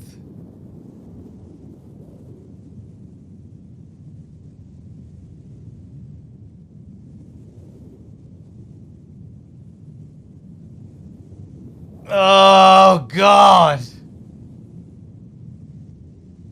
Oh, for fuck's sake. I just don't want to be reading a fucking half-an-hour argument in the chat about the game and the donation war and whether it's sexist or not. But right, fuck it. I'll give you an unban then. Thank you very much for the $100 donation. That's very generous.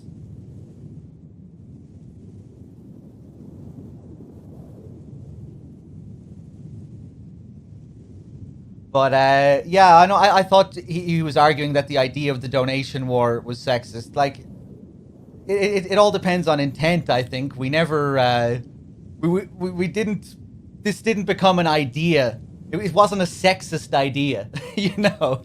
It wasn't born out of the idea of, hey, you know what would be fun if we played a game with this woman. Let's offer up this woman. Whoever bets the most on lives, she lives. But if she dies, she dies. It wasn't intended to be like this sick game, you know. I'm not explaining myself very well here. It was just because it's a fucking it's an option in the game. And it was just a fun thing to do, like with the end in MGS3.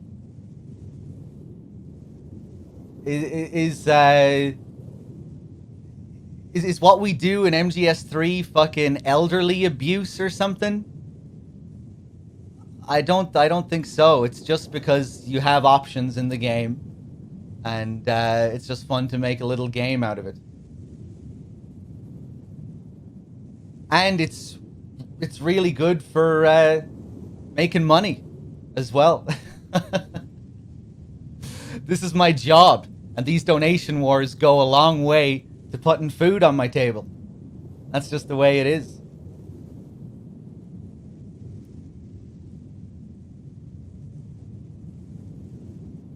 But, okay. Hold on.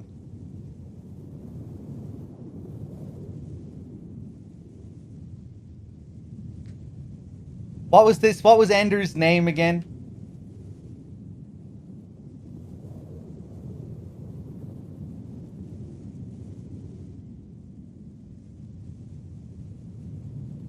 Ender 2084. Okay.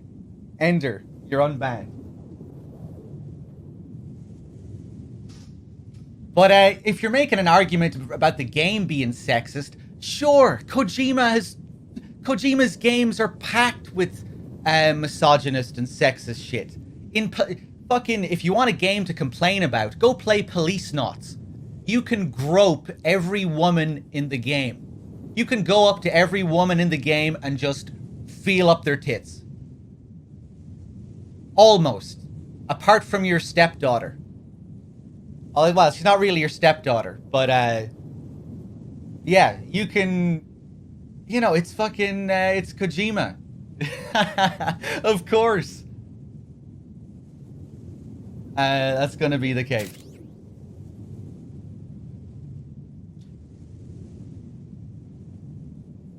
Hold on. One sec, guys. Let me add this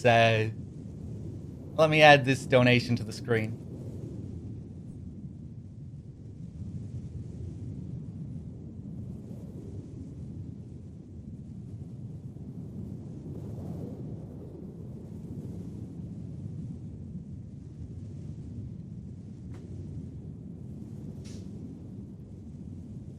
Okay.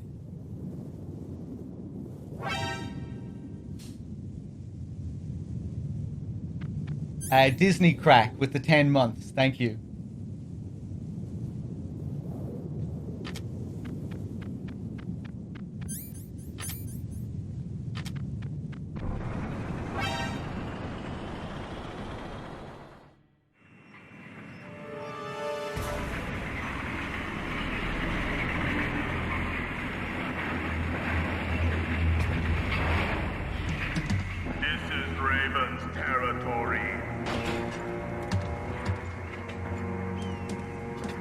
Snakes don't belong in Alaska.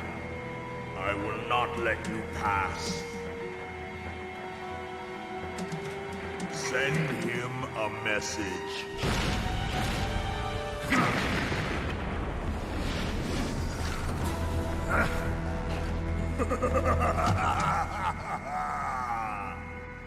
That's right, you belong on the ground. You should crawl on the ground like the snake you are. Come, let's fight. All right, let's do it.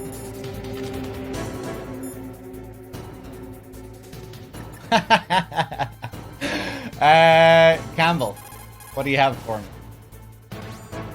Snake, look out for that tank's main gun. It'll pulverize you. There should be some way. Ask Nastasha. She knows everything there is to know about weapon systems.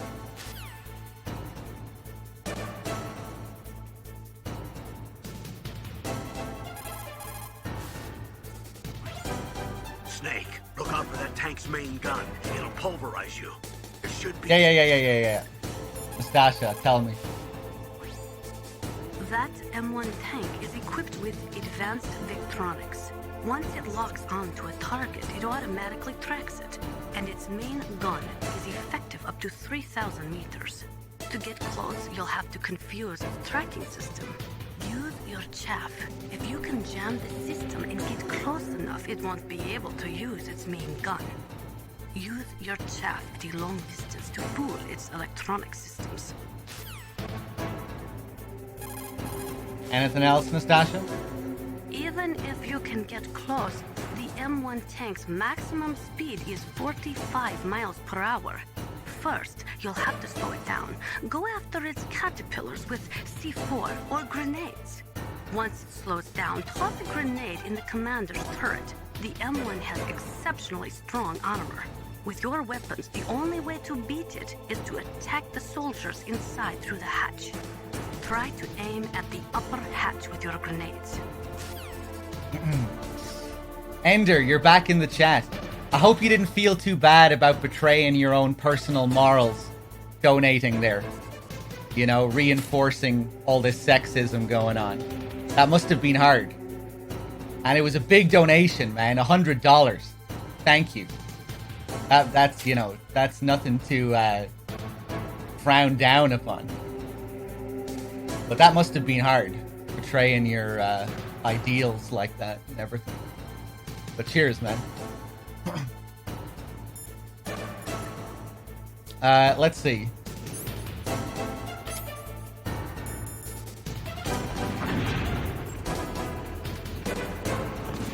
Fuck!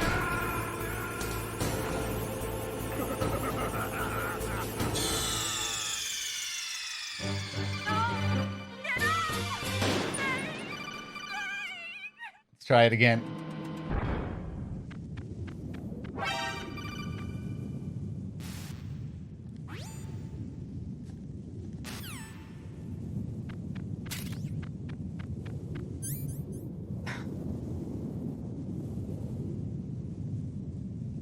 Dynamite with the $5 donation. She should still die. Stealth camo is better. Lol. Thank you so much, Dynamite. I'll add that to the screen in a second. Oh, hey, Deathly Death. Did I thank you? Oh my god. Hold on. What's going on? I've missed so many donations.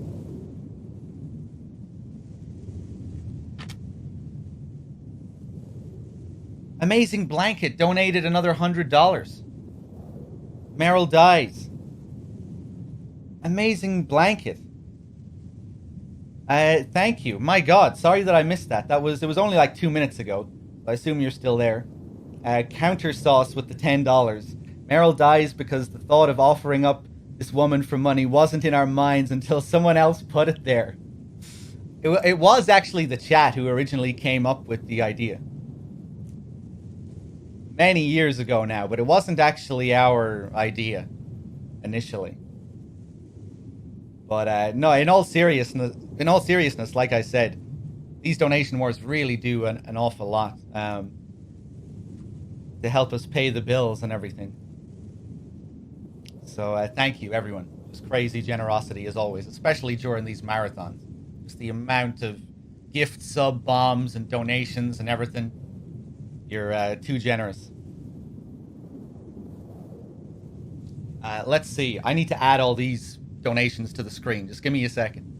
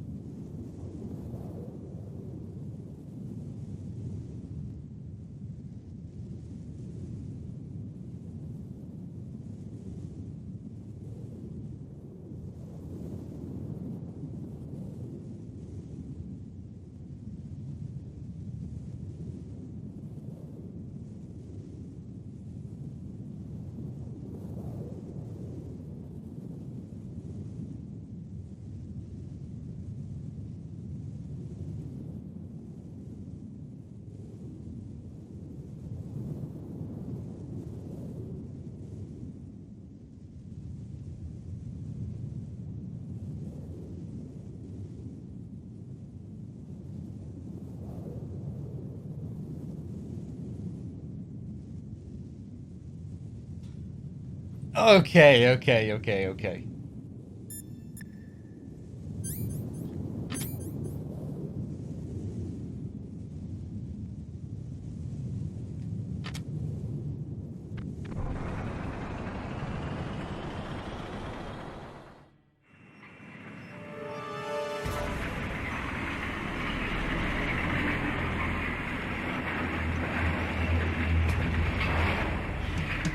This is Raven's territory. Snakes don't belong in Alaska. I will not let you pass. Send him a... We don't need to watch that again. Let's do it.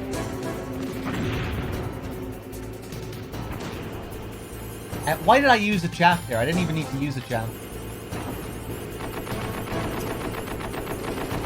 Oh, I don't believe it. I'm gonna die. Yeah.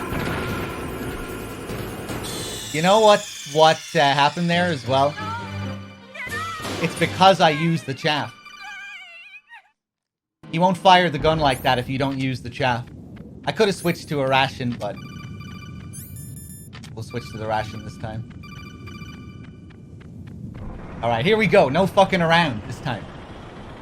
I promise.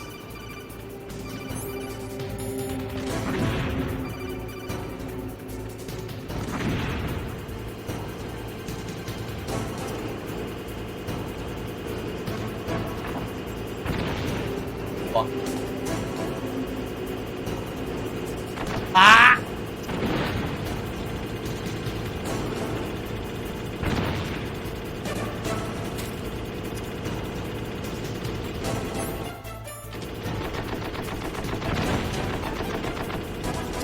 Fuck.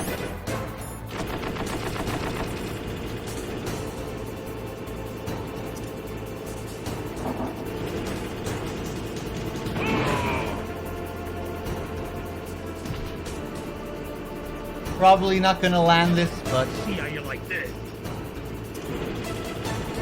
nice. There we go.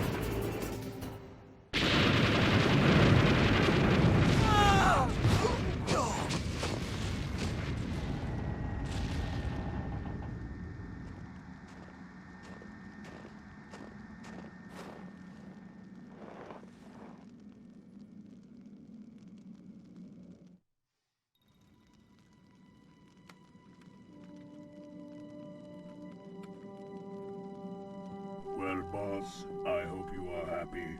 He got the card. We'll play with him a little longer. You would be wise not to underestimate him. What did you think of him? He is just as you said. In battle, he is as if possessed by a demon.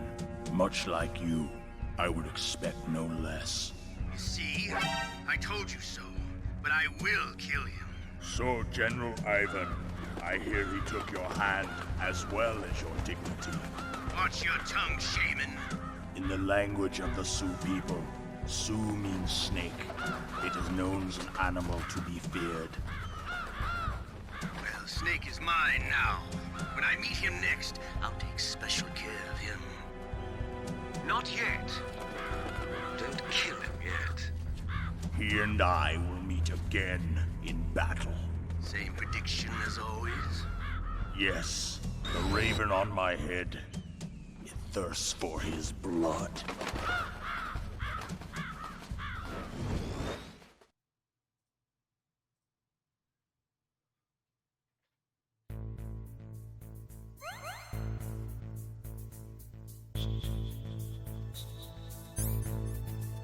Let's see, retro gaming. Thank you for the $10. It has to be bros before hoes. I added that to the screen just now. Thank you. Nvidia with the 5 months in a row, the 12 total. Thank you.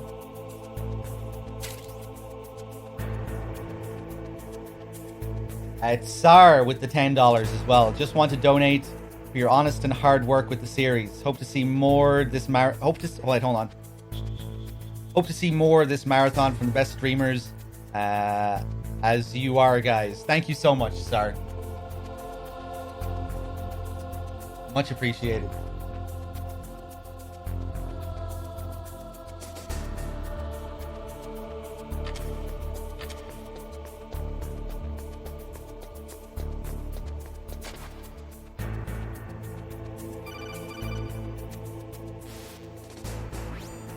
Be careful. You absolutely must not use weapons in that area. I've already programmed the nanomachine so that he won't be able to, Colonel. What? What are you talking about? Have you forgotten? That's where they keep the nuclear warheads. Don't you see them? Yeah, there's lots of boxes piled up here, but are they all warheads? Yes, they're all dismantled warheads. They just leave them here? It's like President Baker said. Totally careless. They're working on a limited budget. They try to put on a pretty face for the media, but this is the grim reality of it. Nastasha knows lots more about it than I do. All of the warheads in those boxes have had their detonation mechanisms removed, so there's no fear of them exploding. But if the warheads are broken, they might leak plutonium, and that would be a serious problem. Snake, never use your weapon on that floor. Okay.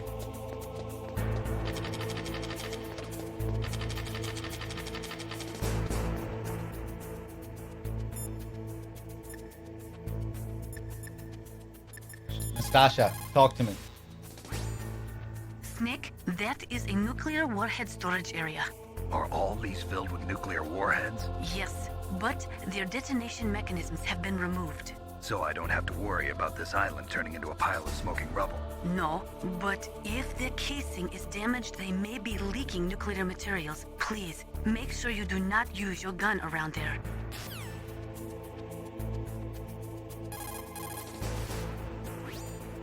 Naturally, nuclear weapons contain plutonium.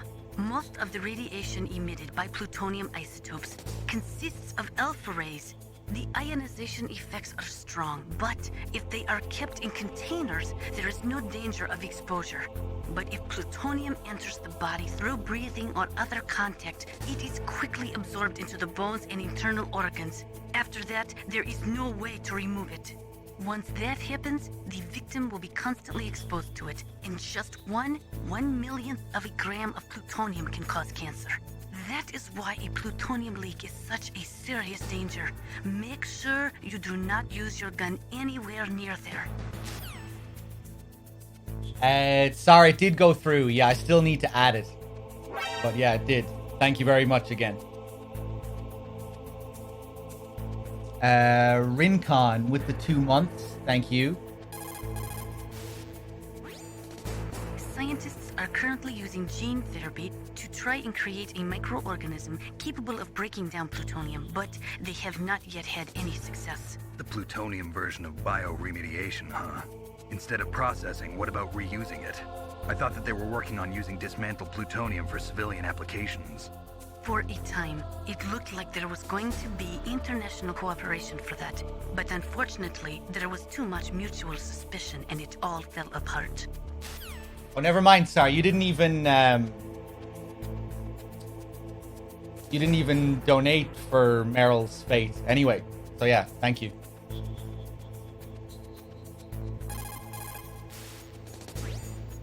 The signing of START was a step in the right direction, but it created a flood of dismantled plutonium. Disposing of that plutonium safely is now the biggest challenge facing the world.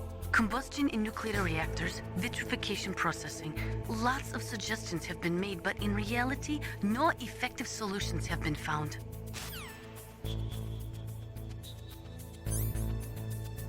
Hey, Hennersey, how's it going? It has been a while. Good to see you.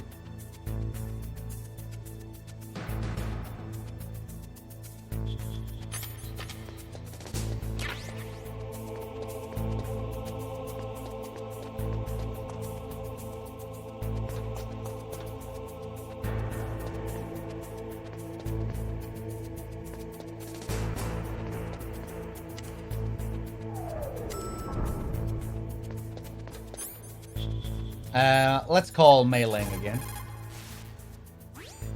What can I do for you, Snake?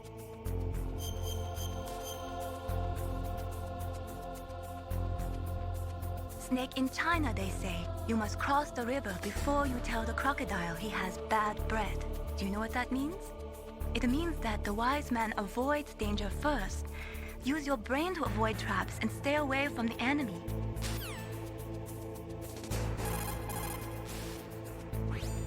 What's up, Snake? Be careful, Snake.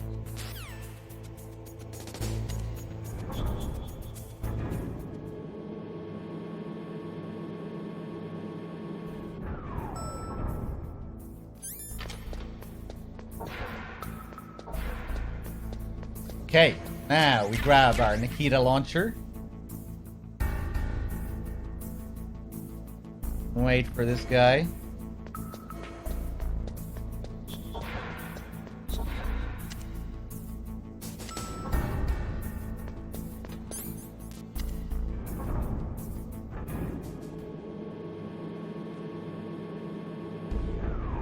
Oh Lord, here we go again.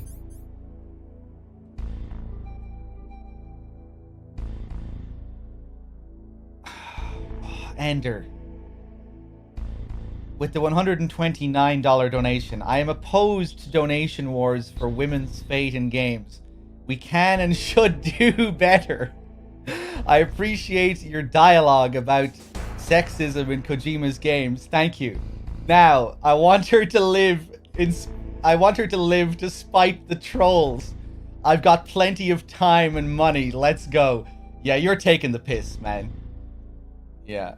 This is just confirmation that you're not serious. Thank you very much for the donation, though. Cheers. Much appreciated. Hold on, let me add this to the screen.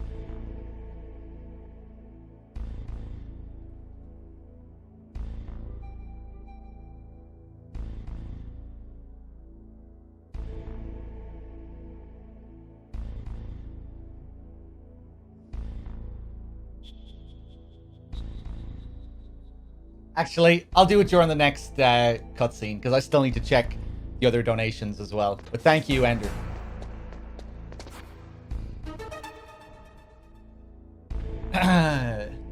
Here we have Otacon. Like the DARPA chief, you can see him before you meet him.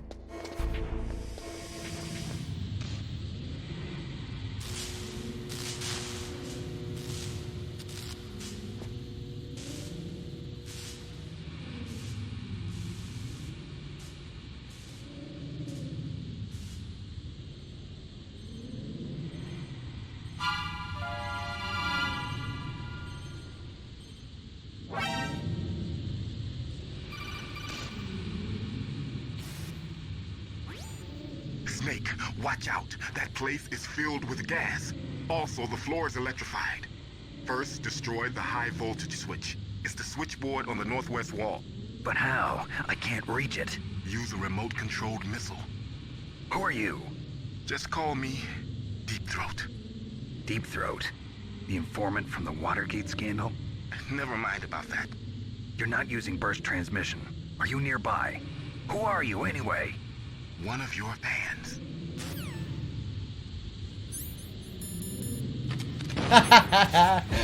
Ender, I wish I could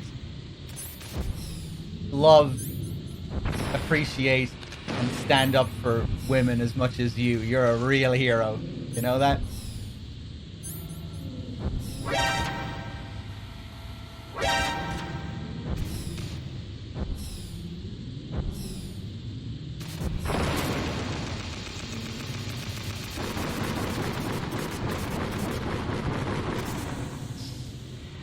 Hideo Kojima with the $3 donation. Fuck this bitch.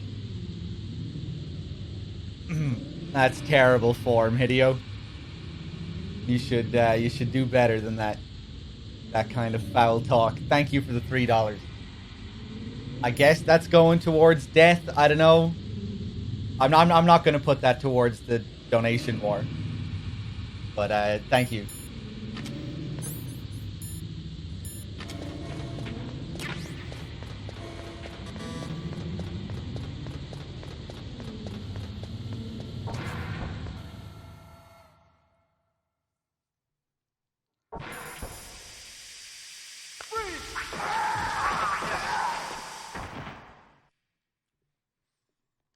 Meryl, what are these holes in the wall for?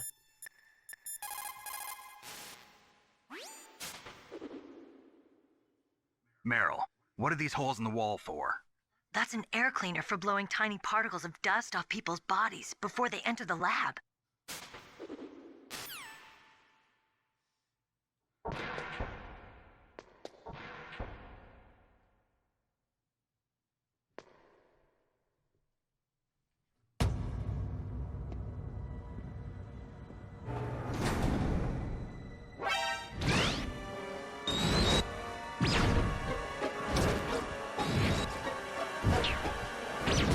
It looks like they were cut by some type of blade.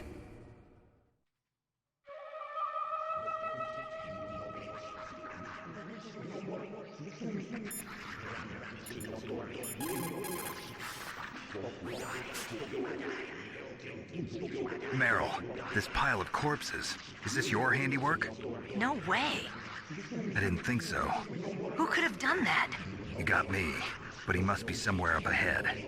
Then I guess you'll just have to go and find out.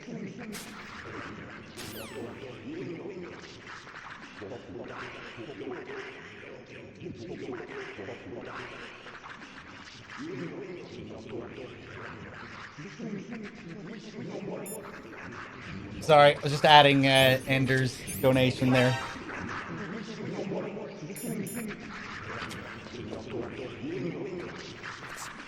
It's a ghost.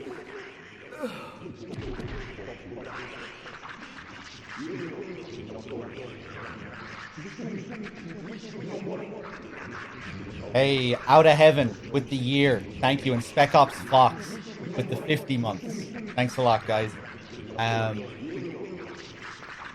What was I going to say there? Oh, yeah, these sounds. These are the Japanese train stations that you hear throughout the game. You know, the AI kernel in MGS2 says them. Sunny in MGS4, Ocelot in MGS5. The boss AI in Peace Walker. It's kind of hard to make it out in this, though, because the audio is so heavily edited and warped and played backwards and everything. But that's what it is. That's what you're hearing.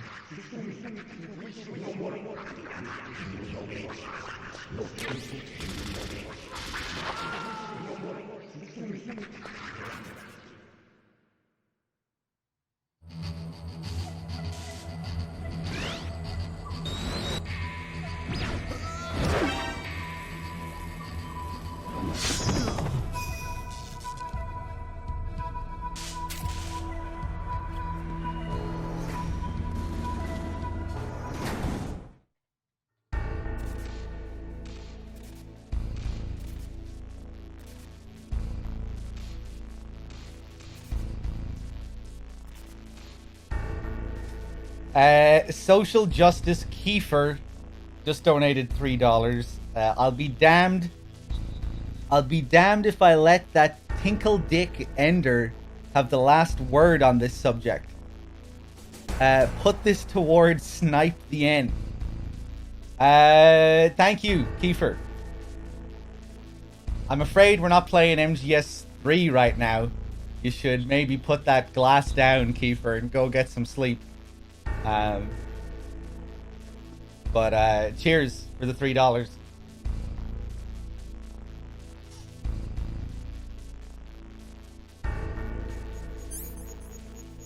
Let's see.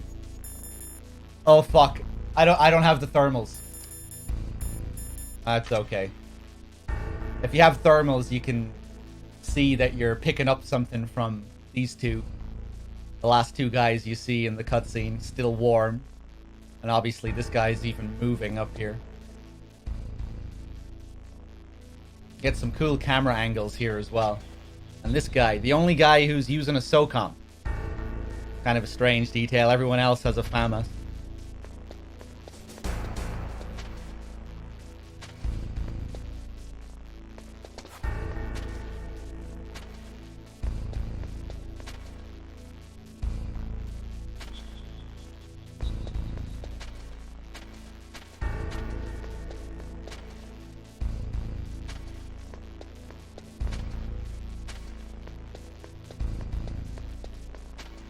Hold on.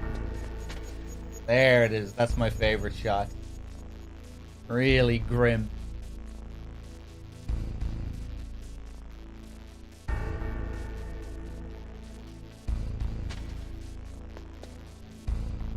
Yeah, quite creepy. Another cool angle here. You can see the guy's foot twitching.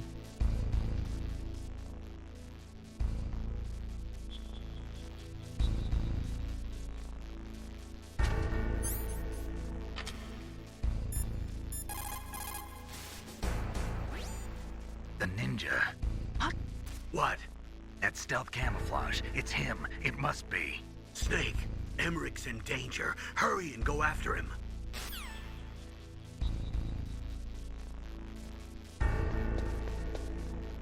Master say anything here? I can't remember. People who have been through war and survived develop a kind of sixth sense to warn them of danger. Trust your instincts as a soldier, as a gamer.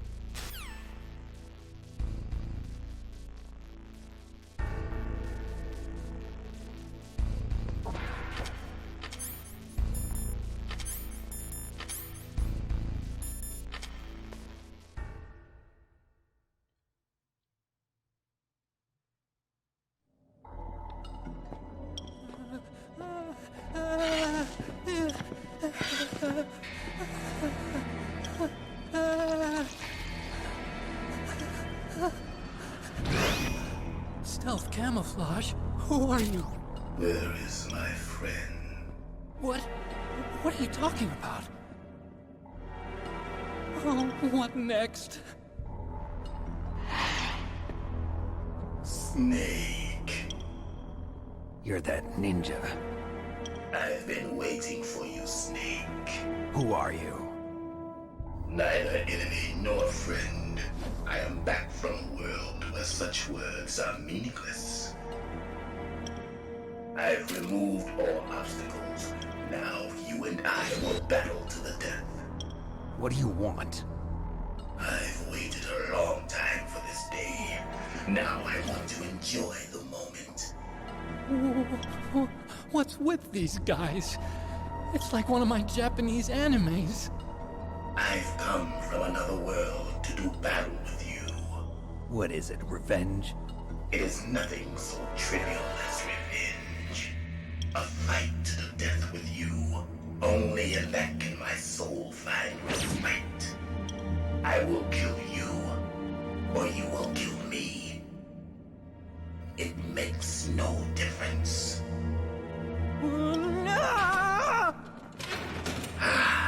Fine. He can watch from inside there. I need that man. Keep your hands off him. Now, make me feel it. Make me feel alive again. All right, let's do it.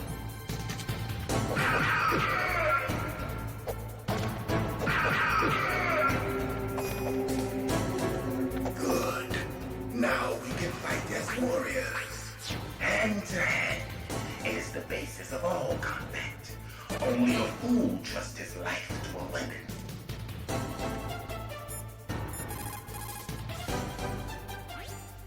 If you have a question about members of Foxhound, you should ask Naomi. I'm sorry, but there's no one in Foxhound like that. There are currently only 6 members of Foxhound. Psycho Mantis, Sniper Wolf, Balkan Raven, Decoy Octopus, Revolver Ocelot, and finally Liquid Snake. The genome soldiers under his command are next-generation special forces. Foxhound is intended to be a small number of highly elite, hand-picked soldiers. You're talking about the current Foxhound, right? Yes. Snake, who or what is that thing? Is he an enemy or not? That's what I'd like to know. Naomi, you really don't have any idea? Maybe I should ask you the same thing. What? Nothing. Forget about it. Also, Serial Bruh and Chadio Brojima. Thank you for your donations. I added those. Shadow Dragon with the 2 months as well. Thank you.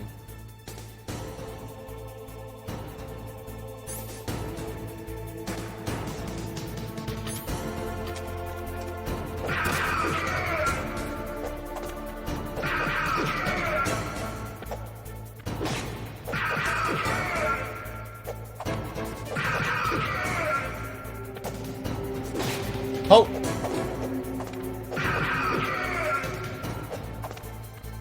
So here you just want to stay close to him.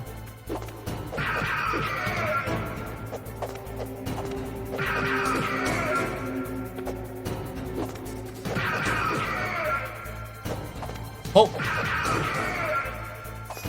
Nice. That's good, Snake.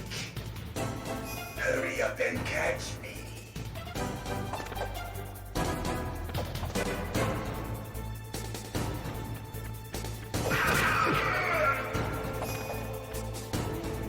I'm here. Oh, nice.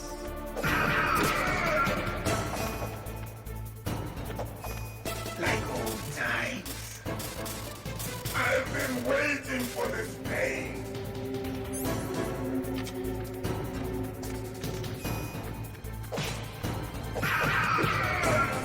Hurt me more.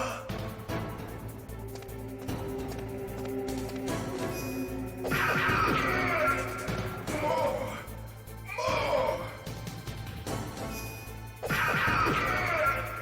That's it. I remember that punch. Do you remember, Snake? The feel of battle. The clashing of bone and sinew.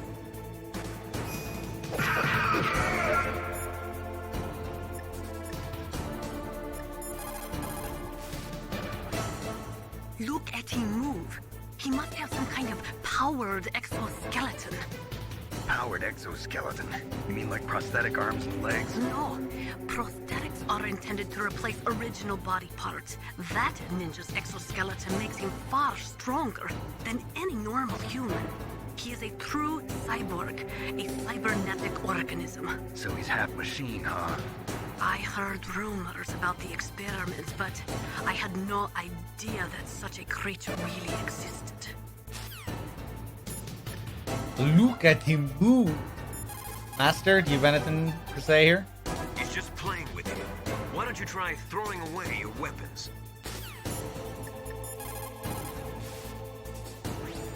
Snake, he's obviously trying to provoke you. That's good, Snake.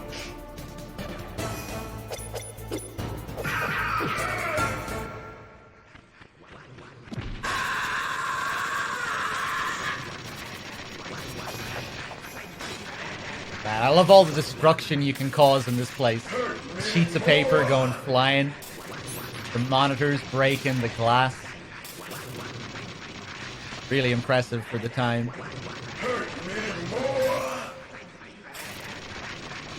It's always cool seeing people lose their shit to this phase on their first playthrough as well. It's hard to know what to do here.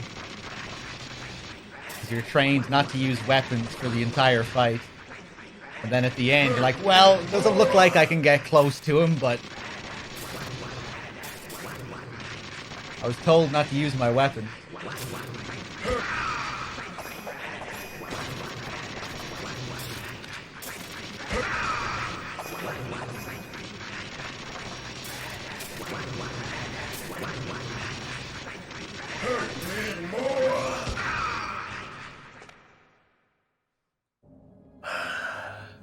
I felt that, Snake.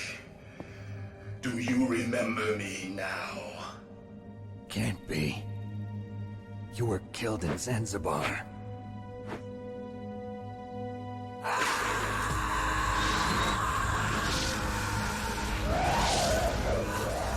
What? Not again.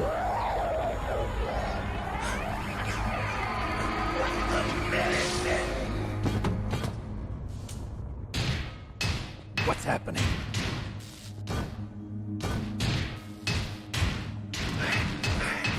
I'm losing myself.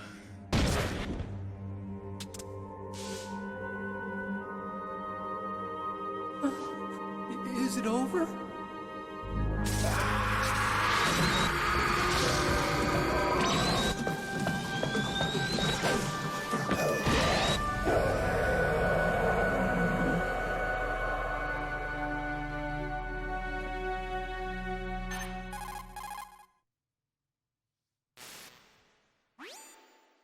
Fox. Colonel, that ninja is Gray Fox. No doubt about it. Ridiculous. You of all people should know he died in Zanzibar. No. He should have died, but he didn't. What? It happened before I joined Foxhound's medical staff. They were using a soldier for their gene therapy experiments. I never heard that. It happened right after you retired. My predecessor, Dr. Clark, was in charge. Dr. Clark? Yes. He started the gene therapy project. And where is he now? He was killed in an explosion in his lab 2 years ago. So what about this soldier? Apparently, for their test subject, they decided to use the body of a soldier who was recovered after the fall of Zanzibar. And that was Gray Fox. But he was already dead. Yes. But they revived him. They fitted him with a prototype exoskeleton and kept him drugged for 4 years while they experimented on him like a plaything. Today's genome soldiers were born from those experiments. That's the sickest thing I ever heard. They used him to test all sorts of gene therapy techniques. Naomi, why didn't you tell us about this sooner? Because it's confidential information. Is that the only reason? Naomi, what happened to Gray Fox after that?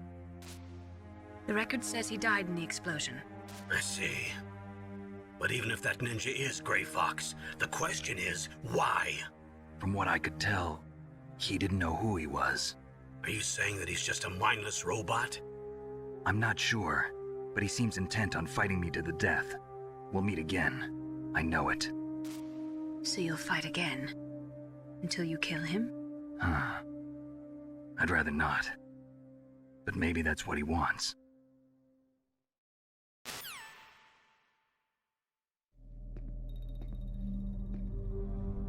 How long are you gonna stay in there? Huh? Are you one of them? No, I'm not. I always work alone. Alone? Are you an otaku too? Come on, get out. We can't stay here forever.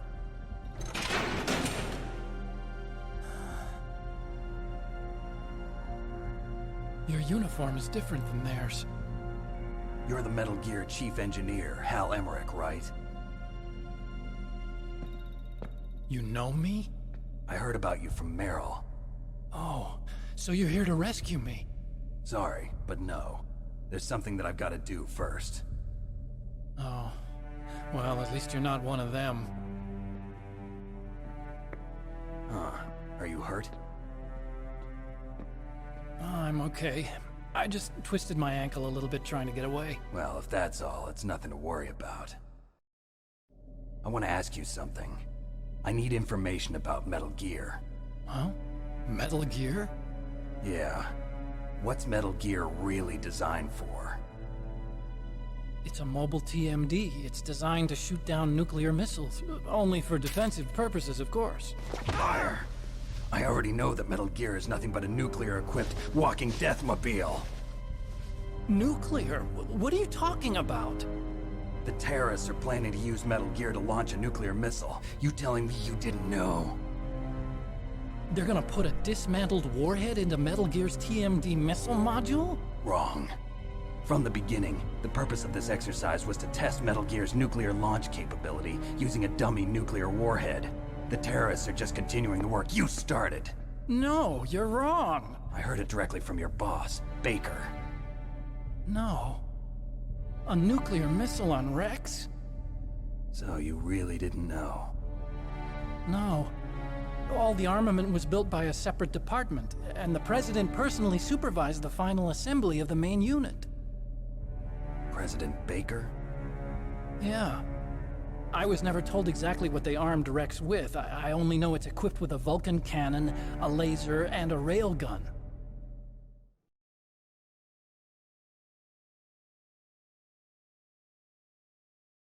A railgun, you said? Yeah.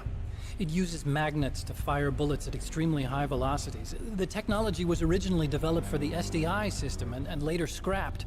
We were successful in miniaturizing it, in a joint venture between Arms Tech and Rivermore National Labs. The railgun is on Rex's right arm. Metal Gear's main function is to launch nuclear missiles. You sure you're not forgetting something? It's true that Metal Gear has a missile module on his back that can carry up to 8 missiles, but are you saying it was originally meant to carry nuclear missiles?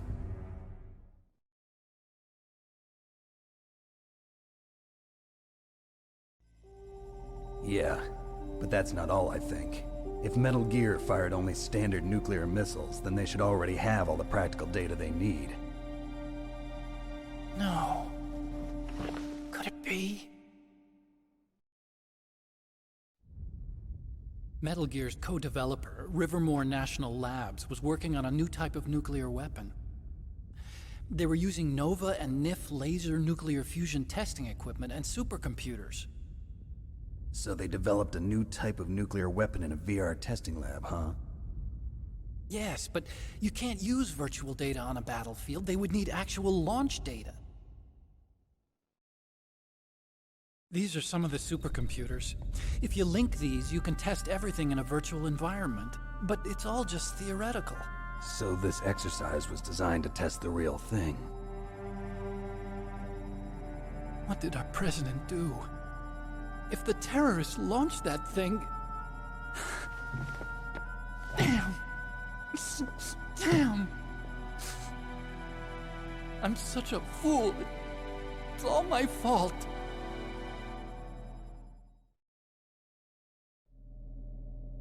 The truth is, my grandfather was part of the Manhattan Project. He suffered with the guilt for the rest of his life. And my father, he was born on August 6th, 1945. The day of the Hiroshima bomb.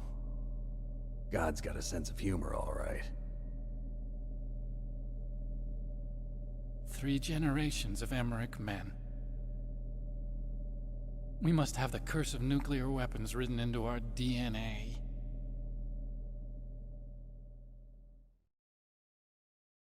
I used to think that I could use science to help mankind, but the one that wound up getting used was me. Using science to help mankind, it's just in the movies. That's enough crying. Pull yourself together. Where is Metal Gear? Where on this base are they keeping it?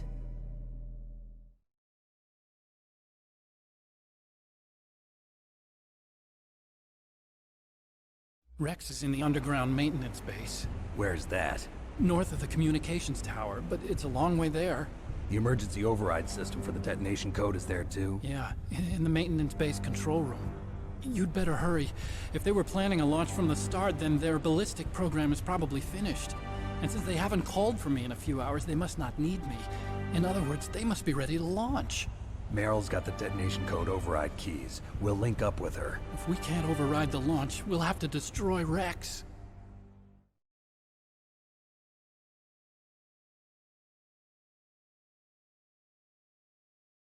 I'll show you the way.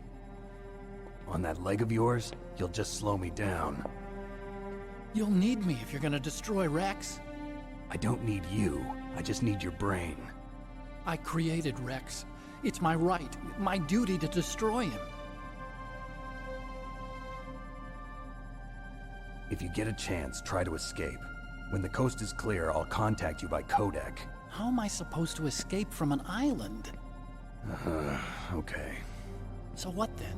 I want you to hide somewhere and keep me informed. You know this place well, don't you? Of course I do. And don't worry, I've got this. It's the same stealth technology as the Ninja. Foxhound was gonna use them, but with this I'll be fine. Bad leg and all. Good. But I want Meryl to watch after you too.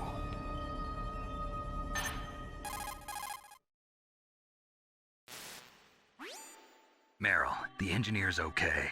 That's a relief. I want you to look after him. Where are you now? Very close. There she is! Over there! Oh no! Damn, they've spotted me.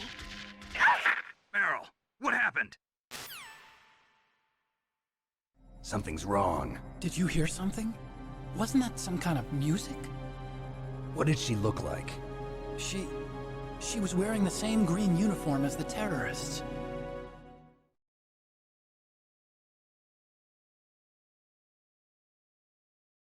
A disguise? She had such a cute way of walking. She kind of wiggles her behind. You were really looking. Well, she's got a very cute behind. Way of walking, huh?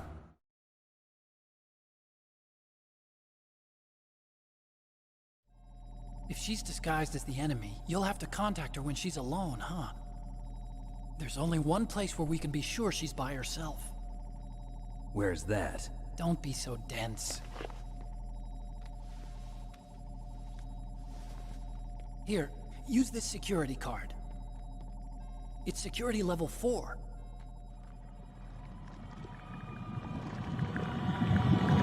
You're not in pain, are you? Huh? You feel okay? Nothing bothering you? What's wrong? Getting all friendly all of a sudden. No, nothing. I'm glad you're okay. You're strange. I'm a little nervous. Everyone else I've saved suddenly dies. You're bad luck. Forget it, Doctor. Call me Otacon. Otacon? It stands for Otaku Convention. An otaku's a guy like me who likes Japanimation. Japan was the first country to successfully make bipedal robots. They're still the best in the field of robotics. And Japanese cartoons played some part in that? They did. I didn't get into science to make nuclear weapons, you know. That's what all scientists say. I became a scientist because I wanted to make robots like the ones in the Japanese animes. Really, it's true. Just sounds like a childish excuse to me.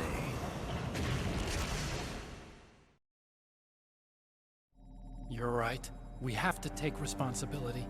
Science has always thrived on war. Greatest weapons of mass destruction were created by scientists who wanted to be famous. But that's all over now. I won't take part in murder anymore. Whatever. All I want from you is information. Sure. I know everything about this whole base. Ask me anything about Rex or about this place. Also, with this stealth camouflage, I can sneak in and out of the armory and mess hall. If you need ammo or rations, just tell me and I'll bring them to you. I'm on frequency 141.12. See you later.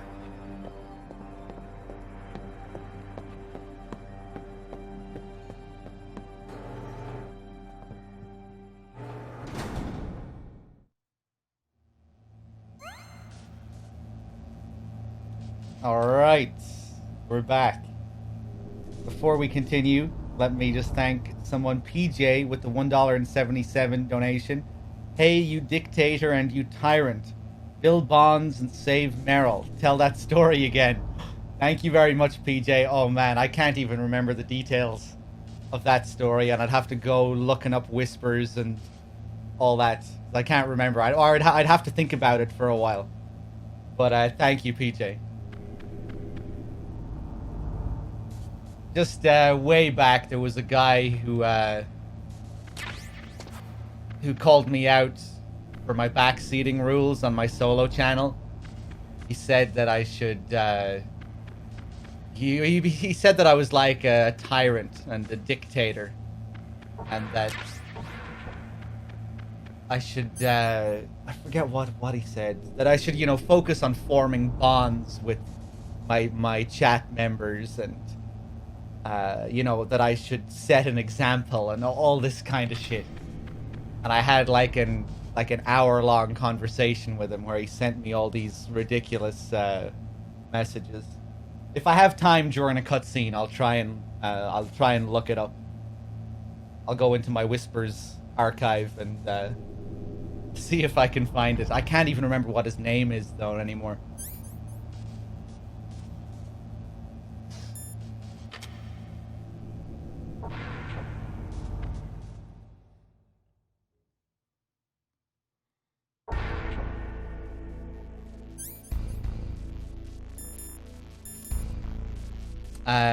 Let's see.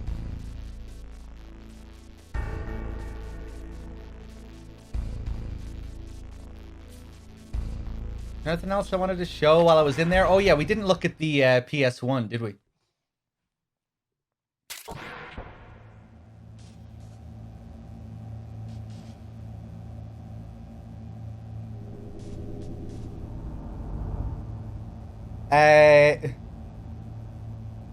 Simpio Virginia. with the $1 donation. Please save the girl. Thank you. I'll add that to the screen. Wait, no, I was supposed to look at the PS1, wasn't I?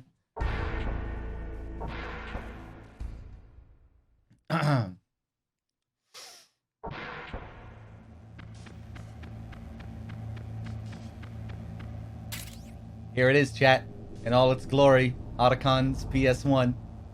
Look, you can even see that it's plugged in. Look at the slot. See that white block? Some kind of wireless shit he has going on here. Where's the cable? Pretty impressive. Customized.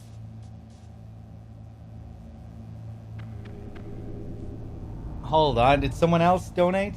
BB donated $5. I miss you, 3 Dog. Remember, we are all more than equipment. Save Mama, Meryl. Thank you, BB, with the $5. Cheers.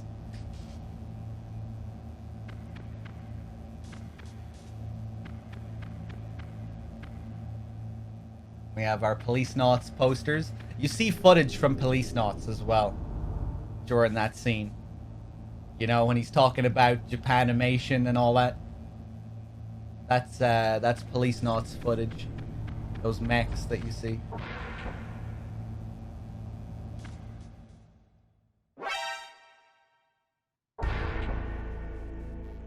Cartesian with the 45 months as well. Thank you. Oh yeah, another cool detail here. You know, this guy was breathing before. Not breathing anymore.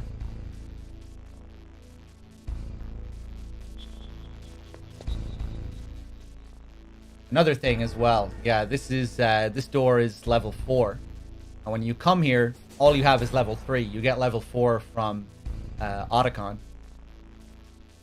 And it's just that Fox broke through the panel here. That's the only reason we were able to go through.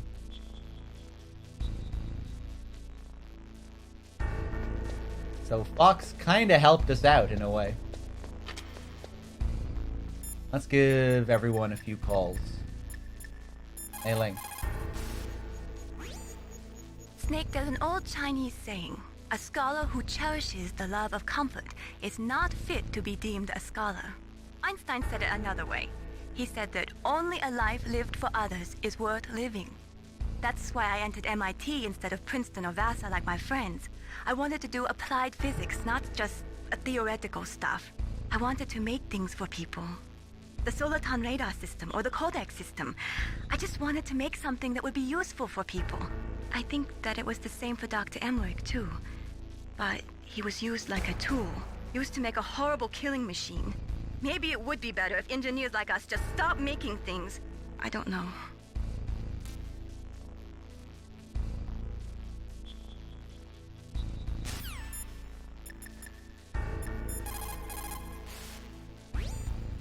Хорошо. Good. You found a SOCOM. That's a Special Operations Command pistol. It's a 45 caliber pistol with plenty of stopping power. It's also equipped with a LAM for nighttime combat. If you hold down the weapon button, you can train the laser sight on the enemy to help you aim. If you find a SOCOM suppressor, you can equip that too. That pistol was designed specifically for use by special forces, so I think it will be useful. Some people find it a little heavy and hard to use, but it shouldn't be a problem for you. Anything else, Nastasha? She should have quite a few here. Otacon said that now it's possible to design and test new types of nuclear weapons in a virtual simulation without ever exploding a nuclear device. Is that true? Yes, it is true. Since the establishment of DART and NEEF early in the 21st century, there has been a wealth of data concerning nuclear fission and fusion. There is also much data accumulated from the nuclear tests conducted over the last 4 decades. With the processing speed of today's supercomputers, they can design a new nuclear weapon through virtual reality computer simulations. In order to collect data for the simulation experiments, they are doing subcritical tests underground. Those are experiments in which they detonate high explosives in proximity to plutonium without setting off a critical chain reaction. They then measure the effect that the shockwave has on the plutonium. By measuring the particles which fly off the surface of the plutonium, they can learn the mass, speed, and distribution of the plutonium particles. The politicians insist that whether it is above ground or below ground, a nuclear test which does not cause a nuclear explosion is not a nuclear test, and therefore does not violate the CTBT. A lot of people do not agree with that interpretation. Holy shit.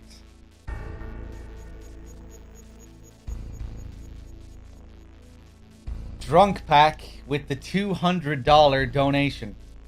Bro ending, please. Drunk Pack, you're crazy. Thank you so much, man. It's hard to have words for these huge donations. Like, what are you supposed to say? Thank you so much, Drunk Pack. That's just crazy. Much appreciated. Thank you so much. Mr. Bitster as well with the $10 donation towards saving Meryl. Thank you so much as well, Mr. Much appreciated. And Pug with the 49 months as well. Thank you, Pug. Give me a second. I'll add all this stuff to the screen. We have a few more calls to go through with Nastasia anyway. Thanks a lot, guys. The first subcritical test was performed on July 2nd, 1997 at the Nevada Nuclear Testing Facility. After that, subcritical testing became extremely common, not only in America, but in Russia countries too. They say that the reason for the tests is to ensure the safety and reliability of the existing nuclear stockpile, but that is nothing more than a flimsy cover story. In reality, the danger of a nuclear weapon exploding accidentally decreases over time. It is clear that the real reason for these tests is to aid in the development of new types of nuclear weapons. Even the government admits that the data collected from those tests is used in virtual reality simulation tests. That is amazing. Dr. Emmerich's father participated in the Manhattan Project? That was the secret World War II project responsible for the creation of the first atomic bomb. It had a huge budget, something like $2 billion. They brought in 120,000 of the best and brightest scientists and engineers to work on it. And we all know how that story ended. In July of 1945, they exploded the first nuclear device at Trinity, followed shortly after by Hiroshima and Nagasaki. Trinity. The world was changed forever that day. Scientists and researchers could no longer pretend that their hands were clean of blood. Afterwards, the leader of the Manhattan Project, J. Robert Oppenheimer, said, "The physicists have known sin, and this is a knowledge which they cannot lose." Alright, one more, and then we'll keep going. When Dr. Emmerich designed a new Metal Gear prototype, he thought he was creating a mobile TMD system. He is a very naive man.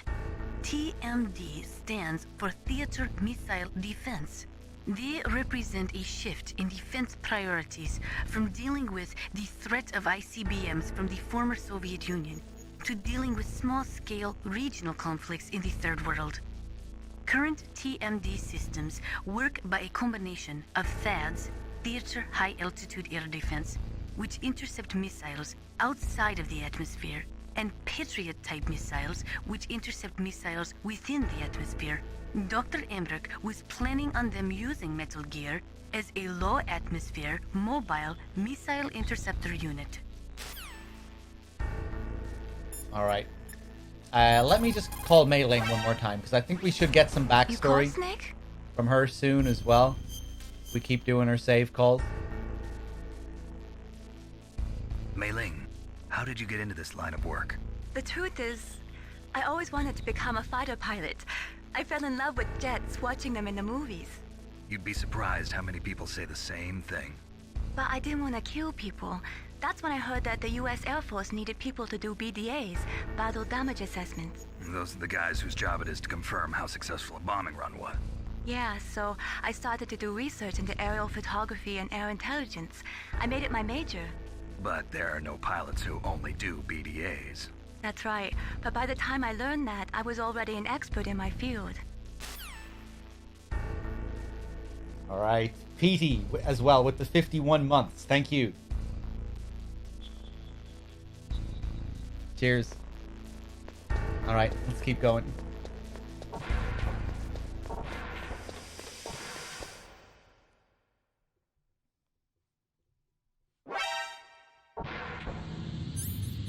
Hitty as well with the 36 months. Cheers.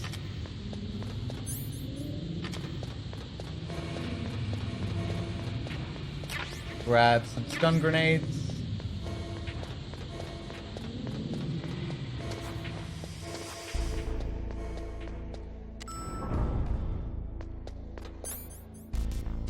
And see if we can find Meryl.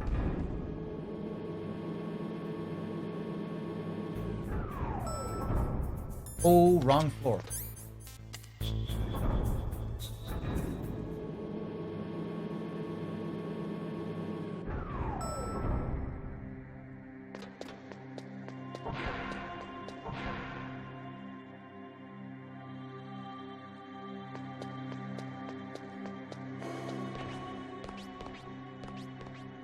You hear the sound effect? Her ass makes a swooshing sound as well. I wanted to get that.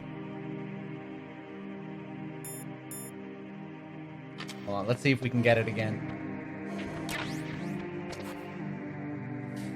Can't really get a good angle here, though. Wonder will she see me from here?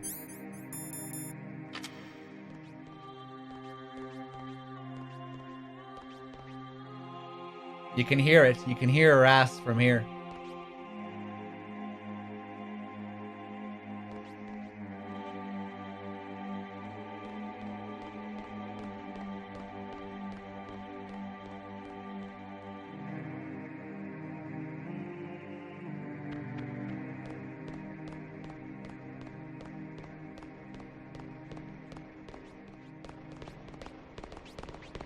There it is again. Oh! Hey! I didn't think you'd alert. Unless I was moving. I didn't think I was moving, though. Ah, okay.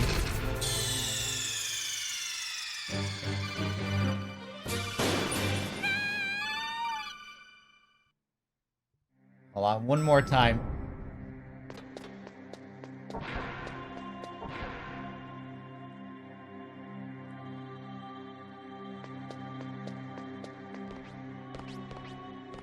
See that? Let's go.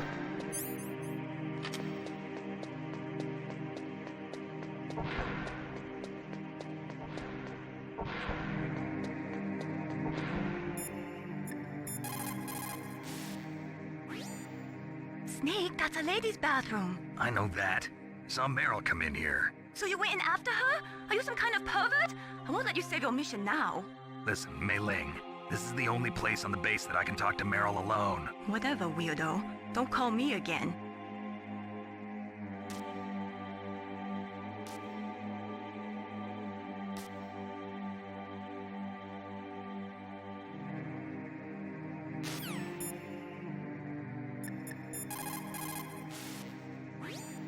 Snake, that is a woman's bathroom. You should not be in there. But I saw Meryl go in here. Even so, Snake. This is our only chance to talk alone together. I was sure she was in here.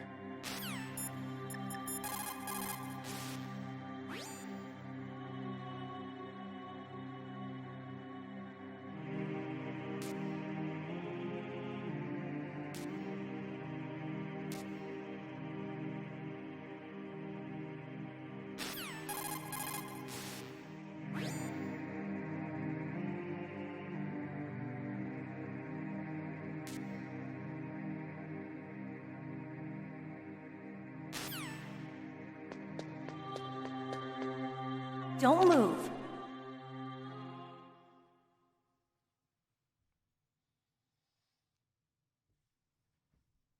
That's the second time I've been able to sneak up on the legendary Solid Snake. You're Meryl? There's no way you could pass for a man for long. What do you mean?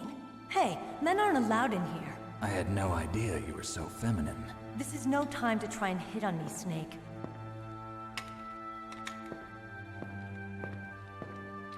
Besides, it's a waste of time. When I joined up, they gave me psychotherapy to destroy my interest in men. Same smart mouth. You're Meryl, all right. Are you hurt? Not yet. After all, I was disguised as a genome soldier. So why'd you change? You'd be a lot better off dressed like one of them. I got tired of disguising myself. The truth is, the uniform smelled like blood. What's that mark? Huh? Oh, this? It's a paint tattoo. It's not real. I was a fan of Foxhound way back, when guys like you and my uncle were in it. None of that gene therapy like there is today. You guys were real heroes. There are no heroes in war. All the heroes I know are either dead or in prison. One or the other. But Snake, you're a hero, aren't you? I'm just a man who's good at what he does. Killing. There's no winning or losing for a mercenary. The only winners in war are the people. That's right, and you fight for the people. I've never fought for anyone but myself. I've got no purpose in life, no ultimate goal. Come on. It's only when I'm cheating death on the battlefield. The only time I feel truly alive. Seeing other people die makes you feel alive, huh? You love war and don't want it to stop? Is it the same with all great soldiers throughout history? Why didn't you contact me? My codec was broken. Is that all? Shouldn't you just be happy we met up like this? How did you recognize me in disguise? I never forget a lady. So there's something you like about me, huh? Yeah, you've got a great butt. Oh, I see. First it's my eyes, now it's my butt. What's next? On the battlefield, you never think about what's next.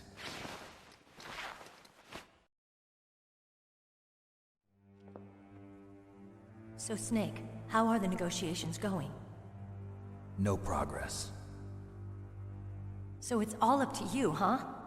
Somebody's got to stop them from launching a nuclear missile. There are two ways. Either we destroy Metal Gear, or... we override the detonation code. You got the card keys from Baker? Card keys? You mean this? Where are the others? There should be 3 keys. This is all I've got. Where could the other 2 be? I have no idea, but they must be somewhere. If we can't find them, we'll have no choice but to destroy Metal Gear. Metal Gear is in an underground maintenance base to the north. Take me too. I know this place better than you do. You'll just slow me down. You don't have enough battle experience. I won't slow you down, I promise. And what if you do? Then you can shoot me. I don't like to waste bullets. Got it. I'll be careful. You know, I don't use makeup the way other women do. I hardly ever look at myself in the mirror. I've always despised that kind of woman. I always dreamed of becoming a soldier. But I was wrong. It wasn't really my dream. My father, he was killed in action when I was younger. You wanted to follow in your father's footsteps? Not really. I thought that if I became a soldier, I could understand him better. So are you a soldier yet? I thought I was until today, but now I understand. The truth is, I was just afraid of looking at myself, afraid of having to make my own decisions in life. But I'm not gonna lie to myself anymore. It's time I took a long, hard look at myself. I want to know who I am, what I'm capable of. I want to know why I've lived the way I've lived until now. I want to know. Take a good look. You won't get another chance for a while. You should wash your face, too, while you're at it. Yeah. This isn't a training exercise. Our lives are riding on this. There are no heroes or heroines. If you lose, you're worm food. Yeah. Is that FAMAS functional? Unfortunately, it's out of ammo. Where'd you get that Desert Eagle? I found it in the armory. It's a .50 caliber Action Express. There was a SOCOM pistol too, but I chose this. Huh, so I got a leftover, huh? Isn't that gun a little big for a girl? Don't worry, I can handle it. Come on, use my .45. Listen, I've used a gun like this since I was 8 years old. I'm more comfortable with it than I am with a bra.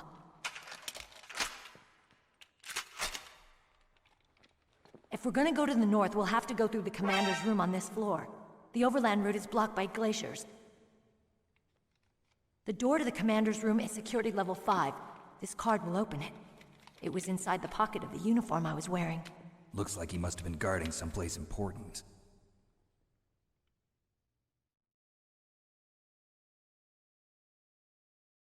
Okay, let's go. I know this place better than you. I'll be point man. Follow me. All right, fools. Let me thank some people again before we continue. Sam, thank you for the 38 months. Actually, I think that's the only person I need to thank. Thank you, Sam Johnson. And again, Drunk Pack, if you're there for that crazy $200 donation. Cheers again.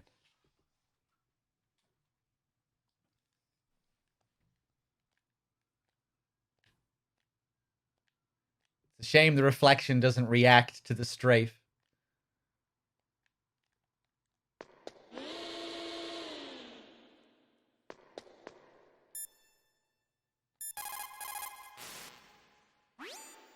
Colonel, your niece is fine. Thank goodness. We can't relax. Not yet. I know. Snake. She's quite a woman.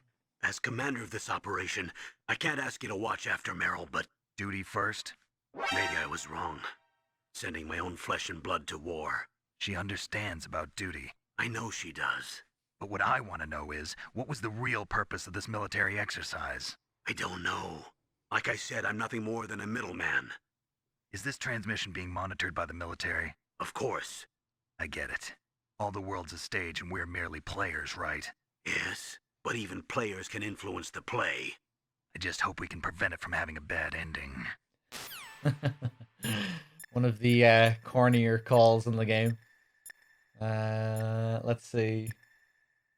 Mei Ling, what do you have to say now? It's a good thing you hooked up with Meryl. You should have seen the Colonel. He doesn't like to let it show because he's the boss, but he was so happy he could barely contain himself. I'm glad to hear that. She changes her tune quickly.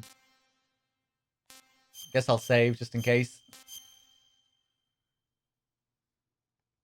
Talk to you later, Snake.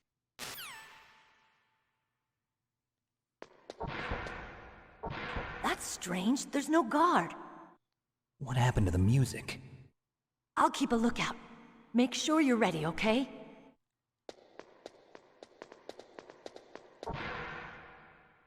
Quite eerie, this part of the game. The first time you have no sound at all apart from your own footsteps. And of course, picking up items. Like even in the vents and stuff, there's background noise. No background noise or anything here.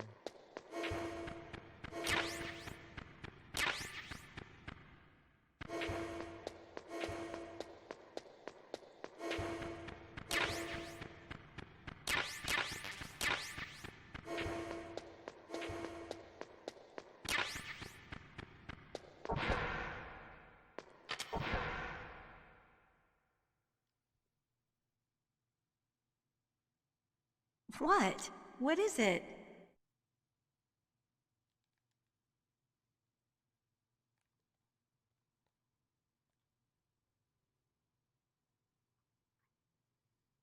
What are you staring at?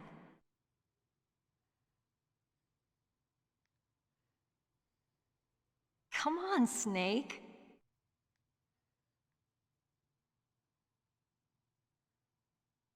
Don't stare at me like that.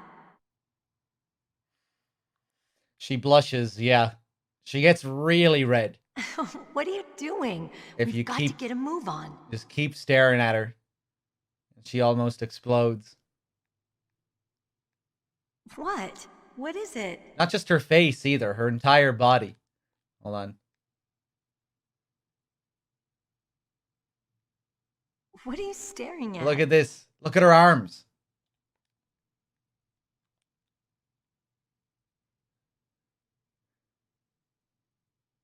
Come on, Snake.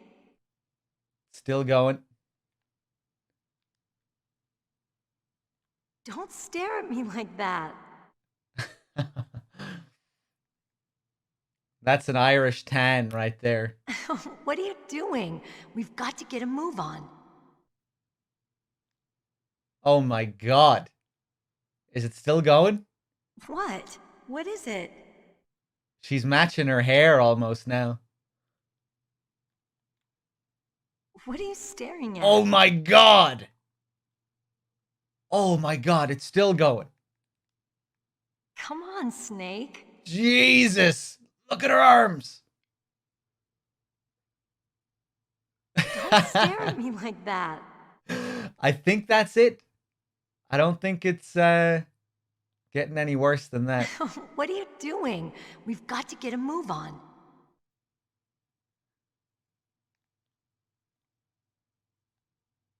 What? What is it? Okay, I think that's as far as it goes. Whoa.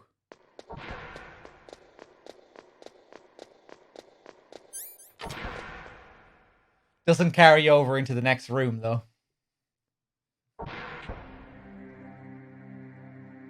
The music is back.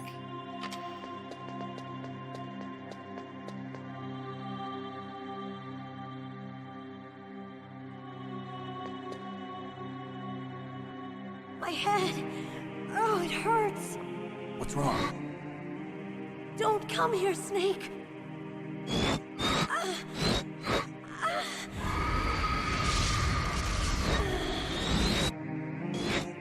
Are you okay? What happened? I'm fine. Okay. Let's go.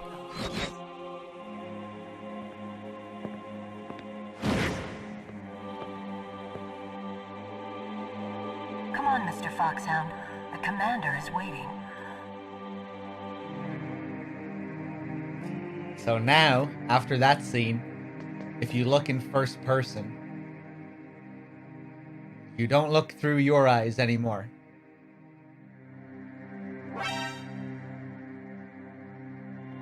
Quite creepy.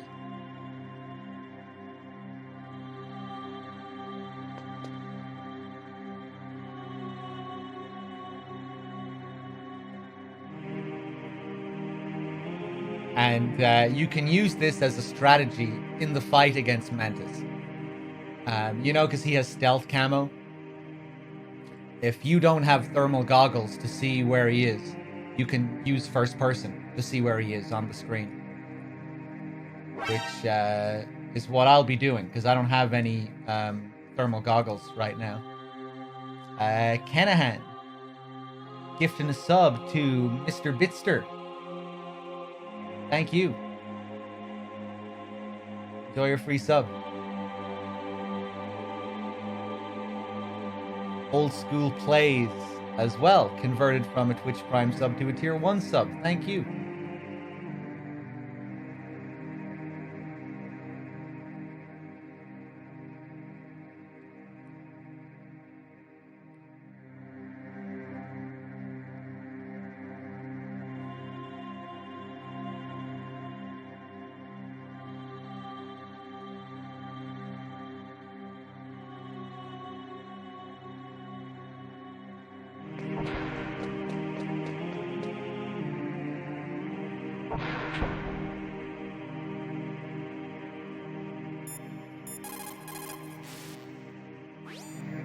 Colonel, Meryl's acting kind of strange. Maybe she's just feeling a little tired from all the stress. Snake, do you hear something that sounds like a song? Yeah, I do. I started hearing it a little way back. What could it be? Hurry ahead, Snake. The underground base is to the north, isn't it?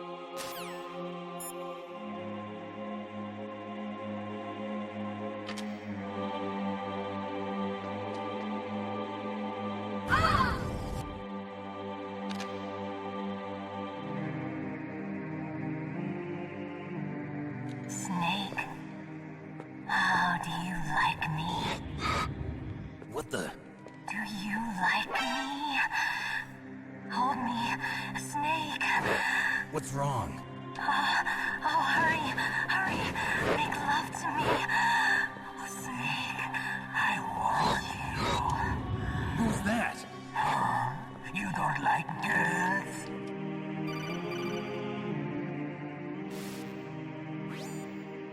sake, Meryl's not herself. Don't use your weapon. It's Psycho Mantis. He's controlling Meryl. That tune is his mind control music. Don't use your weapon. Try to knock her out. And thank you for the gifted sub.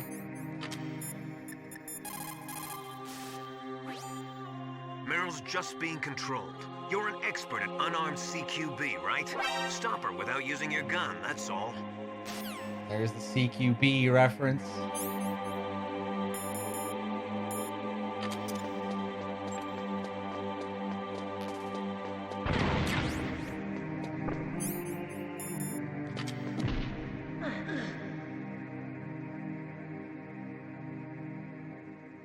Useless woman. Optic camouflage, huh? I hope that's not your only trick. You doubt my power? Now, I will show you why I am the most powerful practitioner of psychokinesis and telepathy in the world.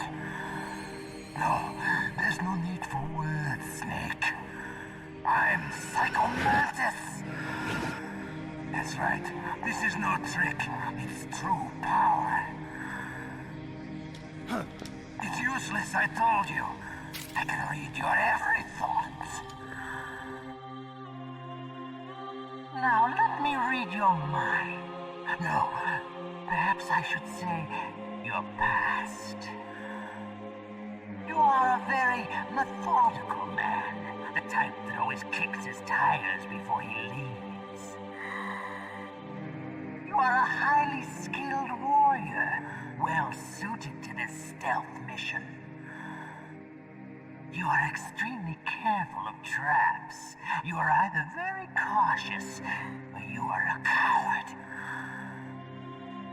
Still don't believe me? Now I'll read more deeply into your soul.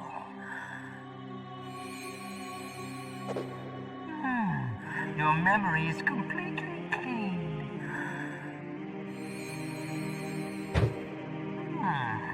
You have not said often. You are somewhat reckless. I can read you like an open book. You still don't believe me? I will show you my psychokinetic power. Put your controller on the floor. Put it down as flat as you can. That's good. Now I will move your controller by the power of my will alone.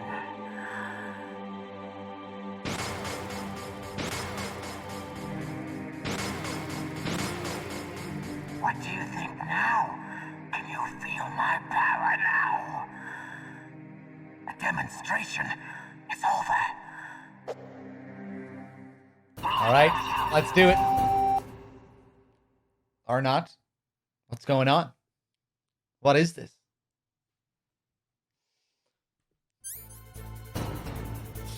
Let me thank some people here before we continue. Danny, thank you for the 11 months. Mega Broskis as well. Thank you for the $7 for Meryl Dies. Thank you. I added that to the screen just now. Thank you.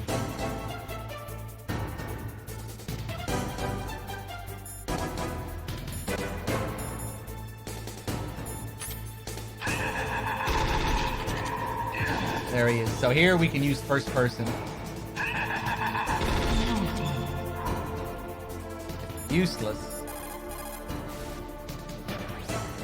That's Psycho Mantis, former KGB psychic. He has powerful telepathic abilities. After the collapse of the Soviet Union, he came to America looking for a job. He worked with the FBI on several cases as a psychic profiler. 5 years ago, he was working on the case of a multiple serial murderer. He got too far into the killer's mind. As a result, he became just like the killer. So he was sort of infected by this serial murderer's thoughts? In any case, after that he became a sort of psychic spy working for the highest bidder. Traveled all around the world. That's when he was recruited by Foxhound. He can read people's minds. He knows every move that you're going to make. What should I do?